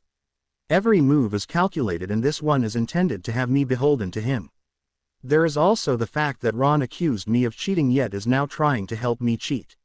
I will step out there with the same information as the other 3 champions and hope my plan works. Please thank Ron for me but I don't want anything to do with Dumbledore." Ginny was staring at him in disbelief. "You don't want me to tell you?" "No, Ginny. This has nothing to do with Ron. I just don't want anything from Dumbledore." She looked to Hermione for help but found none. Harry's right, Ginny. We don't even take potions lessons in the castle anymore to avoid contact with the old goat. Ginny sighed. You may be right. I wish I didn't know because I won't sleep the rest of the week now with worry, and I'll say nothing. Ron was again flummoxed by Harry's reply. It was like being given the answers to a test and deciding not to use them. At least Ginny said he wasn't angry with him over this, only Dumbledore, but it only added to his problem. When did his life get so complicated? It was Thursday before Hagrid managed to get a hold of Harry as he left the cube. Harry, Hermione, wait up, I want a word with ye. Only half the castle heard him. He then lowered his voice to a mere shout. There's something I needs to tell ye. This wouldn't be something that Dumbledore asked you to tell me, would it? Asked Harry. Nah, Dumbledore even said not to mention his name when I told ye. I shouldn't have told ye that. Harry and Hermione were laughing at their large friend's attempt to be sneaky. Even apart from his size, Hagrid could never be a spy. He was the worst liar and secret keeper in the world. Hagrid, not that I don't appreciate you wanting to help, but I will not accept I stance from Dumbledore. The man crossed the line when he went after Hermione's parents. They both saw the look of hurt in the large monk's eyes, so Harry tried to put Hagrid's mind at rest. Hagrid, please don't worry about me. I have a plan based on meeting my first friend and the first person I can remember buying me a present. Hagrid's hugs made Molly's look as if she wasn't really trying. He walked away from the two crumpled teens, wiping his eyes and blowing his nose. Dumbledore watched Ronald Weasley leave his CL, and his last chance to influence Harry walked out the door with him. When Hagrid informed Albus that Harry had seen right through his plan, he was amazed. That turned out to be only the tip of the iceberg though, as Hagrid didn't appreciate the position that he'd been placed in. Albus had mentioned helping Harry, which was all that was needed to get Hagrid on board. Now the large man knew he had been used and was not best pleased. Weasley had eventually figured out the blatant clues Albus gave him last week, and again Harry refused his aid. It would appear a touch of softening up was required before the second task. Emma Granger was officially a nervous wreck. She was sitting in this stadium thing looking down into a quarry. She had no idea what was going to happen except that it involved three young people she was quickly becoming friends with and a boy who'd rapidly worked his way into her heart. And it would be extremely dangerous with people having been maimed or killed in the past. The judges arrived and sat in their own little stand. Even though she was a muggle, Emma recognized all of them. Madame Maxine was unmistakable, as was Dumbledore sitting beside her. The witch in the cardigan could be no one else but Umbridge. That meant the fourth judge had to be Karkaroff because she was well acquainted with the figure on the other end. Ludo Bagman had been exposed in the Quibbler as having gambling debts, calling into question his honesty and impartiality as a judge since they couldn't be sure which contestant he had placed gold on. Harry had then lobbied to have a representative on the judging panel for equality with the other champions, so Barchoke was now officiating. Umbridge's disgust at this decision was undisguised. Emma noticed Hermione slip into the seat they had reserved beside them and pulled her daughter into a comforting hug. How's Harry? You know Harry, Mum, he ended up ruining me.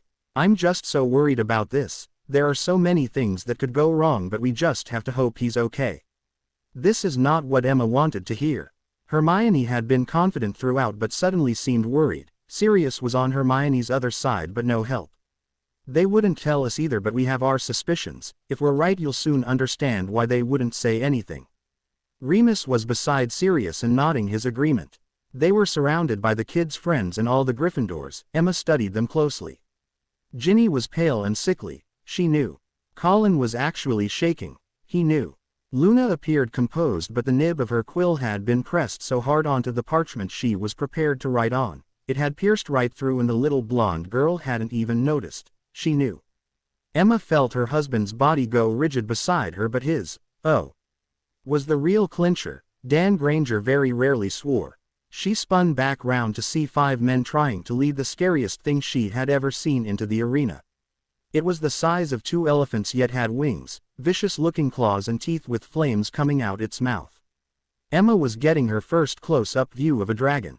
Emma now understood why they hadn't been told. She would have had Harry on the first available plane out of the country, never to return. Harry has to face that. She asked her daughter, needing to have the obvious confirmed. No, Mum. Each champion has to face their own dragon. If Harry's luck holds true to form, he will get the biggest, meanest dragon known to man. Tears were rolling down her cheeks as she said this, causing Emma to snap. Emma was on her feet shouting at the judges.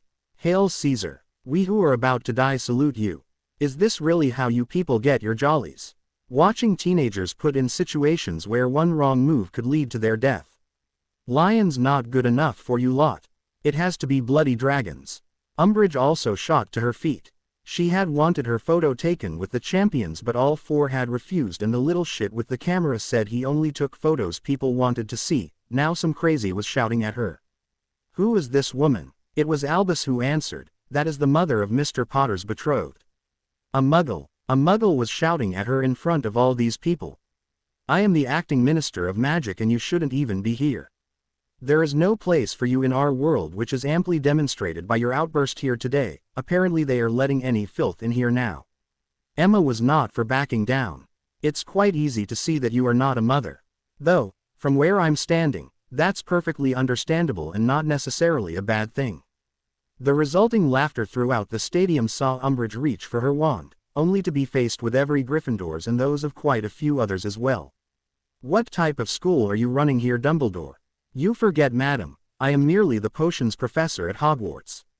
Headmistress McGonagall is the person to whom you would need to direct that question." McGonagall wasn't hard to find. She was on her feet amongst the Gryffindors with her wand pointed right between Dolores Umbridge's eyes. Not one wand backed Umbridge, and the standoff was broken by Barchok, his baritone voice ringing out clear enough for most to hear. "There is no rule that says the judges must sit together, so, if you will excuse me, all go and sit with the other filth."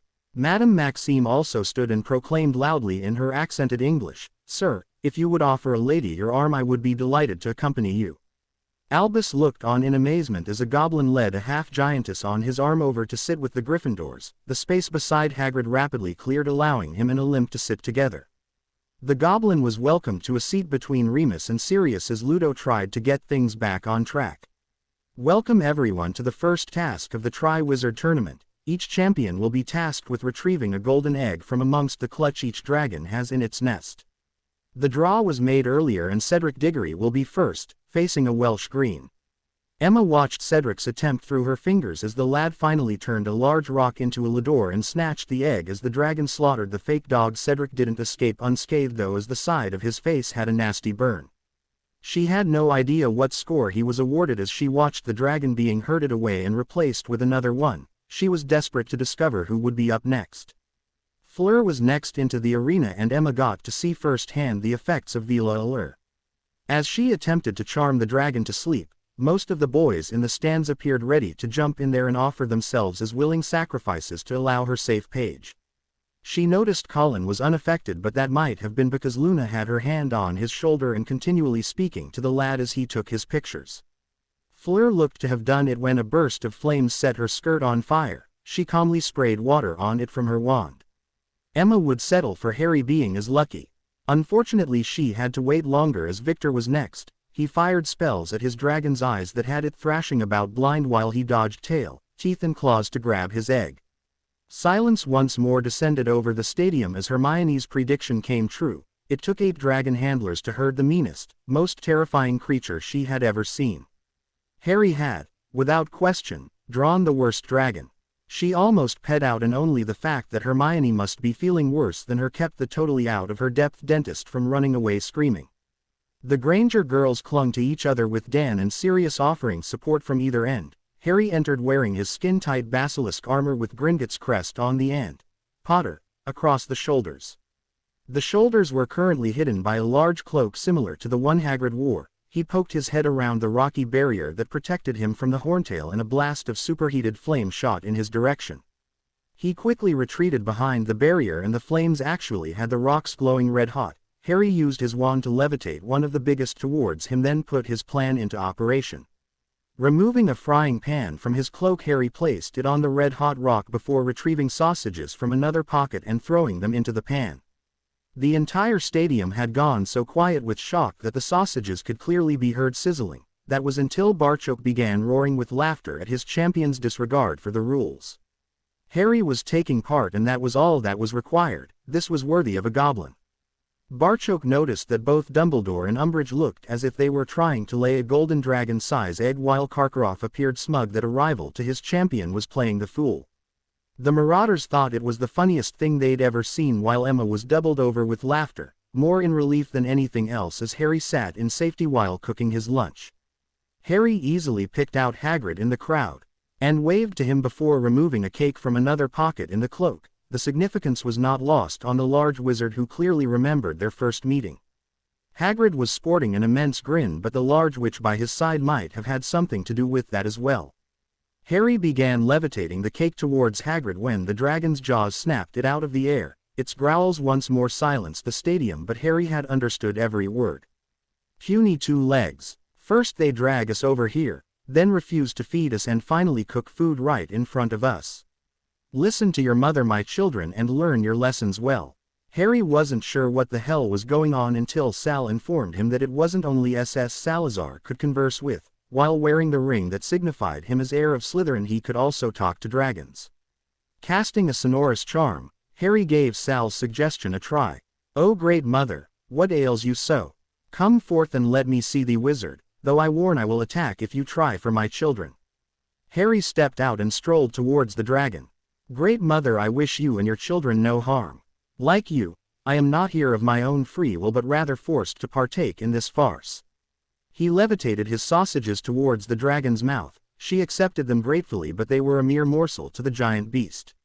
The one with the long hairy face instructed that we not be fed so that we would defend our eggs more powerfully. He was in error and I really must eat soon. Dumbledore's meddling was again hurting someone. It was time for some payback. "Great mother, I will free you and lead the way to food. I will summon my broom and take you there." "There is no need for a broom, but we must have the chains removed." You could have heard a pin drop in the arena as no one knew what to make of the scene that was playing out right in front of their eyes. Ludo Bagman had no words to describe the situation as the boy stood talking to the dragon. Harry switched to English and shouted to Hermione. "I'm fine, love, and won't be long." His spell released the dragon's shackles and the great beast lowered her head as Harry removed his cloak and climbed behind her neck. She launched them into the air before spinning around once more, her vicious tail just missing Dumbledore and ripping the roof off the small judge's stand. She breathed fire over her eggs, protecting them until her return. Unfortunately, this also destroyed the golden one that Harry had made no attempt to collect. Job done, and they were away at speeds that made his firebolt seem pedestrian. Emma finally found her voice. "What the bloody hell just happened?" Hermione was smiling at her mother. "Harry James Potter happened. Now perhaps you'll understand. Dark lords, basilisks, even dragons can't defeat my Harry." One look into those green eyes and the poor beast never had a chance. "Oh girl, you got it bad," joked Lavender. Padma agreed. "You'll be announcing the date soon." Harry was fine, so Hermione was immensely relieved and very happy. "Already set. My 17th birthday." The squeals of the girls only added to the total confusion that reigned inside the stadium.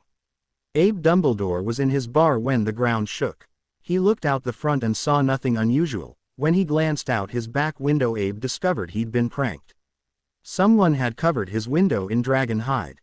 He was just thinking how expensive a prank this was when he heard the terrified squeal. He opened the door to find that it also was covered in dragon skin.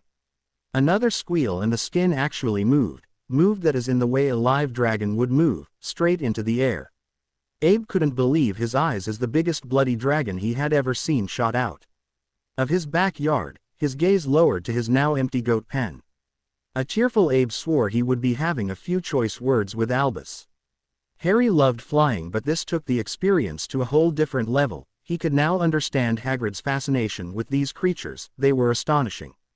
For all their speed they were almost totally silent, and Harry could well imagine the first time their prey knew the dragon was even there was as the great jaws closed around it. "Thank you for the kindness you have shown me and mine today. Is there any way I can repay you?" "Well, anything that embarrasses the one you call long hairy face is good, so I'm happy with the way things worked out. Leave it to me, young one." As the dragon started flying really low, the exhilaration had Harry wanting to scream for joy, but he had a feeling the dragon wanted stealth. Emma was searching all around for any sign of Harry when he and the dragon appeared behind Dumbledore and the other two judges. Emma was reminded of a Klingon bird of prey, only without the annoying sound effect as it seemed to materialize out of thin air. Just a pity it didn't have any photon torpedoes. Harry was proven wrong. The first time the prey knew the dragon was there wasn't as the great jaws closed around them. By the time this dragon's prey knew she was there, all three of them were up to their armpits in dragon shit. Dolores was trying to clear an area around her face so she could breathe when her beady little eyes noticed the boy with the camera clicking away. Now the little bastard wants to take my picture. When that picture was published, Umbridge would have difficulty getting herself a job as a cleaner at St. Mungo's, far less elected minister. Harry climbed off when the dragon touched down in the arena as the stadium erupted in applause. The dragon handlers just stood back as the dragon bowed to Harry and walked unaided back to her pen, the handlers tagging on behind with her eggs like bellboys carrying a great lady's luggage.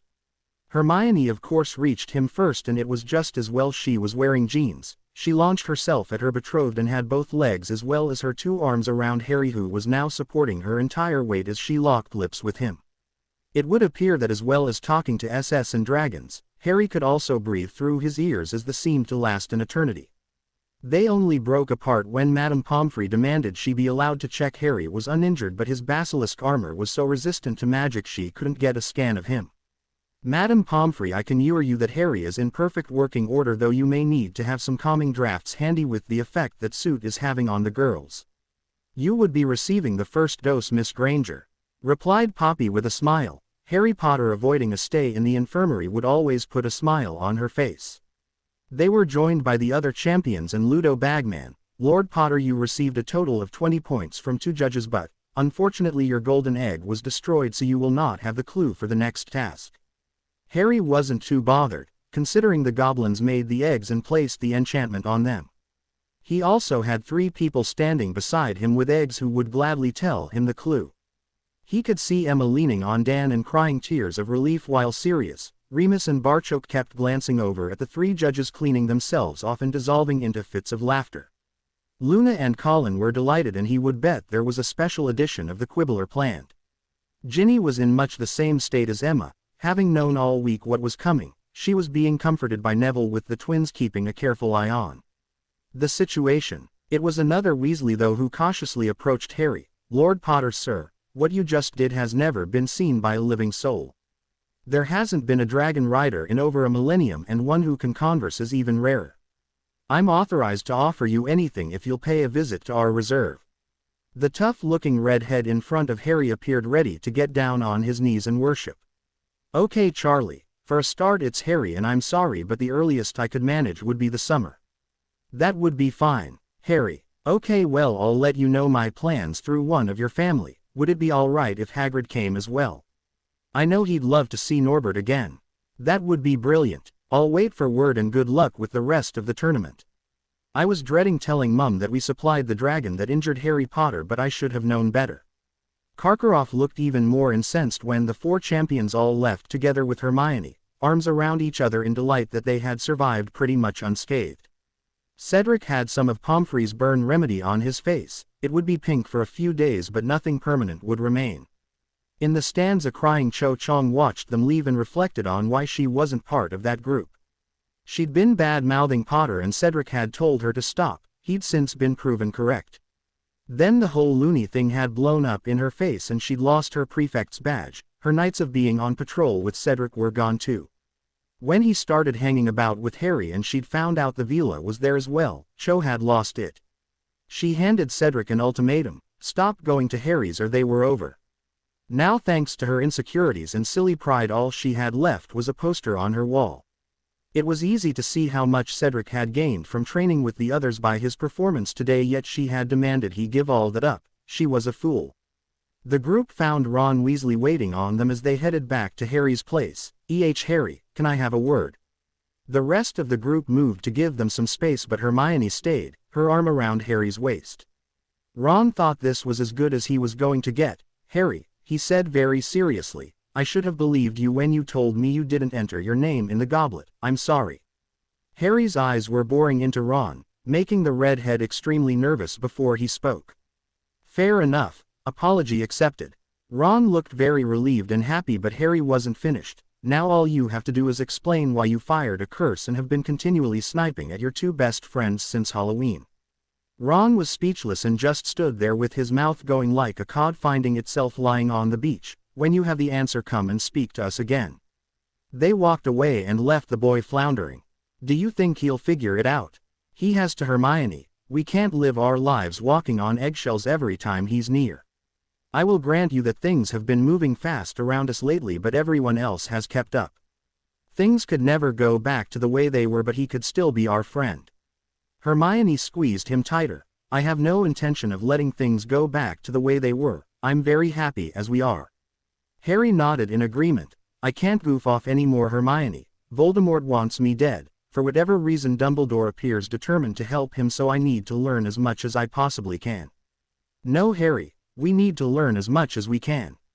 They all headed back to Harry's, where there was going to be the mother of all parties. Even Hermione needed some time off occasionally and was so emotionally wasted after today's events she doubted if she could study anyway. Harry found himself with at least one Granger girl on his arm all night.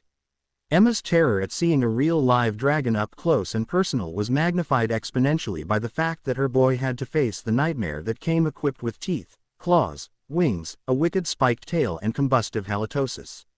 His one complaint was in having to listen while discussions took place with Fleur on what style of dress was suitable for the ball they would be attending on Christmas Day, a small price to pay considering he got to spend the evening surrounded by his two favorite women on the planet. Harry may have stolen his way into Emma's heart, but she had totally captured his. He loved Mrs. Weasley, but had to admit her overbearing attitude and fixation for virtually stuffing food down his throat was a bit hard to take sometimes. Emma was more what he'd imagined his own mother would have been like, as shown in her treatment of both he and Hermione. She'd calmly listened as they'd explained their relationship and accepted him as Harry, the boy who loved her daughter. He supposed that it shouldn't come as that much of a surprise, considering the only other person to treat him as just Harry was the daughter she raised. Dan surprised himself by being comfortable standing chatting with the group he was in. Sirius, Remus, Barchoke, Amos Diggory and Professor Flitwick was quite an exotic mixture however you looked at it. Yet he was able not only to follow the conversation but actually contribute a few times as well. The subjects covered were certainly a bit different from the usual stuff discussed down the golf club. Though politicians seem slightly more corrupt in the magical world, this may be in some measure owing to the availability of the media for purchase to the highest bidder. In his world, a corrupt politician would signal a feeding frenzy as the press piranhas all fought for a piece of the offender's political cark. The quibble or printing the truth was a phenomenon that was quickly gaining popularity in the magical world. Being able to trust what you read was starting a revolution that was leaving other, less truthful publications gathering dust on the shelves. Dan understood his wife not letting Harry out of her sight, sitting there helpless while the lad walked out to face a dragon had greatly affected him as well. Emma's comments comparing the event to the Roman gladiator trials and the images of the emperor giving the thumbs up, or the fatal thumbs down, was not very far removed from judges awarding points and resonated with quite a number of the spectators. Amos Diggory was beginning to bend under the friendly pressure of the group who were encouraging him to run for minister. Having witnessed the horrendous display of bigotry by Umbridge against Barchoke, Mrs. Granger and Madame Maxine to name but a few, he was seeing the magical world through new eyes. His son's friendship with the other three champions had totally confused him. This was supposed to be a competition, yet they all cheered for each other. Cedric's explanation had made him even prouder of his son and set him on the course to consider putting his name forward as minister. "Dad, where would be the honor in winning if I let one of my fellow champions get hurt, or even worse? We all intend to do our best in the competition but feel promoting a spirit of cooperation is more important. The poster of the 4 champions has raised nearly 10 times more for charity than the prize money on offer. It must be on almost every young witch or wizard's wall, and that was before we faced the dragons. The good we've already achieved far outweighs the eternal glory promised for winning this tournament." Phileas was really enjoying himself at this large gathering, with the only fly in the ointment being the fact that, although the other 3 houses were well represented, there wasn't a single Ravenclaw present. He couldn't fault Harry for that, rather his own house had badly let themselves down. The diminutive professor intended to rub their noses in it further by mentioning the magnificent Leary that was in this dwelling. He couldn't think of a more fitting punishment for Ravenclaws than that Luna now had access to some of the rarest books in the world while her ex-housemates did not.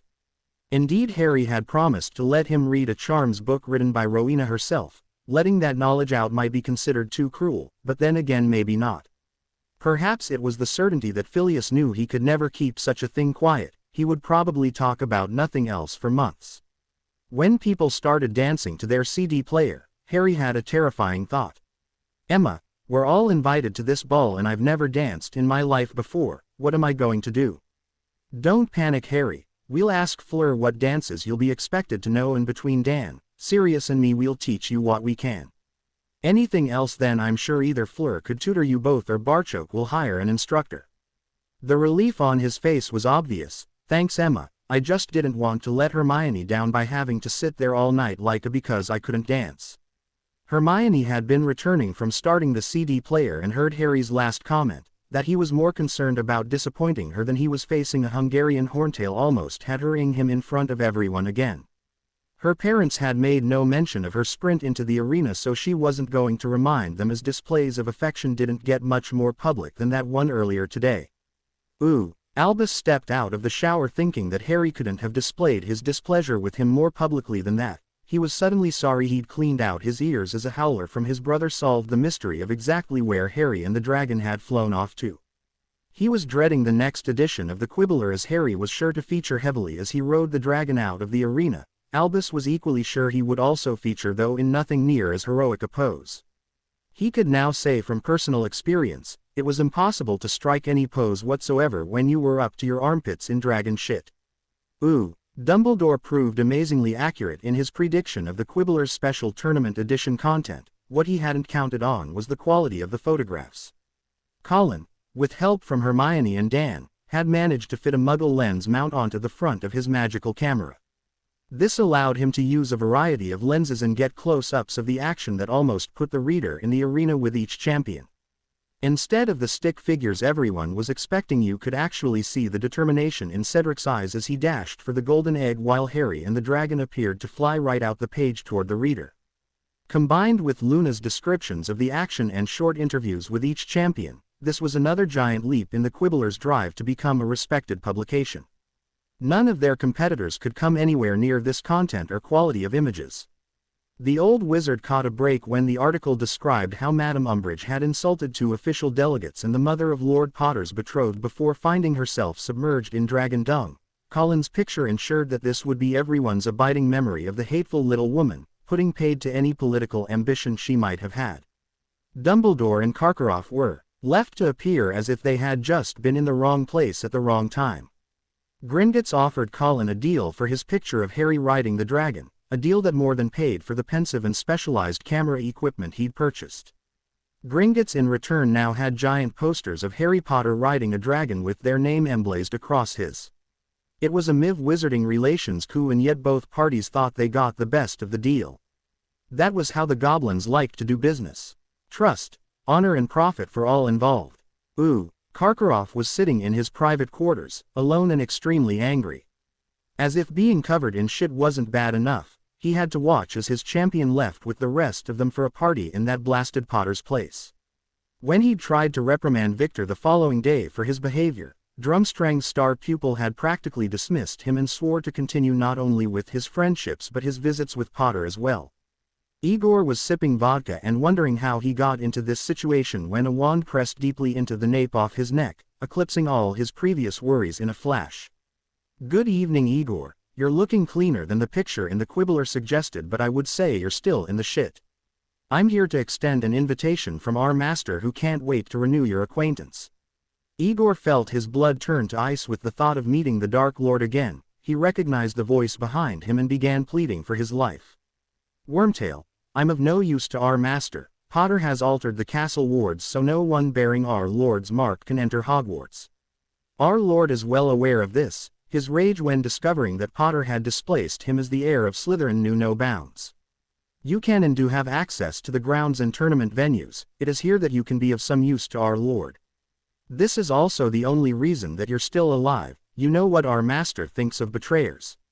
Peter was not exaggerating about Tom's anger. His entire history being printed was exceedingly painful, but Potter claiming the heir of Slytherin by right of conquest had almost been the death of the only target Voldemort had available.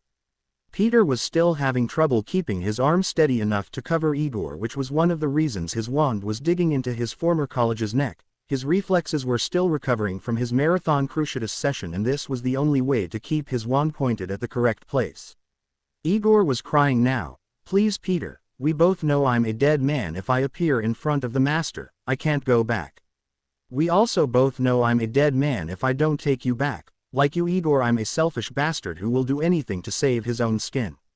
You either come with me or die where you sit, and I'll return with your body. Those are the only choices our master has made available to you." If nothing else, Igor would at least share in the burden of punishment that their master liked to dispense. He held out the portkey, still with his wand embedded into Igor's neck, as the crying man slowly held out his hand to touch the book. Ooh, Luna was fighting to control her emotions. She was barely getting used to having friends, so Emma Granger fussing over her as she tried on dresses for the French Christmas ball was almost a dream come true. Unlike Harry, Luna had plenty of memories of her mother, but this was something they'd never gotten to do. Luna Lovegood was not only going to her first ball but had a date as well. She and Colin had been working closely on the Quibbler and would definitely consider each other friends.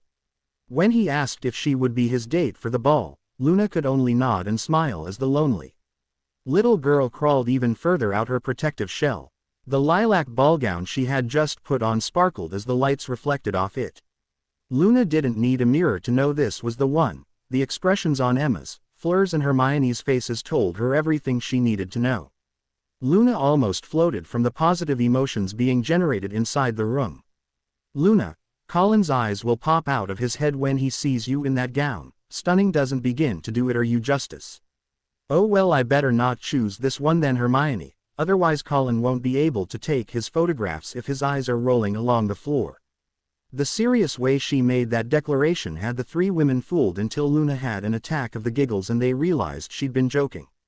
"Luna Lovegood, you have been spending way too much time with Sirius and Remus." Hermione couldn't keep a straight face as she said this, and all four ladies burst into fits of laughter. Still, that was one dress down and only three more to find. The gentlemen had a much easier time of it. Their tuxedos were all being made to measure with Dan, Harry and Colin only needing to tell the tailor what color their dates would be wearing to add some matching accents. Cedric and Victor were also there, but since neither intended taking a date they didn't need that alteration. Both had promised Fleur they would be on her arm and dance with her all night if she wanted. Walking with the pureblood champions along Oxford Street, then down Regent Street, keeping Harry out of Hamleys was an achievement. To Piccadilly Circus was an eye-opener for both wizards. Cedric and Victor had witnessed the spectacle of 100,000 wizards who'd attended the Quidditch World Cup and thought that was amazing, but central London on a Saturday blew their minds. Dan told them that Oxford Street alone could see 250,000 shoppers before noon on a pre-Christmas Saturday. The idea that 7.5 million people lived in London was beyond their comprehension. With the numbers of people, vast array of different shops and festive lighting hanging everywhere, both Victor and Cedric were suffering from sensory overload.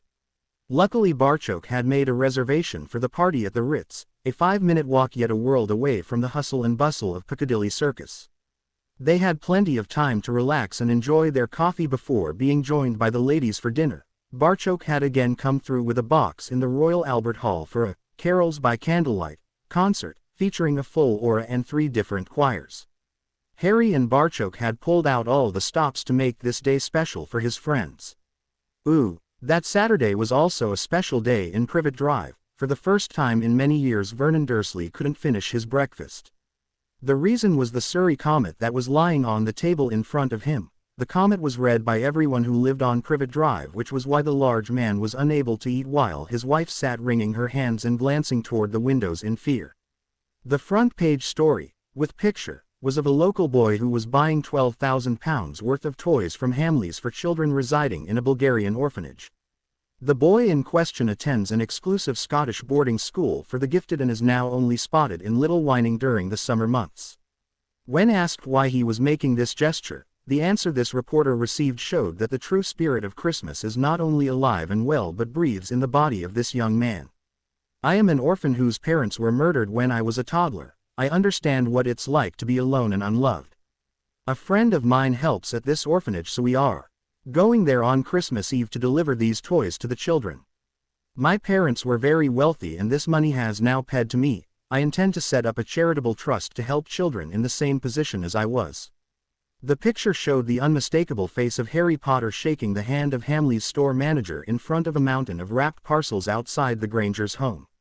When the store had heard the eventual destination of their products, a hefty discount and free wrapping was provided for this great cause, and source of excellent free publicity.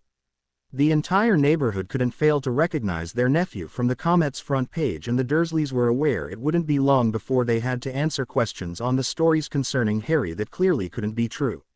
By no stretch of the imagination could St. Brutus Secure Centre for Incurably Criminal Boys be called an exclusive Scottish school for the gifted. Lies were being told, and the picture of the boy giving thousands to charity pointed a powerful finger at the Dursleys being the perpetrators. Petunia had visions of having to move to avoid the scandal, knowing she would be the main topic of the gossip mongers until something juicier came along. Her husband was more focused on the little shit's wealth, and how to get his hands on it. What neither could know, or even suspect, was that this was nothing more than Phase 1 of Operation Payback. Sirius and Remus were intent on making them pay for their treatment of Harry, but Emma Granger was vicious when defending her cubs and insisted on drawing out their agony. They were going to pay a piece at a time for the way they treated Harry, and when they had nothing left, then she would unleash the Marauders on them. Sirius and Remus were happy their earlier opinion had been validated. Don't mess with Emma Granger, but they were even happier she wasn't mad at them. The Dursleys' woes were only just beginning, and continuing with the payback theme, Emma also made sure copies of the paper made their way into Agnes and Brenda's hands. In the lead up to Christmas, the ministerial election dominated the front pages as Hogwarts quietly sailed along. Sirius was making a difference in Slytherin as they quickly realized what type of behavior would no longer be tolerated. Being sent to their head of house wasn't the soft option it used to be. Points also had to be earned, but with better teachers now in the castle, even the older SS could see the benefits, especially the ones with exams coming up this year. That Potter was the heir of Slytherin yet refused to close down their house without them having a chance to change went a long way to creating the required new atmosphere, that in his friendship with Daphne, Tracy and Millicent. The three girls were constant visitors to the Potter abode and spearheading the movement for changing their house's reputation to one Slytherins could be proud of. Minerva sat in the headmistress' office only when she wasn't teaching. The school was becoming just that, a school. No giant three-headed dogs, basilisks, dementors or Death Eaters in any guises, just a school offering its students an education which pleased Minerva McGonagall no end. Things in the Potter residence were also verging on normal, busy but as normal as things ever got for Harry Potter. Clees in the castle, tutors in their home, practicing with the other champions and dancing in the evenings. Without a doubt it was the happiest Harry, Hermione and Luna had been at Hogwarts. The only time trouble popped its ugly head up, it was clobbered quicker than a gopher with a mallet in Hermione's favorite amusement game, Hit It. The Prophet was getting desperate, so when Amos Diggory decided to stand for Minister of Magic with Arthur Weasley as his running mate, the Prophet tried to attack them through the Triwizard champions. The basis of their entire story was how could people be expected to take a man seriously as a candidate for minister when his own son wouldn't attend a ministry function, instead choosing to attend an event organized by the French ministry.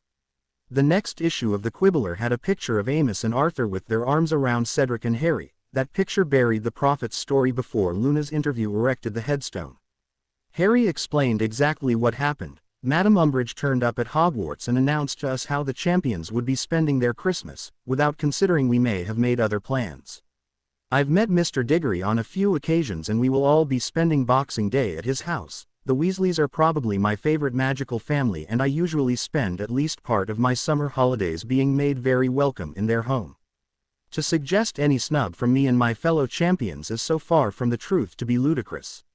Cedric reiterated Harry's sentiments with his own opinion. This tournament was conceived with the sole purpose of promoting closer relations between the three schools. As a champion I see that as my main objective and am looking forward to visiting Victor and Fleur's homes before introducing them to mine. I consider myself an ambassador for Hogwarts and intend to represent the school to the best of my abilities, both in the arena and to the world outside.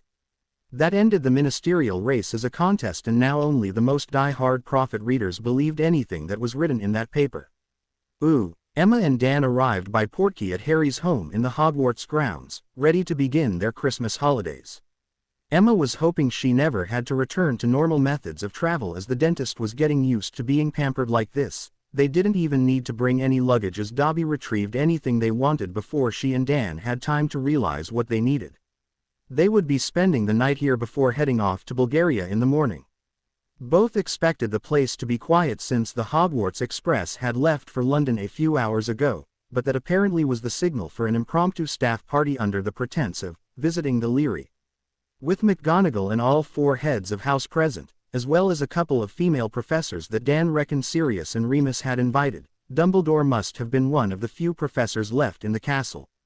After using him to try to force Harry and Hermione apart, Dan couldn't care less if the old bastard choked on his Christmas dinner. Emma pulled Harry and Hermione to one side for a moment. Agnes phoned to apologize and would like to meet with us sometime over the holidays. She and Brenda would like to personally say sorry to you both. I told her our itinerary was pretty full, but I'll leave the final decision up to you both.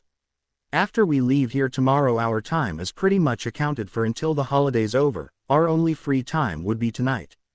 Harry was looking at Hermione as he said this. It was her aunt and cousin and she was the one insulted. It would be her decision. Hermione bit her lip as she thought it over. Okay, tomorrow's Christmas Eve, so I think we should give Brenda her present early. It must be costing her a fortune in makeup to cover all those giant zits on her face. Harry eyed her cheek before replying.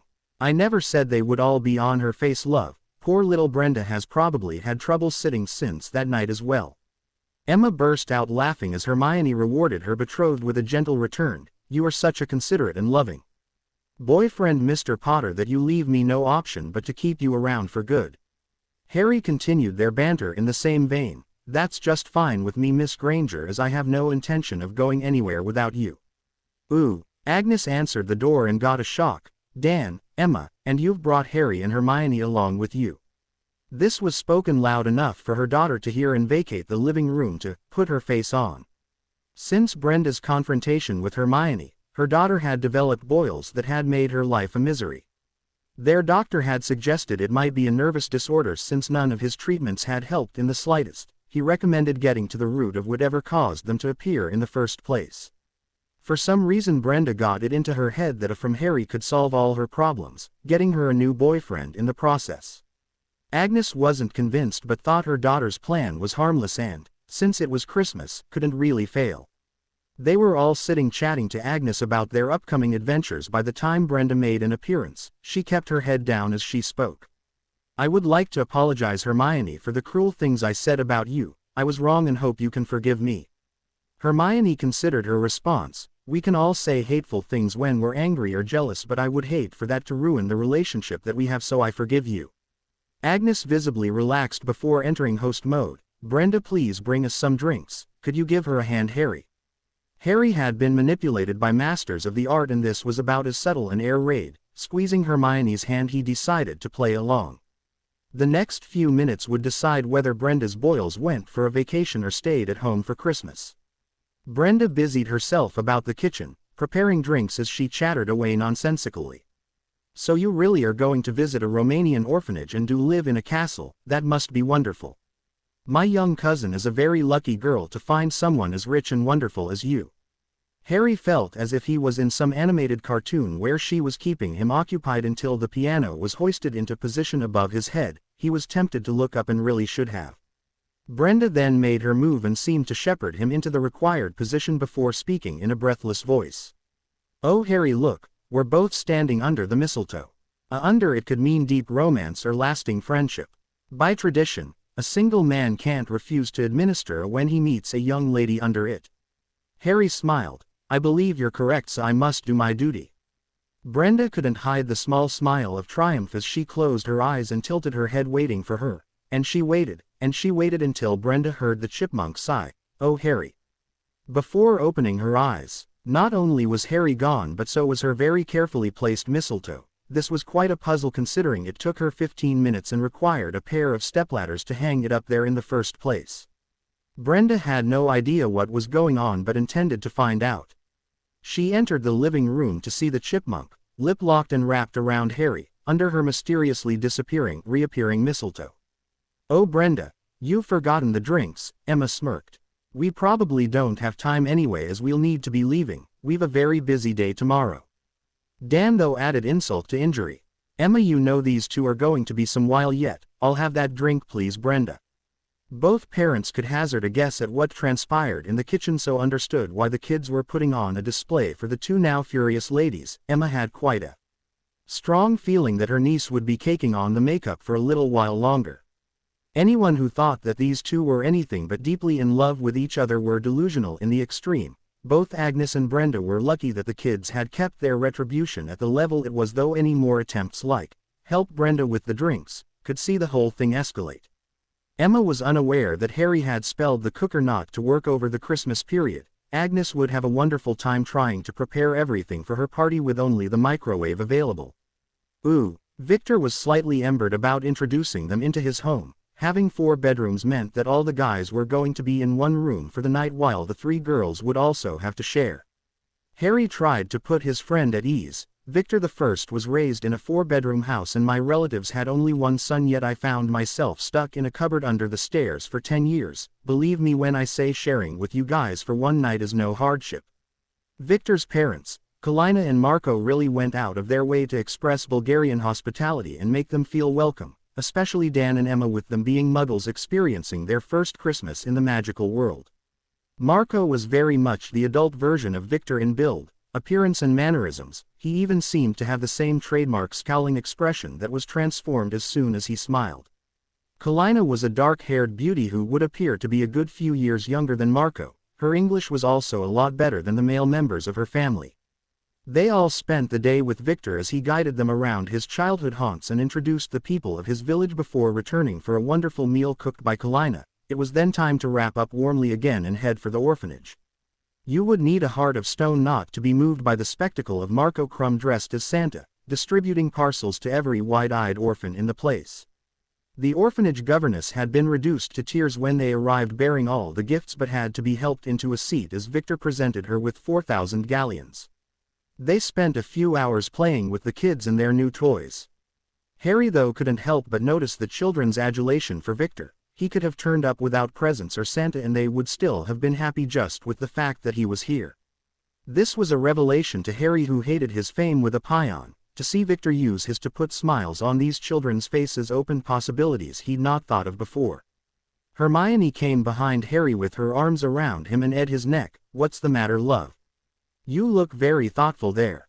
"It may be that I'm not used to seeing people using their fame or power for good. Think about it, Voldemort, Dumbledore, Fudge, Malfoy and even Lockhart. They all had something they wanted, yet here's Victor giving up his Christmas Eve to put smiles on the faces of these children for no other reason than to see those smiles.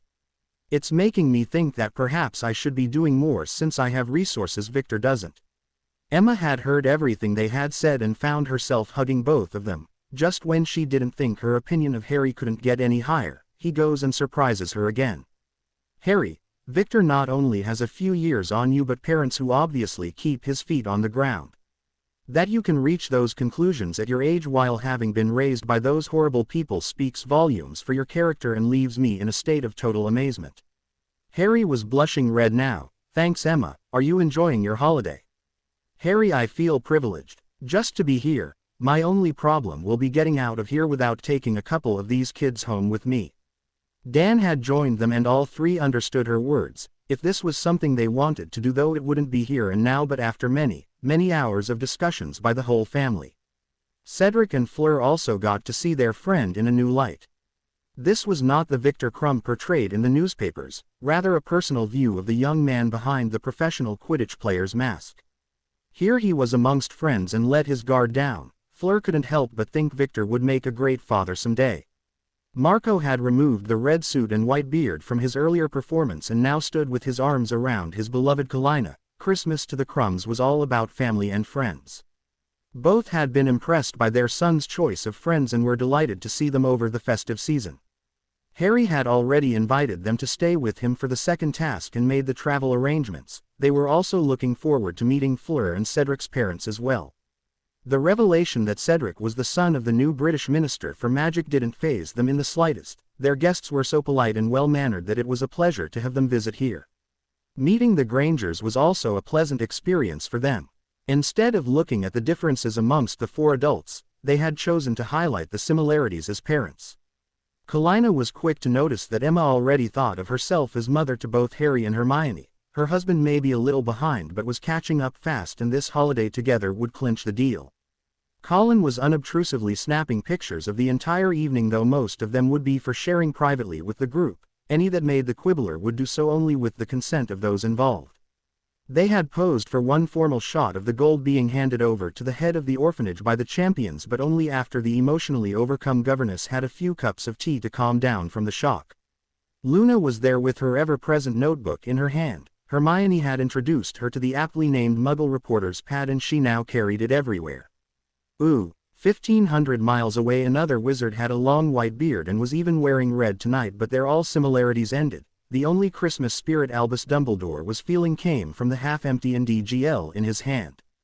Albus was alone in his room, and that's the way it looked like staying for the foreseeable future. With even his brother angry with him, there was no one for Albus to pull a cracker with. The staff room had been buzzing with tales of the party in Harry's dwelling yesterday, and rumors of a fantastic Leary had been confirmed by Minerva and Phileas. That he was not welcome there was as painful as his brother's howler. These current set of circumstances could not be allowed to continue, but he was unsure how to alter the situation that he was forced to admit was of his own making. Albus Dumbledore had made a catastrophic mistake that set all the dominoes falling, and he didn't know how to reverse the effect. Involving the Grangers had backfired spectacularly, with both Harry and Minerva refusing to forgive him for that act. Swearing he hadn't been involved in Harry's name finding its way into the goblet had gotten the young man back as at least an ally, only for him to walk straight into a confrontation that Albus had set up. The more Albus thought about it, the more it was doomed to failure from the start. Instead of trying to get Miss Granger on board, he'd alienated the biggest influence in Harry's life, and neither one was the forgiving sort. The fact that he was still in the castle didn't really count for anything, as both of them wanted nothing to do with Albus Dumbledore, and even Hagrid was now avoiding being anywhere near him. His friendship with the other champions urged that Harry would receive the clue for the second task, and his betrothal to Miss Granger removed her as an option for his hostage. They judges may have to get creative in their choices. This also ensured that once again Harry would refuse any help that came his way if it had its origins with Albus, leaving the old wizard with only one card left to play.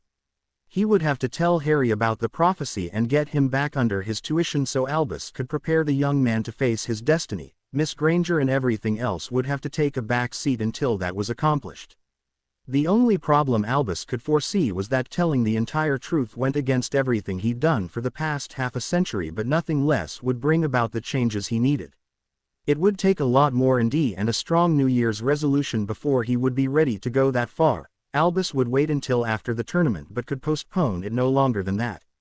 Harry may not like it, but Albus was sure the sensible young man would make the correct choice and once more place himself under his influence. With that decision made, the old wizard finished his ND and wished himself a Merry Christmas. Apparently no one else was going to do it. The group of champions had agreed amongst themselves that Christmas this year would be about being together, rather than gifts. Each was supplying hospitality for at least part of the holidays and concentrated on gifts for their family, though Harry had Dobby bring a case of wine to the Crumbs, thanking them for their hospitality. Emma, Hermione and Luna awoke Christmas morning to fabulous jewelry sets that exactly matched their gowns for this evening's ball: necklaces, sellets, earrings and even a tiara. All three complained about them being far too expensive.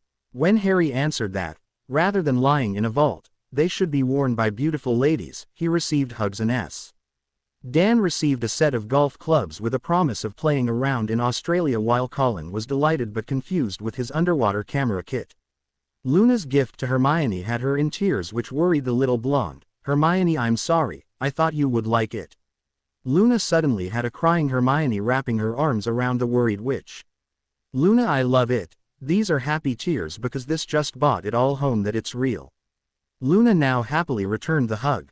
"I know exactly how you feel, Hermione. I find I have to pinch myself a few times every day." Hermione showed her mother the gift, a book entitled, "Planning Your Wedding." With a look of longing in her eyes, Hermione said, "Only 633 days to go, but who's counting?" She felt Harry's arms around her, so leant back into him. His whispered, "I am." Made her Christmas. Arriving at the Delacour chateau, a little blonde buzz bomb flew past them as if they didn't exist to reach her big sister. It was a smiling Claude Delacour who welcomed them into his home and introduced his wife Apolline. Harry was immediately concerned for his friend. "Monsieur Delacour, I invite you to stay with us for the second task. Our residence is considered goblin territory and your family will be safe there." "It's Claude, Harry, and is there something you're not telling us?" "The next task involves something that we would sorely miss being taken from us and held hostage at the bottom of a very deep lake. You don't have to be a genius to work out who they will take to be Fleur's hostage." Anyone who saw the two sisters' greeting couldn't argue with that estimate. "I intend to ensure all my friends will be staying there that night, also Victor's family too. I hardly think they could place the Minister of Magic at the bottom of the lake, so we will have to figure out who they will take for Cedric and get them safe also." Apolline had her hand over her mouth in shock as she watched her two wonderful daughters happily trying to catch up on months of news in the space of minutes. "Oh, we were already worried about this task. Avila's magic is all about air and fire, so the first test suited her perfectly. Being underwater will rob Fleur of at least half her magical power. I don't think I could stand knowing both my girls were at the bottom of that lake." Victor's English was improving, but even his accent couldn't disguise the feeling in his words. "Do not worry, madam, we will take care of Fleur. No harm will come to your daughter and no one will be left behind, you have my word."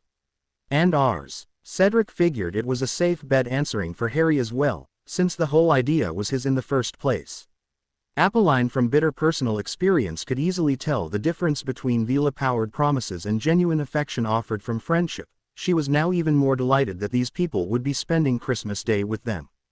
As a Vila herself, Apolline was well aware that it was exceedingly difficult to make friends. This competition might actually turn out to be a positive experience, as Fleur appeared to have found some really good ones, both male and female. Christmas dinner was held early at the Delacours to allow the ladies time to prepare for the ball. Harry again presented a case of wine which received admiration from their knowledgeable hosts. "Harry, this is some of the best wine to come out of Australia. How did you get a hold of it?" I own the vineyard, sir. That's where we are all going after Boxing Day. It's close enough to Adelaide for the ladies to shop. Dan's going to try to teach us golf and it has its own private beach, a 10-minute stroll from the house." This had the entire table excited, all except one, but Harry soon fixed that. "Apolline, I feel terrible splitting your daughters again after they just got back together. We have plenty of room, so Gabrielle is welcome to accompany us." Fleur got up off her chair and walked around the table. "You are just going to have to excuse me a moment, Hermione, but this just has to be done." The beautiful Vila leaned down and eyed Harry. "Forget the boy who lived rubbish. You, my Lord Potter, are a wonderful wizard who just made two Vila very happy." "Well, Harry Potter makes two Vila very happy," is a Daily Prophet headline if ever I heard one. Luna quipped, which had Hermione in stitches. Apolline Delacour had never seen the like, flirting a young man to express her thanks, him being totally unaffected by her Vila allure and his girlfriend laughing about it. One glance at little Gabby's face and there was no way she could refuse the very generous offer. "That would be fine with us, Harry. She has really missed her big sister this term, so that sounds wonderful." Hermione leant over and eyed her betrothed. "You just made someone else's Christmas and managed to amaze me yet again, Mr. Potter. Your dance card is going to be full tonight." Apolline now understood. The from Hermione affected Harry far more than her eldest daughters. These two were meant for each other. Ooh, Harry found it easier to dance all night than to listen to the hangers-on that simply had to talk to him. He made sure to dance with Emma, Luna, Fleur, Apolline and even Gabrielle, though most of the ball found Hermione in his arms. They had practiced very hard and the results saw the couple twirl confidently across the floor. Hermione was also on the receiving end of some jealous glares from upset young witches who had planned to dance with the boy who lived. They didn't appreciate her hogging the prize all night. Emma was in her husband's arms as they danced the last waltz together, thinking this had been the best Christmas of their lives. The atmosphere, company and watching Hermione with Harry had made it all simply magical, even with very little visible magic on display. The dress and jewelry made her feel like a queen, and here she was in Paris dancing with her prince. It was definitely not that old goat's intention that morning he so rudely woke them, but her family were now closer than ever and growing as well. She was too busy enjoying herself to spare a thought for Cooker-less Agnes or Brenda's boils. Emma Granger was having a very merry Christmas. Gabrielle Delacour was also having the best day of her life. She was currently sharing the last waltz with Quidditch superstar Victor Crumb and was also sharing those jealous girls' stares with Hermione. The champions had stayed inside their group all evening, much to the annoyance of some of the guests. That he was using her as a shield to protect himself from the circling hyenas didn't trouble the little witch in the slightest. She danced with the 3 cutest guys at the ball tonight. That Victor was currently waltzing with a delightful 8-year-old rather than having some fangirl slobber all over him was a very pleasant change for the shy Bulgarian. He had danced with the female members of their group exclusively and for one of the few times in his life been able to relax and enjoy himself at a formal function. Cedric was dancing with Fleur and couldn't remember when he'd last enjoyed himself as much as he had this Christmas. She really was a beautiful person, not just on looks. It made him rethink his previous relationship with Cho and realized it would never have worked. The girl was high maintenance with a jealous streak a mile wide. There would have been tears and tantrums just because he was dancing with Fleur. Cho would never believe that it was just a dance or that they were only friends. Merlin's sake she went mental because he was in the same building as Fleur. Hermione was younger than Miss Chong but had way more mature an attitude as far as Cedric could see. He'd enjoyed dancing with her earlier and was looking forward to the Grangers visiting at his house tomorrow. They were building friendships here that would last well beyond the tournament and Cedric for one was very happy about that. Being the minister's son had also propelled him into the famed Seeket. The number of people here who wanted a piece of him was disturbing but still not as bad as it would be back home. That Quibbler deal would really begin paying dividends now. Ooh, the get-together at the Diggories was altogether more low-key. Harry was there in his capacity as Cedric's friend and that was fine by him. With the Weasleys, Bones and Longbottoms also there, it was a chance to relax with friends that they all enjoyed. Like the Crumbs and Delacours, the magical guests were amazed by Emma's Polaroid Instamatic camera. The photos may not move but watching them develop in front of your eyes was a novelty for the magical people and a sharp reminder of the inventiveness and ingenuity of the non-magical. The ohs and ahs coming from the ladies regarding the ball gowns helped hide a few tears in the corner of eyes that saw some very happy orphans. Cedric also had a sack of gold for his father. This is for an orphanage in this country. We presented Claude Delacour with the same to be donated to a French one. There's 4,000 galleons in this sack from the sale of our poster. Have you any idea what this will mean to those kids? Perhaps you'll understand now, Dad. Helping those who can't help themselves is far more important to the 4 of us than winning the tournament. Amos Diggory may be the Minister of Magic but the title he was proudest of was that of father, and never more so than just now. This tournament has been good for you, son. You've grown into an outstanding young man. I think it's more the company this tournament has me keeping. My eyes are being opened to the wider world that's out there and our responsibilities within it. Watching the Crumbs help in that orphanage was a revelation for us and I think we all reconsidered how we want to live our lives.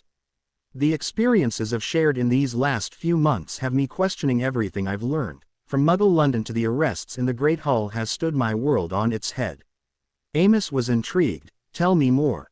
There has to be big changes in our world or we simply won't survive. The average wizard or witch doesn't question what they're told.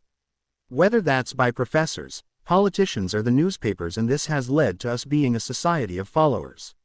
This may not appear to be a bad thing but when the people doing the telling and leading are corrupt with their own agendas, it leaves our entire society wide open to abuse. Amos could see he sensed in his son's words. Dad, we are purebloods and proud of it, but that simple fact of birth doesn't make us better than anyone else. I know this because you taught it to me. There is nothing wrong with coveting respect, honor and power. It's all about how you acquire it and what you do with it that makes the difference. We need to start putting the best people into the right jobs. The clear out at Hogwarts has made an incredible difference to the entire atmosphere inside the castle. It's like a different school and I fear the same thing needs to happen with the ministry. Having the best minister ever in place is a brilliant start and, with Arthur beside you, our world has hope for the first time in many years. The proud father had his arm around his son's shoulders. We've already made plans for a ministry-wide departmental review which will begin in the new year. Arthur is heading it with Augusta Longbottom representing the Wizengamot. There will be nothing swept under the carpet this time and the incompetents will be seeking new employment. Cedric was delighted but had one last piece of advice to offer. Make it public, Dad. Let the people know what their ministry is doing. This idea that they don't want to know or won't understand is stupid. The ministry controls so much of what we do that everyone should know what's going on inside its walls. Molly was watching the group of friends interact and could see how close they all were. She was delighted that 3 of her children were part of the group, but it was to the child sitting by himself that her gaze kept returning. Ron's plight had her doing what she swore she wouldn't, but she couldn't stand by and watch this any longer. Molly was going to have to do something. Ron, is it really that hard to say sorry? Mum, I've said sorry. This was news to Molly and started her hackles rising. And what did Harry say to that? Harry said he accepted, then walked off and left me standing there to go and party with his new friends. Ron knew he was being economical with the truth but really had no intention of apologizing twice. It took a lot for him to say sorry the first time, and if they couldn't accept that, then why was he bothering with them? What was the point in having friends if you had to say sorry to them every 5 minutes? Molly was ready to go barging in there, wand at the ready, but she couldn't believe her. Other children would stand for that behavior and still remain friends with Harry. Temper held in check, she approached the group. Harry, could I have a word with you please? Sure, Mrs. Weasley. Harry made no attempt to move from his friends and noticed Dan and Emma making their way over as well. Molly really didn't want to have this discussion in front of these people. Could I have a moment in private please, Harry? They had all noticed Ron's pathetic attempt to play the injured party by sitting in a corner and glaring at them. Harry had quite enough, and it was time to end this. Mrs. Weasley, I'm quite sure I know what this is about, so it's all right to talk in front of my friends. They witnessed most of this anyway. Molly gritted her teeth. Ron claims he apologized to you, but that you just walked away from him. Indeed, Harry did not. Came quickly and forcibly from Hermione. I was there, and all Ron apologized for was not believing Harry didn't put his name in the goblet. Harry's comforting arm around his betrothed calmed her down to the point where she could control the compulsion to go over and slap the prat silly, but it was a close thing and Hermione's temper was simmering just below the surface. Ron seems to think that sorry is a universal repair charm for all the trouble he's caused and is trying to paint us as unreasonable. Mrs. Weasley, you're from an old pureblood family, so let me ask you this question. What is the penalty for firing a curse at the unarmed betrothed to the head of an ancient and noble house? Molly's complexion became ghostly pale as Harry continued. He would at the very least be expelled from Hogwarts and have his wand snapped, but we would have settled for an apology. Instead, we got Ron screaming at me that the burrow would have to be fumigated since I had stayed there and I would never be welcome again. His rant was loud, in front of the entire school, and only ended when Fred and George jumped on him. All 3 of her children were nodding in agreement with that version of events, but it was Ginny who felt she had to say something. It's true, Mum. I don't think I've ever been so embered by my family, but our friends haven't held it against us. We've all tried to speak with him. Percy even sent him a letter, but Ron somehow sees himself as the injured party here. None of us can see what the problem is because it's all in the prat's head. I'm sorry, Harry, and both you and Hermione are welcome at the burrow anytime. I will be having words with Ronald. Harry interrupted her before she could get up a proper head of steam. Please don't say anything on our account. Ron has had all the opportunities he's going to get from us. When he can't understand that firing a curse at his friends is wrong, then I'm afraid this is a permanent parting of the ways. He's had plenty of time to mull it over, yet when we think he's going to come around, the red mist descends once more and Harry Potter is the root of all his troubles. We can't live our lives worried in case our actions are going to upset Ron Weasley enough to have him draw his wand on us. But Harry, you 3 have been friends since first year. The reason we became friends is Ron upset Hermione so badly that she was in a toilet crying her eyes out, with no knowledge there was a troll loose in the castle. I won't tolerate my betrothed being upset like that again. Since all Ron does is argue with her, then this is probably for the best. I understand, Harry, and thank you for not including the rest of the Weasleys in the same seacat as Ron. Harry was mystified at that remark. These 3 are some of my closest friends. Why would I dump them because Ron's a jealous git? This earned him a on the cheek from Ginny, throwing down a challenge that could not be ignored by her twin brothers. Harry soon found himself wrapped in the twins' arms as they theatrically took turns ing his cheek. Oh George, I've just ed the boy who lived. This means he's got to marry me. I ed him as well, Fred, but don't mind sharing. That beautiful brunette he's betrothed to might have something to say about that though. Both twins were then gently pulled from a laughing Harry by the ears. Unhand my boy, you ruffians. Hermione, I thought you said all your friends were nice. Most of them are, Mum, she giggled.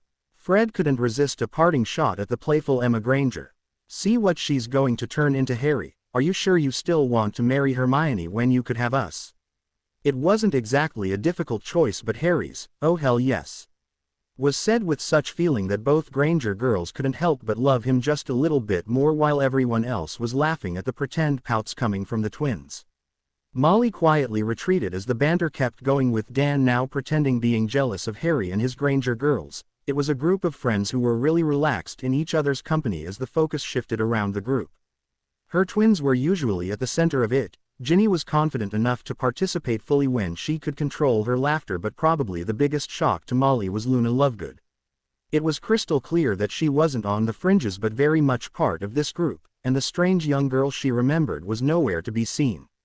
She could only shake her head in the knowledge that her Ron was part of this and threw it away. Molly was aware he wasn't the brightest of her children, but was now dreading his report card, especially without Hermione to help him. Ooh. Emma placed a few choice Polaroids into an envelope along with the letter to Agnes. Harry had charmed them to lift the curse on Brenda the moment the girl handled them. She was aware that morally, ethically and legally it was wrong to use magic in this way, but she justified this to herself, thinking the discomfort her niece must have felt since insulting Hermione was deserved. Seeing Harry with Hermione in that ball gown would also put their noses out of joint. Again, Emma thought this was more than deserved. When it came to the Dursleys, Emma had no qualms whatsoever. Anyone who could treat a child in that manner lost any and all claims on being shown compassion. Having listened to Harry, they had tailored their response to have maximum impact with no sign of magic being detectable. They were not looking to physically harm the Dursleys, rather destroy their cherished reputation in their community. The name Dursley and the word normal wouldn't be used in the same sentence ever again by the time they were finished with them. That would be Harry's revenge. The so-called freak had friends and family that would douse themselves in petrol and follow him through the gates of hell if necessary. Hers and Dan's were just the latest two names to be added to the growing list. They would then see how many friends the Dursleys had. A letter and pictures were also heading in the Marauders' direction. It was time to wish the Dursleys a Happy New Year.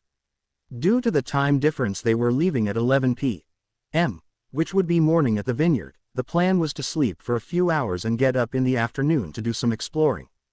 Dobby took both letters away as they made ready to head down under. Ooh, Luna and Colin were also sending pictures and stories away to her father. The next issue of the Quibbler should be very interesting. Luna was also very happy that Colin seemed interested in her as a girl. So far that interest had been curtailed to one on the cheek after the ball, but they now held hands at every opportunity. Colin was a very nice boy who, once he got control of his Harry worship, had become a very good friend. Whether that progressed to boyfriend was something neither of them were in any hurry to find out. Both their lives had changed dramatically in the last few months through their friendship with Harry, so they were taking this slow. With all the things happening around them, it would be easy to get carried away with a new relationship. Both kids were mature enough to realize they weren't mature enough for more than hand-holding yet. Colin was also aware what Luna's relationship to Harry and Hermione was. Anyone hurting Luna would very quickly find themselves in a whole world of trouble. Apart from really liking the girl, she was also effectively his boss's only daughter. This also ensured that they wouldn't be rushing into anything. Ooh, Petunia could practically hear her neighbors sniggering behind her back every time that bright orange van, emblazoned with the words, Dino Rod, parked in their driveway. Each time it arrived, the jokes got a little ruder, cruder and slightly louder. What can you expect with those two hulking brutes in the house? The drains were never built to handle anything that size. Since her little dudders had come home from school, every time one of the men used either lavatory it blocked, and nothing short of calling out the plumbers with their high-pressure hoses would shift it. To the ultra-clean Petunia, this emberment was reaching the stage where she was sending them both to McDonald's. On the menu was quarter pounders, fries, shakes and shits in their public toilets. She was hoping that when Dudders went back to Smeltings after the holidays, their toilet situation would return to normal. Petunia was so caught up in these thoughts that, when returning the clean cutlery to the drawer, she never noticed the very large cockroach until it ran up her arm. Her screams alerted the entire neighborhood to a new problem at number 4. The noise rose in pitch and intensity when all the cockroach's friends and family fled the drawer and scurried across her spotless floor. When the rat poked its head out to discover what all the commotion was about, silence suddenly reigned. Petunia hit the floor in a dead faint. 4 hours and umpteen calls to pest exterminators later, they were in the car, heading for Marge's. Apparently exterminators took holidays too. Petunia hated Marge's dogs, but she would rather sleep in a kennel than a house with cockroaches and rats, and there was now going to be the indignity of another van parked in her driveway. Why they couldn't arrive in a white van that said, TV repair, or something was a mystery to her. Petunia would never be able to show her face again if there was a giant rat painted on the side of it. Ooh. Barchoke was sitting in his office wearing a large smile. Gringotts' board meeting had been a lively but overwhelmingly positive affair, and he had been invited to attend for the first time. The Potter family had always treated Gringotts and the goblins well. Having to watch from afar as the last member of that family was played for a fool didn't sit well with their account manager. The tournament had provided the legal loophole to intervene and show the young wizard his true heritage. He had gone to the board with this proposal, citing increased business and getting one over on the ministry for no outlay or risk on their part. It had narrowly won approval and been an outstanding success. They had a new minister and a new headmistress at Hogwarts, both more willing to work with the Goblin Nation than their predecessors. The pictures of Harry sporting the goblin crest and a goblin sitting with the young wizard's family had also initiated an upsurge, not only in business but better relations with their customers. The message couldn't be clearer. If Harry thought the goblins were friends, then that was good enough for them. This was the first instance of the wizarding community following Harry's lead. The business with the basilisk had earned the bank a fortune, and he was currently negotiating with broom manufacturers to supply Hogwarts Quidditch teams. Ideally, the top 4 would sponsor a house each, with Gringotts covering their costs for the first 2 years. This should give the companies time to see if the expense involved would be worth the returns generated. Again, Gringotts would get the good publicity for brokering the deal and providing the initial finance. The board were delighted with his work. There had even been a move to have him elected to the board, which he had respectfully declined. As the Potter account manager, he probably made more gold than a spot on the board would pay, and he really enjoyed working with Harry. The next few years were going to be critical for their world, and he would have far more sway on events in his current job than any 6 board members combined. Harry was building a portfolio of loyal friends that were already changing Hogwarts beyond recognition. Barchoke felt honored to be part of this group who were going to change this world forever. Ooh. Harry was wakened with the sun shining through Hermione's beautiful brown hair as she rose from the that he thought he'd dreamed. Time to get up, love. This place is beautiful. Oh, I definitely agree with the beautiful comment, as he pulled her back down for another, one that he was awake for. Everyone's waiting for us on the terrace for lunch. I think I'd forgotten what sunshine was. Yeah, Hogwarts in December can be pretty depressing. Dark when you get up in the morning and again before classes are finished for the day. I'm so looking forward to lying in the sun beside you. That sounds like a plan, but I better get out of here before an angry dentist starts breaking down the door. I only came in to wake you. I could stand being wakened like that every day. A gentle was placed on his temple. I'll see what I can do. A terrace the entire length of the ground floor was where Harry found everyone, sitting on wicker chairs and lapping up the sunshine. The terrace gave views down into the valley that was planted with vines all the way to the coast. Harry was thinking his information about the beach being 10 minutes away must have referred to riding by broom. Luckily, they had a couple of Toyota Land Cruisers at their disposal, and both adult Grangers could drive. Harry, this place is fantastic. How long has your family owned it? Asked Dan. Apparently some British people moved here in the 1830s to escape the CL and religious oppression back home. A few of my ancestors took a gamble and it paid off big time. Of course they had the advantage of gold and magic to help them along. According to what I can find out from reading some of the stuff Barchoke gave us, we also have several properties in the States and Canada that came about by the same method. Fleur's accent always slipped back when she got flustered, and she was good and flustered now. But Harry, how can you have all this, and the fame yet be so normal? Why thank you, Fleur. The answer is really quite simple. Before Halloween I didn't know about any of this. This place is unquestionably beautiful, but the real pleasure is being able to share it with my friends. Anyway, Hermione fell in love with me while being normal, so I'd better not change. Hermione drew him into a hug. Harry, jumping on a mountain troll's back and sticking your wand up its nose is not considered normal for 11-year-olds. The group started laughing until little Gabrielle nervously asked, "He didn't really do that, did he?" Her sister was about to reply when Hermione beat her to it. "I would be dead if he didn't." This focused the attention on Harry as the details of that adventure were very scarce. "What?" "I'd been learning magic for about 4 weeks and couldn't think of any other way to draw its attention away from Hermione." "Well, it worked and you've had my attention ever since." Hermione gave him a quick before continuing, "Okay, we've a lot to live up to after the places we've been staying recently, and if lunch doesn't appear soon it will be a black mark from which we might never recover." This had everyone smiling as food began to appear on the tables. Only Fleur heard her little sisters whispered, "That is the most romantic thing I've ever heard." Dan had no trouble imagining Harry doing something like that if Hermione was in danger. Watching his daughter as the lad faced the dragon was bad enough, and he couldn't think about his wife ready to take on the acting minister without chuckling. He would just have to accept that the lad was now part of his family because it was blatantly obvious that both Granger ladies loved the young man. Fortunately, that wasn't hard to do, as Dan couldn't imagine anyone better suited for Hermione. Every father thinks their daughter's a princess, but Harry really was a prince amongst men. Ooh, that night the two Delacour sisters were in their room having a chat. "You've changed, Fleur. I can't put my finger on it, but you seem more relaxed and definitely happier than I've seen you." Fleur could only smile at her young sister.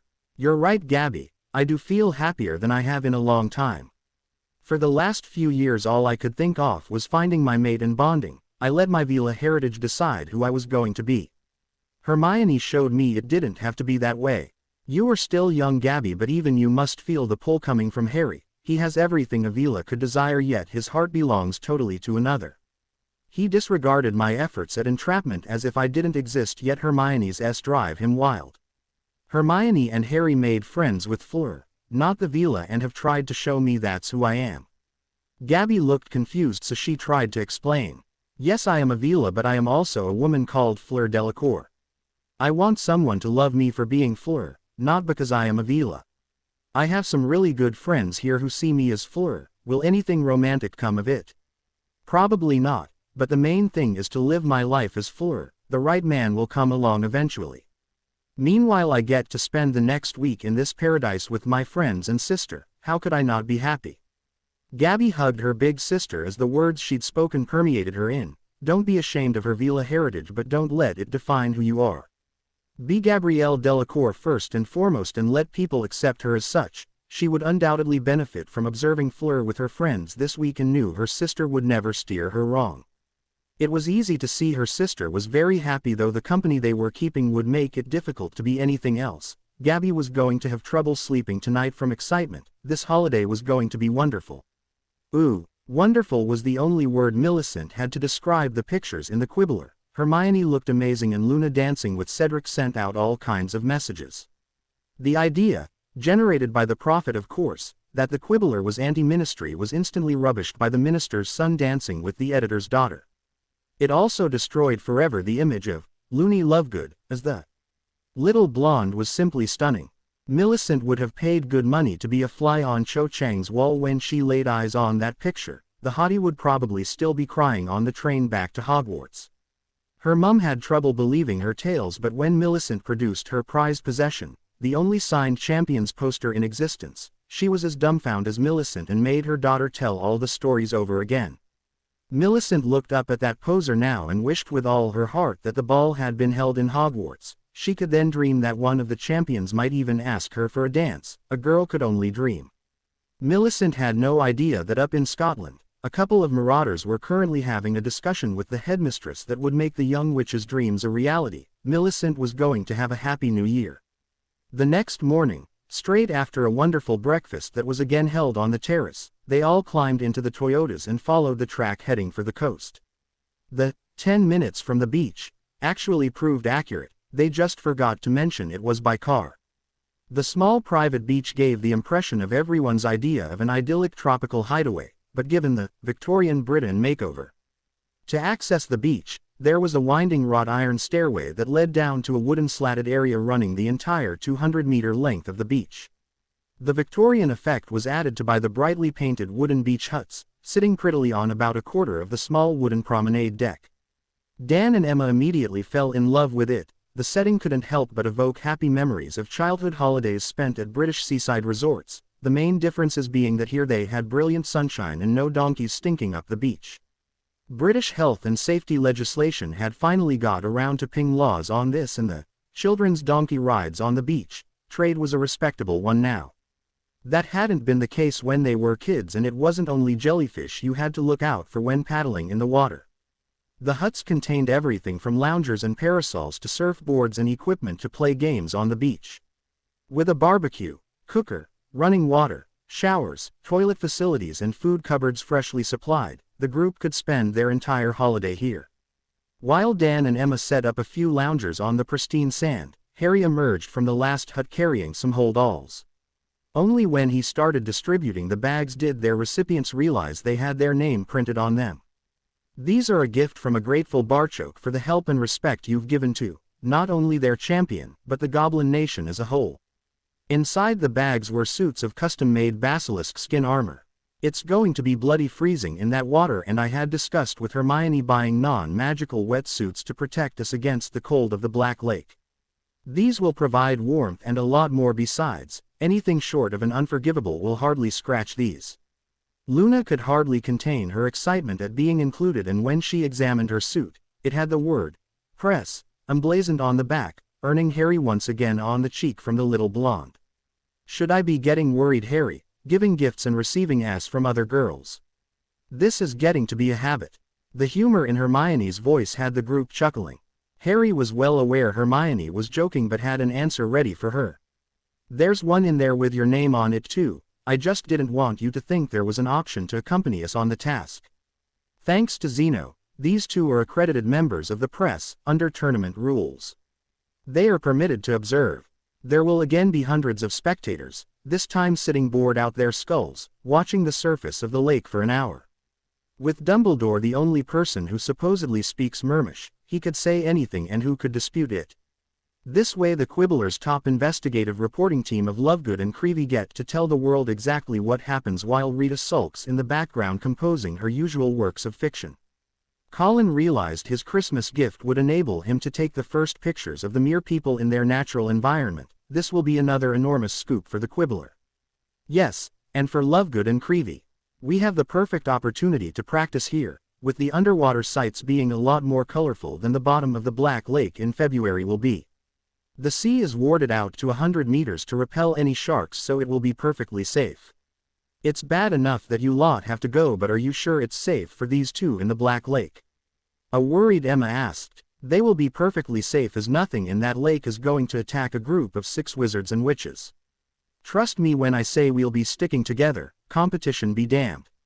Harry. Luna held a delicate but deadly goblin-made blade in her hand. It's part of the suit, Luna. There will be a holster for your wand and another that fits your knife. Goblins are never without a weapon of some sort. My suit has one at my hip, the small of my back, and even a holster for the sword of Gryffindor on my shoulder. The weapons are all charmed invisible when sheathed. Cedric was holding an altogether more wicked-looking blade in his hand. I would hate to meet anything that I would need to use this on. How are they going to breathe underwater? Third years won't be able to cast a bubble head charm, far less maintain it for an hour. Harry put his arm around Hermione's shoulders, his praise causing her to blush. My Hermione has already solved that problem, thanks to the goblin-supplied Leary. A plant called gillyweed, that when eaten will transform you to grow gills, plus webbed feet and hands. Since the magic is in the plant, their age doesn't matter. It will work equally well with Gabrielle or Dan and Emma. Anyone fancy a spot of underwater swimming? Dan was staring at Harry in disbelief. You mean if I eat this plant I can breathe underwater like a fish? For 1 hour, Dan, so we all need to stay together in case there's some time discrepancies due to body age or something, but it will work. The Grangers led the mad rush into the huts to get changed. Less than 10 minutes later everyone was in the water as Harry was handing out the gillyweed. One glance at its slimy rat tail appearance curbed some of the enthusiasm and had one or two doubting if it was worth it. It was Dan who was vague enough to try it first. Well, it can't possibly taste as bad as Hermione's attempts at making pasta. With a cheeky wink at his daughter, Dan began chewing before grabbing his throat in pain. Feeling the beginning of what Dan Umed were gill slits there, he submerged below the water and was suddenly smiling while giving everyone the thumbs up sign. That was the signal for the rest of the group to shut their eyes and stuff it in their mouths. Emma quietly thought that Dan was right, it didn't taste as bad as Hermione's attempts at pasta. Fleur kept Gabrielle close, but they soon found themselves surrounded by their friends, checking that they were okay. They swam around for a while, getting used to the effects, and the Grangers also were gently shepherded into the center of the group. When they became accustomed to having webbed hands and feet, Harry, Cedric and Victor moved away a little bit to practice casting spells underwater. Colin was putting his new camera through its paces while Luna kept an eye on him. Fleur was more concerned with getting used to being underwater and maintaining a close watch over her sister than practicing spells, so both remained swimming around in the company of the three Grangers. Hermione thought her parents reminded her of Harry and Hamley's. Their exuberance at experiencing magic and what it could do for them was a delight to behold. They swam around like a couple of otter pups, even resorting to playfully chasing fish. Gabrielle thought she would be terrified underwater, but nothing could be further from the truth. With Fleur by her side and Harry, Victor and Cedric only 20 meters away, she felt as if cocooned in a warm blanket. Nothing bad could touch her in this company. Instead of a dangerous environment, this felt like being watched over in her own garden, and what a garden. The diversity of colors and light could take your breath away. Well, it would if the gillyweed hadn't made that function redundant. She could feel her sister start to relax and enjoy herself, but it seemed no time at all before Harry was signaling to everyone that there was 10 minutes left, so they headed for shallower water. Hermione caught up with her betrothed because there was something she was dying to try before the gillyweed wore off. Wrapping herself around him, she began a that didn't require them to break for oxygen. When the pain in their necks began, neither had any intention of stopping and they broke the surface together, still ing. "Now why didn't you think off that, Dan?" Emma joked. "Well, I didn't think ing my daughter like that was appropriate behavior. That ended the, trust Dad to spoil the mood. It's that suit you're wearing, love. If there was any merriman around, I would have had a battle on my hand as they tried to steal you away." Hermione's legs were wrapped around Harry under the water, allowing both her hands to slip down there while her betrothed supported her. They quickly returned with an evil-looking dagger and her wand. "Anyone but you coming near me is in for a shock, Mr. Potter. I can take care of myself." That earned her a quick, "Pleased to hear it, dear. Now let's get something to eat. All that swimming has gave me an appetite." It was a very happy group of people who made their way up the beach. Ooh, Dan was immensely relieved. Harry Potter was absolutely and utterly crap at golf. He'd finally found something that the lad couldn't do effortlessly. Here was at least one thing Dan could teach him. It maybe wasn't much in the great scheme of life, but Dan was sure if Harry had picked up a 3-iron and smashed the ball straight for 200 yards, then he would have cried. It was bloody frustrating trying to be a father figure to a young man that appeared to have all the answers while riding dragons or slaying basilisks in his spare time. This was the first chink in Harry's armor. How was he supposed to mentor someone who could bring down a government or boot his headmaster out his job? They were on the driving range at the golf club and it was just the two of them. The ladies were shopping. Cedric, Victor and Colin, with no experience of this phenomenon, weren't quick enough with their excuses, so got dragged along. Having a long-standing arrangement to break in his new clubs gave Dan the out he needed. Of course Harry had agreed to play around with him, which is why they were both on the driving range. He'd been constantly giving Harry advice and Dan could see that the lad was becoming frustrated. Then Harry took a deep breath, calmed himself, shifted his stance more in line with what he'd been trying to teach him. There was a pause while he became so focused his eyes almost bored holes in the ball. Thwack! Harry hit the ball with the sweet spot of the club and his shot flew straight and true. Granted it wasn't a miv distance, but if he could repeat that feat with any sort of regularity, then he would have conquered the basic swing. 5 of the next 6 shots were straight with only a slight slice spoiling the run. Dan was beginning to think Harry might be so crap at golf they may have a shot at his clubs. Father and son, medal in a few years. Okay Harry, let's try you on the putting greens before heading out to the course. Ooh, Harry was lying awake. He'd had such a brilliant day that his mind was struggling to calm down enough to allow sleep. His time on the golf course with Dan had allowed the two to become closer. The fact that Harry liked and admired Hermione's father might have a lot to do with that. Since after the first morning in McGonagall's office, Hermione's parents had been nothing but supportive toward him and his relationship with their daughter. This was a totally new experience for Harry and one he found exhilarating. To them he was Harry Potter, Hermione's boyfriend and future member of their family. That was as good as it got in his book.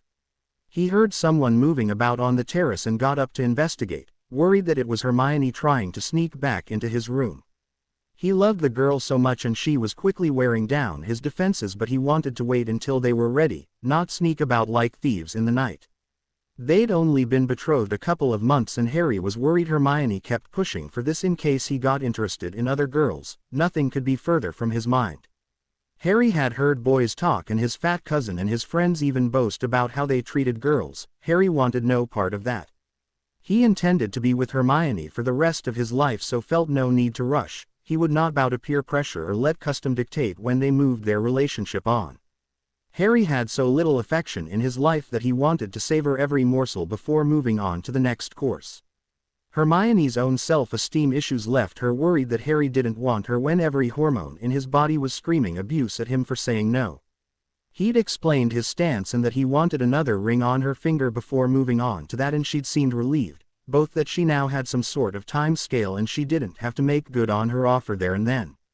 The snogging session that followed had both of them reconsidering that decision before Harry called it a night. Yes, he was strong-willed, but Merlin, his betrothed, was only minutes away from ing that resolved goodbye. Harry had slept in a pair of shorts and pulled a t-shirt on before leaving to investigate. He didn't have to go very far to discover Luna standing on the terrace, leaning on the rail and looking off into the distance. The moonlight reflected off the tear tracks on her cheeks, but the blissful smile she wore belied any hurt. "Luna, are you okay?" "Harry, I'm so far beyond okay it's scaring me." Harry put his arm around her as the young blonde rested her head on his. He figured she wanted to talk and he was quite happy to listen. "Today we went shopping and Emma treated me just like a daughter. Hermione is becoming the sister I never had. I was surrounded by friends and holding my boyfriend's hand.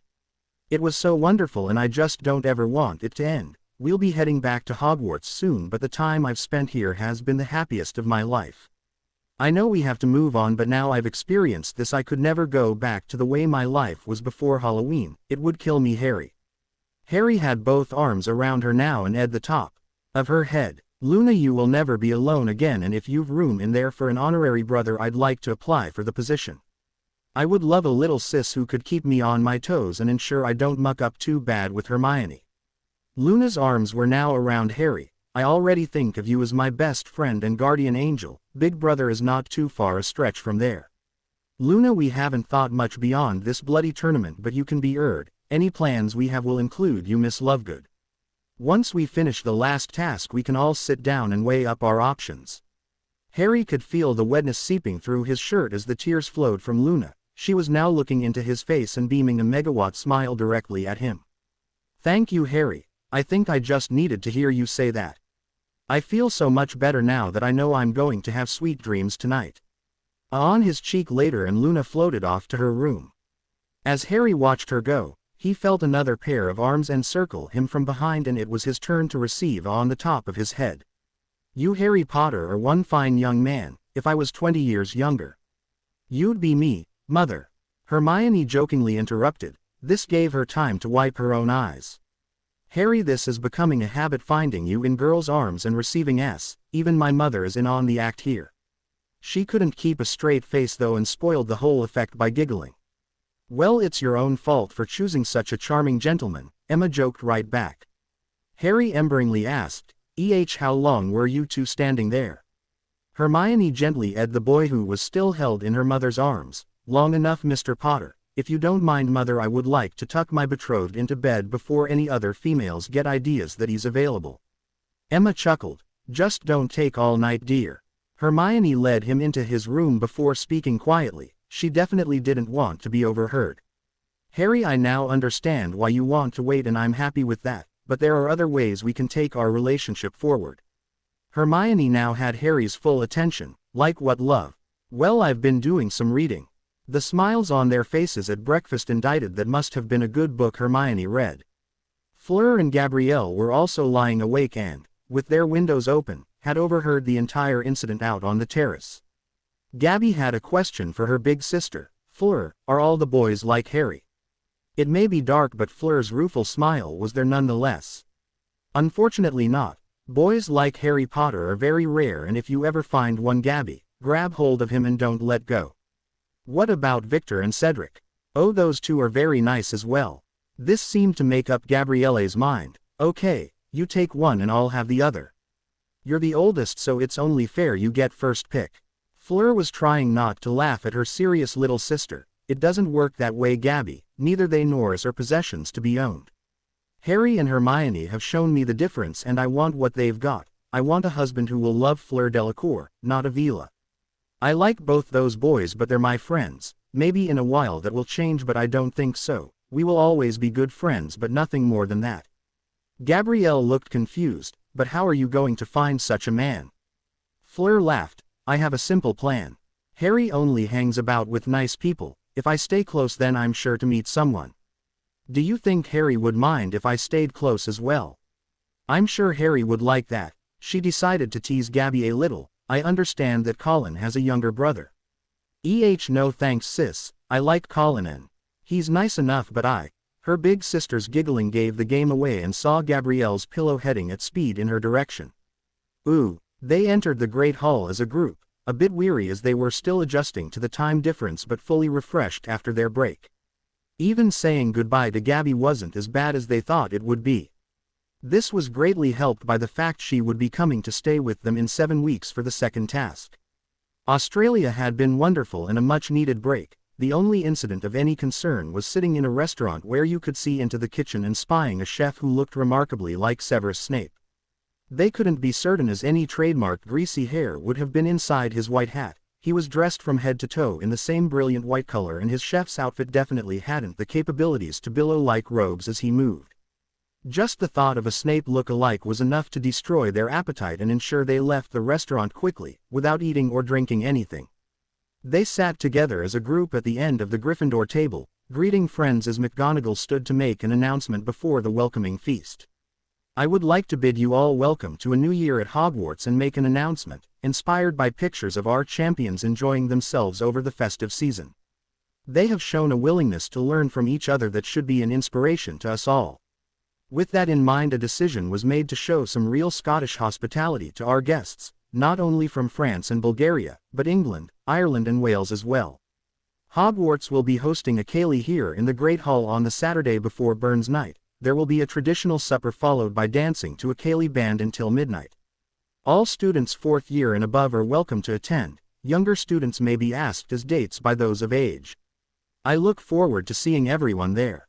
This was like a bolt out the blue, and more than a few sets of eyes turned to Hermione for an explanation. She of course was happy to provide one. A ceilidh is Scottish country dancing, and a great idea for bringing down barriers, as lots of the dances are reels where half of you move on to the next group as part of the dance. Haggis is wonderful, just eat it and never ask what's in it. Cedric was quick on the uptake and wanted everyone to attend. Luna, would you do me the honor of accompanying me to the ceilidh? Fleur was also no slouch. Colin, I would be honored to go with you, thank you so much for asking. Victor was about to ask Ginny, ensuring that the younger girl could attend when Neville beat him to it. This left him in a bit of a bind when he thought, what would Harry do? The answer came to him instantly, and it was a smiling Victor Crumb who got to his feet and headed for the Slytherin table. Millie was aware that all talking had stopped around her, but it wasn't until she turned around from speaking with Tracy about the dance that she discovered the reason why. Victor Crumb was standing there smiling at her. Miss Bulstrode, would you do me the honor of accompanying me to the ceilidh? His smile made her knees wobble. I have to warn you though, Millicent, I know none of these dances, so you are going to have to teach me. She was amazed how composed she felt on the outside because her innards were dancing, the dashing white sergeant. I would like that very much, Victor, and look forward to the dancing lessons. With another smile and a slight bow, he returned to the Gryffindor table, leaving Millie thinking her mum would never believe her. Hermione was just putting the mirror away after contacting her mum for emergency dance lessons, when a thought struck her. Harry, McGonagall is going all out to be hospitable here, how about we return the favor? Harry's blank expression had her continuing, I think you gentlemen would all look so in kilts, while we ladies wear dresses with matching tartan sashes, what do you think? Harry had a twinkle in his eye. Do we include Professors Mooney and Padfoot as gentlemen? Hermione was giggling now. Not usually, but in this case that's a definite yes. It would be worth it just to see Sirius in a kilt.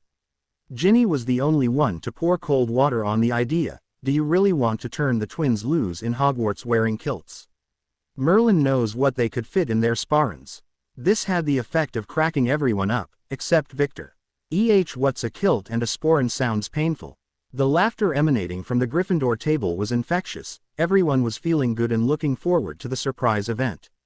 Only Cho Chang had a face like a wet fish. Cedric sitting beside the Vila was bad enough, but then to ask Looney to the Cayley was just being spiteful as far as she was concerned. She didn't know that a man with a long white beard thought so too, and because of this there would be plenty wet fish in her future. Albus was delighted with the announcement of the dance. He had of course already chosen the Hogwarts pair's hostages. This gave him the chance to observe the other two. It was blatantly obvious why the French Vila asked Mr. Creevey, so he would have to closely observe her on the night and see who she danced with. It appeared though that Mr. Crumb's choice was already made. Albus could see their unity making a mockery of the tournament, but had something up his sleeve for the next task to ensure that didn't happen. He was after all still the greatest wizard alive. Ron Weasley sat oblivious to all the merriment that surrounded him. His entire concentration was focused on doing justice to the feast presented here. He missed Dean and Seamus asking Lavender and Parvati to the dance. His brothers and Lee asking the 3 Gryffindor chasers also went unnoticed. The only legs and he was interested in at the moment currently had succulent juices running out of them and went great with roast potatoes. He reached out for his 3rd helping of chicken. Ooh. Their plan with Sirius backfired, as, not only did he love the idea of kilts but insisted on making all the arrangements as well as paying for them. Citing that his family fortune had sat there growing while he was in Azkaban and the Ministry were now offering him compensation as well, so he was due a spending spree. A Hogsmeade weekend had been announced to allow some preparation, and Sirius had booked the entire tribe into a kilt maker's in Edinburgh on the Saturday. That famous city wouldn't know what hit it. They had acquired a tartan catalogue from the shop, and Sirius was delighted to discover there was a Black Clan tartan, so his decision was easy. Tracy and Daphne wanted to honor the head who'd saved their house, so their dates, Blaise and Theodore, would be wearing black tartan kilts. Of the Hufflepuff contingent, only Susan's date Ernie had a clan tartan. It was even in their house colors, so the 4 Puffs would be wearing Macmillan tartan. Remus also loved the kilt idea but chose McGonagall tartan to honor the woman who'd been his head of house for 7 years and actually gave a werewolf a prefect's badge. Remus still had it and it was amongst his most prized possessions. He still considered receiving that badge as one of his best ever days.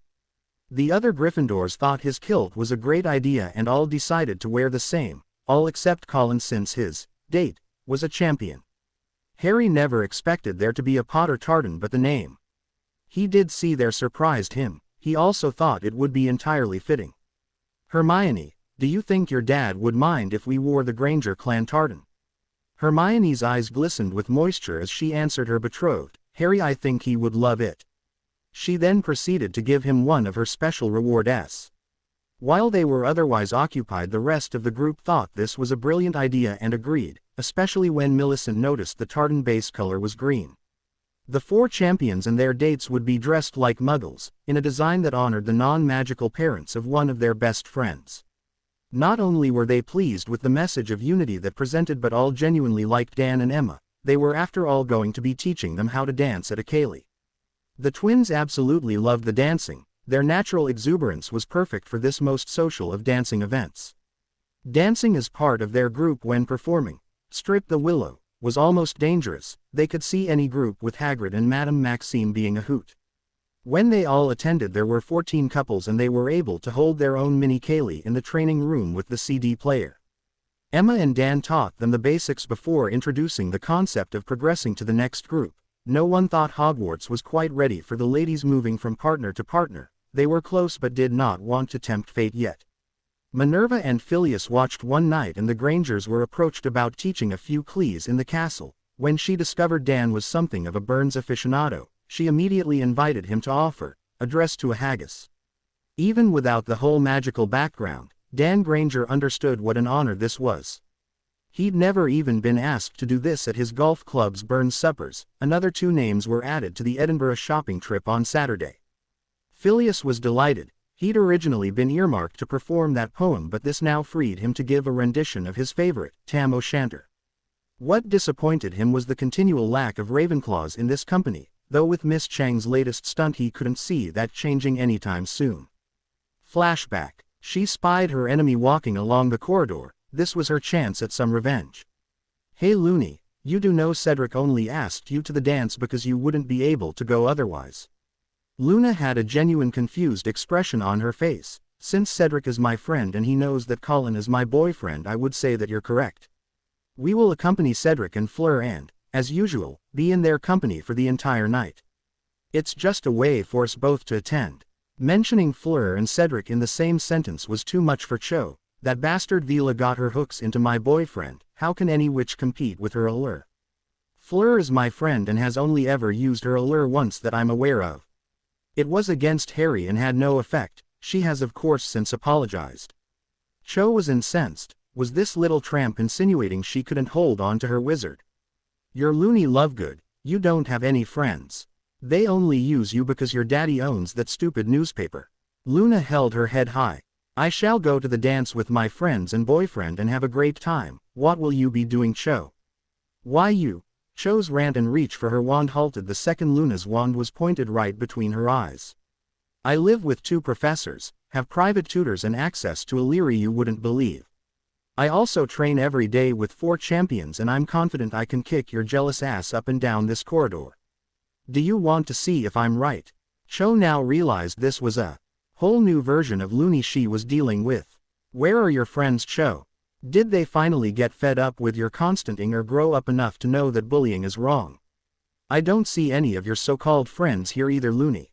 "Oh, you don't have to worry about that. We've always got Luna's back covered." Harry, Hermione, Cedric and Colin walked round the corner from where they had obviously been listening. Colin walked toward his girlfriend and slowly lowered her wand by gently placing his hand on hers. "Luna, don't do this, you're worth 10 of her." The real kicker though was when Cedric looked his ex-girlfriend up and down before adding, "Colin, I think you're underestimating Luna there." This was too much for Cho, who burst into tears and raced along the corridor, straight into Flitwick, who'd also been monitoring the situation. "Is everything all right, Miss Lovegood?" Luna's wand was back up her sleeve in its holster while Colin held her hand. "Oh yes, Professor, everything's fine." End flashback. Phileas had yet to decide if it would be more of a punishment to make Miss Chong attend or confine her to the dorm. He could make strong arguments for both. Ooh, Dumbledore's nose was seriously out of joint. He thought his robes were splendid, but the sight of the couples marching in, boys with swirling kilts and the girls in pastel-colored dresses with matching tartan sashes, stole the entire evening. They were using house tables for the first part of the evening and only Ravenclaw didn't have anyone in a kilt.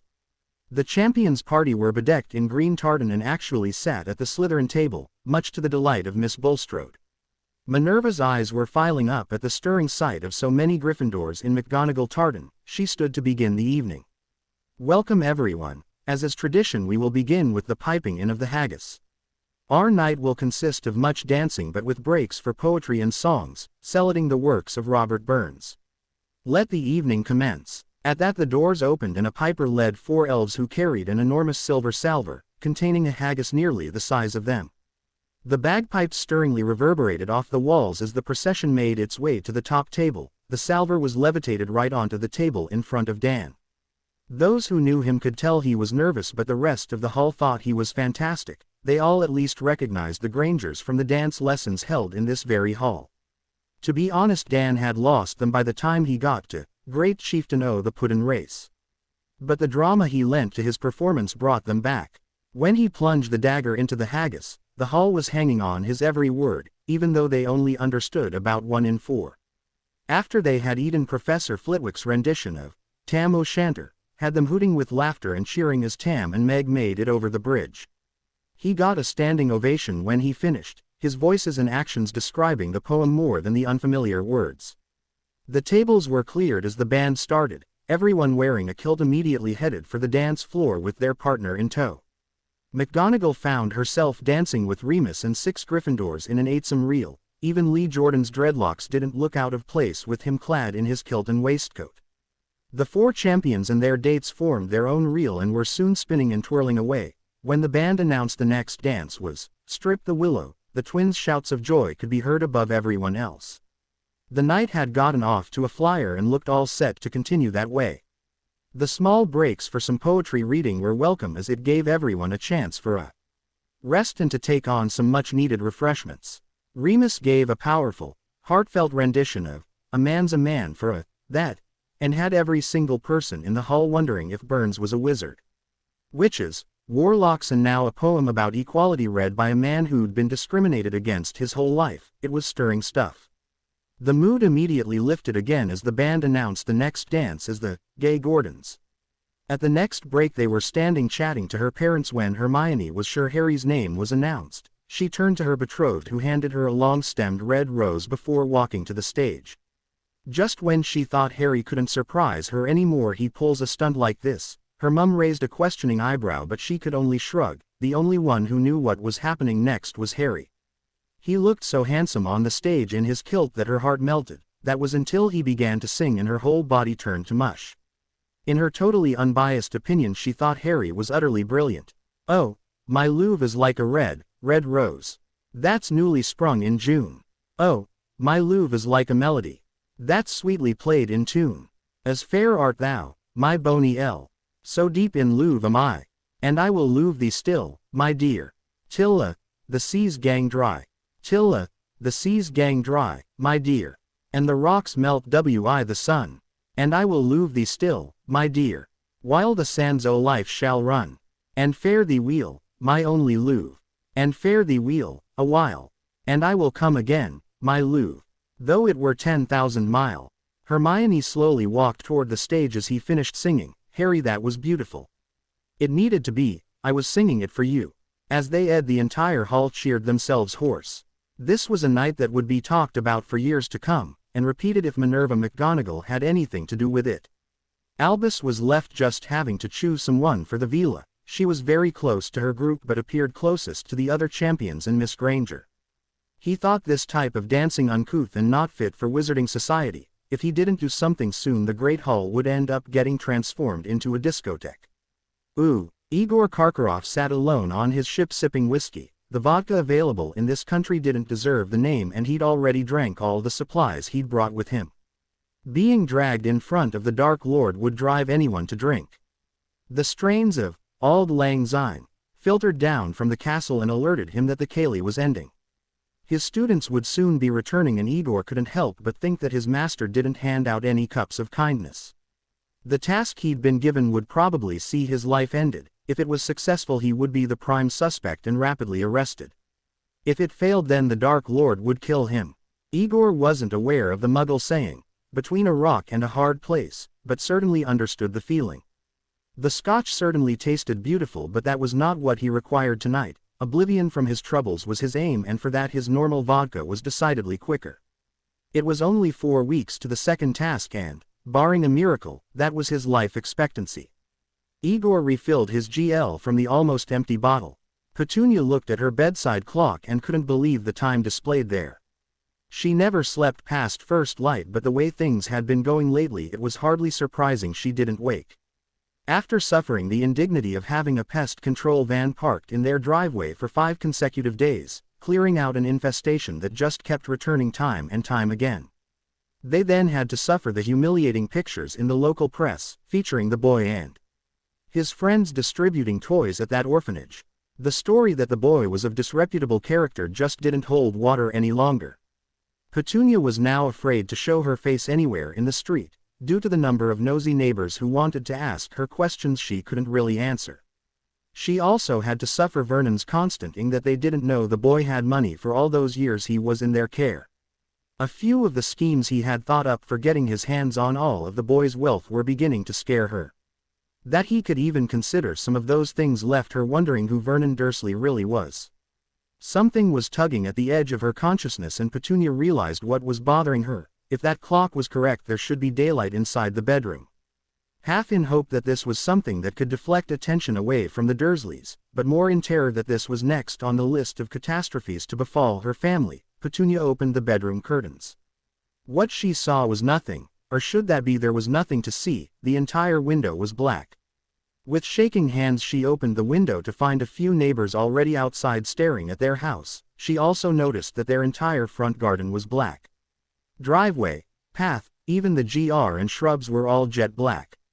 Petunia walked down the stairs, hoping she was still dreaming rather than being awake and in this nightmare. Through the kitchen and out the black French doors to find a patio, furniture, fence and all greenery had been changed to black. On turning around she could see that every inch of the house was the same, even the windows. Her once lovely house now looked like a giant lump of coal. It was almost as dark inside as the cupboard under the stairs since all the GL was colored black as well. She was standing in her back garden, wearing only her nightgown, with her mouth hanging wide open in shock. A neighbor's voice came from the other side of the fence and confirmed she was awake. "Interesting color scheme you have there, Petunia, though I hate to think what the Residents' Association will make of it." Petunia Dursley ran back into number 4 Privet Drive screaming, "Ooh!" Gabrielle ran into Harry's dwelling like a mini whirlwind, whizzing up to everyone for a quick greeting, trying to catch up on events using no more than a sentence before whizzing on to the next person.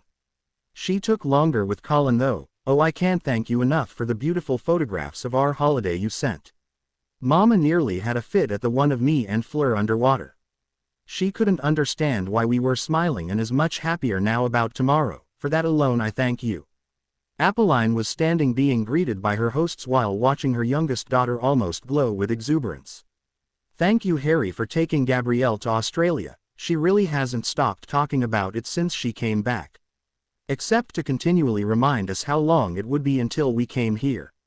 She's been counting down the days and has hardly slept from too much excitement. Your group has really made a big impression on both my daughters." "Thank you Appeline, but I must point out that Fleur is a big part of that group and Gabrielle was a delight to have. She's so full of energy it's possible to get tired just watching her." Claude Delacour was much more observant and straight to the point. "Are you expecting trouble here?" Hermione understood what he meant and answered honestly. "Tonight this place is going to be very busy. Any of our friends who we consider may be taken as a hostage will be spending the night here. They think a detention is a small price to pay for not being at the bottom of the lake tomorrow." Knowing this, Barchok has increased the goblin guards outside from 2 to 10. "Gabrielle will be perfectly safe here, but we would advise not going near the castle until after the second task." Claude raised his eyebrows. "You really think they'd go that far?" Harry tried to explain their reasoning. "I don't think there is a they anymore. It's almost exclusively Dumbledore. Madame Maxine seems to be distancing herself from the tournament after the Umbridge debacle of the first task, while Karkaroff can't enter the castle. Barchok hasn't been consulted and the Ministry are sending Arthur Weasley to be their representative and judge. Dumbledore's doing all the organizing as far as we can make out.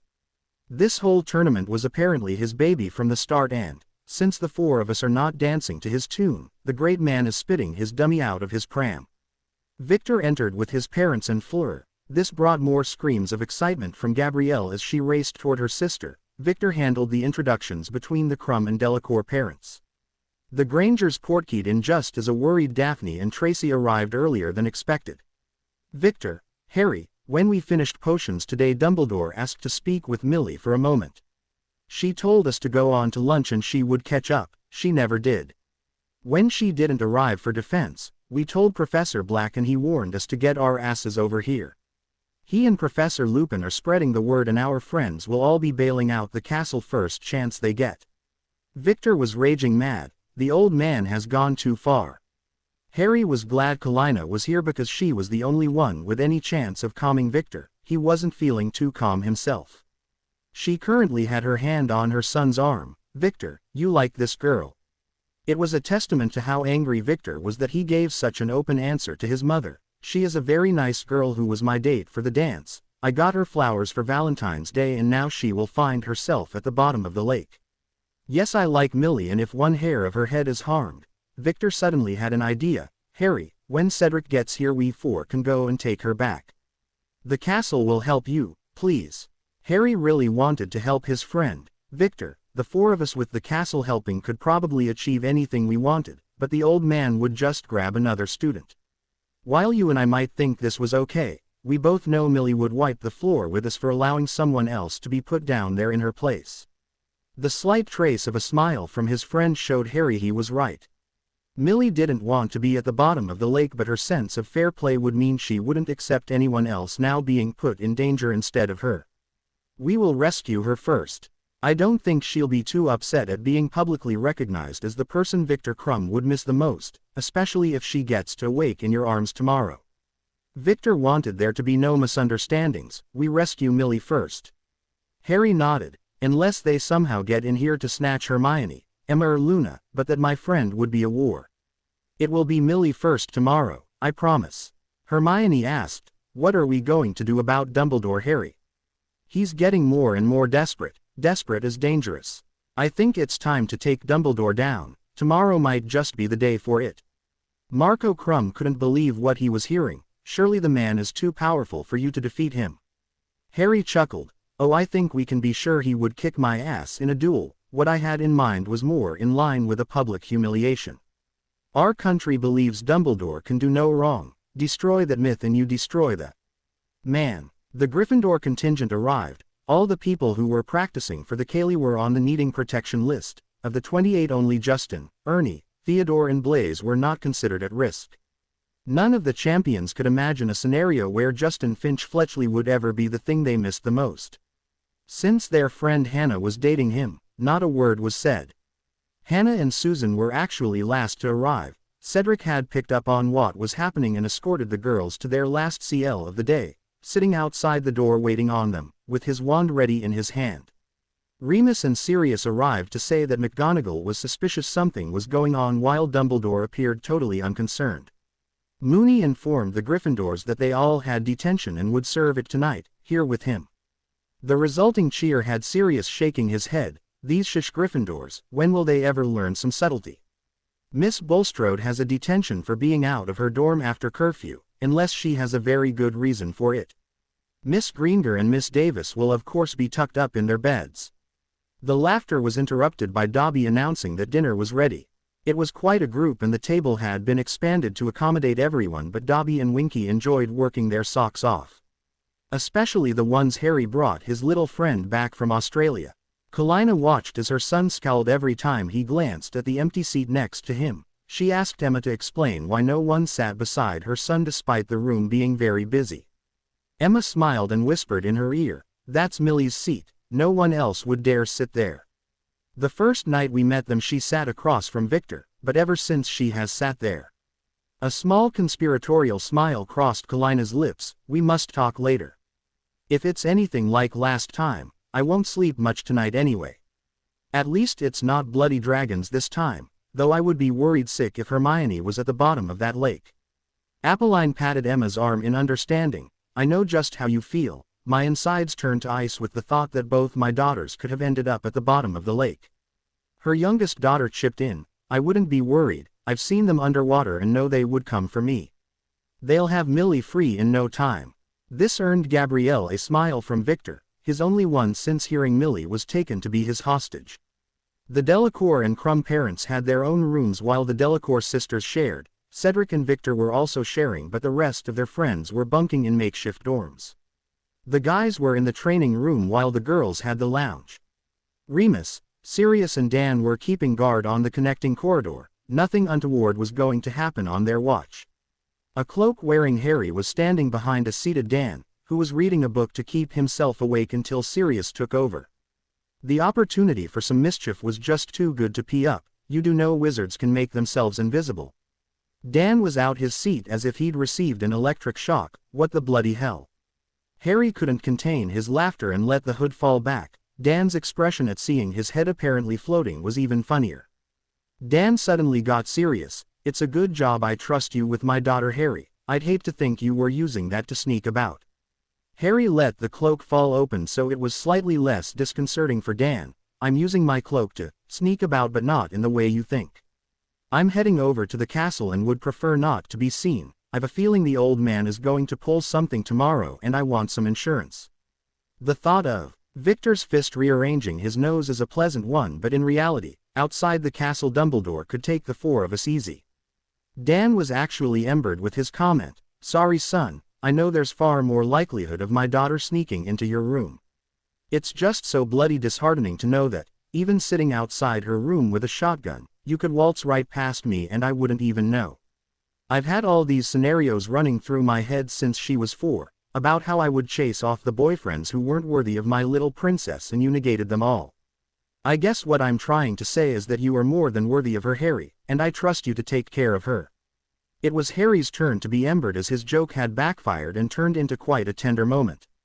Dan's words meant the world to him. "I think you're wrong, Dan. I'll never be worthy of Hermione, but I aim to spend my life trying to be. Now I better get out of here before we both end up crying like a couple of girls." Dan pulled what he could see of Harry into a hug. "That's some cloak, son." The look of pride on his face was unmistakable. "It was my father's, I'll lend it to you sometime." Harry portkeyed to the castle while Dan no longer needed his book to stay awake. His mind was racing with the possible fun he could have using an invisibility cloak. He felt like a kid again as he sat chuckling to himself. Ooh, Harry was well acquainted with the infirmary so had no trouble making a portkey to take him there. He headed straight for the screened-off area. There, lying on different beds were 4 people he immediately recognized. It took him a few minutes to work out what the old man was up to, but then it clicked: division. Ron Weasley was obviously his choice, though anyone who could think he was the thing Harry would miss most would have to be really delusional. Dumbledore's plans for a reconciliation with the Pratts showed just how much he'd lost touch with reality. Either that or being barred from their accommodation had left him blind to what was really happening. Next to Ron was Cho Chang. Again, the chances of Cedric and her getting back together were non-existent. Dumbledore seemed determined to renew old alliances with the hope that it would wreck the Champions group. Introducing Ron and Cho with their glaring jealousy just might, but only in the old goat's mind was that ever going to happen. Roger Davies was next and had originally confused Harry until he vaguely remembered Fleur having one dance with him at the Cayley. This told Harry 2 things. That Madame Maxine had refused any of her students' participation in this task and Dumbledore was indeed getting desperate. He also wondered if this was the manipulator's attempts to end the rift between Ravenclaw and the other 3 houses. Since the Champions had no contact with them, it was strange that 2 members of that house found themselves as the things missed most. He doubted Fleur could even remember Roger's name. The last bed was the reason Harry was here. Dumbledore had actually got something right. Millicent Bulstrode was like a flower, given the nourishment of friendship she had bloomed. She would never be a clique beauty, but her wonderful personality could fill a room with warmth, laughter and love. Like his Hermione, she was a rare diamond that sparkled in the appropriate lighting. By anyone's definition, Fleur Delacour was a stunningly beautiful young woman. Stand Hermione next to her and Harry's eyes wouldn't even see Fleur. Victor wasn't quite there yet, but just by him showing an interest in her was enough to allow Millie to shine brightly. Her light attracting the Bulgarian like a moth to a flame. Harry bent and edged Millie's cheek before whispering in her ear, "I promise we will come for you, Millie. You will awake in the arms of your prince." He then did what he came for and cast Monitor and Tracking Charms on Millie. Sal hissed that he was refusing an opportunity here and, after considering his words, Harry agreed. Harry cast the same charms on the other 3 hostages before leaving to carry out the rest of his business. Ooh, they made their way down to the lake as a group. Cedric's parents were there to wish them all luck and be introduced to Fleur and Victor's parents. Amos was attending as a parent. Being minister with a son as champion was why Arthur represented the ministry today. There were hugs and all around, with the girls making sure Victor wasn't left out. They were aware the one he wanted to be doing that with was at the bottom of the lake, but that didn't mean they couldn't show him their support. Kalina couldn't help but smile. Victor's main purpose in coming here was to make friends. It would seem that he has achieved that. The 3 mothers had all had a good gossip last night and were quickly becoming friends. Apolline agreed. Fleur wished for the same but didn't hold out much hope. Watching my daughters in that company last night was a dream come true for me. It is very difficult for Avila to be recognized for herself, yet they all just see Fleur and Gabrielle. Emma partially understood. I think it all stems from Harry's desire to be treated as just Harry. If they can do that for him, then a famous Quidditch player or Avila is not such a great stretch. Hermione had both arms around Harry and didn't want to let go. I have my basilisk suit on under this robe. Are you sure I can't come with you? Sorry, love. You know that's not possible. We'll be taking no chances down there and be back shortly. A final, and she headed off to join her mum. The 4 champions, accompanied by Luna and Colin, made their way to the floating dock where Dumbledore awaited them. Albus raised his eyebrow in question at the two youngsters who flashed their press credentials at him. He nodded and continued. There are 4 people at the bottom of the lake awaiting rescue by the champions, Ronald Weasley, Cho Chang, Roger Davies and Millicent Bulstrode to be precise. They are all placed at various locations throughout the Merpeople's village and you will have 1 hour to rescue your hostage. Albus couldn't quite hide the little smirk. Consigning the hostages to different locations would force the champions to split up. Cedric soon wiped the smile off his face. Can I ask just who I'm supposed to save? Dumbledore had his talking to petulant child voice cranked up to the maximum. Why, Mr. Diggory, I thought that would be obvious. Weren't you romantically involved with Miss Chong? Just shows we can all make mistakes. I wouldn't lift a finger to help that jealous, bullying little. Fleur butted in. Excuse me, who is Roger Davies? Do you have a picture so I may recognize him? Harry had to say something as Victor appeared ready to attack Dumbledore. But past an hour, the prospect's black. Too late, it's gone, it won't come back. So this is my chance to finally see the back of that jealous git Ron, or just more empty words spouted by a man who should have retired years ago. The smirk was long gone from Dumbledore's face and replaced with a scowl that almost matched the one Victor was aiming in his direction. Harry had every intention of ruining the old git's day. He cast a sonorous on himself. Headmistress McGonagall, I need to speak with you right away. This silenced everyone in the stands. Summoning McGonagall as if she was some errant first year was a surefire way to unleash that famous Scottish temper. She apparated directly onto the dock. What can I do for you, Mr. Potter? Minerva figured Harry was going for a big play here and had already cast sonorous on herself. Harry's voice could easily be heard by the entire crowd, who were now eagerly awaiting the unexpected pre-task entertainment. Headmistress McGonagall, there are currently 4 Hogwarts students unconscious and held hostage at the bottom of the lake. Did you give permission for this use of students entrusted into your care? The sonorous was superfluous as Mount Minerva's eruptions would probably be heard without it. No, I bloody didn't. She whirled on Dumbledore. What the hell do you think you're playing at, putting my students at risk? The students are in no danger. Harry's voice boomed out over the lake. You say they are in no danger. Forgive me if I don't believe the man who employed Voldemort to teach us. Did you inquire with the Weasleys, Changs, Davieses or Bulstrodes if it was okay for you to use their children in this manner? Unconscious and hidden at the bottom of the lake in the hope we'll risk our lives to rescue them. Dumbledore looked shocked. What do you mean? You have to rescue them. That's what all these people are here to watch. Well then they are going to be disappointed. The rules say we must take part. We intend to do that. It's not like the spectators actually paid to get in here. Harry turned to a still fuming McGonagall. Headmistress, all our friends slept in my accommodation last night, except one. We suspect that Dumbledore here abducted Millie after her potions lesson. She knew she was going to be a target and swore she wouldn't go voluntary. If that is the case, then I'm afraid Albus here has spent his last night in Hogwarts. He may not take these students' safety seriously, but I do. Mr. Potter, if I discover any of my students were abducted as you describe, I shall be contacting the Aurors. I'm afraid it would be pointless banning him from the castle, as I intend to sack him here and now for endangering students. Dumbledore tried to bluster. I have the authority to take hostages under the rules of the Triwizard Tournament. Smack. For a small woman of ample build, Molly Weasley was a deceptively quick mover.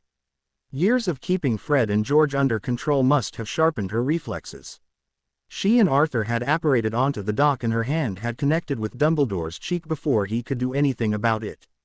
How dare you use one of my children for this? Ron was nearly killed in first year. Ginny had to be saved by Harry the next. Dementors nearly had Ron again in his third year, and now you place him, unconscious and defenseless, at the bottom of the lake. Just who the hell do you think you are?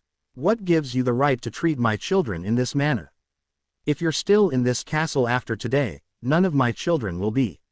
Normally Arthur would be trying to calm Molly down, but today he appeared ready to join her in beating up Albus. Another 3 sets of parents were rushing to the scene with seemingly the same intent. Minerva was quick to assure all the parents that Dumbledore had spent his last day working in Hogwarts. Molly then spoke to Harry. I know you haven't been friends since this ass Dumbledore started the tournament, but I'm begging you, Harry, to save my boy. Harry hated doing this but had no other option. Mrs. Weasley, Ginny and the twins stayed with me last night for protection from Dumbledore. I never figured Ron was in any danger. He's scattered the hostages all over the village in the attempt to force the champions to split up. It's too dangerous, so we won't do that, and I have already promised to save our friend. I'm sorry, but you are just going to have to hope Dumbledore's promise that they are in no danger hold. True. Victor approached Graham and Glenda Bulstrode and gave a short bow. Mr. and Mrs. Bulstrode, I apologize that your daughter's involvement with me has seen her in this predicament. I swear to you though that we will get her back, and she had better be unharmed or there will be repercussions. His glance at Albus left no doubt who his anger was directed at. Glenda was well aware of her daughter's infatuation with this young wizard. From his stance and body language it wasn't difficult to see he cared for Millie too. Thank you for that. Please don't blame yourself, as we all know who is responsible. I will feel much happier with my daughter in your safe hands than anywhere near this moron. With another polite bow, Victor made his way back to the other champions, pulling his robe off as he went. McGonagall went spare as Luna and Colin then revealed their basilisk suits. Mr. Potter, I cannot allow these children to accompany you. They are also in my care. If I didn't stop them, that would make me as bad as that old-ass Dumbledore. Headmistress, both Colin and Luna have press credentials that allow them to accompany us. More importantly for you, they also have parental consent letters. We practiced relentlessly in the Pacific Ocean and both are more than qualified to do this, otherwise they would be sitting in the stands like the reporters from The Prophet. He handed over the letters and cancelled the sonorous charm. Guys, I have a few surprises for you. Placing 2 fingers in his mouth, he blasted out an ear-piercing whistle. 3 Hogwarts boats came zooming out the cave they were usually stored in and stopped at the dock in front of the astonished group. Victor and me in the first one, Fleur and Colin next, with Cedric and Luna in number 3. They climbed into the boats and used banishing charms to get underway. They heard Luna ask, Harry, what is all this? The rest them noticed the items in the boats, blankets and flasks of hot cocoa, a little more to the left, guys. It was Victor's turn to ask, how do you know to go to the left? Because I have a tracking charm on Millie. The monitoring charm indicates she's in some kind of enchanted sleep that will be broken when she reaches the surface. The others were looking at Harry with expressions of awe on their faces. What? I promised Victor we would get her, and I had a sneaky suspicion the old man was up to something. I also promised Millie she would wake up in the arms of her prince. You better not make a liar out of me, Mr. Crumb. Victor had his hand on Harry's shoulder as he struggled for the words. Cedric said after seeing the basilisk, you should just be handed the cup. I agree, but for a different reason. Thank you for this, Harry. When Harry called stop, they circled the boats and tied them together before diving into the freezing water. Their suits and gillyweed spared them the worst of it as they headed straight down, Harry in front as his tracking charm led them right to Millie. The 3 mermen on guard were expecting one wizard, not a group of 6 to descend directly on top of them. They were waving their tridents threateningly until Colin started taking pictures. The light startled them and they attacked straight into a barrage of spells. The 3 mermen were soon lying there unconscious as Victor drew his goblin-made knife, making short work of Millie's bindings.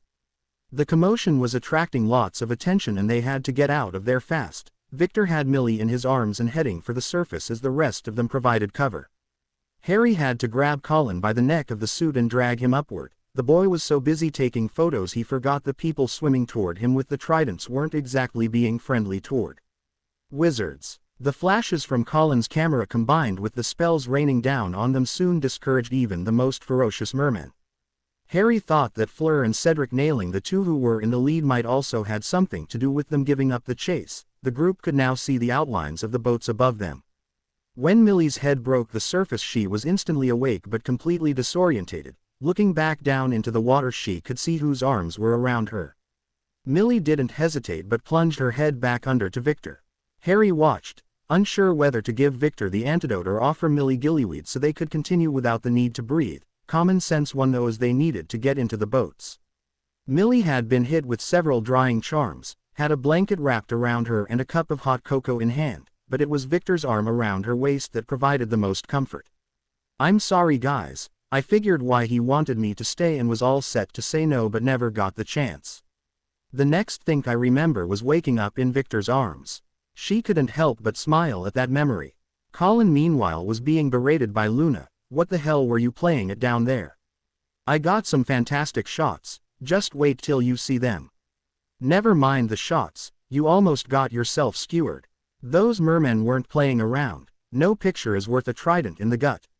A sheepish Colin was forced to agree but knew he was forgiven when Luna handed him a mug of cocoa. Harry, Cedric and Fleur had them heading back toward the dock. Harry had just stepped out the boat when he had his arms full of Hermione. Cedric was left to offer an explanation to the worried parents. I'm sorry but the merpeople attacked us as soon as we rescued Millie. If we didn't have the boats we would need to have fought them all the way to the shore.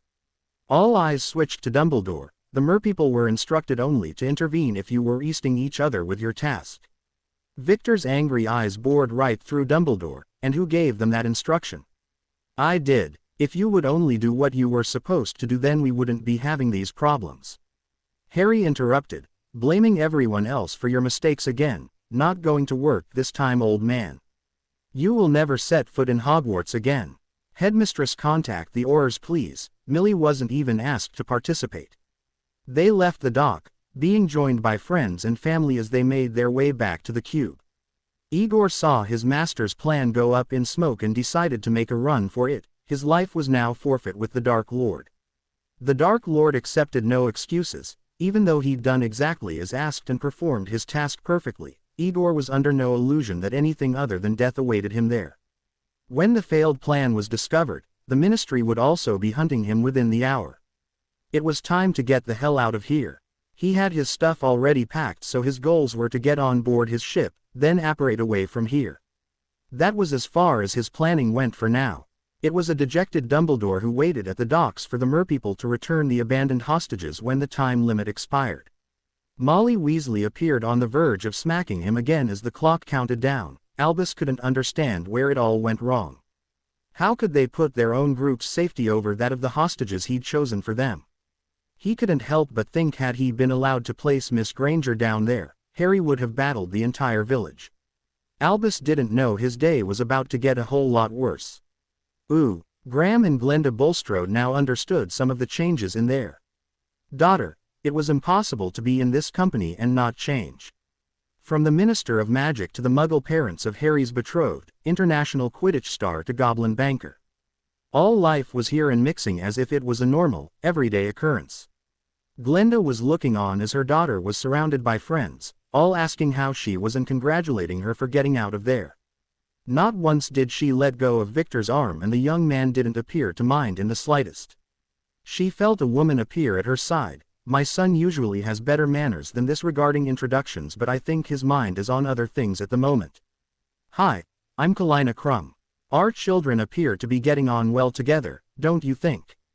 Harry and Hermione were arm in arm and heading toward their bedrooms with the intention to change out of their basilisk suits when he seemed to stumble. The hissing of his ring was accompanied by some unaccustomed language.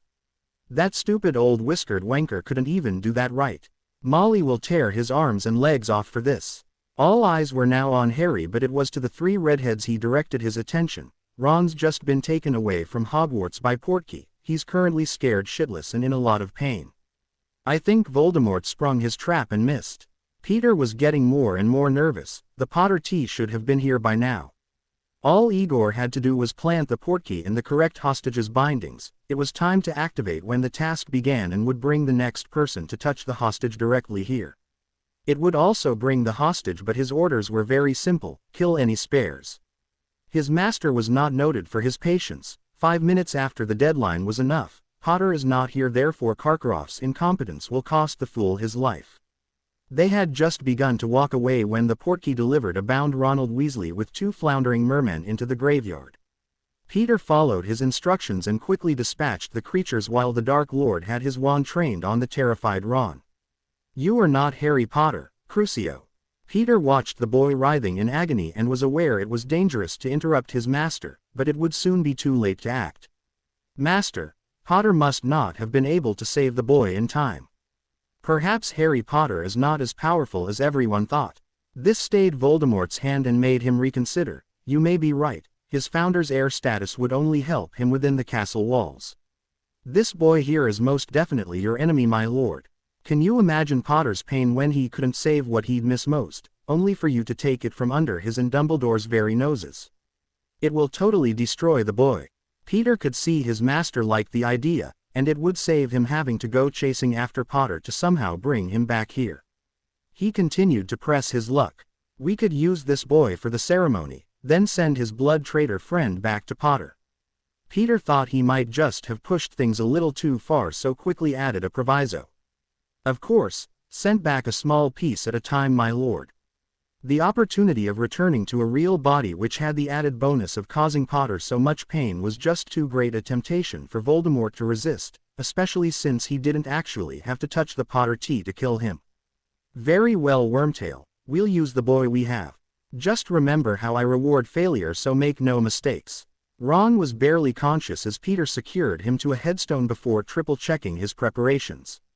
He'd seen it happen enough times to know exactly how his master rewarded failure. It was not an easy way to die. Ooh, all eyes were on Harry, but it was Hermione who reacted first. Harry, you can't, not now. Hermione, you of all people know I must. I was the one who left him down there. I even made a flippant comment to Dumbledore about finally getting rid of the prat. If it were you Voldemort had captured, I would already have left. Then I'm coming with you. Harry held her face gently in his hands and brushed her lips with his. He knew this decision could be disastrous, but it had to be this way. There would be lethal spells and curses flying about soon, and Hermione wouldn't be protected outside the castle. The mere thought of her being attacked by that psycho filled him with dread. Not this time, love, it's too dangerous for you to be there. Voldemort is going to be raging that his trap missed me. This is going to be. I can't and won't allow anything to happen to you. Anything else you can ask me for, but I'm sorry, not this. Hermione looked into his green eyes and saw the determination set within them. All she could think of was that Harry didn't want or need her, and Hermione's world crashed. She pulled away and ran out the room in tears. Harry's rejection unleashed the friendless little girl inside her that Hermione misleadingly thought she had banished forever. Those feelings of loneliness and heartache came rushing back with a vengeance and totally overwhelmed the crying girl. Harry was not entirely surprised by her reaction, but still felt gutted, an argument he could have handled better than the tears. He couldn't change his mind though. He didn't want Hermione anywhere near Voldemort. She may hate him for it, but at least she would be alive to do so. Harry attempted to focus on what needed to be done. There was no time to lose. I placed a tracking charm on Ron so I can make a portkey that will lead me directly to him. Lead us directly to him, you meant to say, Victor quipped. Yes, he's getting forgetful in his old age, answered Fleur. Cedric always thought actions spoke louder than words, so just drew his wand and stood by Harry's side. Shit, you know we're coming. Sirius may have just volunteered Remus as well, but Moony didn't seem to mind. Amos just had to say something. Harry, I can have the oars handle this, that's what they're trained for. I would love to let them deal with it, sir, but Ron doesn't have that luxury. If he follows his usual procedure, Voldemort will spend some time spouting rubbish about how he's the greatest, baddest, coolest, cleverest wizard on the planet before he tries to kill Ron. He's probably got less than 10 minutes left to live. Amos tried again. What about Dumbledore? He's the only wizard you know who has ever been afraid of. Sir, I've fought Voldemort twice before. Both times inside Hogwarts, and he didn't seem too scared of Dumbledore. I suspect that's a rumor started by the old coot to enhance his dwindling reputation. From what I've heard, Dumbledore wasn't faring too well before Voldemort cursed me as a baby. We're wasting time here, time Ron doesn't have. Fred and George stepped forward only for Harry to shake his head. Sorry guys, not this time. Barchoke was a different proposition altogether. Harry, I have 10 goblin guards outside. All would be willing to accompany us. Harry smiled at the us part, and the room heard the ring hiss as he considered the offer. Thank you Barchoke, but I would feel better knowing your guards are here to protect those we leave behind. I don't believe this is a feint, but we can't take that chance. Claude Delacour, Marco Crumb, Graham Bulstrode and Amos all aired their wives before stepping forward. Harry didn't get to say any more as he was attacked. Emma had raced after her daughter and found her lying face down on her bed, sobbing her heart out. She none too gently grabbed her daughter by the shoulder and turned her around so she could see her face. Hermione Jane Granger, I've never been ashamed of you before, but I am now. That young man you profess to love is leaving here to try and perform a dangerous rescue, and you're in here, crying like a baby. Harry doesn't want me, Mum, she sobbed. Hermione, do you honestly think your father or I would have let you go? There is not a hope in hell we would have stood there and let you leave. Harry is just being very sensible, unlike you. She could see that penetrated her daughter's in. Emma pressed home her advantage. You should be down there reminding Harry what he has to come home to, not letting him leave here worried if you're going to speak to him when he does return. It's time to grow up, Hermione, and face the facts. You yourself told me this is who Harry is, of course he's going to try to rescue this boy. If you can't accept that, then. Emma never got to finish her sentence as Hermione leapt from the bed and shot off down the corridor as fast as she could run, praying she wasn't too late and he'd already gone. Spying her love, she screamed, Harry, before pouncing on him. Her pushed away any thoughts of hurt out of both their minds. When it ended, she whispered in his ear, tonight I'll be in your room, you'd better be there, Potter. This you can and will allow. Harry gave her a quick, that's a date, love, sorry but we've got to rush. When he saw Barchoke with the blade in his hand, Harry called for the sword of Gryffindor and placed it in his shoulder holster before turning a piece of rope into a portkey. Harry looked at all the faces watching them. I promise we'll take care and be back as soon as we're able.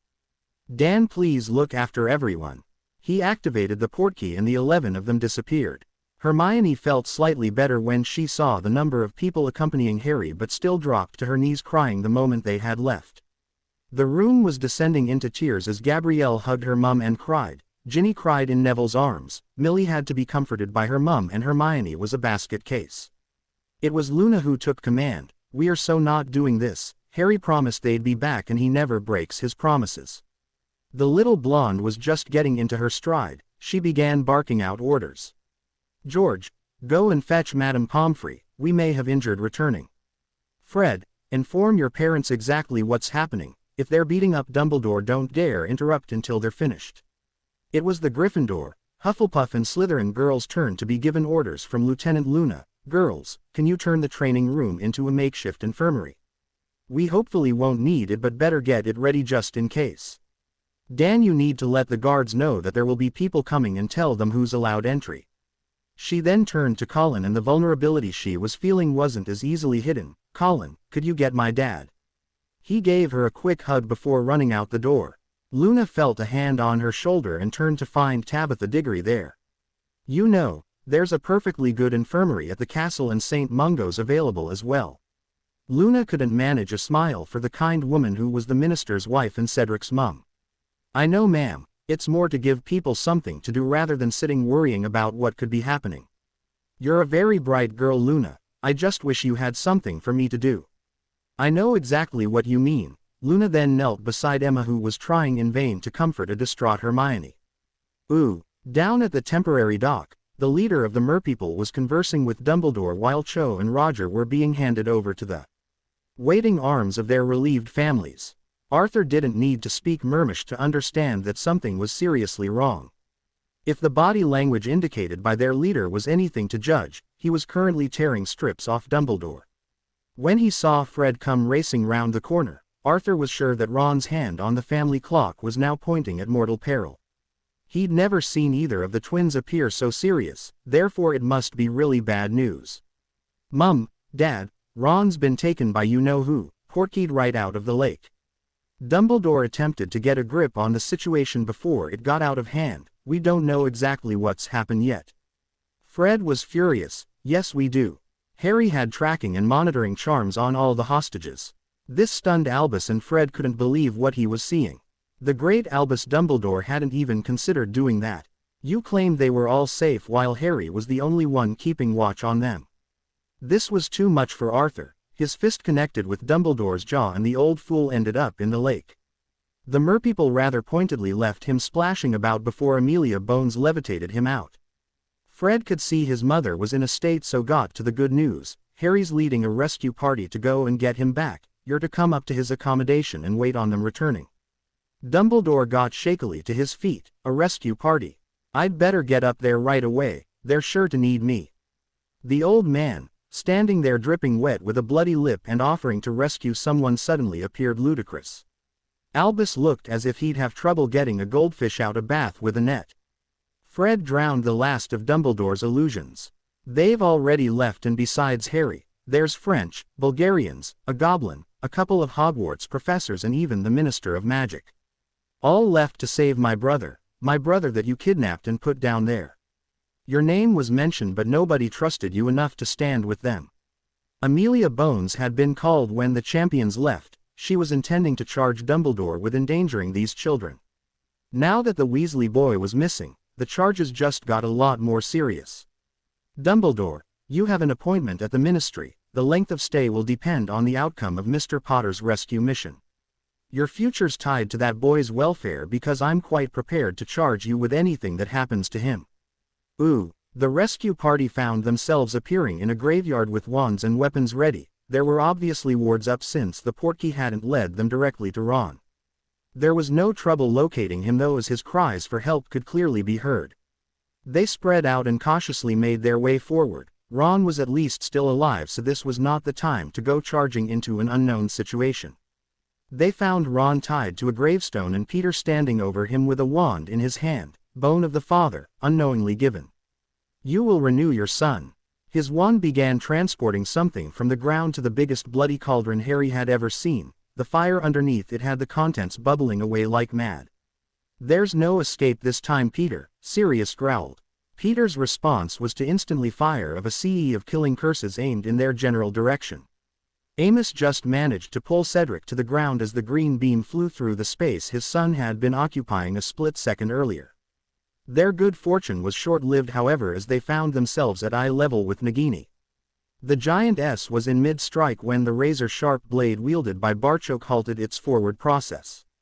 The severed head landed beside the Minister of Magic and his son, both of whom looked toward the goblin with gratitude. Peter had transformed into his rat form and scurried away, dodging curses as he went, only to transform back behind a large headstone and fire another couple of killing curses. They were all forced to take cover as Peter continued this deadly game of hide-and-seek, which saw pieces of marble shrapnel flying through the air as both sides blasted headstones apart, attempting to connect with the person hiding behind it. Peter's animagus ability, and the fact that he was throwing killing curses while in human form, was keeping their superior numbers pinned down. They had no idea where he would pop up next, and those green beams had to be avoided at all cost. It all ended with a high-pitched squeal as Peter tried his trick just once too often, and a big black dog emerged, violently shaking the squealing rat in his jaws. Padfoot tossed the rat onto a clear patch of GR and multiple stunners hit Wormtail. Sirius transformed with a huge grin on his face, only to be punched on the shoulder by a raging godson. Sirius, next time forget the grandstanding. We don't need to announce our presence, just stun the bastard where he stands. Harry ended his words by pulling the shocked Marauder into a hug before checking that everyone was okay. Remus and Graham were cutting an unconscious Ron free. The killing curses flying all around him had caused the terrified Ron to faint. The worst damage they had taken was cuts and bruises from all the marble shrapnel. They had been very lucky. When Sal started hissing, the entire group quietened down. Harry, as usual, was left to translate. Sal says they were attempting an extremely dark ritual here, not used since the time of the pharaohs. Voldemort's spirit is in that cauldron, which will explode in a matter of minutes and return him to that wraith form again. Sal reckons we might be able to adapt the ritual to bind him for good, but we only have seconds here to make up our minds. All eyes turned to Amos, so glad that it wasn't Fudge, where they would have to wait until he'd run a poll to see how it would affect his public standing. Does it involve anyone getting hurt? Harry glanced down at the unconscious Wormtail. Well, not anyone who matters. This seemed to be the clincher for Amos. That bastard nearly killed my son, do it. Harry was spurred into action. Marauders, I need that rat in human form. We also need to find a headstone that says, Tom Riddle, on it. Here, Harry, Graham shouted. It's the one Ron was tied to. He turned to his fellow champions. I want a couple of large chunks of that placed in the cauldron. They didn't hesitate. Victor hit the headstone with a reducto curse, then Fleur and Cedric levitated the two largest pieces over the bubbling cauldron. Stone of the Father, unknowingly given. You will confine your son. After Harry's words, Fleur and Cedric dropped the large lumps of stone into the now hissing liquid as Harry marched over to Peter. Revive him. Peter awoke and could be forgiven for thinking he was back in the Shrieking Shack. Leaning over him were Sirius, Remus and Harry Potter. This was a different Harry Potter though, a Harry Potter who had determination in his eyes and had just pulled the deadliest looking knife Peter had ever seen from behind his back. You picked the wrong side, Peter, and now it's time to pay. Harry's knife flashed faster than the terrified wizard's eyes could follow as Peter screamed. Harry dug the point of his knife into the piece of flesh now lying on the GR. Peter looked on in horror as the Potter T walked away with his ear on the point of his knife, skewered there like some bizarre shish kebab. Harry approached the cauldron, flesh of the servant, forcibly taken. You will restrict your master. He knocked the ear off the end of his knife and the cauldron emitted a great belch of steam. Harry drew the sword of Gryffindor from his shoulder holster before verbally exploding. What the do you mean? Get everyone clear of the blast zone. You never mentioned anything about a frigging blast zone. Everyone waited with bated breath as Sal conversed with Harry. He didn't appear too happy with what he was hearing. Okay, there's a good chance this whole cauldron could explode. You need to take cover now. Sirius was at his side in an instant, casting a shield charm at the cauldron. You think I'm going back to tell the Granger girls I hid behind a headstone while you got injured? Then you, my boy, are nuttier than squirrel shit. I would end up needing my own headstone by the time they were finished with me. Remus and the other 3 champions joined him as well. Victor gave the champions' point of view. We've stuck together so far and it's worked for us. This is not the time to change things. Harry called a halt before things got totally out of hand. We need some people to transport us home if we get injured. Just make sure the bloody rat doesn't get away again. Barchoke took a disc out his pocket. He twisted the center and it transformed into a large metallic shield, a shield that accidentally and solidly whacked Peter on the head as the goblin joined Harry. He's not going anywhere now and neither am I. Barchoke placed himself and his shield in front of Harry. Everyone else cast shield charms at the cauldron as Harry prepared himself. Harry ran the edge of the sword along his palm, drawing blood which he then used to coat the blade. Here goes nothing. Taking a deep breath he completed the ritual, blood of the enemy, willingly given. The sword and stone will seal your foe's soul forever. Harry plunged the sword into the cauldron. A blood-curdling scream was the last thing he heard as it exploded with a force that made a mockery of the shield charms. Darkness overtook him. The magical backlash Harry's actions released blew them all away like leaves in an autumn wind. Their bodies lay scattered and still. There aren't words to describe Amos Diggory's feelings when he reached his son and found him still breathing. The minister glanced over to where the cauldron had stood. The sight that greeted his eyes was way easier to describe. A roundish black boulder, at least a meter in diameter with veins of red and green running through it, had the sword of Gryffindor embedded almost to its hilt into the rock. We need to get some people here to help. That blast took down all the wards. It was Claude Delacour who sounded the voice of reason. Wait, Amos, we can't let what happened here become public knowledge. We need help, but we also must get that thing somewhere that nobody can ever get their hands on it. A groaning and bleeding Barchoke just about managed to sit upright. I agree with our French friend here, this has to be kept a secret. The blood that Harry placed on that blade means only he, or a direct descendant of his, could ever remove the sword from the stone. That young man deserves some peace in his life for once. Let it be known that we prevented Voldemort returning to a body and banished him again. That is all that need be said. Marco and Graham had been checking the extent of the injured. Harry and Sirius are the worst. The kid's armor saved their lives and Remus being a werewolf is helping him for once. Barchoke expected this news from Graham. The magical backlash was focused on Harry because he was the one doing the binding. I suggest getting the sword and stone to Gringotts and locking it in our deepest, most secure vault. Amos didn't have to think for too long. Can we do that for now and make a final decision when the entire company can give their opinion? These young people have every right to have their say as well.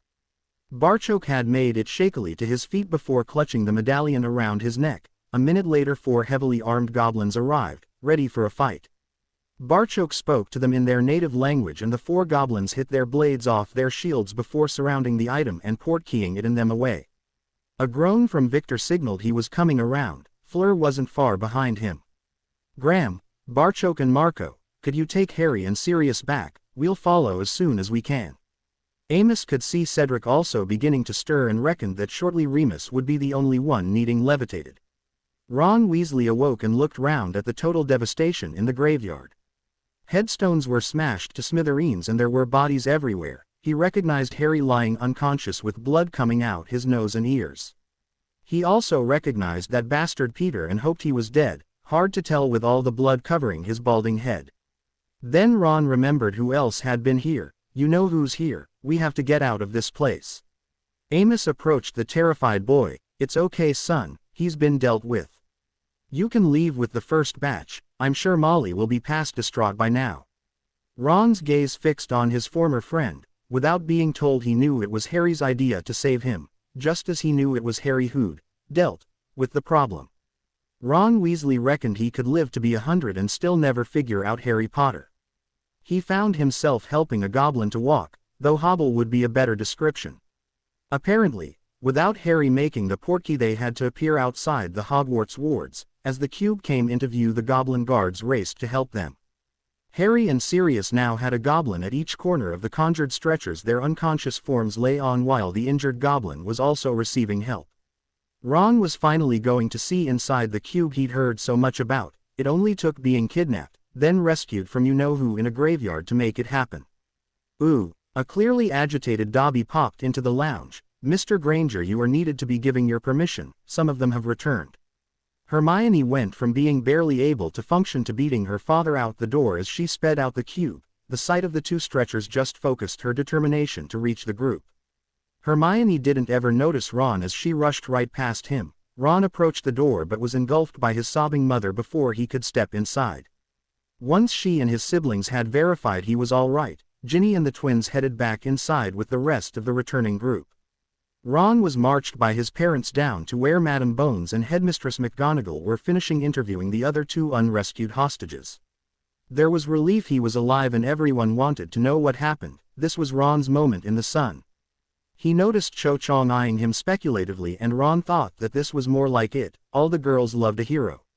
He had no idea Cho was thinking that if Harry would risk his life to rescue this prat, then perhaps there was still a chance for her with Cedric. Turns out both of them were delusional. Last thing I remember in school was Professor Dumbledore approaching me. When I woke up it was in a graveyard that had Pettigrew and you-know-who there. Pettigrew killed the two mermen while you-know-who put me under the cruciatus. After that they tied me to a gravestone. I was in and out of consciousness but I remember the rescuers having a big fight. When I was finally cut down there were bodies lying everywhere. Amelia needed more information. Mr. Weasley, could you be a bit more specific about these bodies? Who was down and what condition were they in? Was the minister okay? Ron tried to remember as best he could. The minister was okay. All the champions and Professors Black and Lupin were on the ground. Harry's goblin friend was also hurt.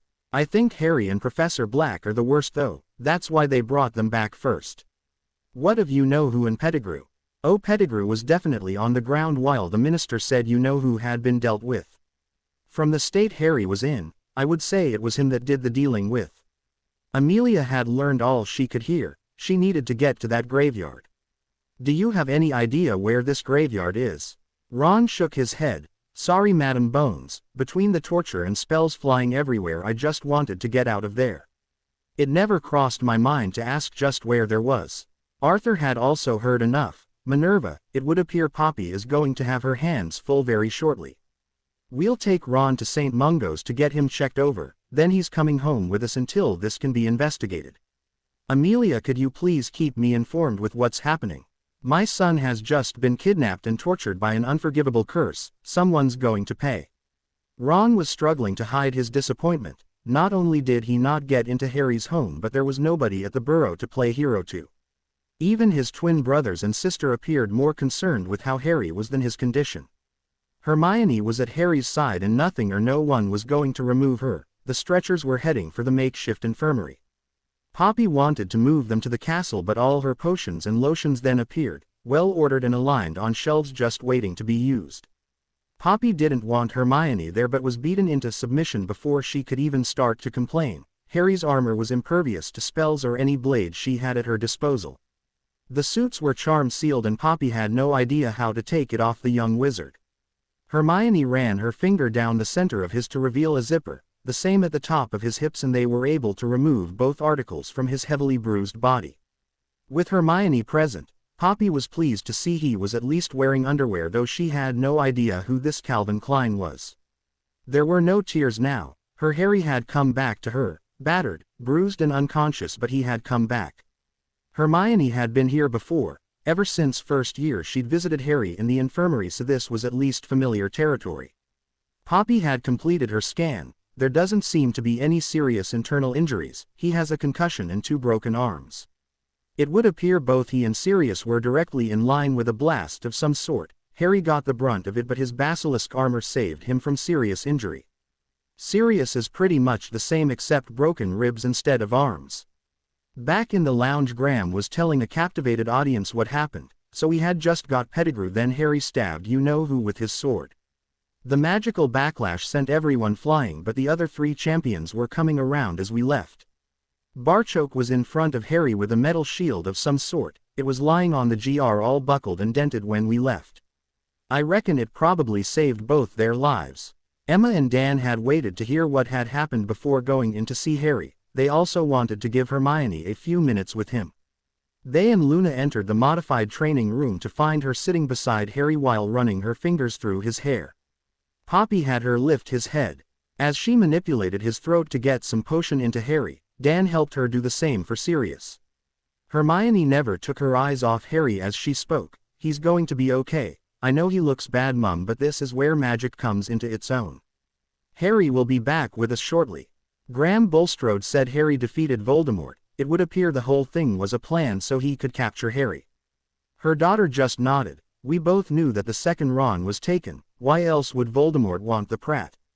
How is everyone else? From what we can gather, your friends all stood with Harry and got hit with some magical blast when he finished Voldemort. Hermione was still slowly running her fingers through his untamable hair, almost as if to assure herself that Harry was really here. I should have been with him, Mum.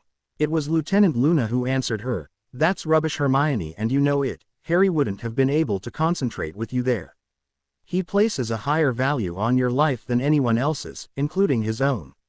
Harry would have been so concerned about you getting hurt that he could have ended up worse than he is. This is when he needs you, Hermione, to be there for him when he wakes up. Don't you dare give him a hard time for the decision he made today. The Harry Potter we both know and love couldn't have done it any other way. How would Harry feel if he came round and the first thing he saw was you lying injured in the bed next to him? Their discussion was saved from going any further by the remainder of the rescue party arriving. Cedric, Fleur and Victor were effectively walking wounded while Remus was being iced by Claude and Amos. Their families were all delighted to see them as Amelia hovered in the background, desperate for news but could understand Amos being more concerned about his son at the moment. Once Amos had assured Tabitha he was fine and they both could see Cedric was going to be okay, he headed straight for Amelia. Pettigrew is at the front door, under the watchful eyes of the goblin guards. No chances are to be taken with him, a trial and then the verdict carried out. You know who has also been dealt with by Harry. I need more information than just dealt with. What the hell happened in that graveyard? Amos shook his head. What happened there is known to very few, and that's the way it's going to stay. Let's just say Harry Potter shoved the sword of Gryffindor so far into Voldemort we're not going to be seeing him again. There was no body, but the magical backlash caused what you see here. A lot of people in this room deserve awards for their but we don't want this being looked at too closely. The last thing we need is some maniacal follower trying to bring him back. Amelia had been an Auror long enough to know that sometimes it was the information you weren't being given that told the story. If there was the slightest chance Voldemort could be returned, then she agreed that information should not be shared. Amos was in full Minister of Magic mode now. I'll make you a portkey to take you there. We need to collect the bodies of 2 mermen and repair a lot of damage. Anything beyond repair will just have to be credited to Muggle vandals. I want someone, not Dumbledore, to be able to translate to the merpeople how sorry we are at their loss and have the bodies returned to them. Where is Dumbledore anyway? I expected him to be here. Ooh, Albus looked around his cell. It didn't take long in this 8x6 box. Revealing that Igor Karkaroff had iced him with placing the hostages in the lake had proved a revelation too far for Amelia. What he couldn't believe was that Harry had gone off to face Voldemort and deliberately left him behind. he understood their relationship was strained, but that had really hit home to him just how badly it had deteriorated. Since Halloween, everything that Albus touched appeared to turn to shit. He wondered if there was a polar opposite of the Midas touch and imagined it being christened the Dumbledore grope. Harry's name coming out of that goblet had left him groping in the dark, trying to get some control over a situation that kept spiraling more and more out of his grasp. Now he found himself jobless, booted out of the castle, and the review of his position as Supreme Mugwump could no longer be in any doubt. Amelia had also informed him that she was including the charge of casting spells on a Muggle, and the far more serious one of trying to break the betrothal of Harry and Hermione. If Harry was successful in his rescue attempt, the public would adore him, and Albus was screwed for trying to break his betrothal. If Harry failed, then Amelia had already promised to implicate him in the boy's murder, and Albus was screwed again. He'd been sitting trying to think of a third option, but so far had come up with nothing. Basically, Albus Dumbledore was screwed. Ooh. Harry emerged from his darkness to the soothing sensation of someone running their fingers slowly through his hair. He carefully opened his eyes and couldn't mistake the shape beside him, even in the dark and without his glees. As his in gradually came online, the results his senses were transmitting to aforementioned in were both terrifying and exhilarating at the same time. He was in a bed with Hermione Granger. A gentle on his lips was way more than he expected. Getting his head chewed off was more in line with what he was prepared for. I thought you would be angry with me. Hermione could hear the rasp in his voice, so produced a tumbler of ice-cold water for him before answering. I wasn't angry, Harry, I was bloody furious. You've been unconscious for 2 days though, which has given my rational side time to take control. That and Luna threatened me with terrible retribution if I gave you a hard time over this. 2 days. Yes, Harry, but let me finish before we move on to that. My rational side understands why you did it, and both my parents swore they wouldn't let me go anyway, but I was still hurt. If we're together, then that means we're together, facing the good and bad. As long as we're together, I don't mind. I have no problem with the good and the bad, love. It's just facing Voldemort when you're 15 I have a big problem with. Well, since you've dealt with him, can you promise me I'll never be left behind again? I've discovered I'm really bad at sitting waiting to find out if my betrothed is alive or dead. Hermione's tears hurt Harry far more than his various injuries did. He held her tight and spoke softly to her. I couldn't finish him for good, love, but I've done the next best thing. He could feel her entire body stiffen with fear, so continued his tale. His soul is trapped in rock, held there by the sword of Gryffindor. Only someone of my bloodline can remove the sword from the stone. Hermione understood immediately. Like Merlin did with Excalibur, only Arthur could remove it. Yes, and I'm hoping that story doesn't get out, as it paints a large target over me and my descendants. The Death Eaters will want us to revive their master, while someone like Dumbledore would think it acceptable to wipe out the Potters for the greater good.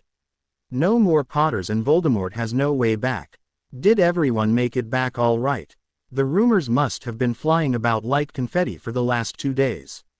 The only thing reported is that you stabbed Voldemort and the magical backlash knocked you out. No lies, but apparently not the whole story. Sirius woke this afternoon, and everyone else was okay after a good night's sleep. Harry had only a few worries. I think Ron was out of it, and Barchoke whacked Peter with his shield. The only thing he would be seeing was stars. Hermione snuggled in. He's not seeing them anymore. They kept him in a cage overnight while organizing his trial. The result was never in doubt, and he received the Dementors. Dumbledore is also in jail while Amelia builds the case against him. As well as endangering the hostages, he's also being charged with cursing Dad and trying to break our betrothal. It looks as if he's headed for Azkaban. Harry was suddenly very worried. Did you sneak into my bed? What if your parents come in? Hermione just got comfortable, so had no intention of moving. Madame Pomfrey said it was okay to move you and Sirius back to your rooms yesterday. We set an emergency infirmary up in the training room, and I have been by your side since. Mum decided I would be as well sleeping beside you, since I was going to be spending the night anyway. I think they trust you more than they do me. You won a MIV amount of brownie points by refusing to let me go with you. My parents love you even more for that. Harry couldn't believe he had permission to have Hermione in his bed. He gave her a before, asking what he'd missed in the last 2 days. Well, Colin's pictures were spectacular and showed clearly what you all faced under the lake. I didn't think Graham Bulstrode could respect you for any more until he saw those pictures. There's no chance of him saying anything after you four saved his daughter, especially as Victor hasn't left Millie's side since you returned. The Crumbs and Delacours are still here, with the Bulstrodes and Diggories popping in and out. Molly and Arthur were here, trying to thank you for saving Ron. I think they're hoping for a reconciliation between the three of us, but the Pratt is walking about playing the hero. Fleur says he looked really heroic before fainting, tied to a gravestone and screaming for help. Harry couldn't hide his disappointment. I thought this might have made him grow up a bit. Ron thinks it makes him attractive to the girls. The only one who will go anywhere near him is Romilda Vane, a little second-year who loves to hang about with older boys. What happened with the tournament? Well, Karkaroff has done a runner. They think he set Ron up as a portkey to capture you. Looks like Dumbledore did you a favor by separating the hostages, didn't save him from jail though. Arthur was in no fit state to hand out marks and Barchoke was with you, fighting Voldemort. Hermione paused to gather her thoughts. The general feeling seems to be the whole tournament has been a farce since the beginning. The picture of you four fighting the mermen to rescue Millie has swung public opinion to the champions and away from the organizers. Luna's story highlighted that the mermen were following orders from Dumbledore to be aggressive. That two of them died in the cemetery and you lot had to rescue Ron has totally destroyed Dumbledore's reputation. So you think they'll cancel it? You couldn't be that lucky. I don't want Fleur or Victor to leave though. You need to get some rest, Harry. Pomfrey recommended rest for recovery. Hermione, I've been out of it for 2 days. The last thing I need is more rest. Oh, you have no idea how much I hoped that would be your answer. There weren't too many more words exchanged after that. Breakfast next morning was a noisy but happy affair as Harry was brought up to date with everything that had been happening during his stay in bed. Remus and Sirius both had Cleese to teach, so they made arrangements to meet tonight after dinner. Invitations were sent out to the Diggories, Bulstrodes and Barchoke. They would retire to the Leary after Dobby and Winky spoiled them again with a sumptuous meal. The numbers meeting in the Leary were increased to 12 with the inclusion of Hermione. Harry's comment of, "She will bear the Potter heirs so she needs to be here," pleased the young witch on so many levels. Barchoke brought the Embold company up to speed on what steps they had taken to secure the article. It currently sits in our highest security vault. I have a few suggestions on how to increase that security but would like to hear what everyone else has to say first. Sirius thought the answer was simple. Why don't we just destroy it? Muggle explosives. Drop it into a volcano. Something it couldn't survive. Sal hissed and Harry translated, if we destroy the Sword or Stone, it will release Voldemort. The magic involved in creating his prison should render it pretty indestructible, but I wouldn't like to chance it. The only way to kill him would have been to complete the ritual as the rat intended, let Voldemort get a body and then kill him. That task is a lot easier to say than do. Harry could see from the looks he was receiving that option didn't appeal to anyone sitting here either. We've effectively trapped him like a genie in a bottle. We now have to keep that bottle safe and unopened. Amos shook his head. Any ideas? I had focused on destroying the bloody thing. Knowing that will have the opposite effect of what we want leaves me with nothing to bring to the table. Claude had obviously been giving the problem a lot of thought as well. I like the idea of having it locked away, rather than dropping it in the deepest part of the ocean. If the pressure cracked the stone he would escape. What we need here is layers of security to enhance the protection even Gringotts can offer. Barchoke was impressed with the Frenchman's reasoning. It exactly matched his own. The strongest protection we at Gringotts offer are blood wards. As with the sword, only a customer whose blood matches exactly would be able to open the vault. They all liked the idea, but who to choose? Everyone there had children at present or hoped for them in their future. This was a burden they didn't want hanging around their family's neck.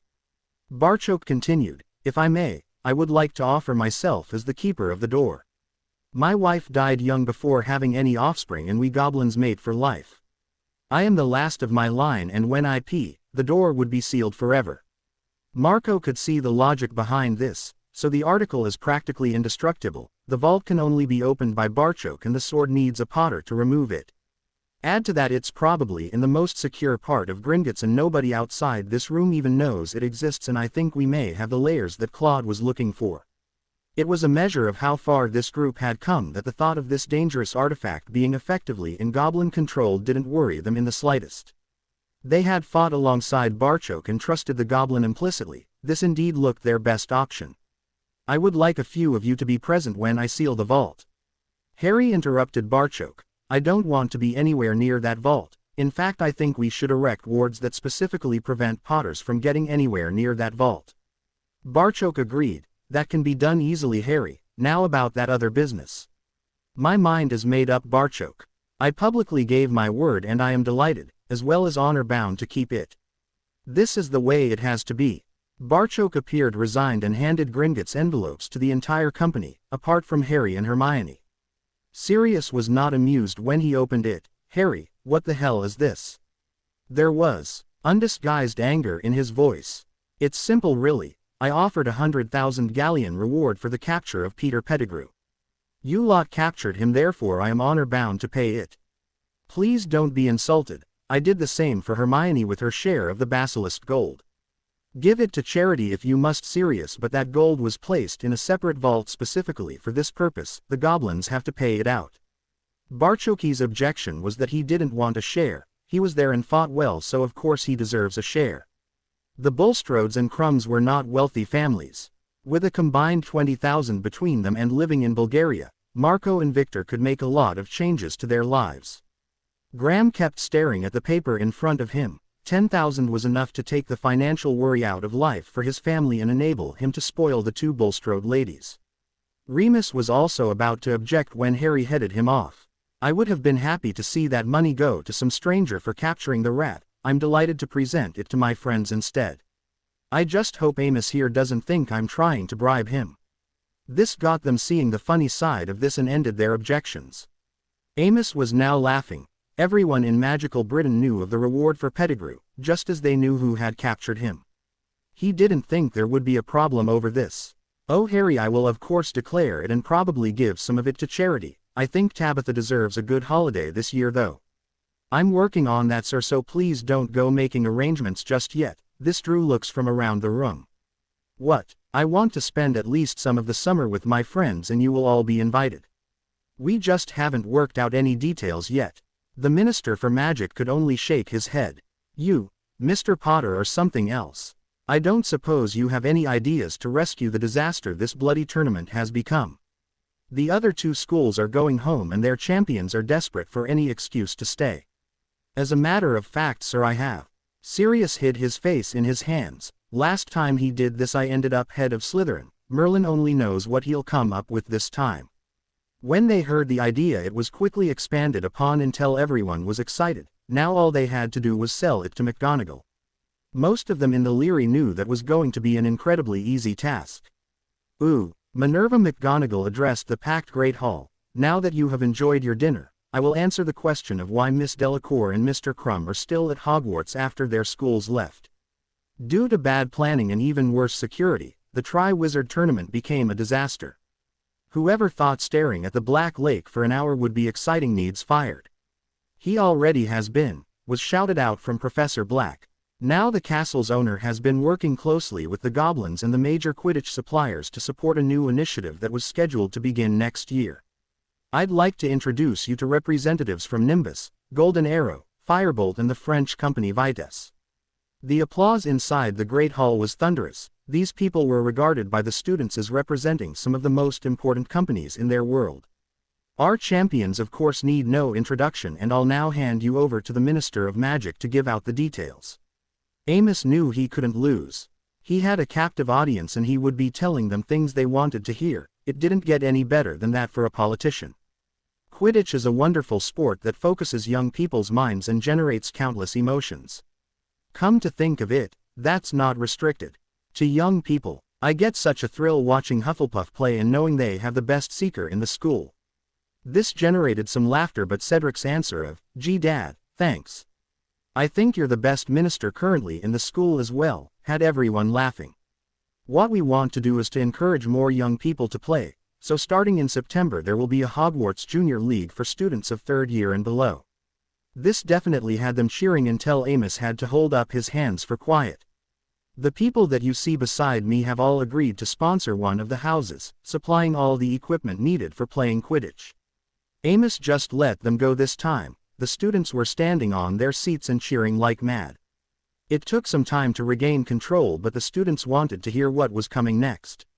Now to get things started, we are holding a competition weekend where each of the champions will be allocated a house to select and coach their junior team.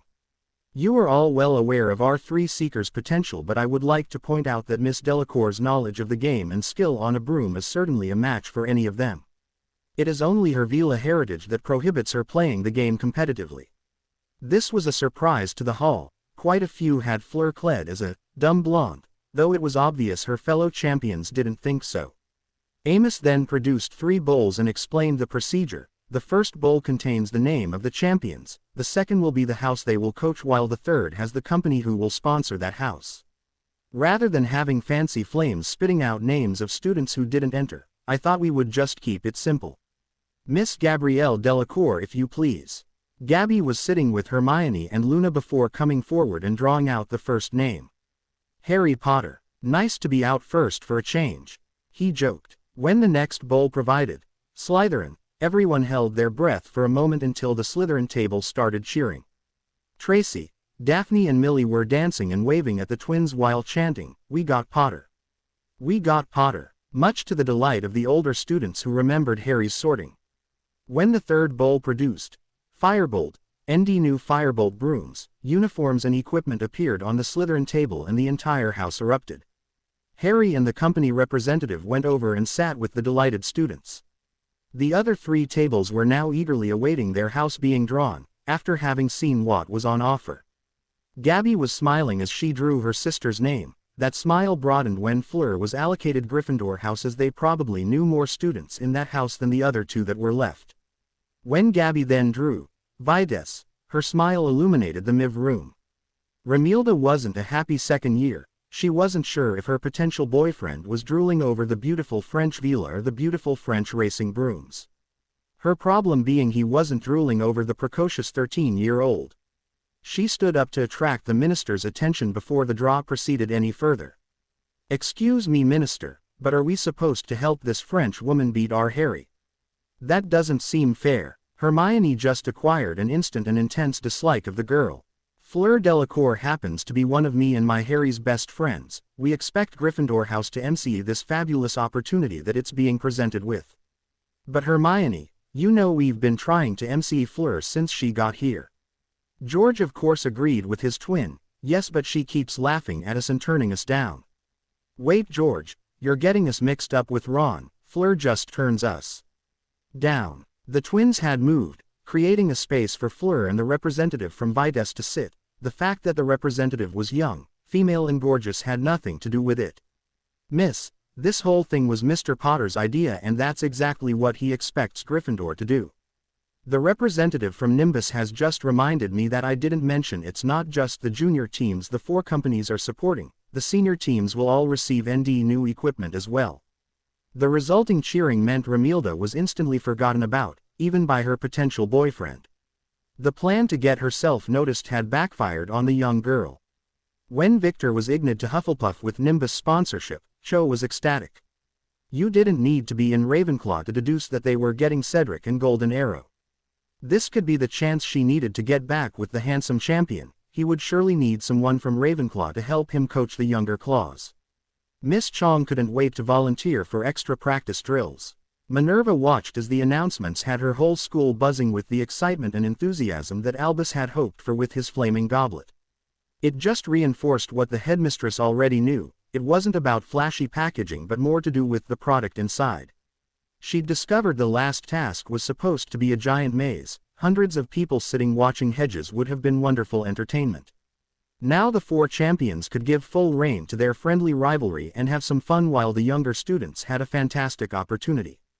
All 4 had asked that the prize money be donated to the families of the mermen that were murdered by Pettigrew, which had made her proud to know these fine young champions.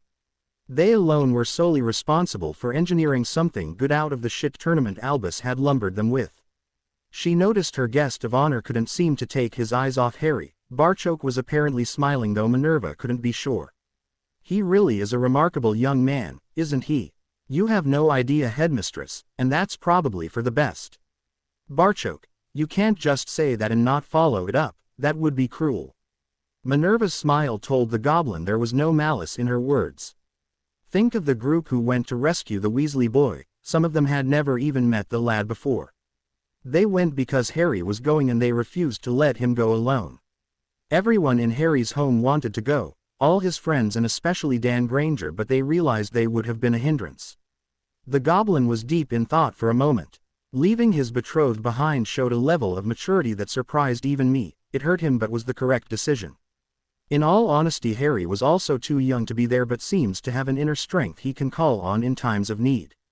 He has a heart bigger than anyone I've ever met and always tries to do the right thing.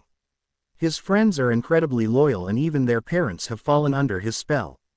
There are a group of mothers from different countries, never mind walks of life, who are forming close friendships based on their charges. Could you imagine 6 months ago that the mothers of Miss Bulstrode and Miss Granger could be friends? Minerva couldn't imagine it now, never mind 6 months ago. That young man has been the catalyst for change in our world and I am more proud than I can say to have played a small part in it. Look around you, Merlin, you don't even have to look because you can feel the change. The entire castle appears charged with positive energy. You have played your part in this, headmistress, but it all started with Harry Potter. She couldn't help but smile at the memory of Harry calling Albus a shit headmaster. Barchoke was right in that it began with Harry. It was now up to everyone though to take what they had and move forward with it. She would resign before allowing Hogwarts to slip back to the way it was. The amazing thing though was that it wasn't just Hogwarts. With an honest minister, the Goblin Nation being trusted as friends rather than feared, in a newspaper that told the truth, their entire world had changed for the better. Harry Potter had played a major part in all of the above. Amos had pulled Harry aside for a quiet word. Dumbledore is insisting on speaking to you before his trial. Apparently he has some big secret to tell you that's going to make everything all better. That must be some bedtime story if it's going to end happy ever after. What would you suggest, sir? Amos was touched that Harry trusted him enough to ask his advice. Well, I would suggest you get used to calling me Amos. I don't see how it could hurt to talk to him. The old coot always played his cards far too close to his. He may have information that can help us. Okay, I'll come to the ministry tomorrow. Who knows, the old man might even tell the truth for once. Ooh. Harry and Hermione walked into the interview room where Dumbledore was waiting on them. I'm sorry, Harry, but I must insist on speaking to you alone. Okay, he said before turning to Hermione and leading her back out the door. Let's go and get some ice cream so our trip won't have been a total waste of time. Dumbledore was nonplussed. Harry, let me make it as plain as I can, old man. Your days of insisting anything with me are over. I got a message you had something to tell me. I'm here, so talk or we're gone. Fine, but first you must tell me what happened with Voldemort. I understand you stabbed him with the sword of Gryffindor. Did he have a body? Where did he get it from? That information is on a need-to-know basis. You don't need to know. Start talking or we're out of here. Very well, Harry. I think you will change your mind about a lot of things when you hear this. Everything I have done has been for your benefit, and I know Miss Granger here is a very smart girl. She'll soon realize you'll have to break off this betrothal and train with me to face your destiny. Albus mistakenly took their shocked silence as acceptance and continued his tale. Before you were born, a prophecy was made concerning you and the Dark Lord. Originally it could have indicated another, but that scar on your head marks Harry Potter as the chosen one in more ways than you know. The one with the power to vanquish the Dark Lord approaches. Born to those who have thrice defied him, born as the 7th month dies, and the Dark Lord will mark him as his equal, but he will have power the Dark Lord knows not, and either must die at the hand of the other, for neither can live while the other survives. The silence that followed was shattered to smithereens as Hermione's temper exploded all over Dumbledore. You stupid old bastard, you ruined my Harry's life over a piece of illiterate mumbo-jumbo that could have thousands of interpretations. Albus stood his ground. It is quite specific, either must die at the hand of the other. A raging Hermione cut him off, for neither can live while the other survives. What the do you think Harry's been doing for the last 14 years? Granted, you did your best to ensure he didn't have much of a life, but he is most definitely alive. Harry was in awe of Hermione. He'd never seen her like this before. Squaring up to the most powerful wizard in the country and ready to rip his whiskers out by the roots with her bare hands. It was the swearing though that really alerted him to just how angry his betrothed was. That comment about breaking off their relationship must have triggered something deep within her. For Hermione it was like drawing back the curtains to reveal a bad play, more like a Greek tragedy with Harry being cast in the leading role by producer-director Dumbledore. She could see it all playing out in her mind like a series of acts and could only come to one conclusion. You've planned out his whole life, haven't you? What's the final scene in this production of yours? Harry dies a tragic death, ridding the world of Voldemort, while his mentor and only confidant Albus Dumbledore weeps over the body, proclaiming loudly that it should have been him lying there. Albus had just admitted Hermione was very smart, but her insight and brilliance here caught him off guard. Both teens could see it written all over his face that Hermione had come a lot closer to the truth than Albus thought was possible. Harry wrapped his arms around Hermione, while glaring at Dumbledore. Listen carefully, old man. There is more chance of Vernon Dudley running the London Marathon this year than there is of Hermione and I splitting up. Not going to happen. Voldemort is after me. That's hardly a shocking revelation. As Hermione here so eloquently pointed out, I am living, so either Voldemort's dead or your prophecy is a load of hippogriff shit. If Voldemort comes back, my friends and me will deal with him. You would have me cut myself off from everything that makes life worth living and be solely under your control. It leaves me wondering why. Harry, I am far older and wiser than you. There has to be an element of trust here. Hermione was struggling in Harry's arms to get her wand on Dumbledore, her worship of authority figures long gone. Over my dead body, you old bastard.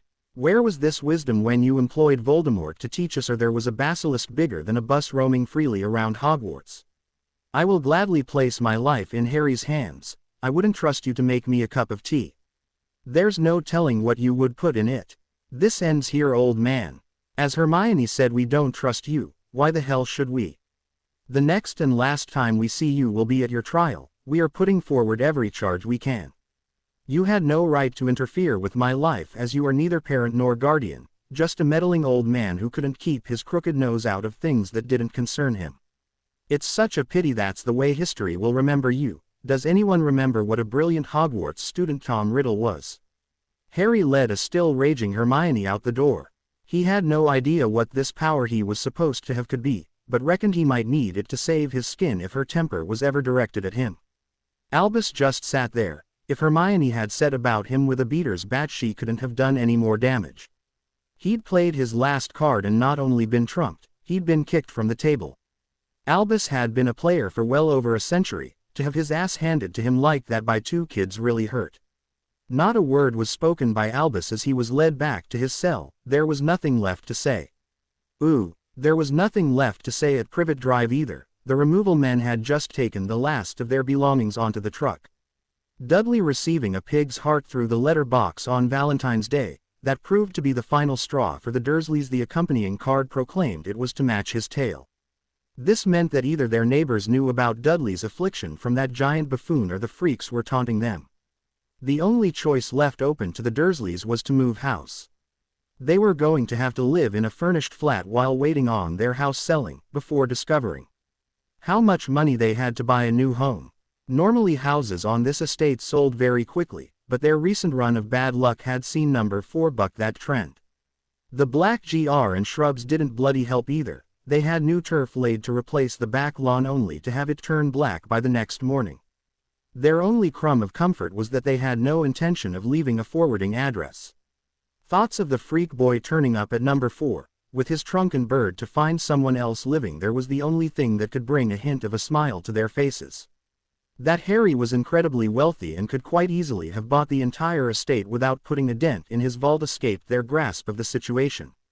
They also had no way of knowing that the young wizard had decided immediately after being recognized as an adult that he would never set foot in Privet Drive again. Dumbledore's trial was like a 3-ring circus, but with Amelia as the ringmaster it ran very smoothly. To prove the prosecution's case for reckless endangerment of children entrusted to his care, she started with bringing a magical artifact that he admitted the Dark Lord was desperate to get his hands on into a castle full of children. To then place deadly traps with only a verbal warning between the students and a Cerberus was at least negligent. Compounding the matter by employing the Dark Lord to teach defense was utter madness. Amelia moved on to the following year. With the knowledge the Chamber of Secrets had been opened before and a student had died as a result, the headmaster had done nothing to protect the children trusted to his care. Thanks to the quibbler, everyone had now seen pictures of what petrified 4 students and saw another having to be rescued from the chamber by Harry Potter. Amelia left the Wizengamot chamber in no doubt that the school should have been closed after the first child was petrified. Leaving the students in what was clearly an extremely dangerous environment and could easily have resulted in many deaths was reckless endangerment. Albus sat and listened as Amelia built a rock-solid case against him. With Harry also pressing charges over his attempted interference in the Potter betrothal, Azkaban was always going to be his new residence. It wasn't until Albus had the time to sit and reflect on what he'd become that he had his epiphany. It was said confession was good for the soul, he would soon find out. Amelia was stopped in mid-flow as Albus suddenly stood up. I think we've heard enough, Amelia. You have made your case very eloquently. I will admit to possessing information that could negate this through extenuating circumstances, but I won't bore you with it today. Instead, I will ask you to forgive an old man whose pride and arrogance led him to umming he alone knew better than everyone else. It took 2 extraordinary teenagers to highlight the error of my ways. He spotted Harry and Hermione in the chamber and directed his remark to them. Thank you both for so articulately highlighting the error of my ways, and so giving me the opportunity to change them. Albus turned his attention back to an open-mouthed Amelia. It is my intention to leave these shores forever and spend the remainder of my life working to redeem the name of Dumbledore. Amelia shook herself back to reality. Excuse me, Albus, did you just plead guilt to all the charges? I really don't remember the suggestion you just mentioned being offered as a solution. Ah, Amelia, I just couldn't see myself sitting in Azkaban when there is so much good I can do in the world. You have my word you will never see me again. Albus held his hand above his head as if he was making an oath as a flash of flame had him out of there. Before anyone had time to react, with all the security surrounding the trial, it was an emberment to the ministry that Albus had escaped so easily. They just had to tell the truth, there simply was no security against a phoenix. Albus Dumbledore's dramatic exit in a blaze of glory had ensured his name would be remembered in history, and indeed the myth would eventually become greater than the man.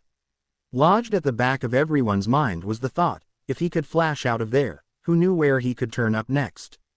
Ooh, it was this thought, amongst others, that had Hermione sneaking into her betrothed's bedroom. Harry was just beginning to slip off to sleep when he felt her body spoon into his. Hermione, have you any idea the trouble we could get into for this? I couldn't sleep, Harry, for thinking of Dumbledore. Not exactly what I wanted to hear, Hermione. Kind of kills the mood you being in my bed was generating. A slap to the back of the head was accompanied by a noise demonstrating her disgust at his comments. You may have just killed any chance of even getting Ed tonight. I'm worried that he's still out there and may try to interfere with our lives again. Harry rolled over and pulled her into his arms. Godric said the only way Fawkes would have saved his ancient ass was if he truly repented what he's done and was determined to make amends. The best way for him to do that is to stay out of our lives forever. Both he and Sal figure the old goat's headed somewhere they've never heard the name Dumbledore. Can you imagine the impact he would make flashing into a magical village deep in some jungle with Fawkes on his shoulder? Hermione could see Harry's point. He would be Emperor Albus before the week was out. Does this mean we're not changing any of our plans? If our plans include the Quidditch tournament, a long, lazy holiday with our friends, a visit to Charlie's Dragon Reserve and the small matter of becoming engaged, then there is no change there. This earned Harry a that curled his toes. Hermione had to ask her question twice before he could answer. Do you think you'll win the competition? It's not about the winning, it's showing them what the game of Quidditch is all about and allowing them to appreciate and love the sport. Hermione just continued to stare into his eyes. Okay, so we're going to beat the stuffing out of them. Millie and Victor have some sort of side bet going on, the details of which I don't want to know, but she says it's imperative that we win. This set Hermione off with a bout of the giggles. Did you know Cedric has made Luna his ice-stand coach? I didn't know Luna was that into Quidditch. Oh, she's not. It was the only way Cedric could get any peace from Cho following him around like a lost puppy. Luna's his bodyguard. Fleur laughed her head off before having to get Colin to do the same job for her in Gryffindor. Do you need a bodyguard, Mr. Potter? Hermione was loosening the buttons on his pajama top as she spoke. Only from you, love. He tried to change the subject before they got carried away. I was thinking we could all get together at the villa in Cyprus for the start of the holidays. Victor begins training in August, so that would give us July together. What about the Weasleys? I will not put up with Ron for a month, and, to be perfectly honest, my mum can only stand Molly for a short period before wanting to strangle the woman for the way she treats you. When I told her that by my reckoning you'd spent a total of 5 weeks your entire life at the Burrow, she was shocked. I've only been there the once for the World Cup, and Molly acts as if she's known me all my life. It's the trying to run our lives that mum really objects to. I wouldn't want the twins and Ginny to miss out, though I agree about Molly. What if we asked them for part of the month? I don't see any way she would let them out of her sight for longer than that. She might have to focus those beady eyes on Ronald. Ginny caught him leaving a broom closet with Miss Vane. That girl is an accident waiting to happen. She's not nearly as grown up as she pretends to be, and I just can't see Ron being the responsible one in any relationship. Now she's talking about another boy. Real mood killer. She ate away any objections. What I really wanted to talk to you about was becoming engaged sooner. I know you want to place another ring on my finger first, but watching you leave to face Voldemort frightened the life out of me. Watching Dumbledore escape today brought it all back at full force. I don't want to wait any longer, Harry. Hermione was playing with his hair while staring into his eyes, praying that he wasn't disappointed with her. You have been the perfect gentleman, Harry, and I so want that other ring on my finger. I guess you really can't have it both ways. Harry eyed her gently on the lips. What if I told you that your ring was in the drawer of my bedside cabinet and I would love to slip it on your finger right now? Then, Mr. Potter, my answer would be yes. Yes to anything you ask me. Harry's hand immediately shot out to open the drawer. The end. I hope you enjoyed this story. Also remember to subscribe and like this video. See you in the next video.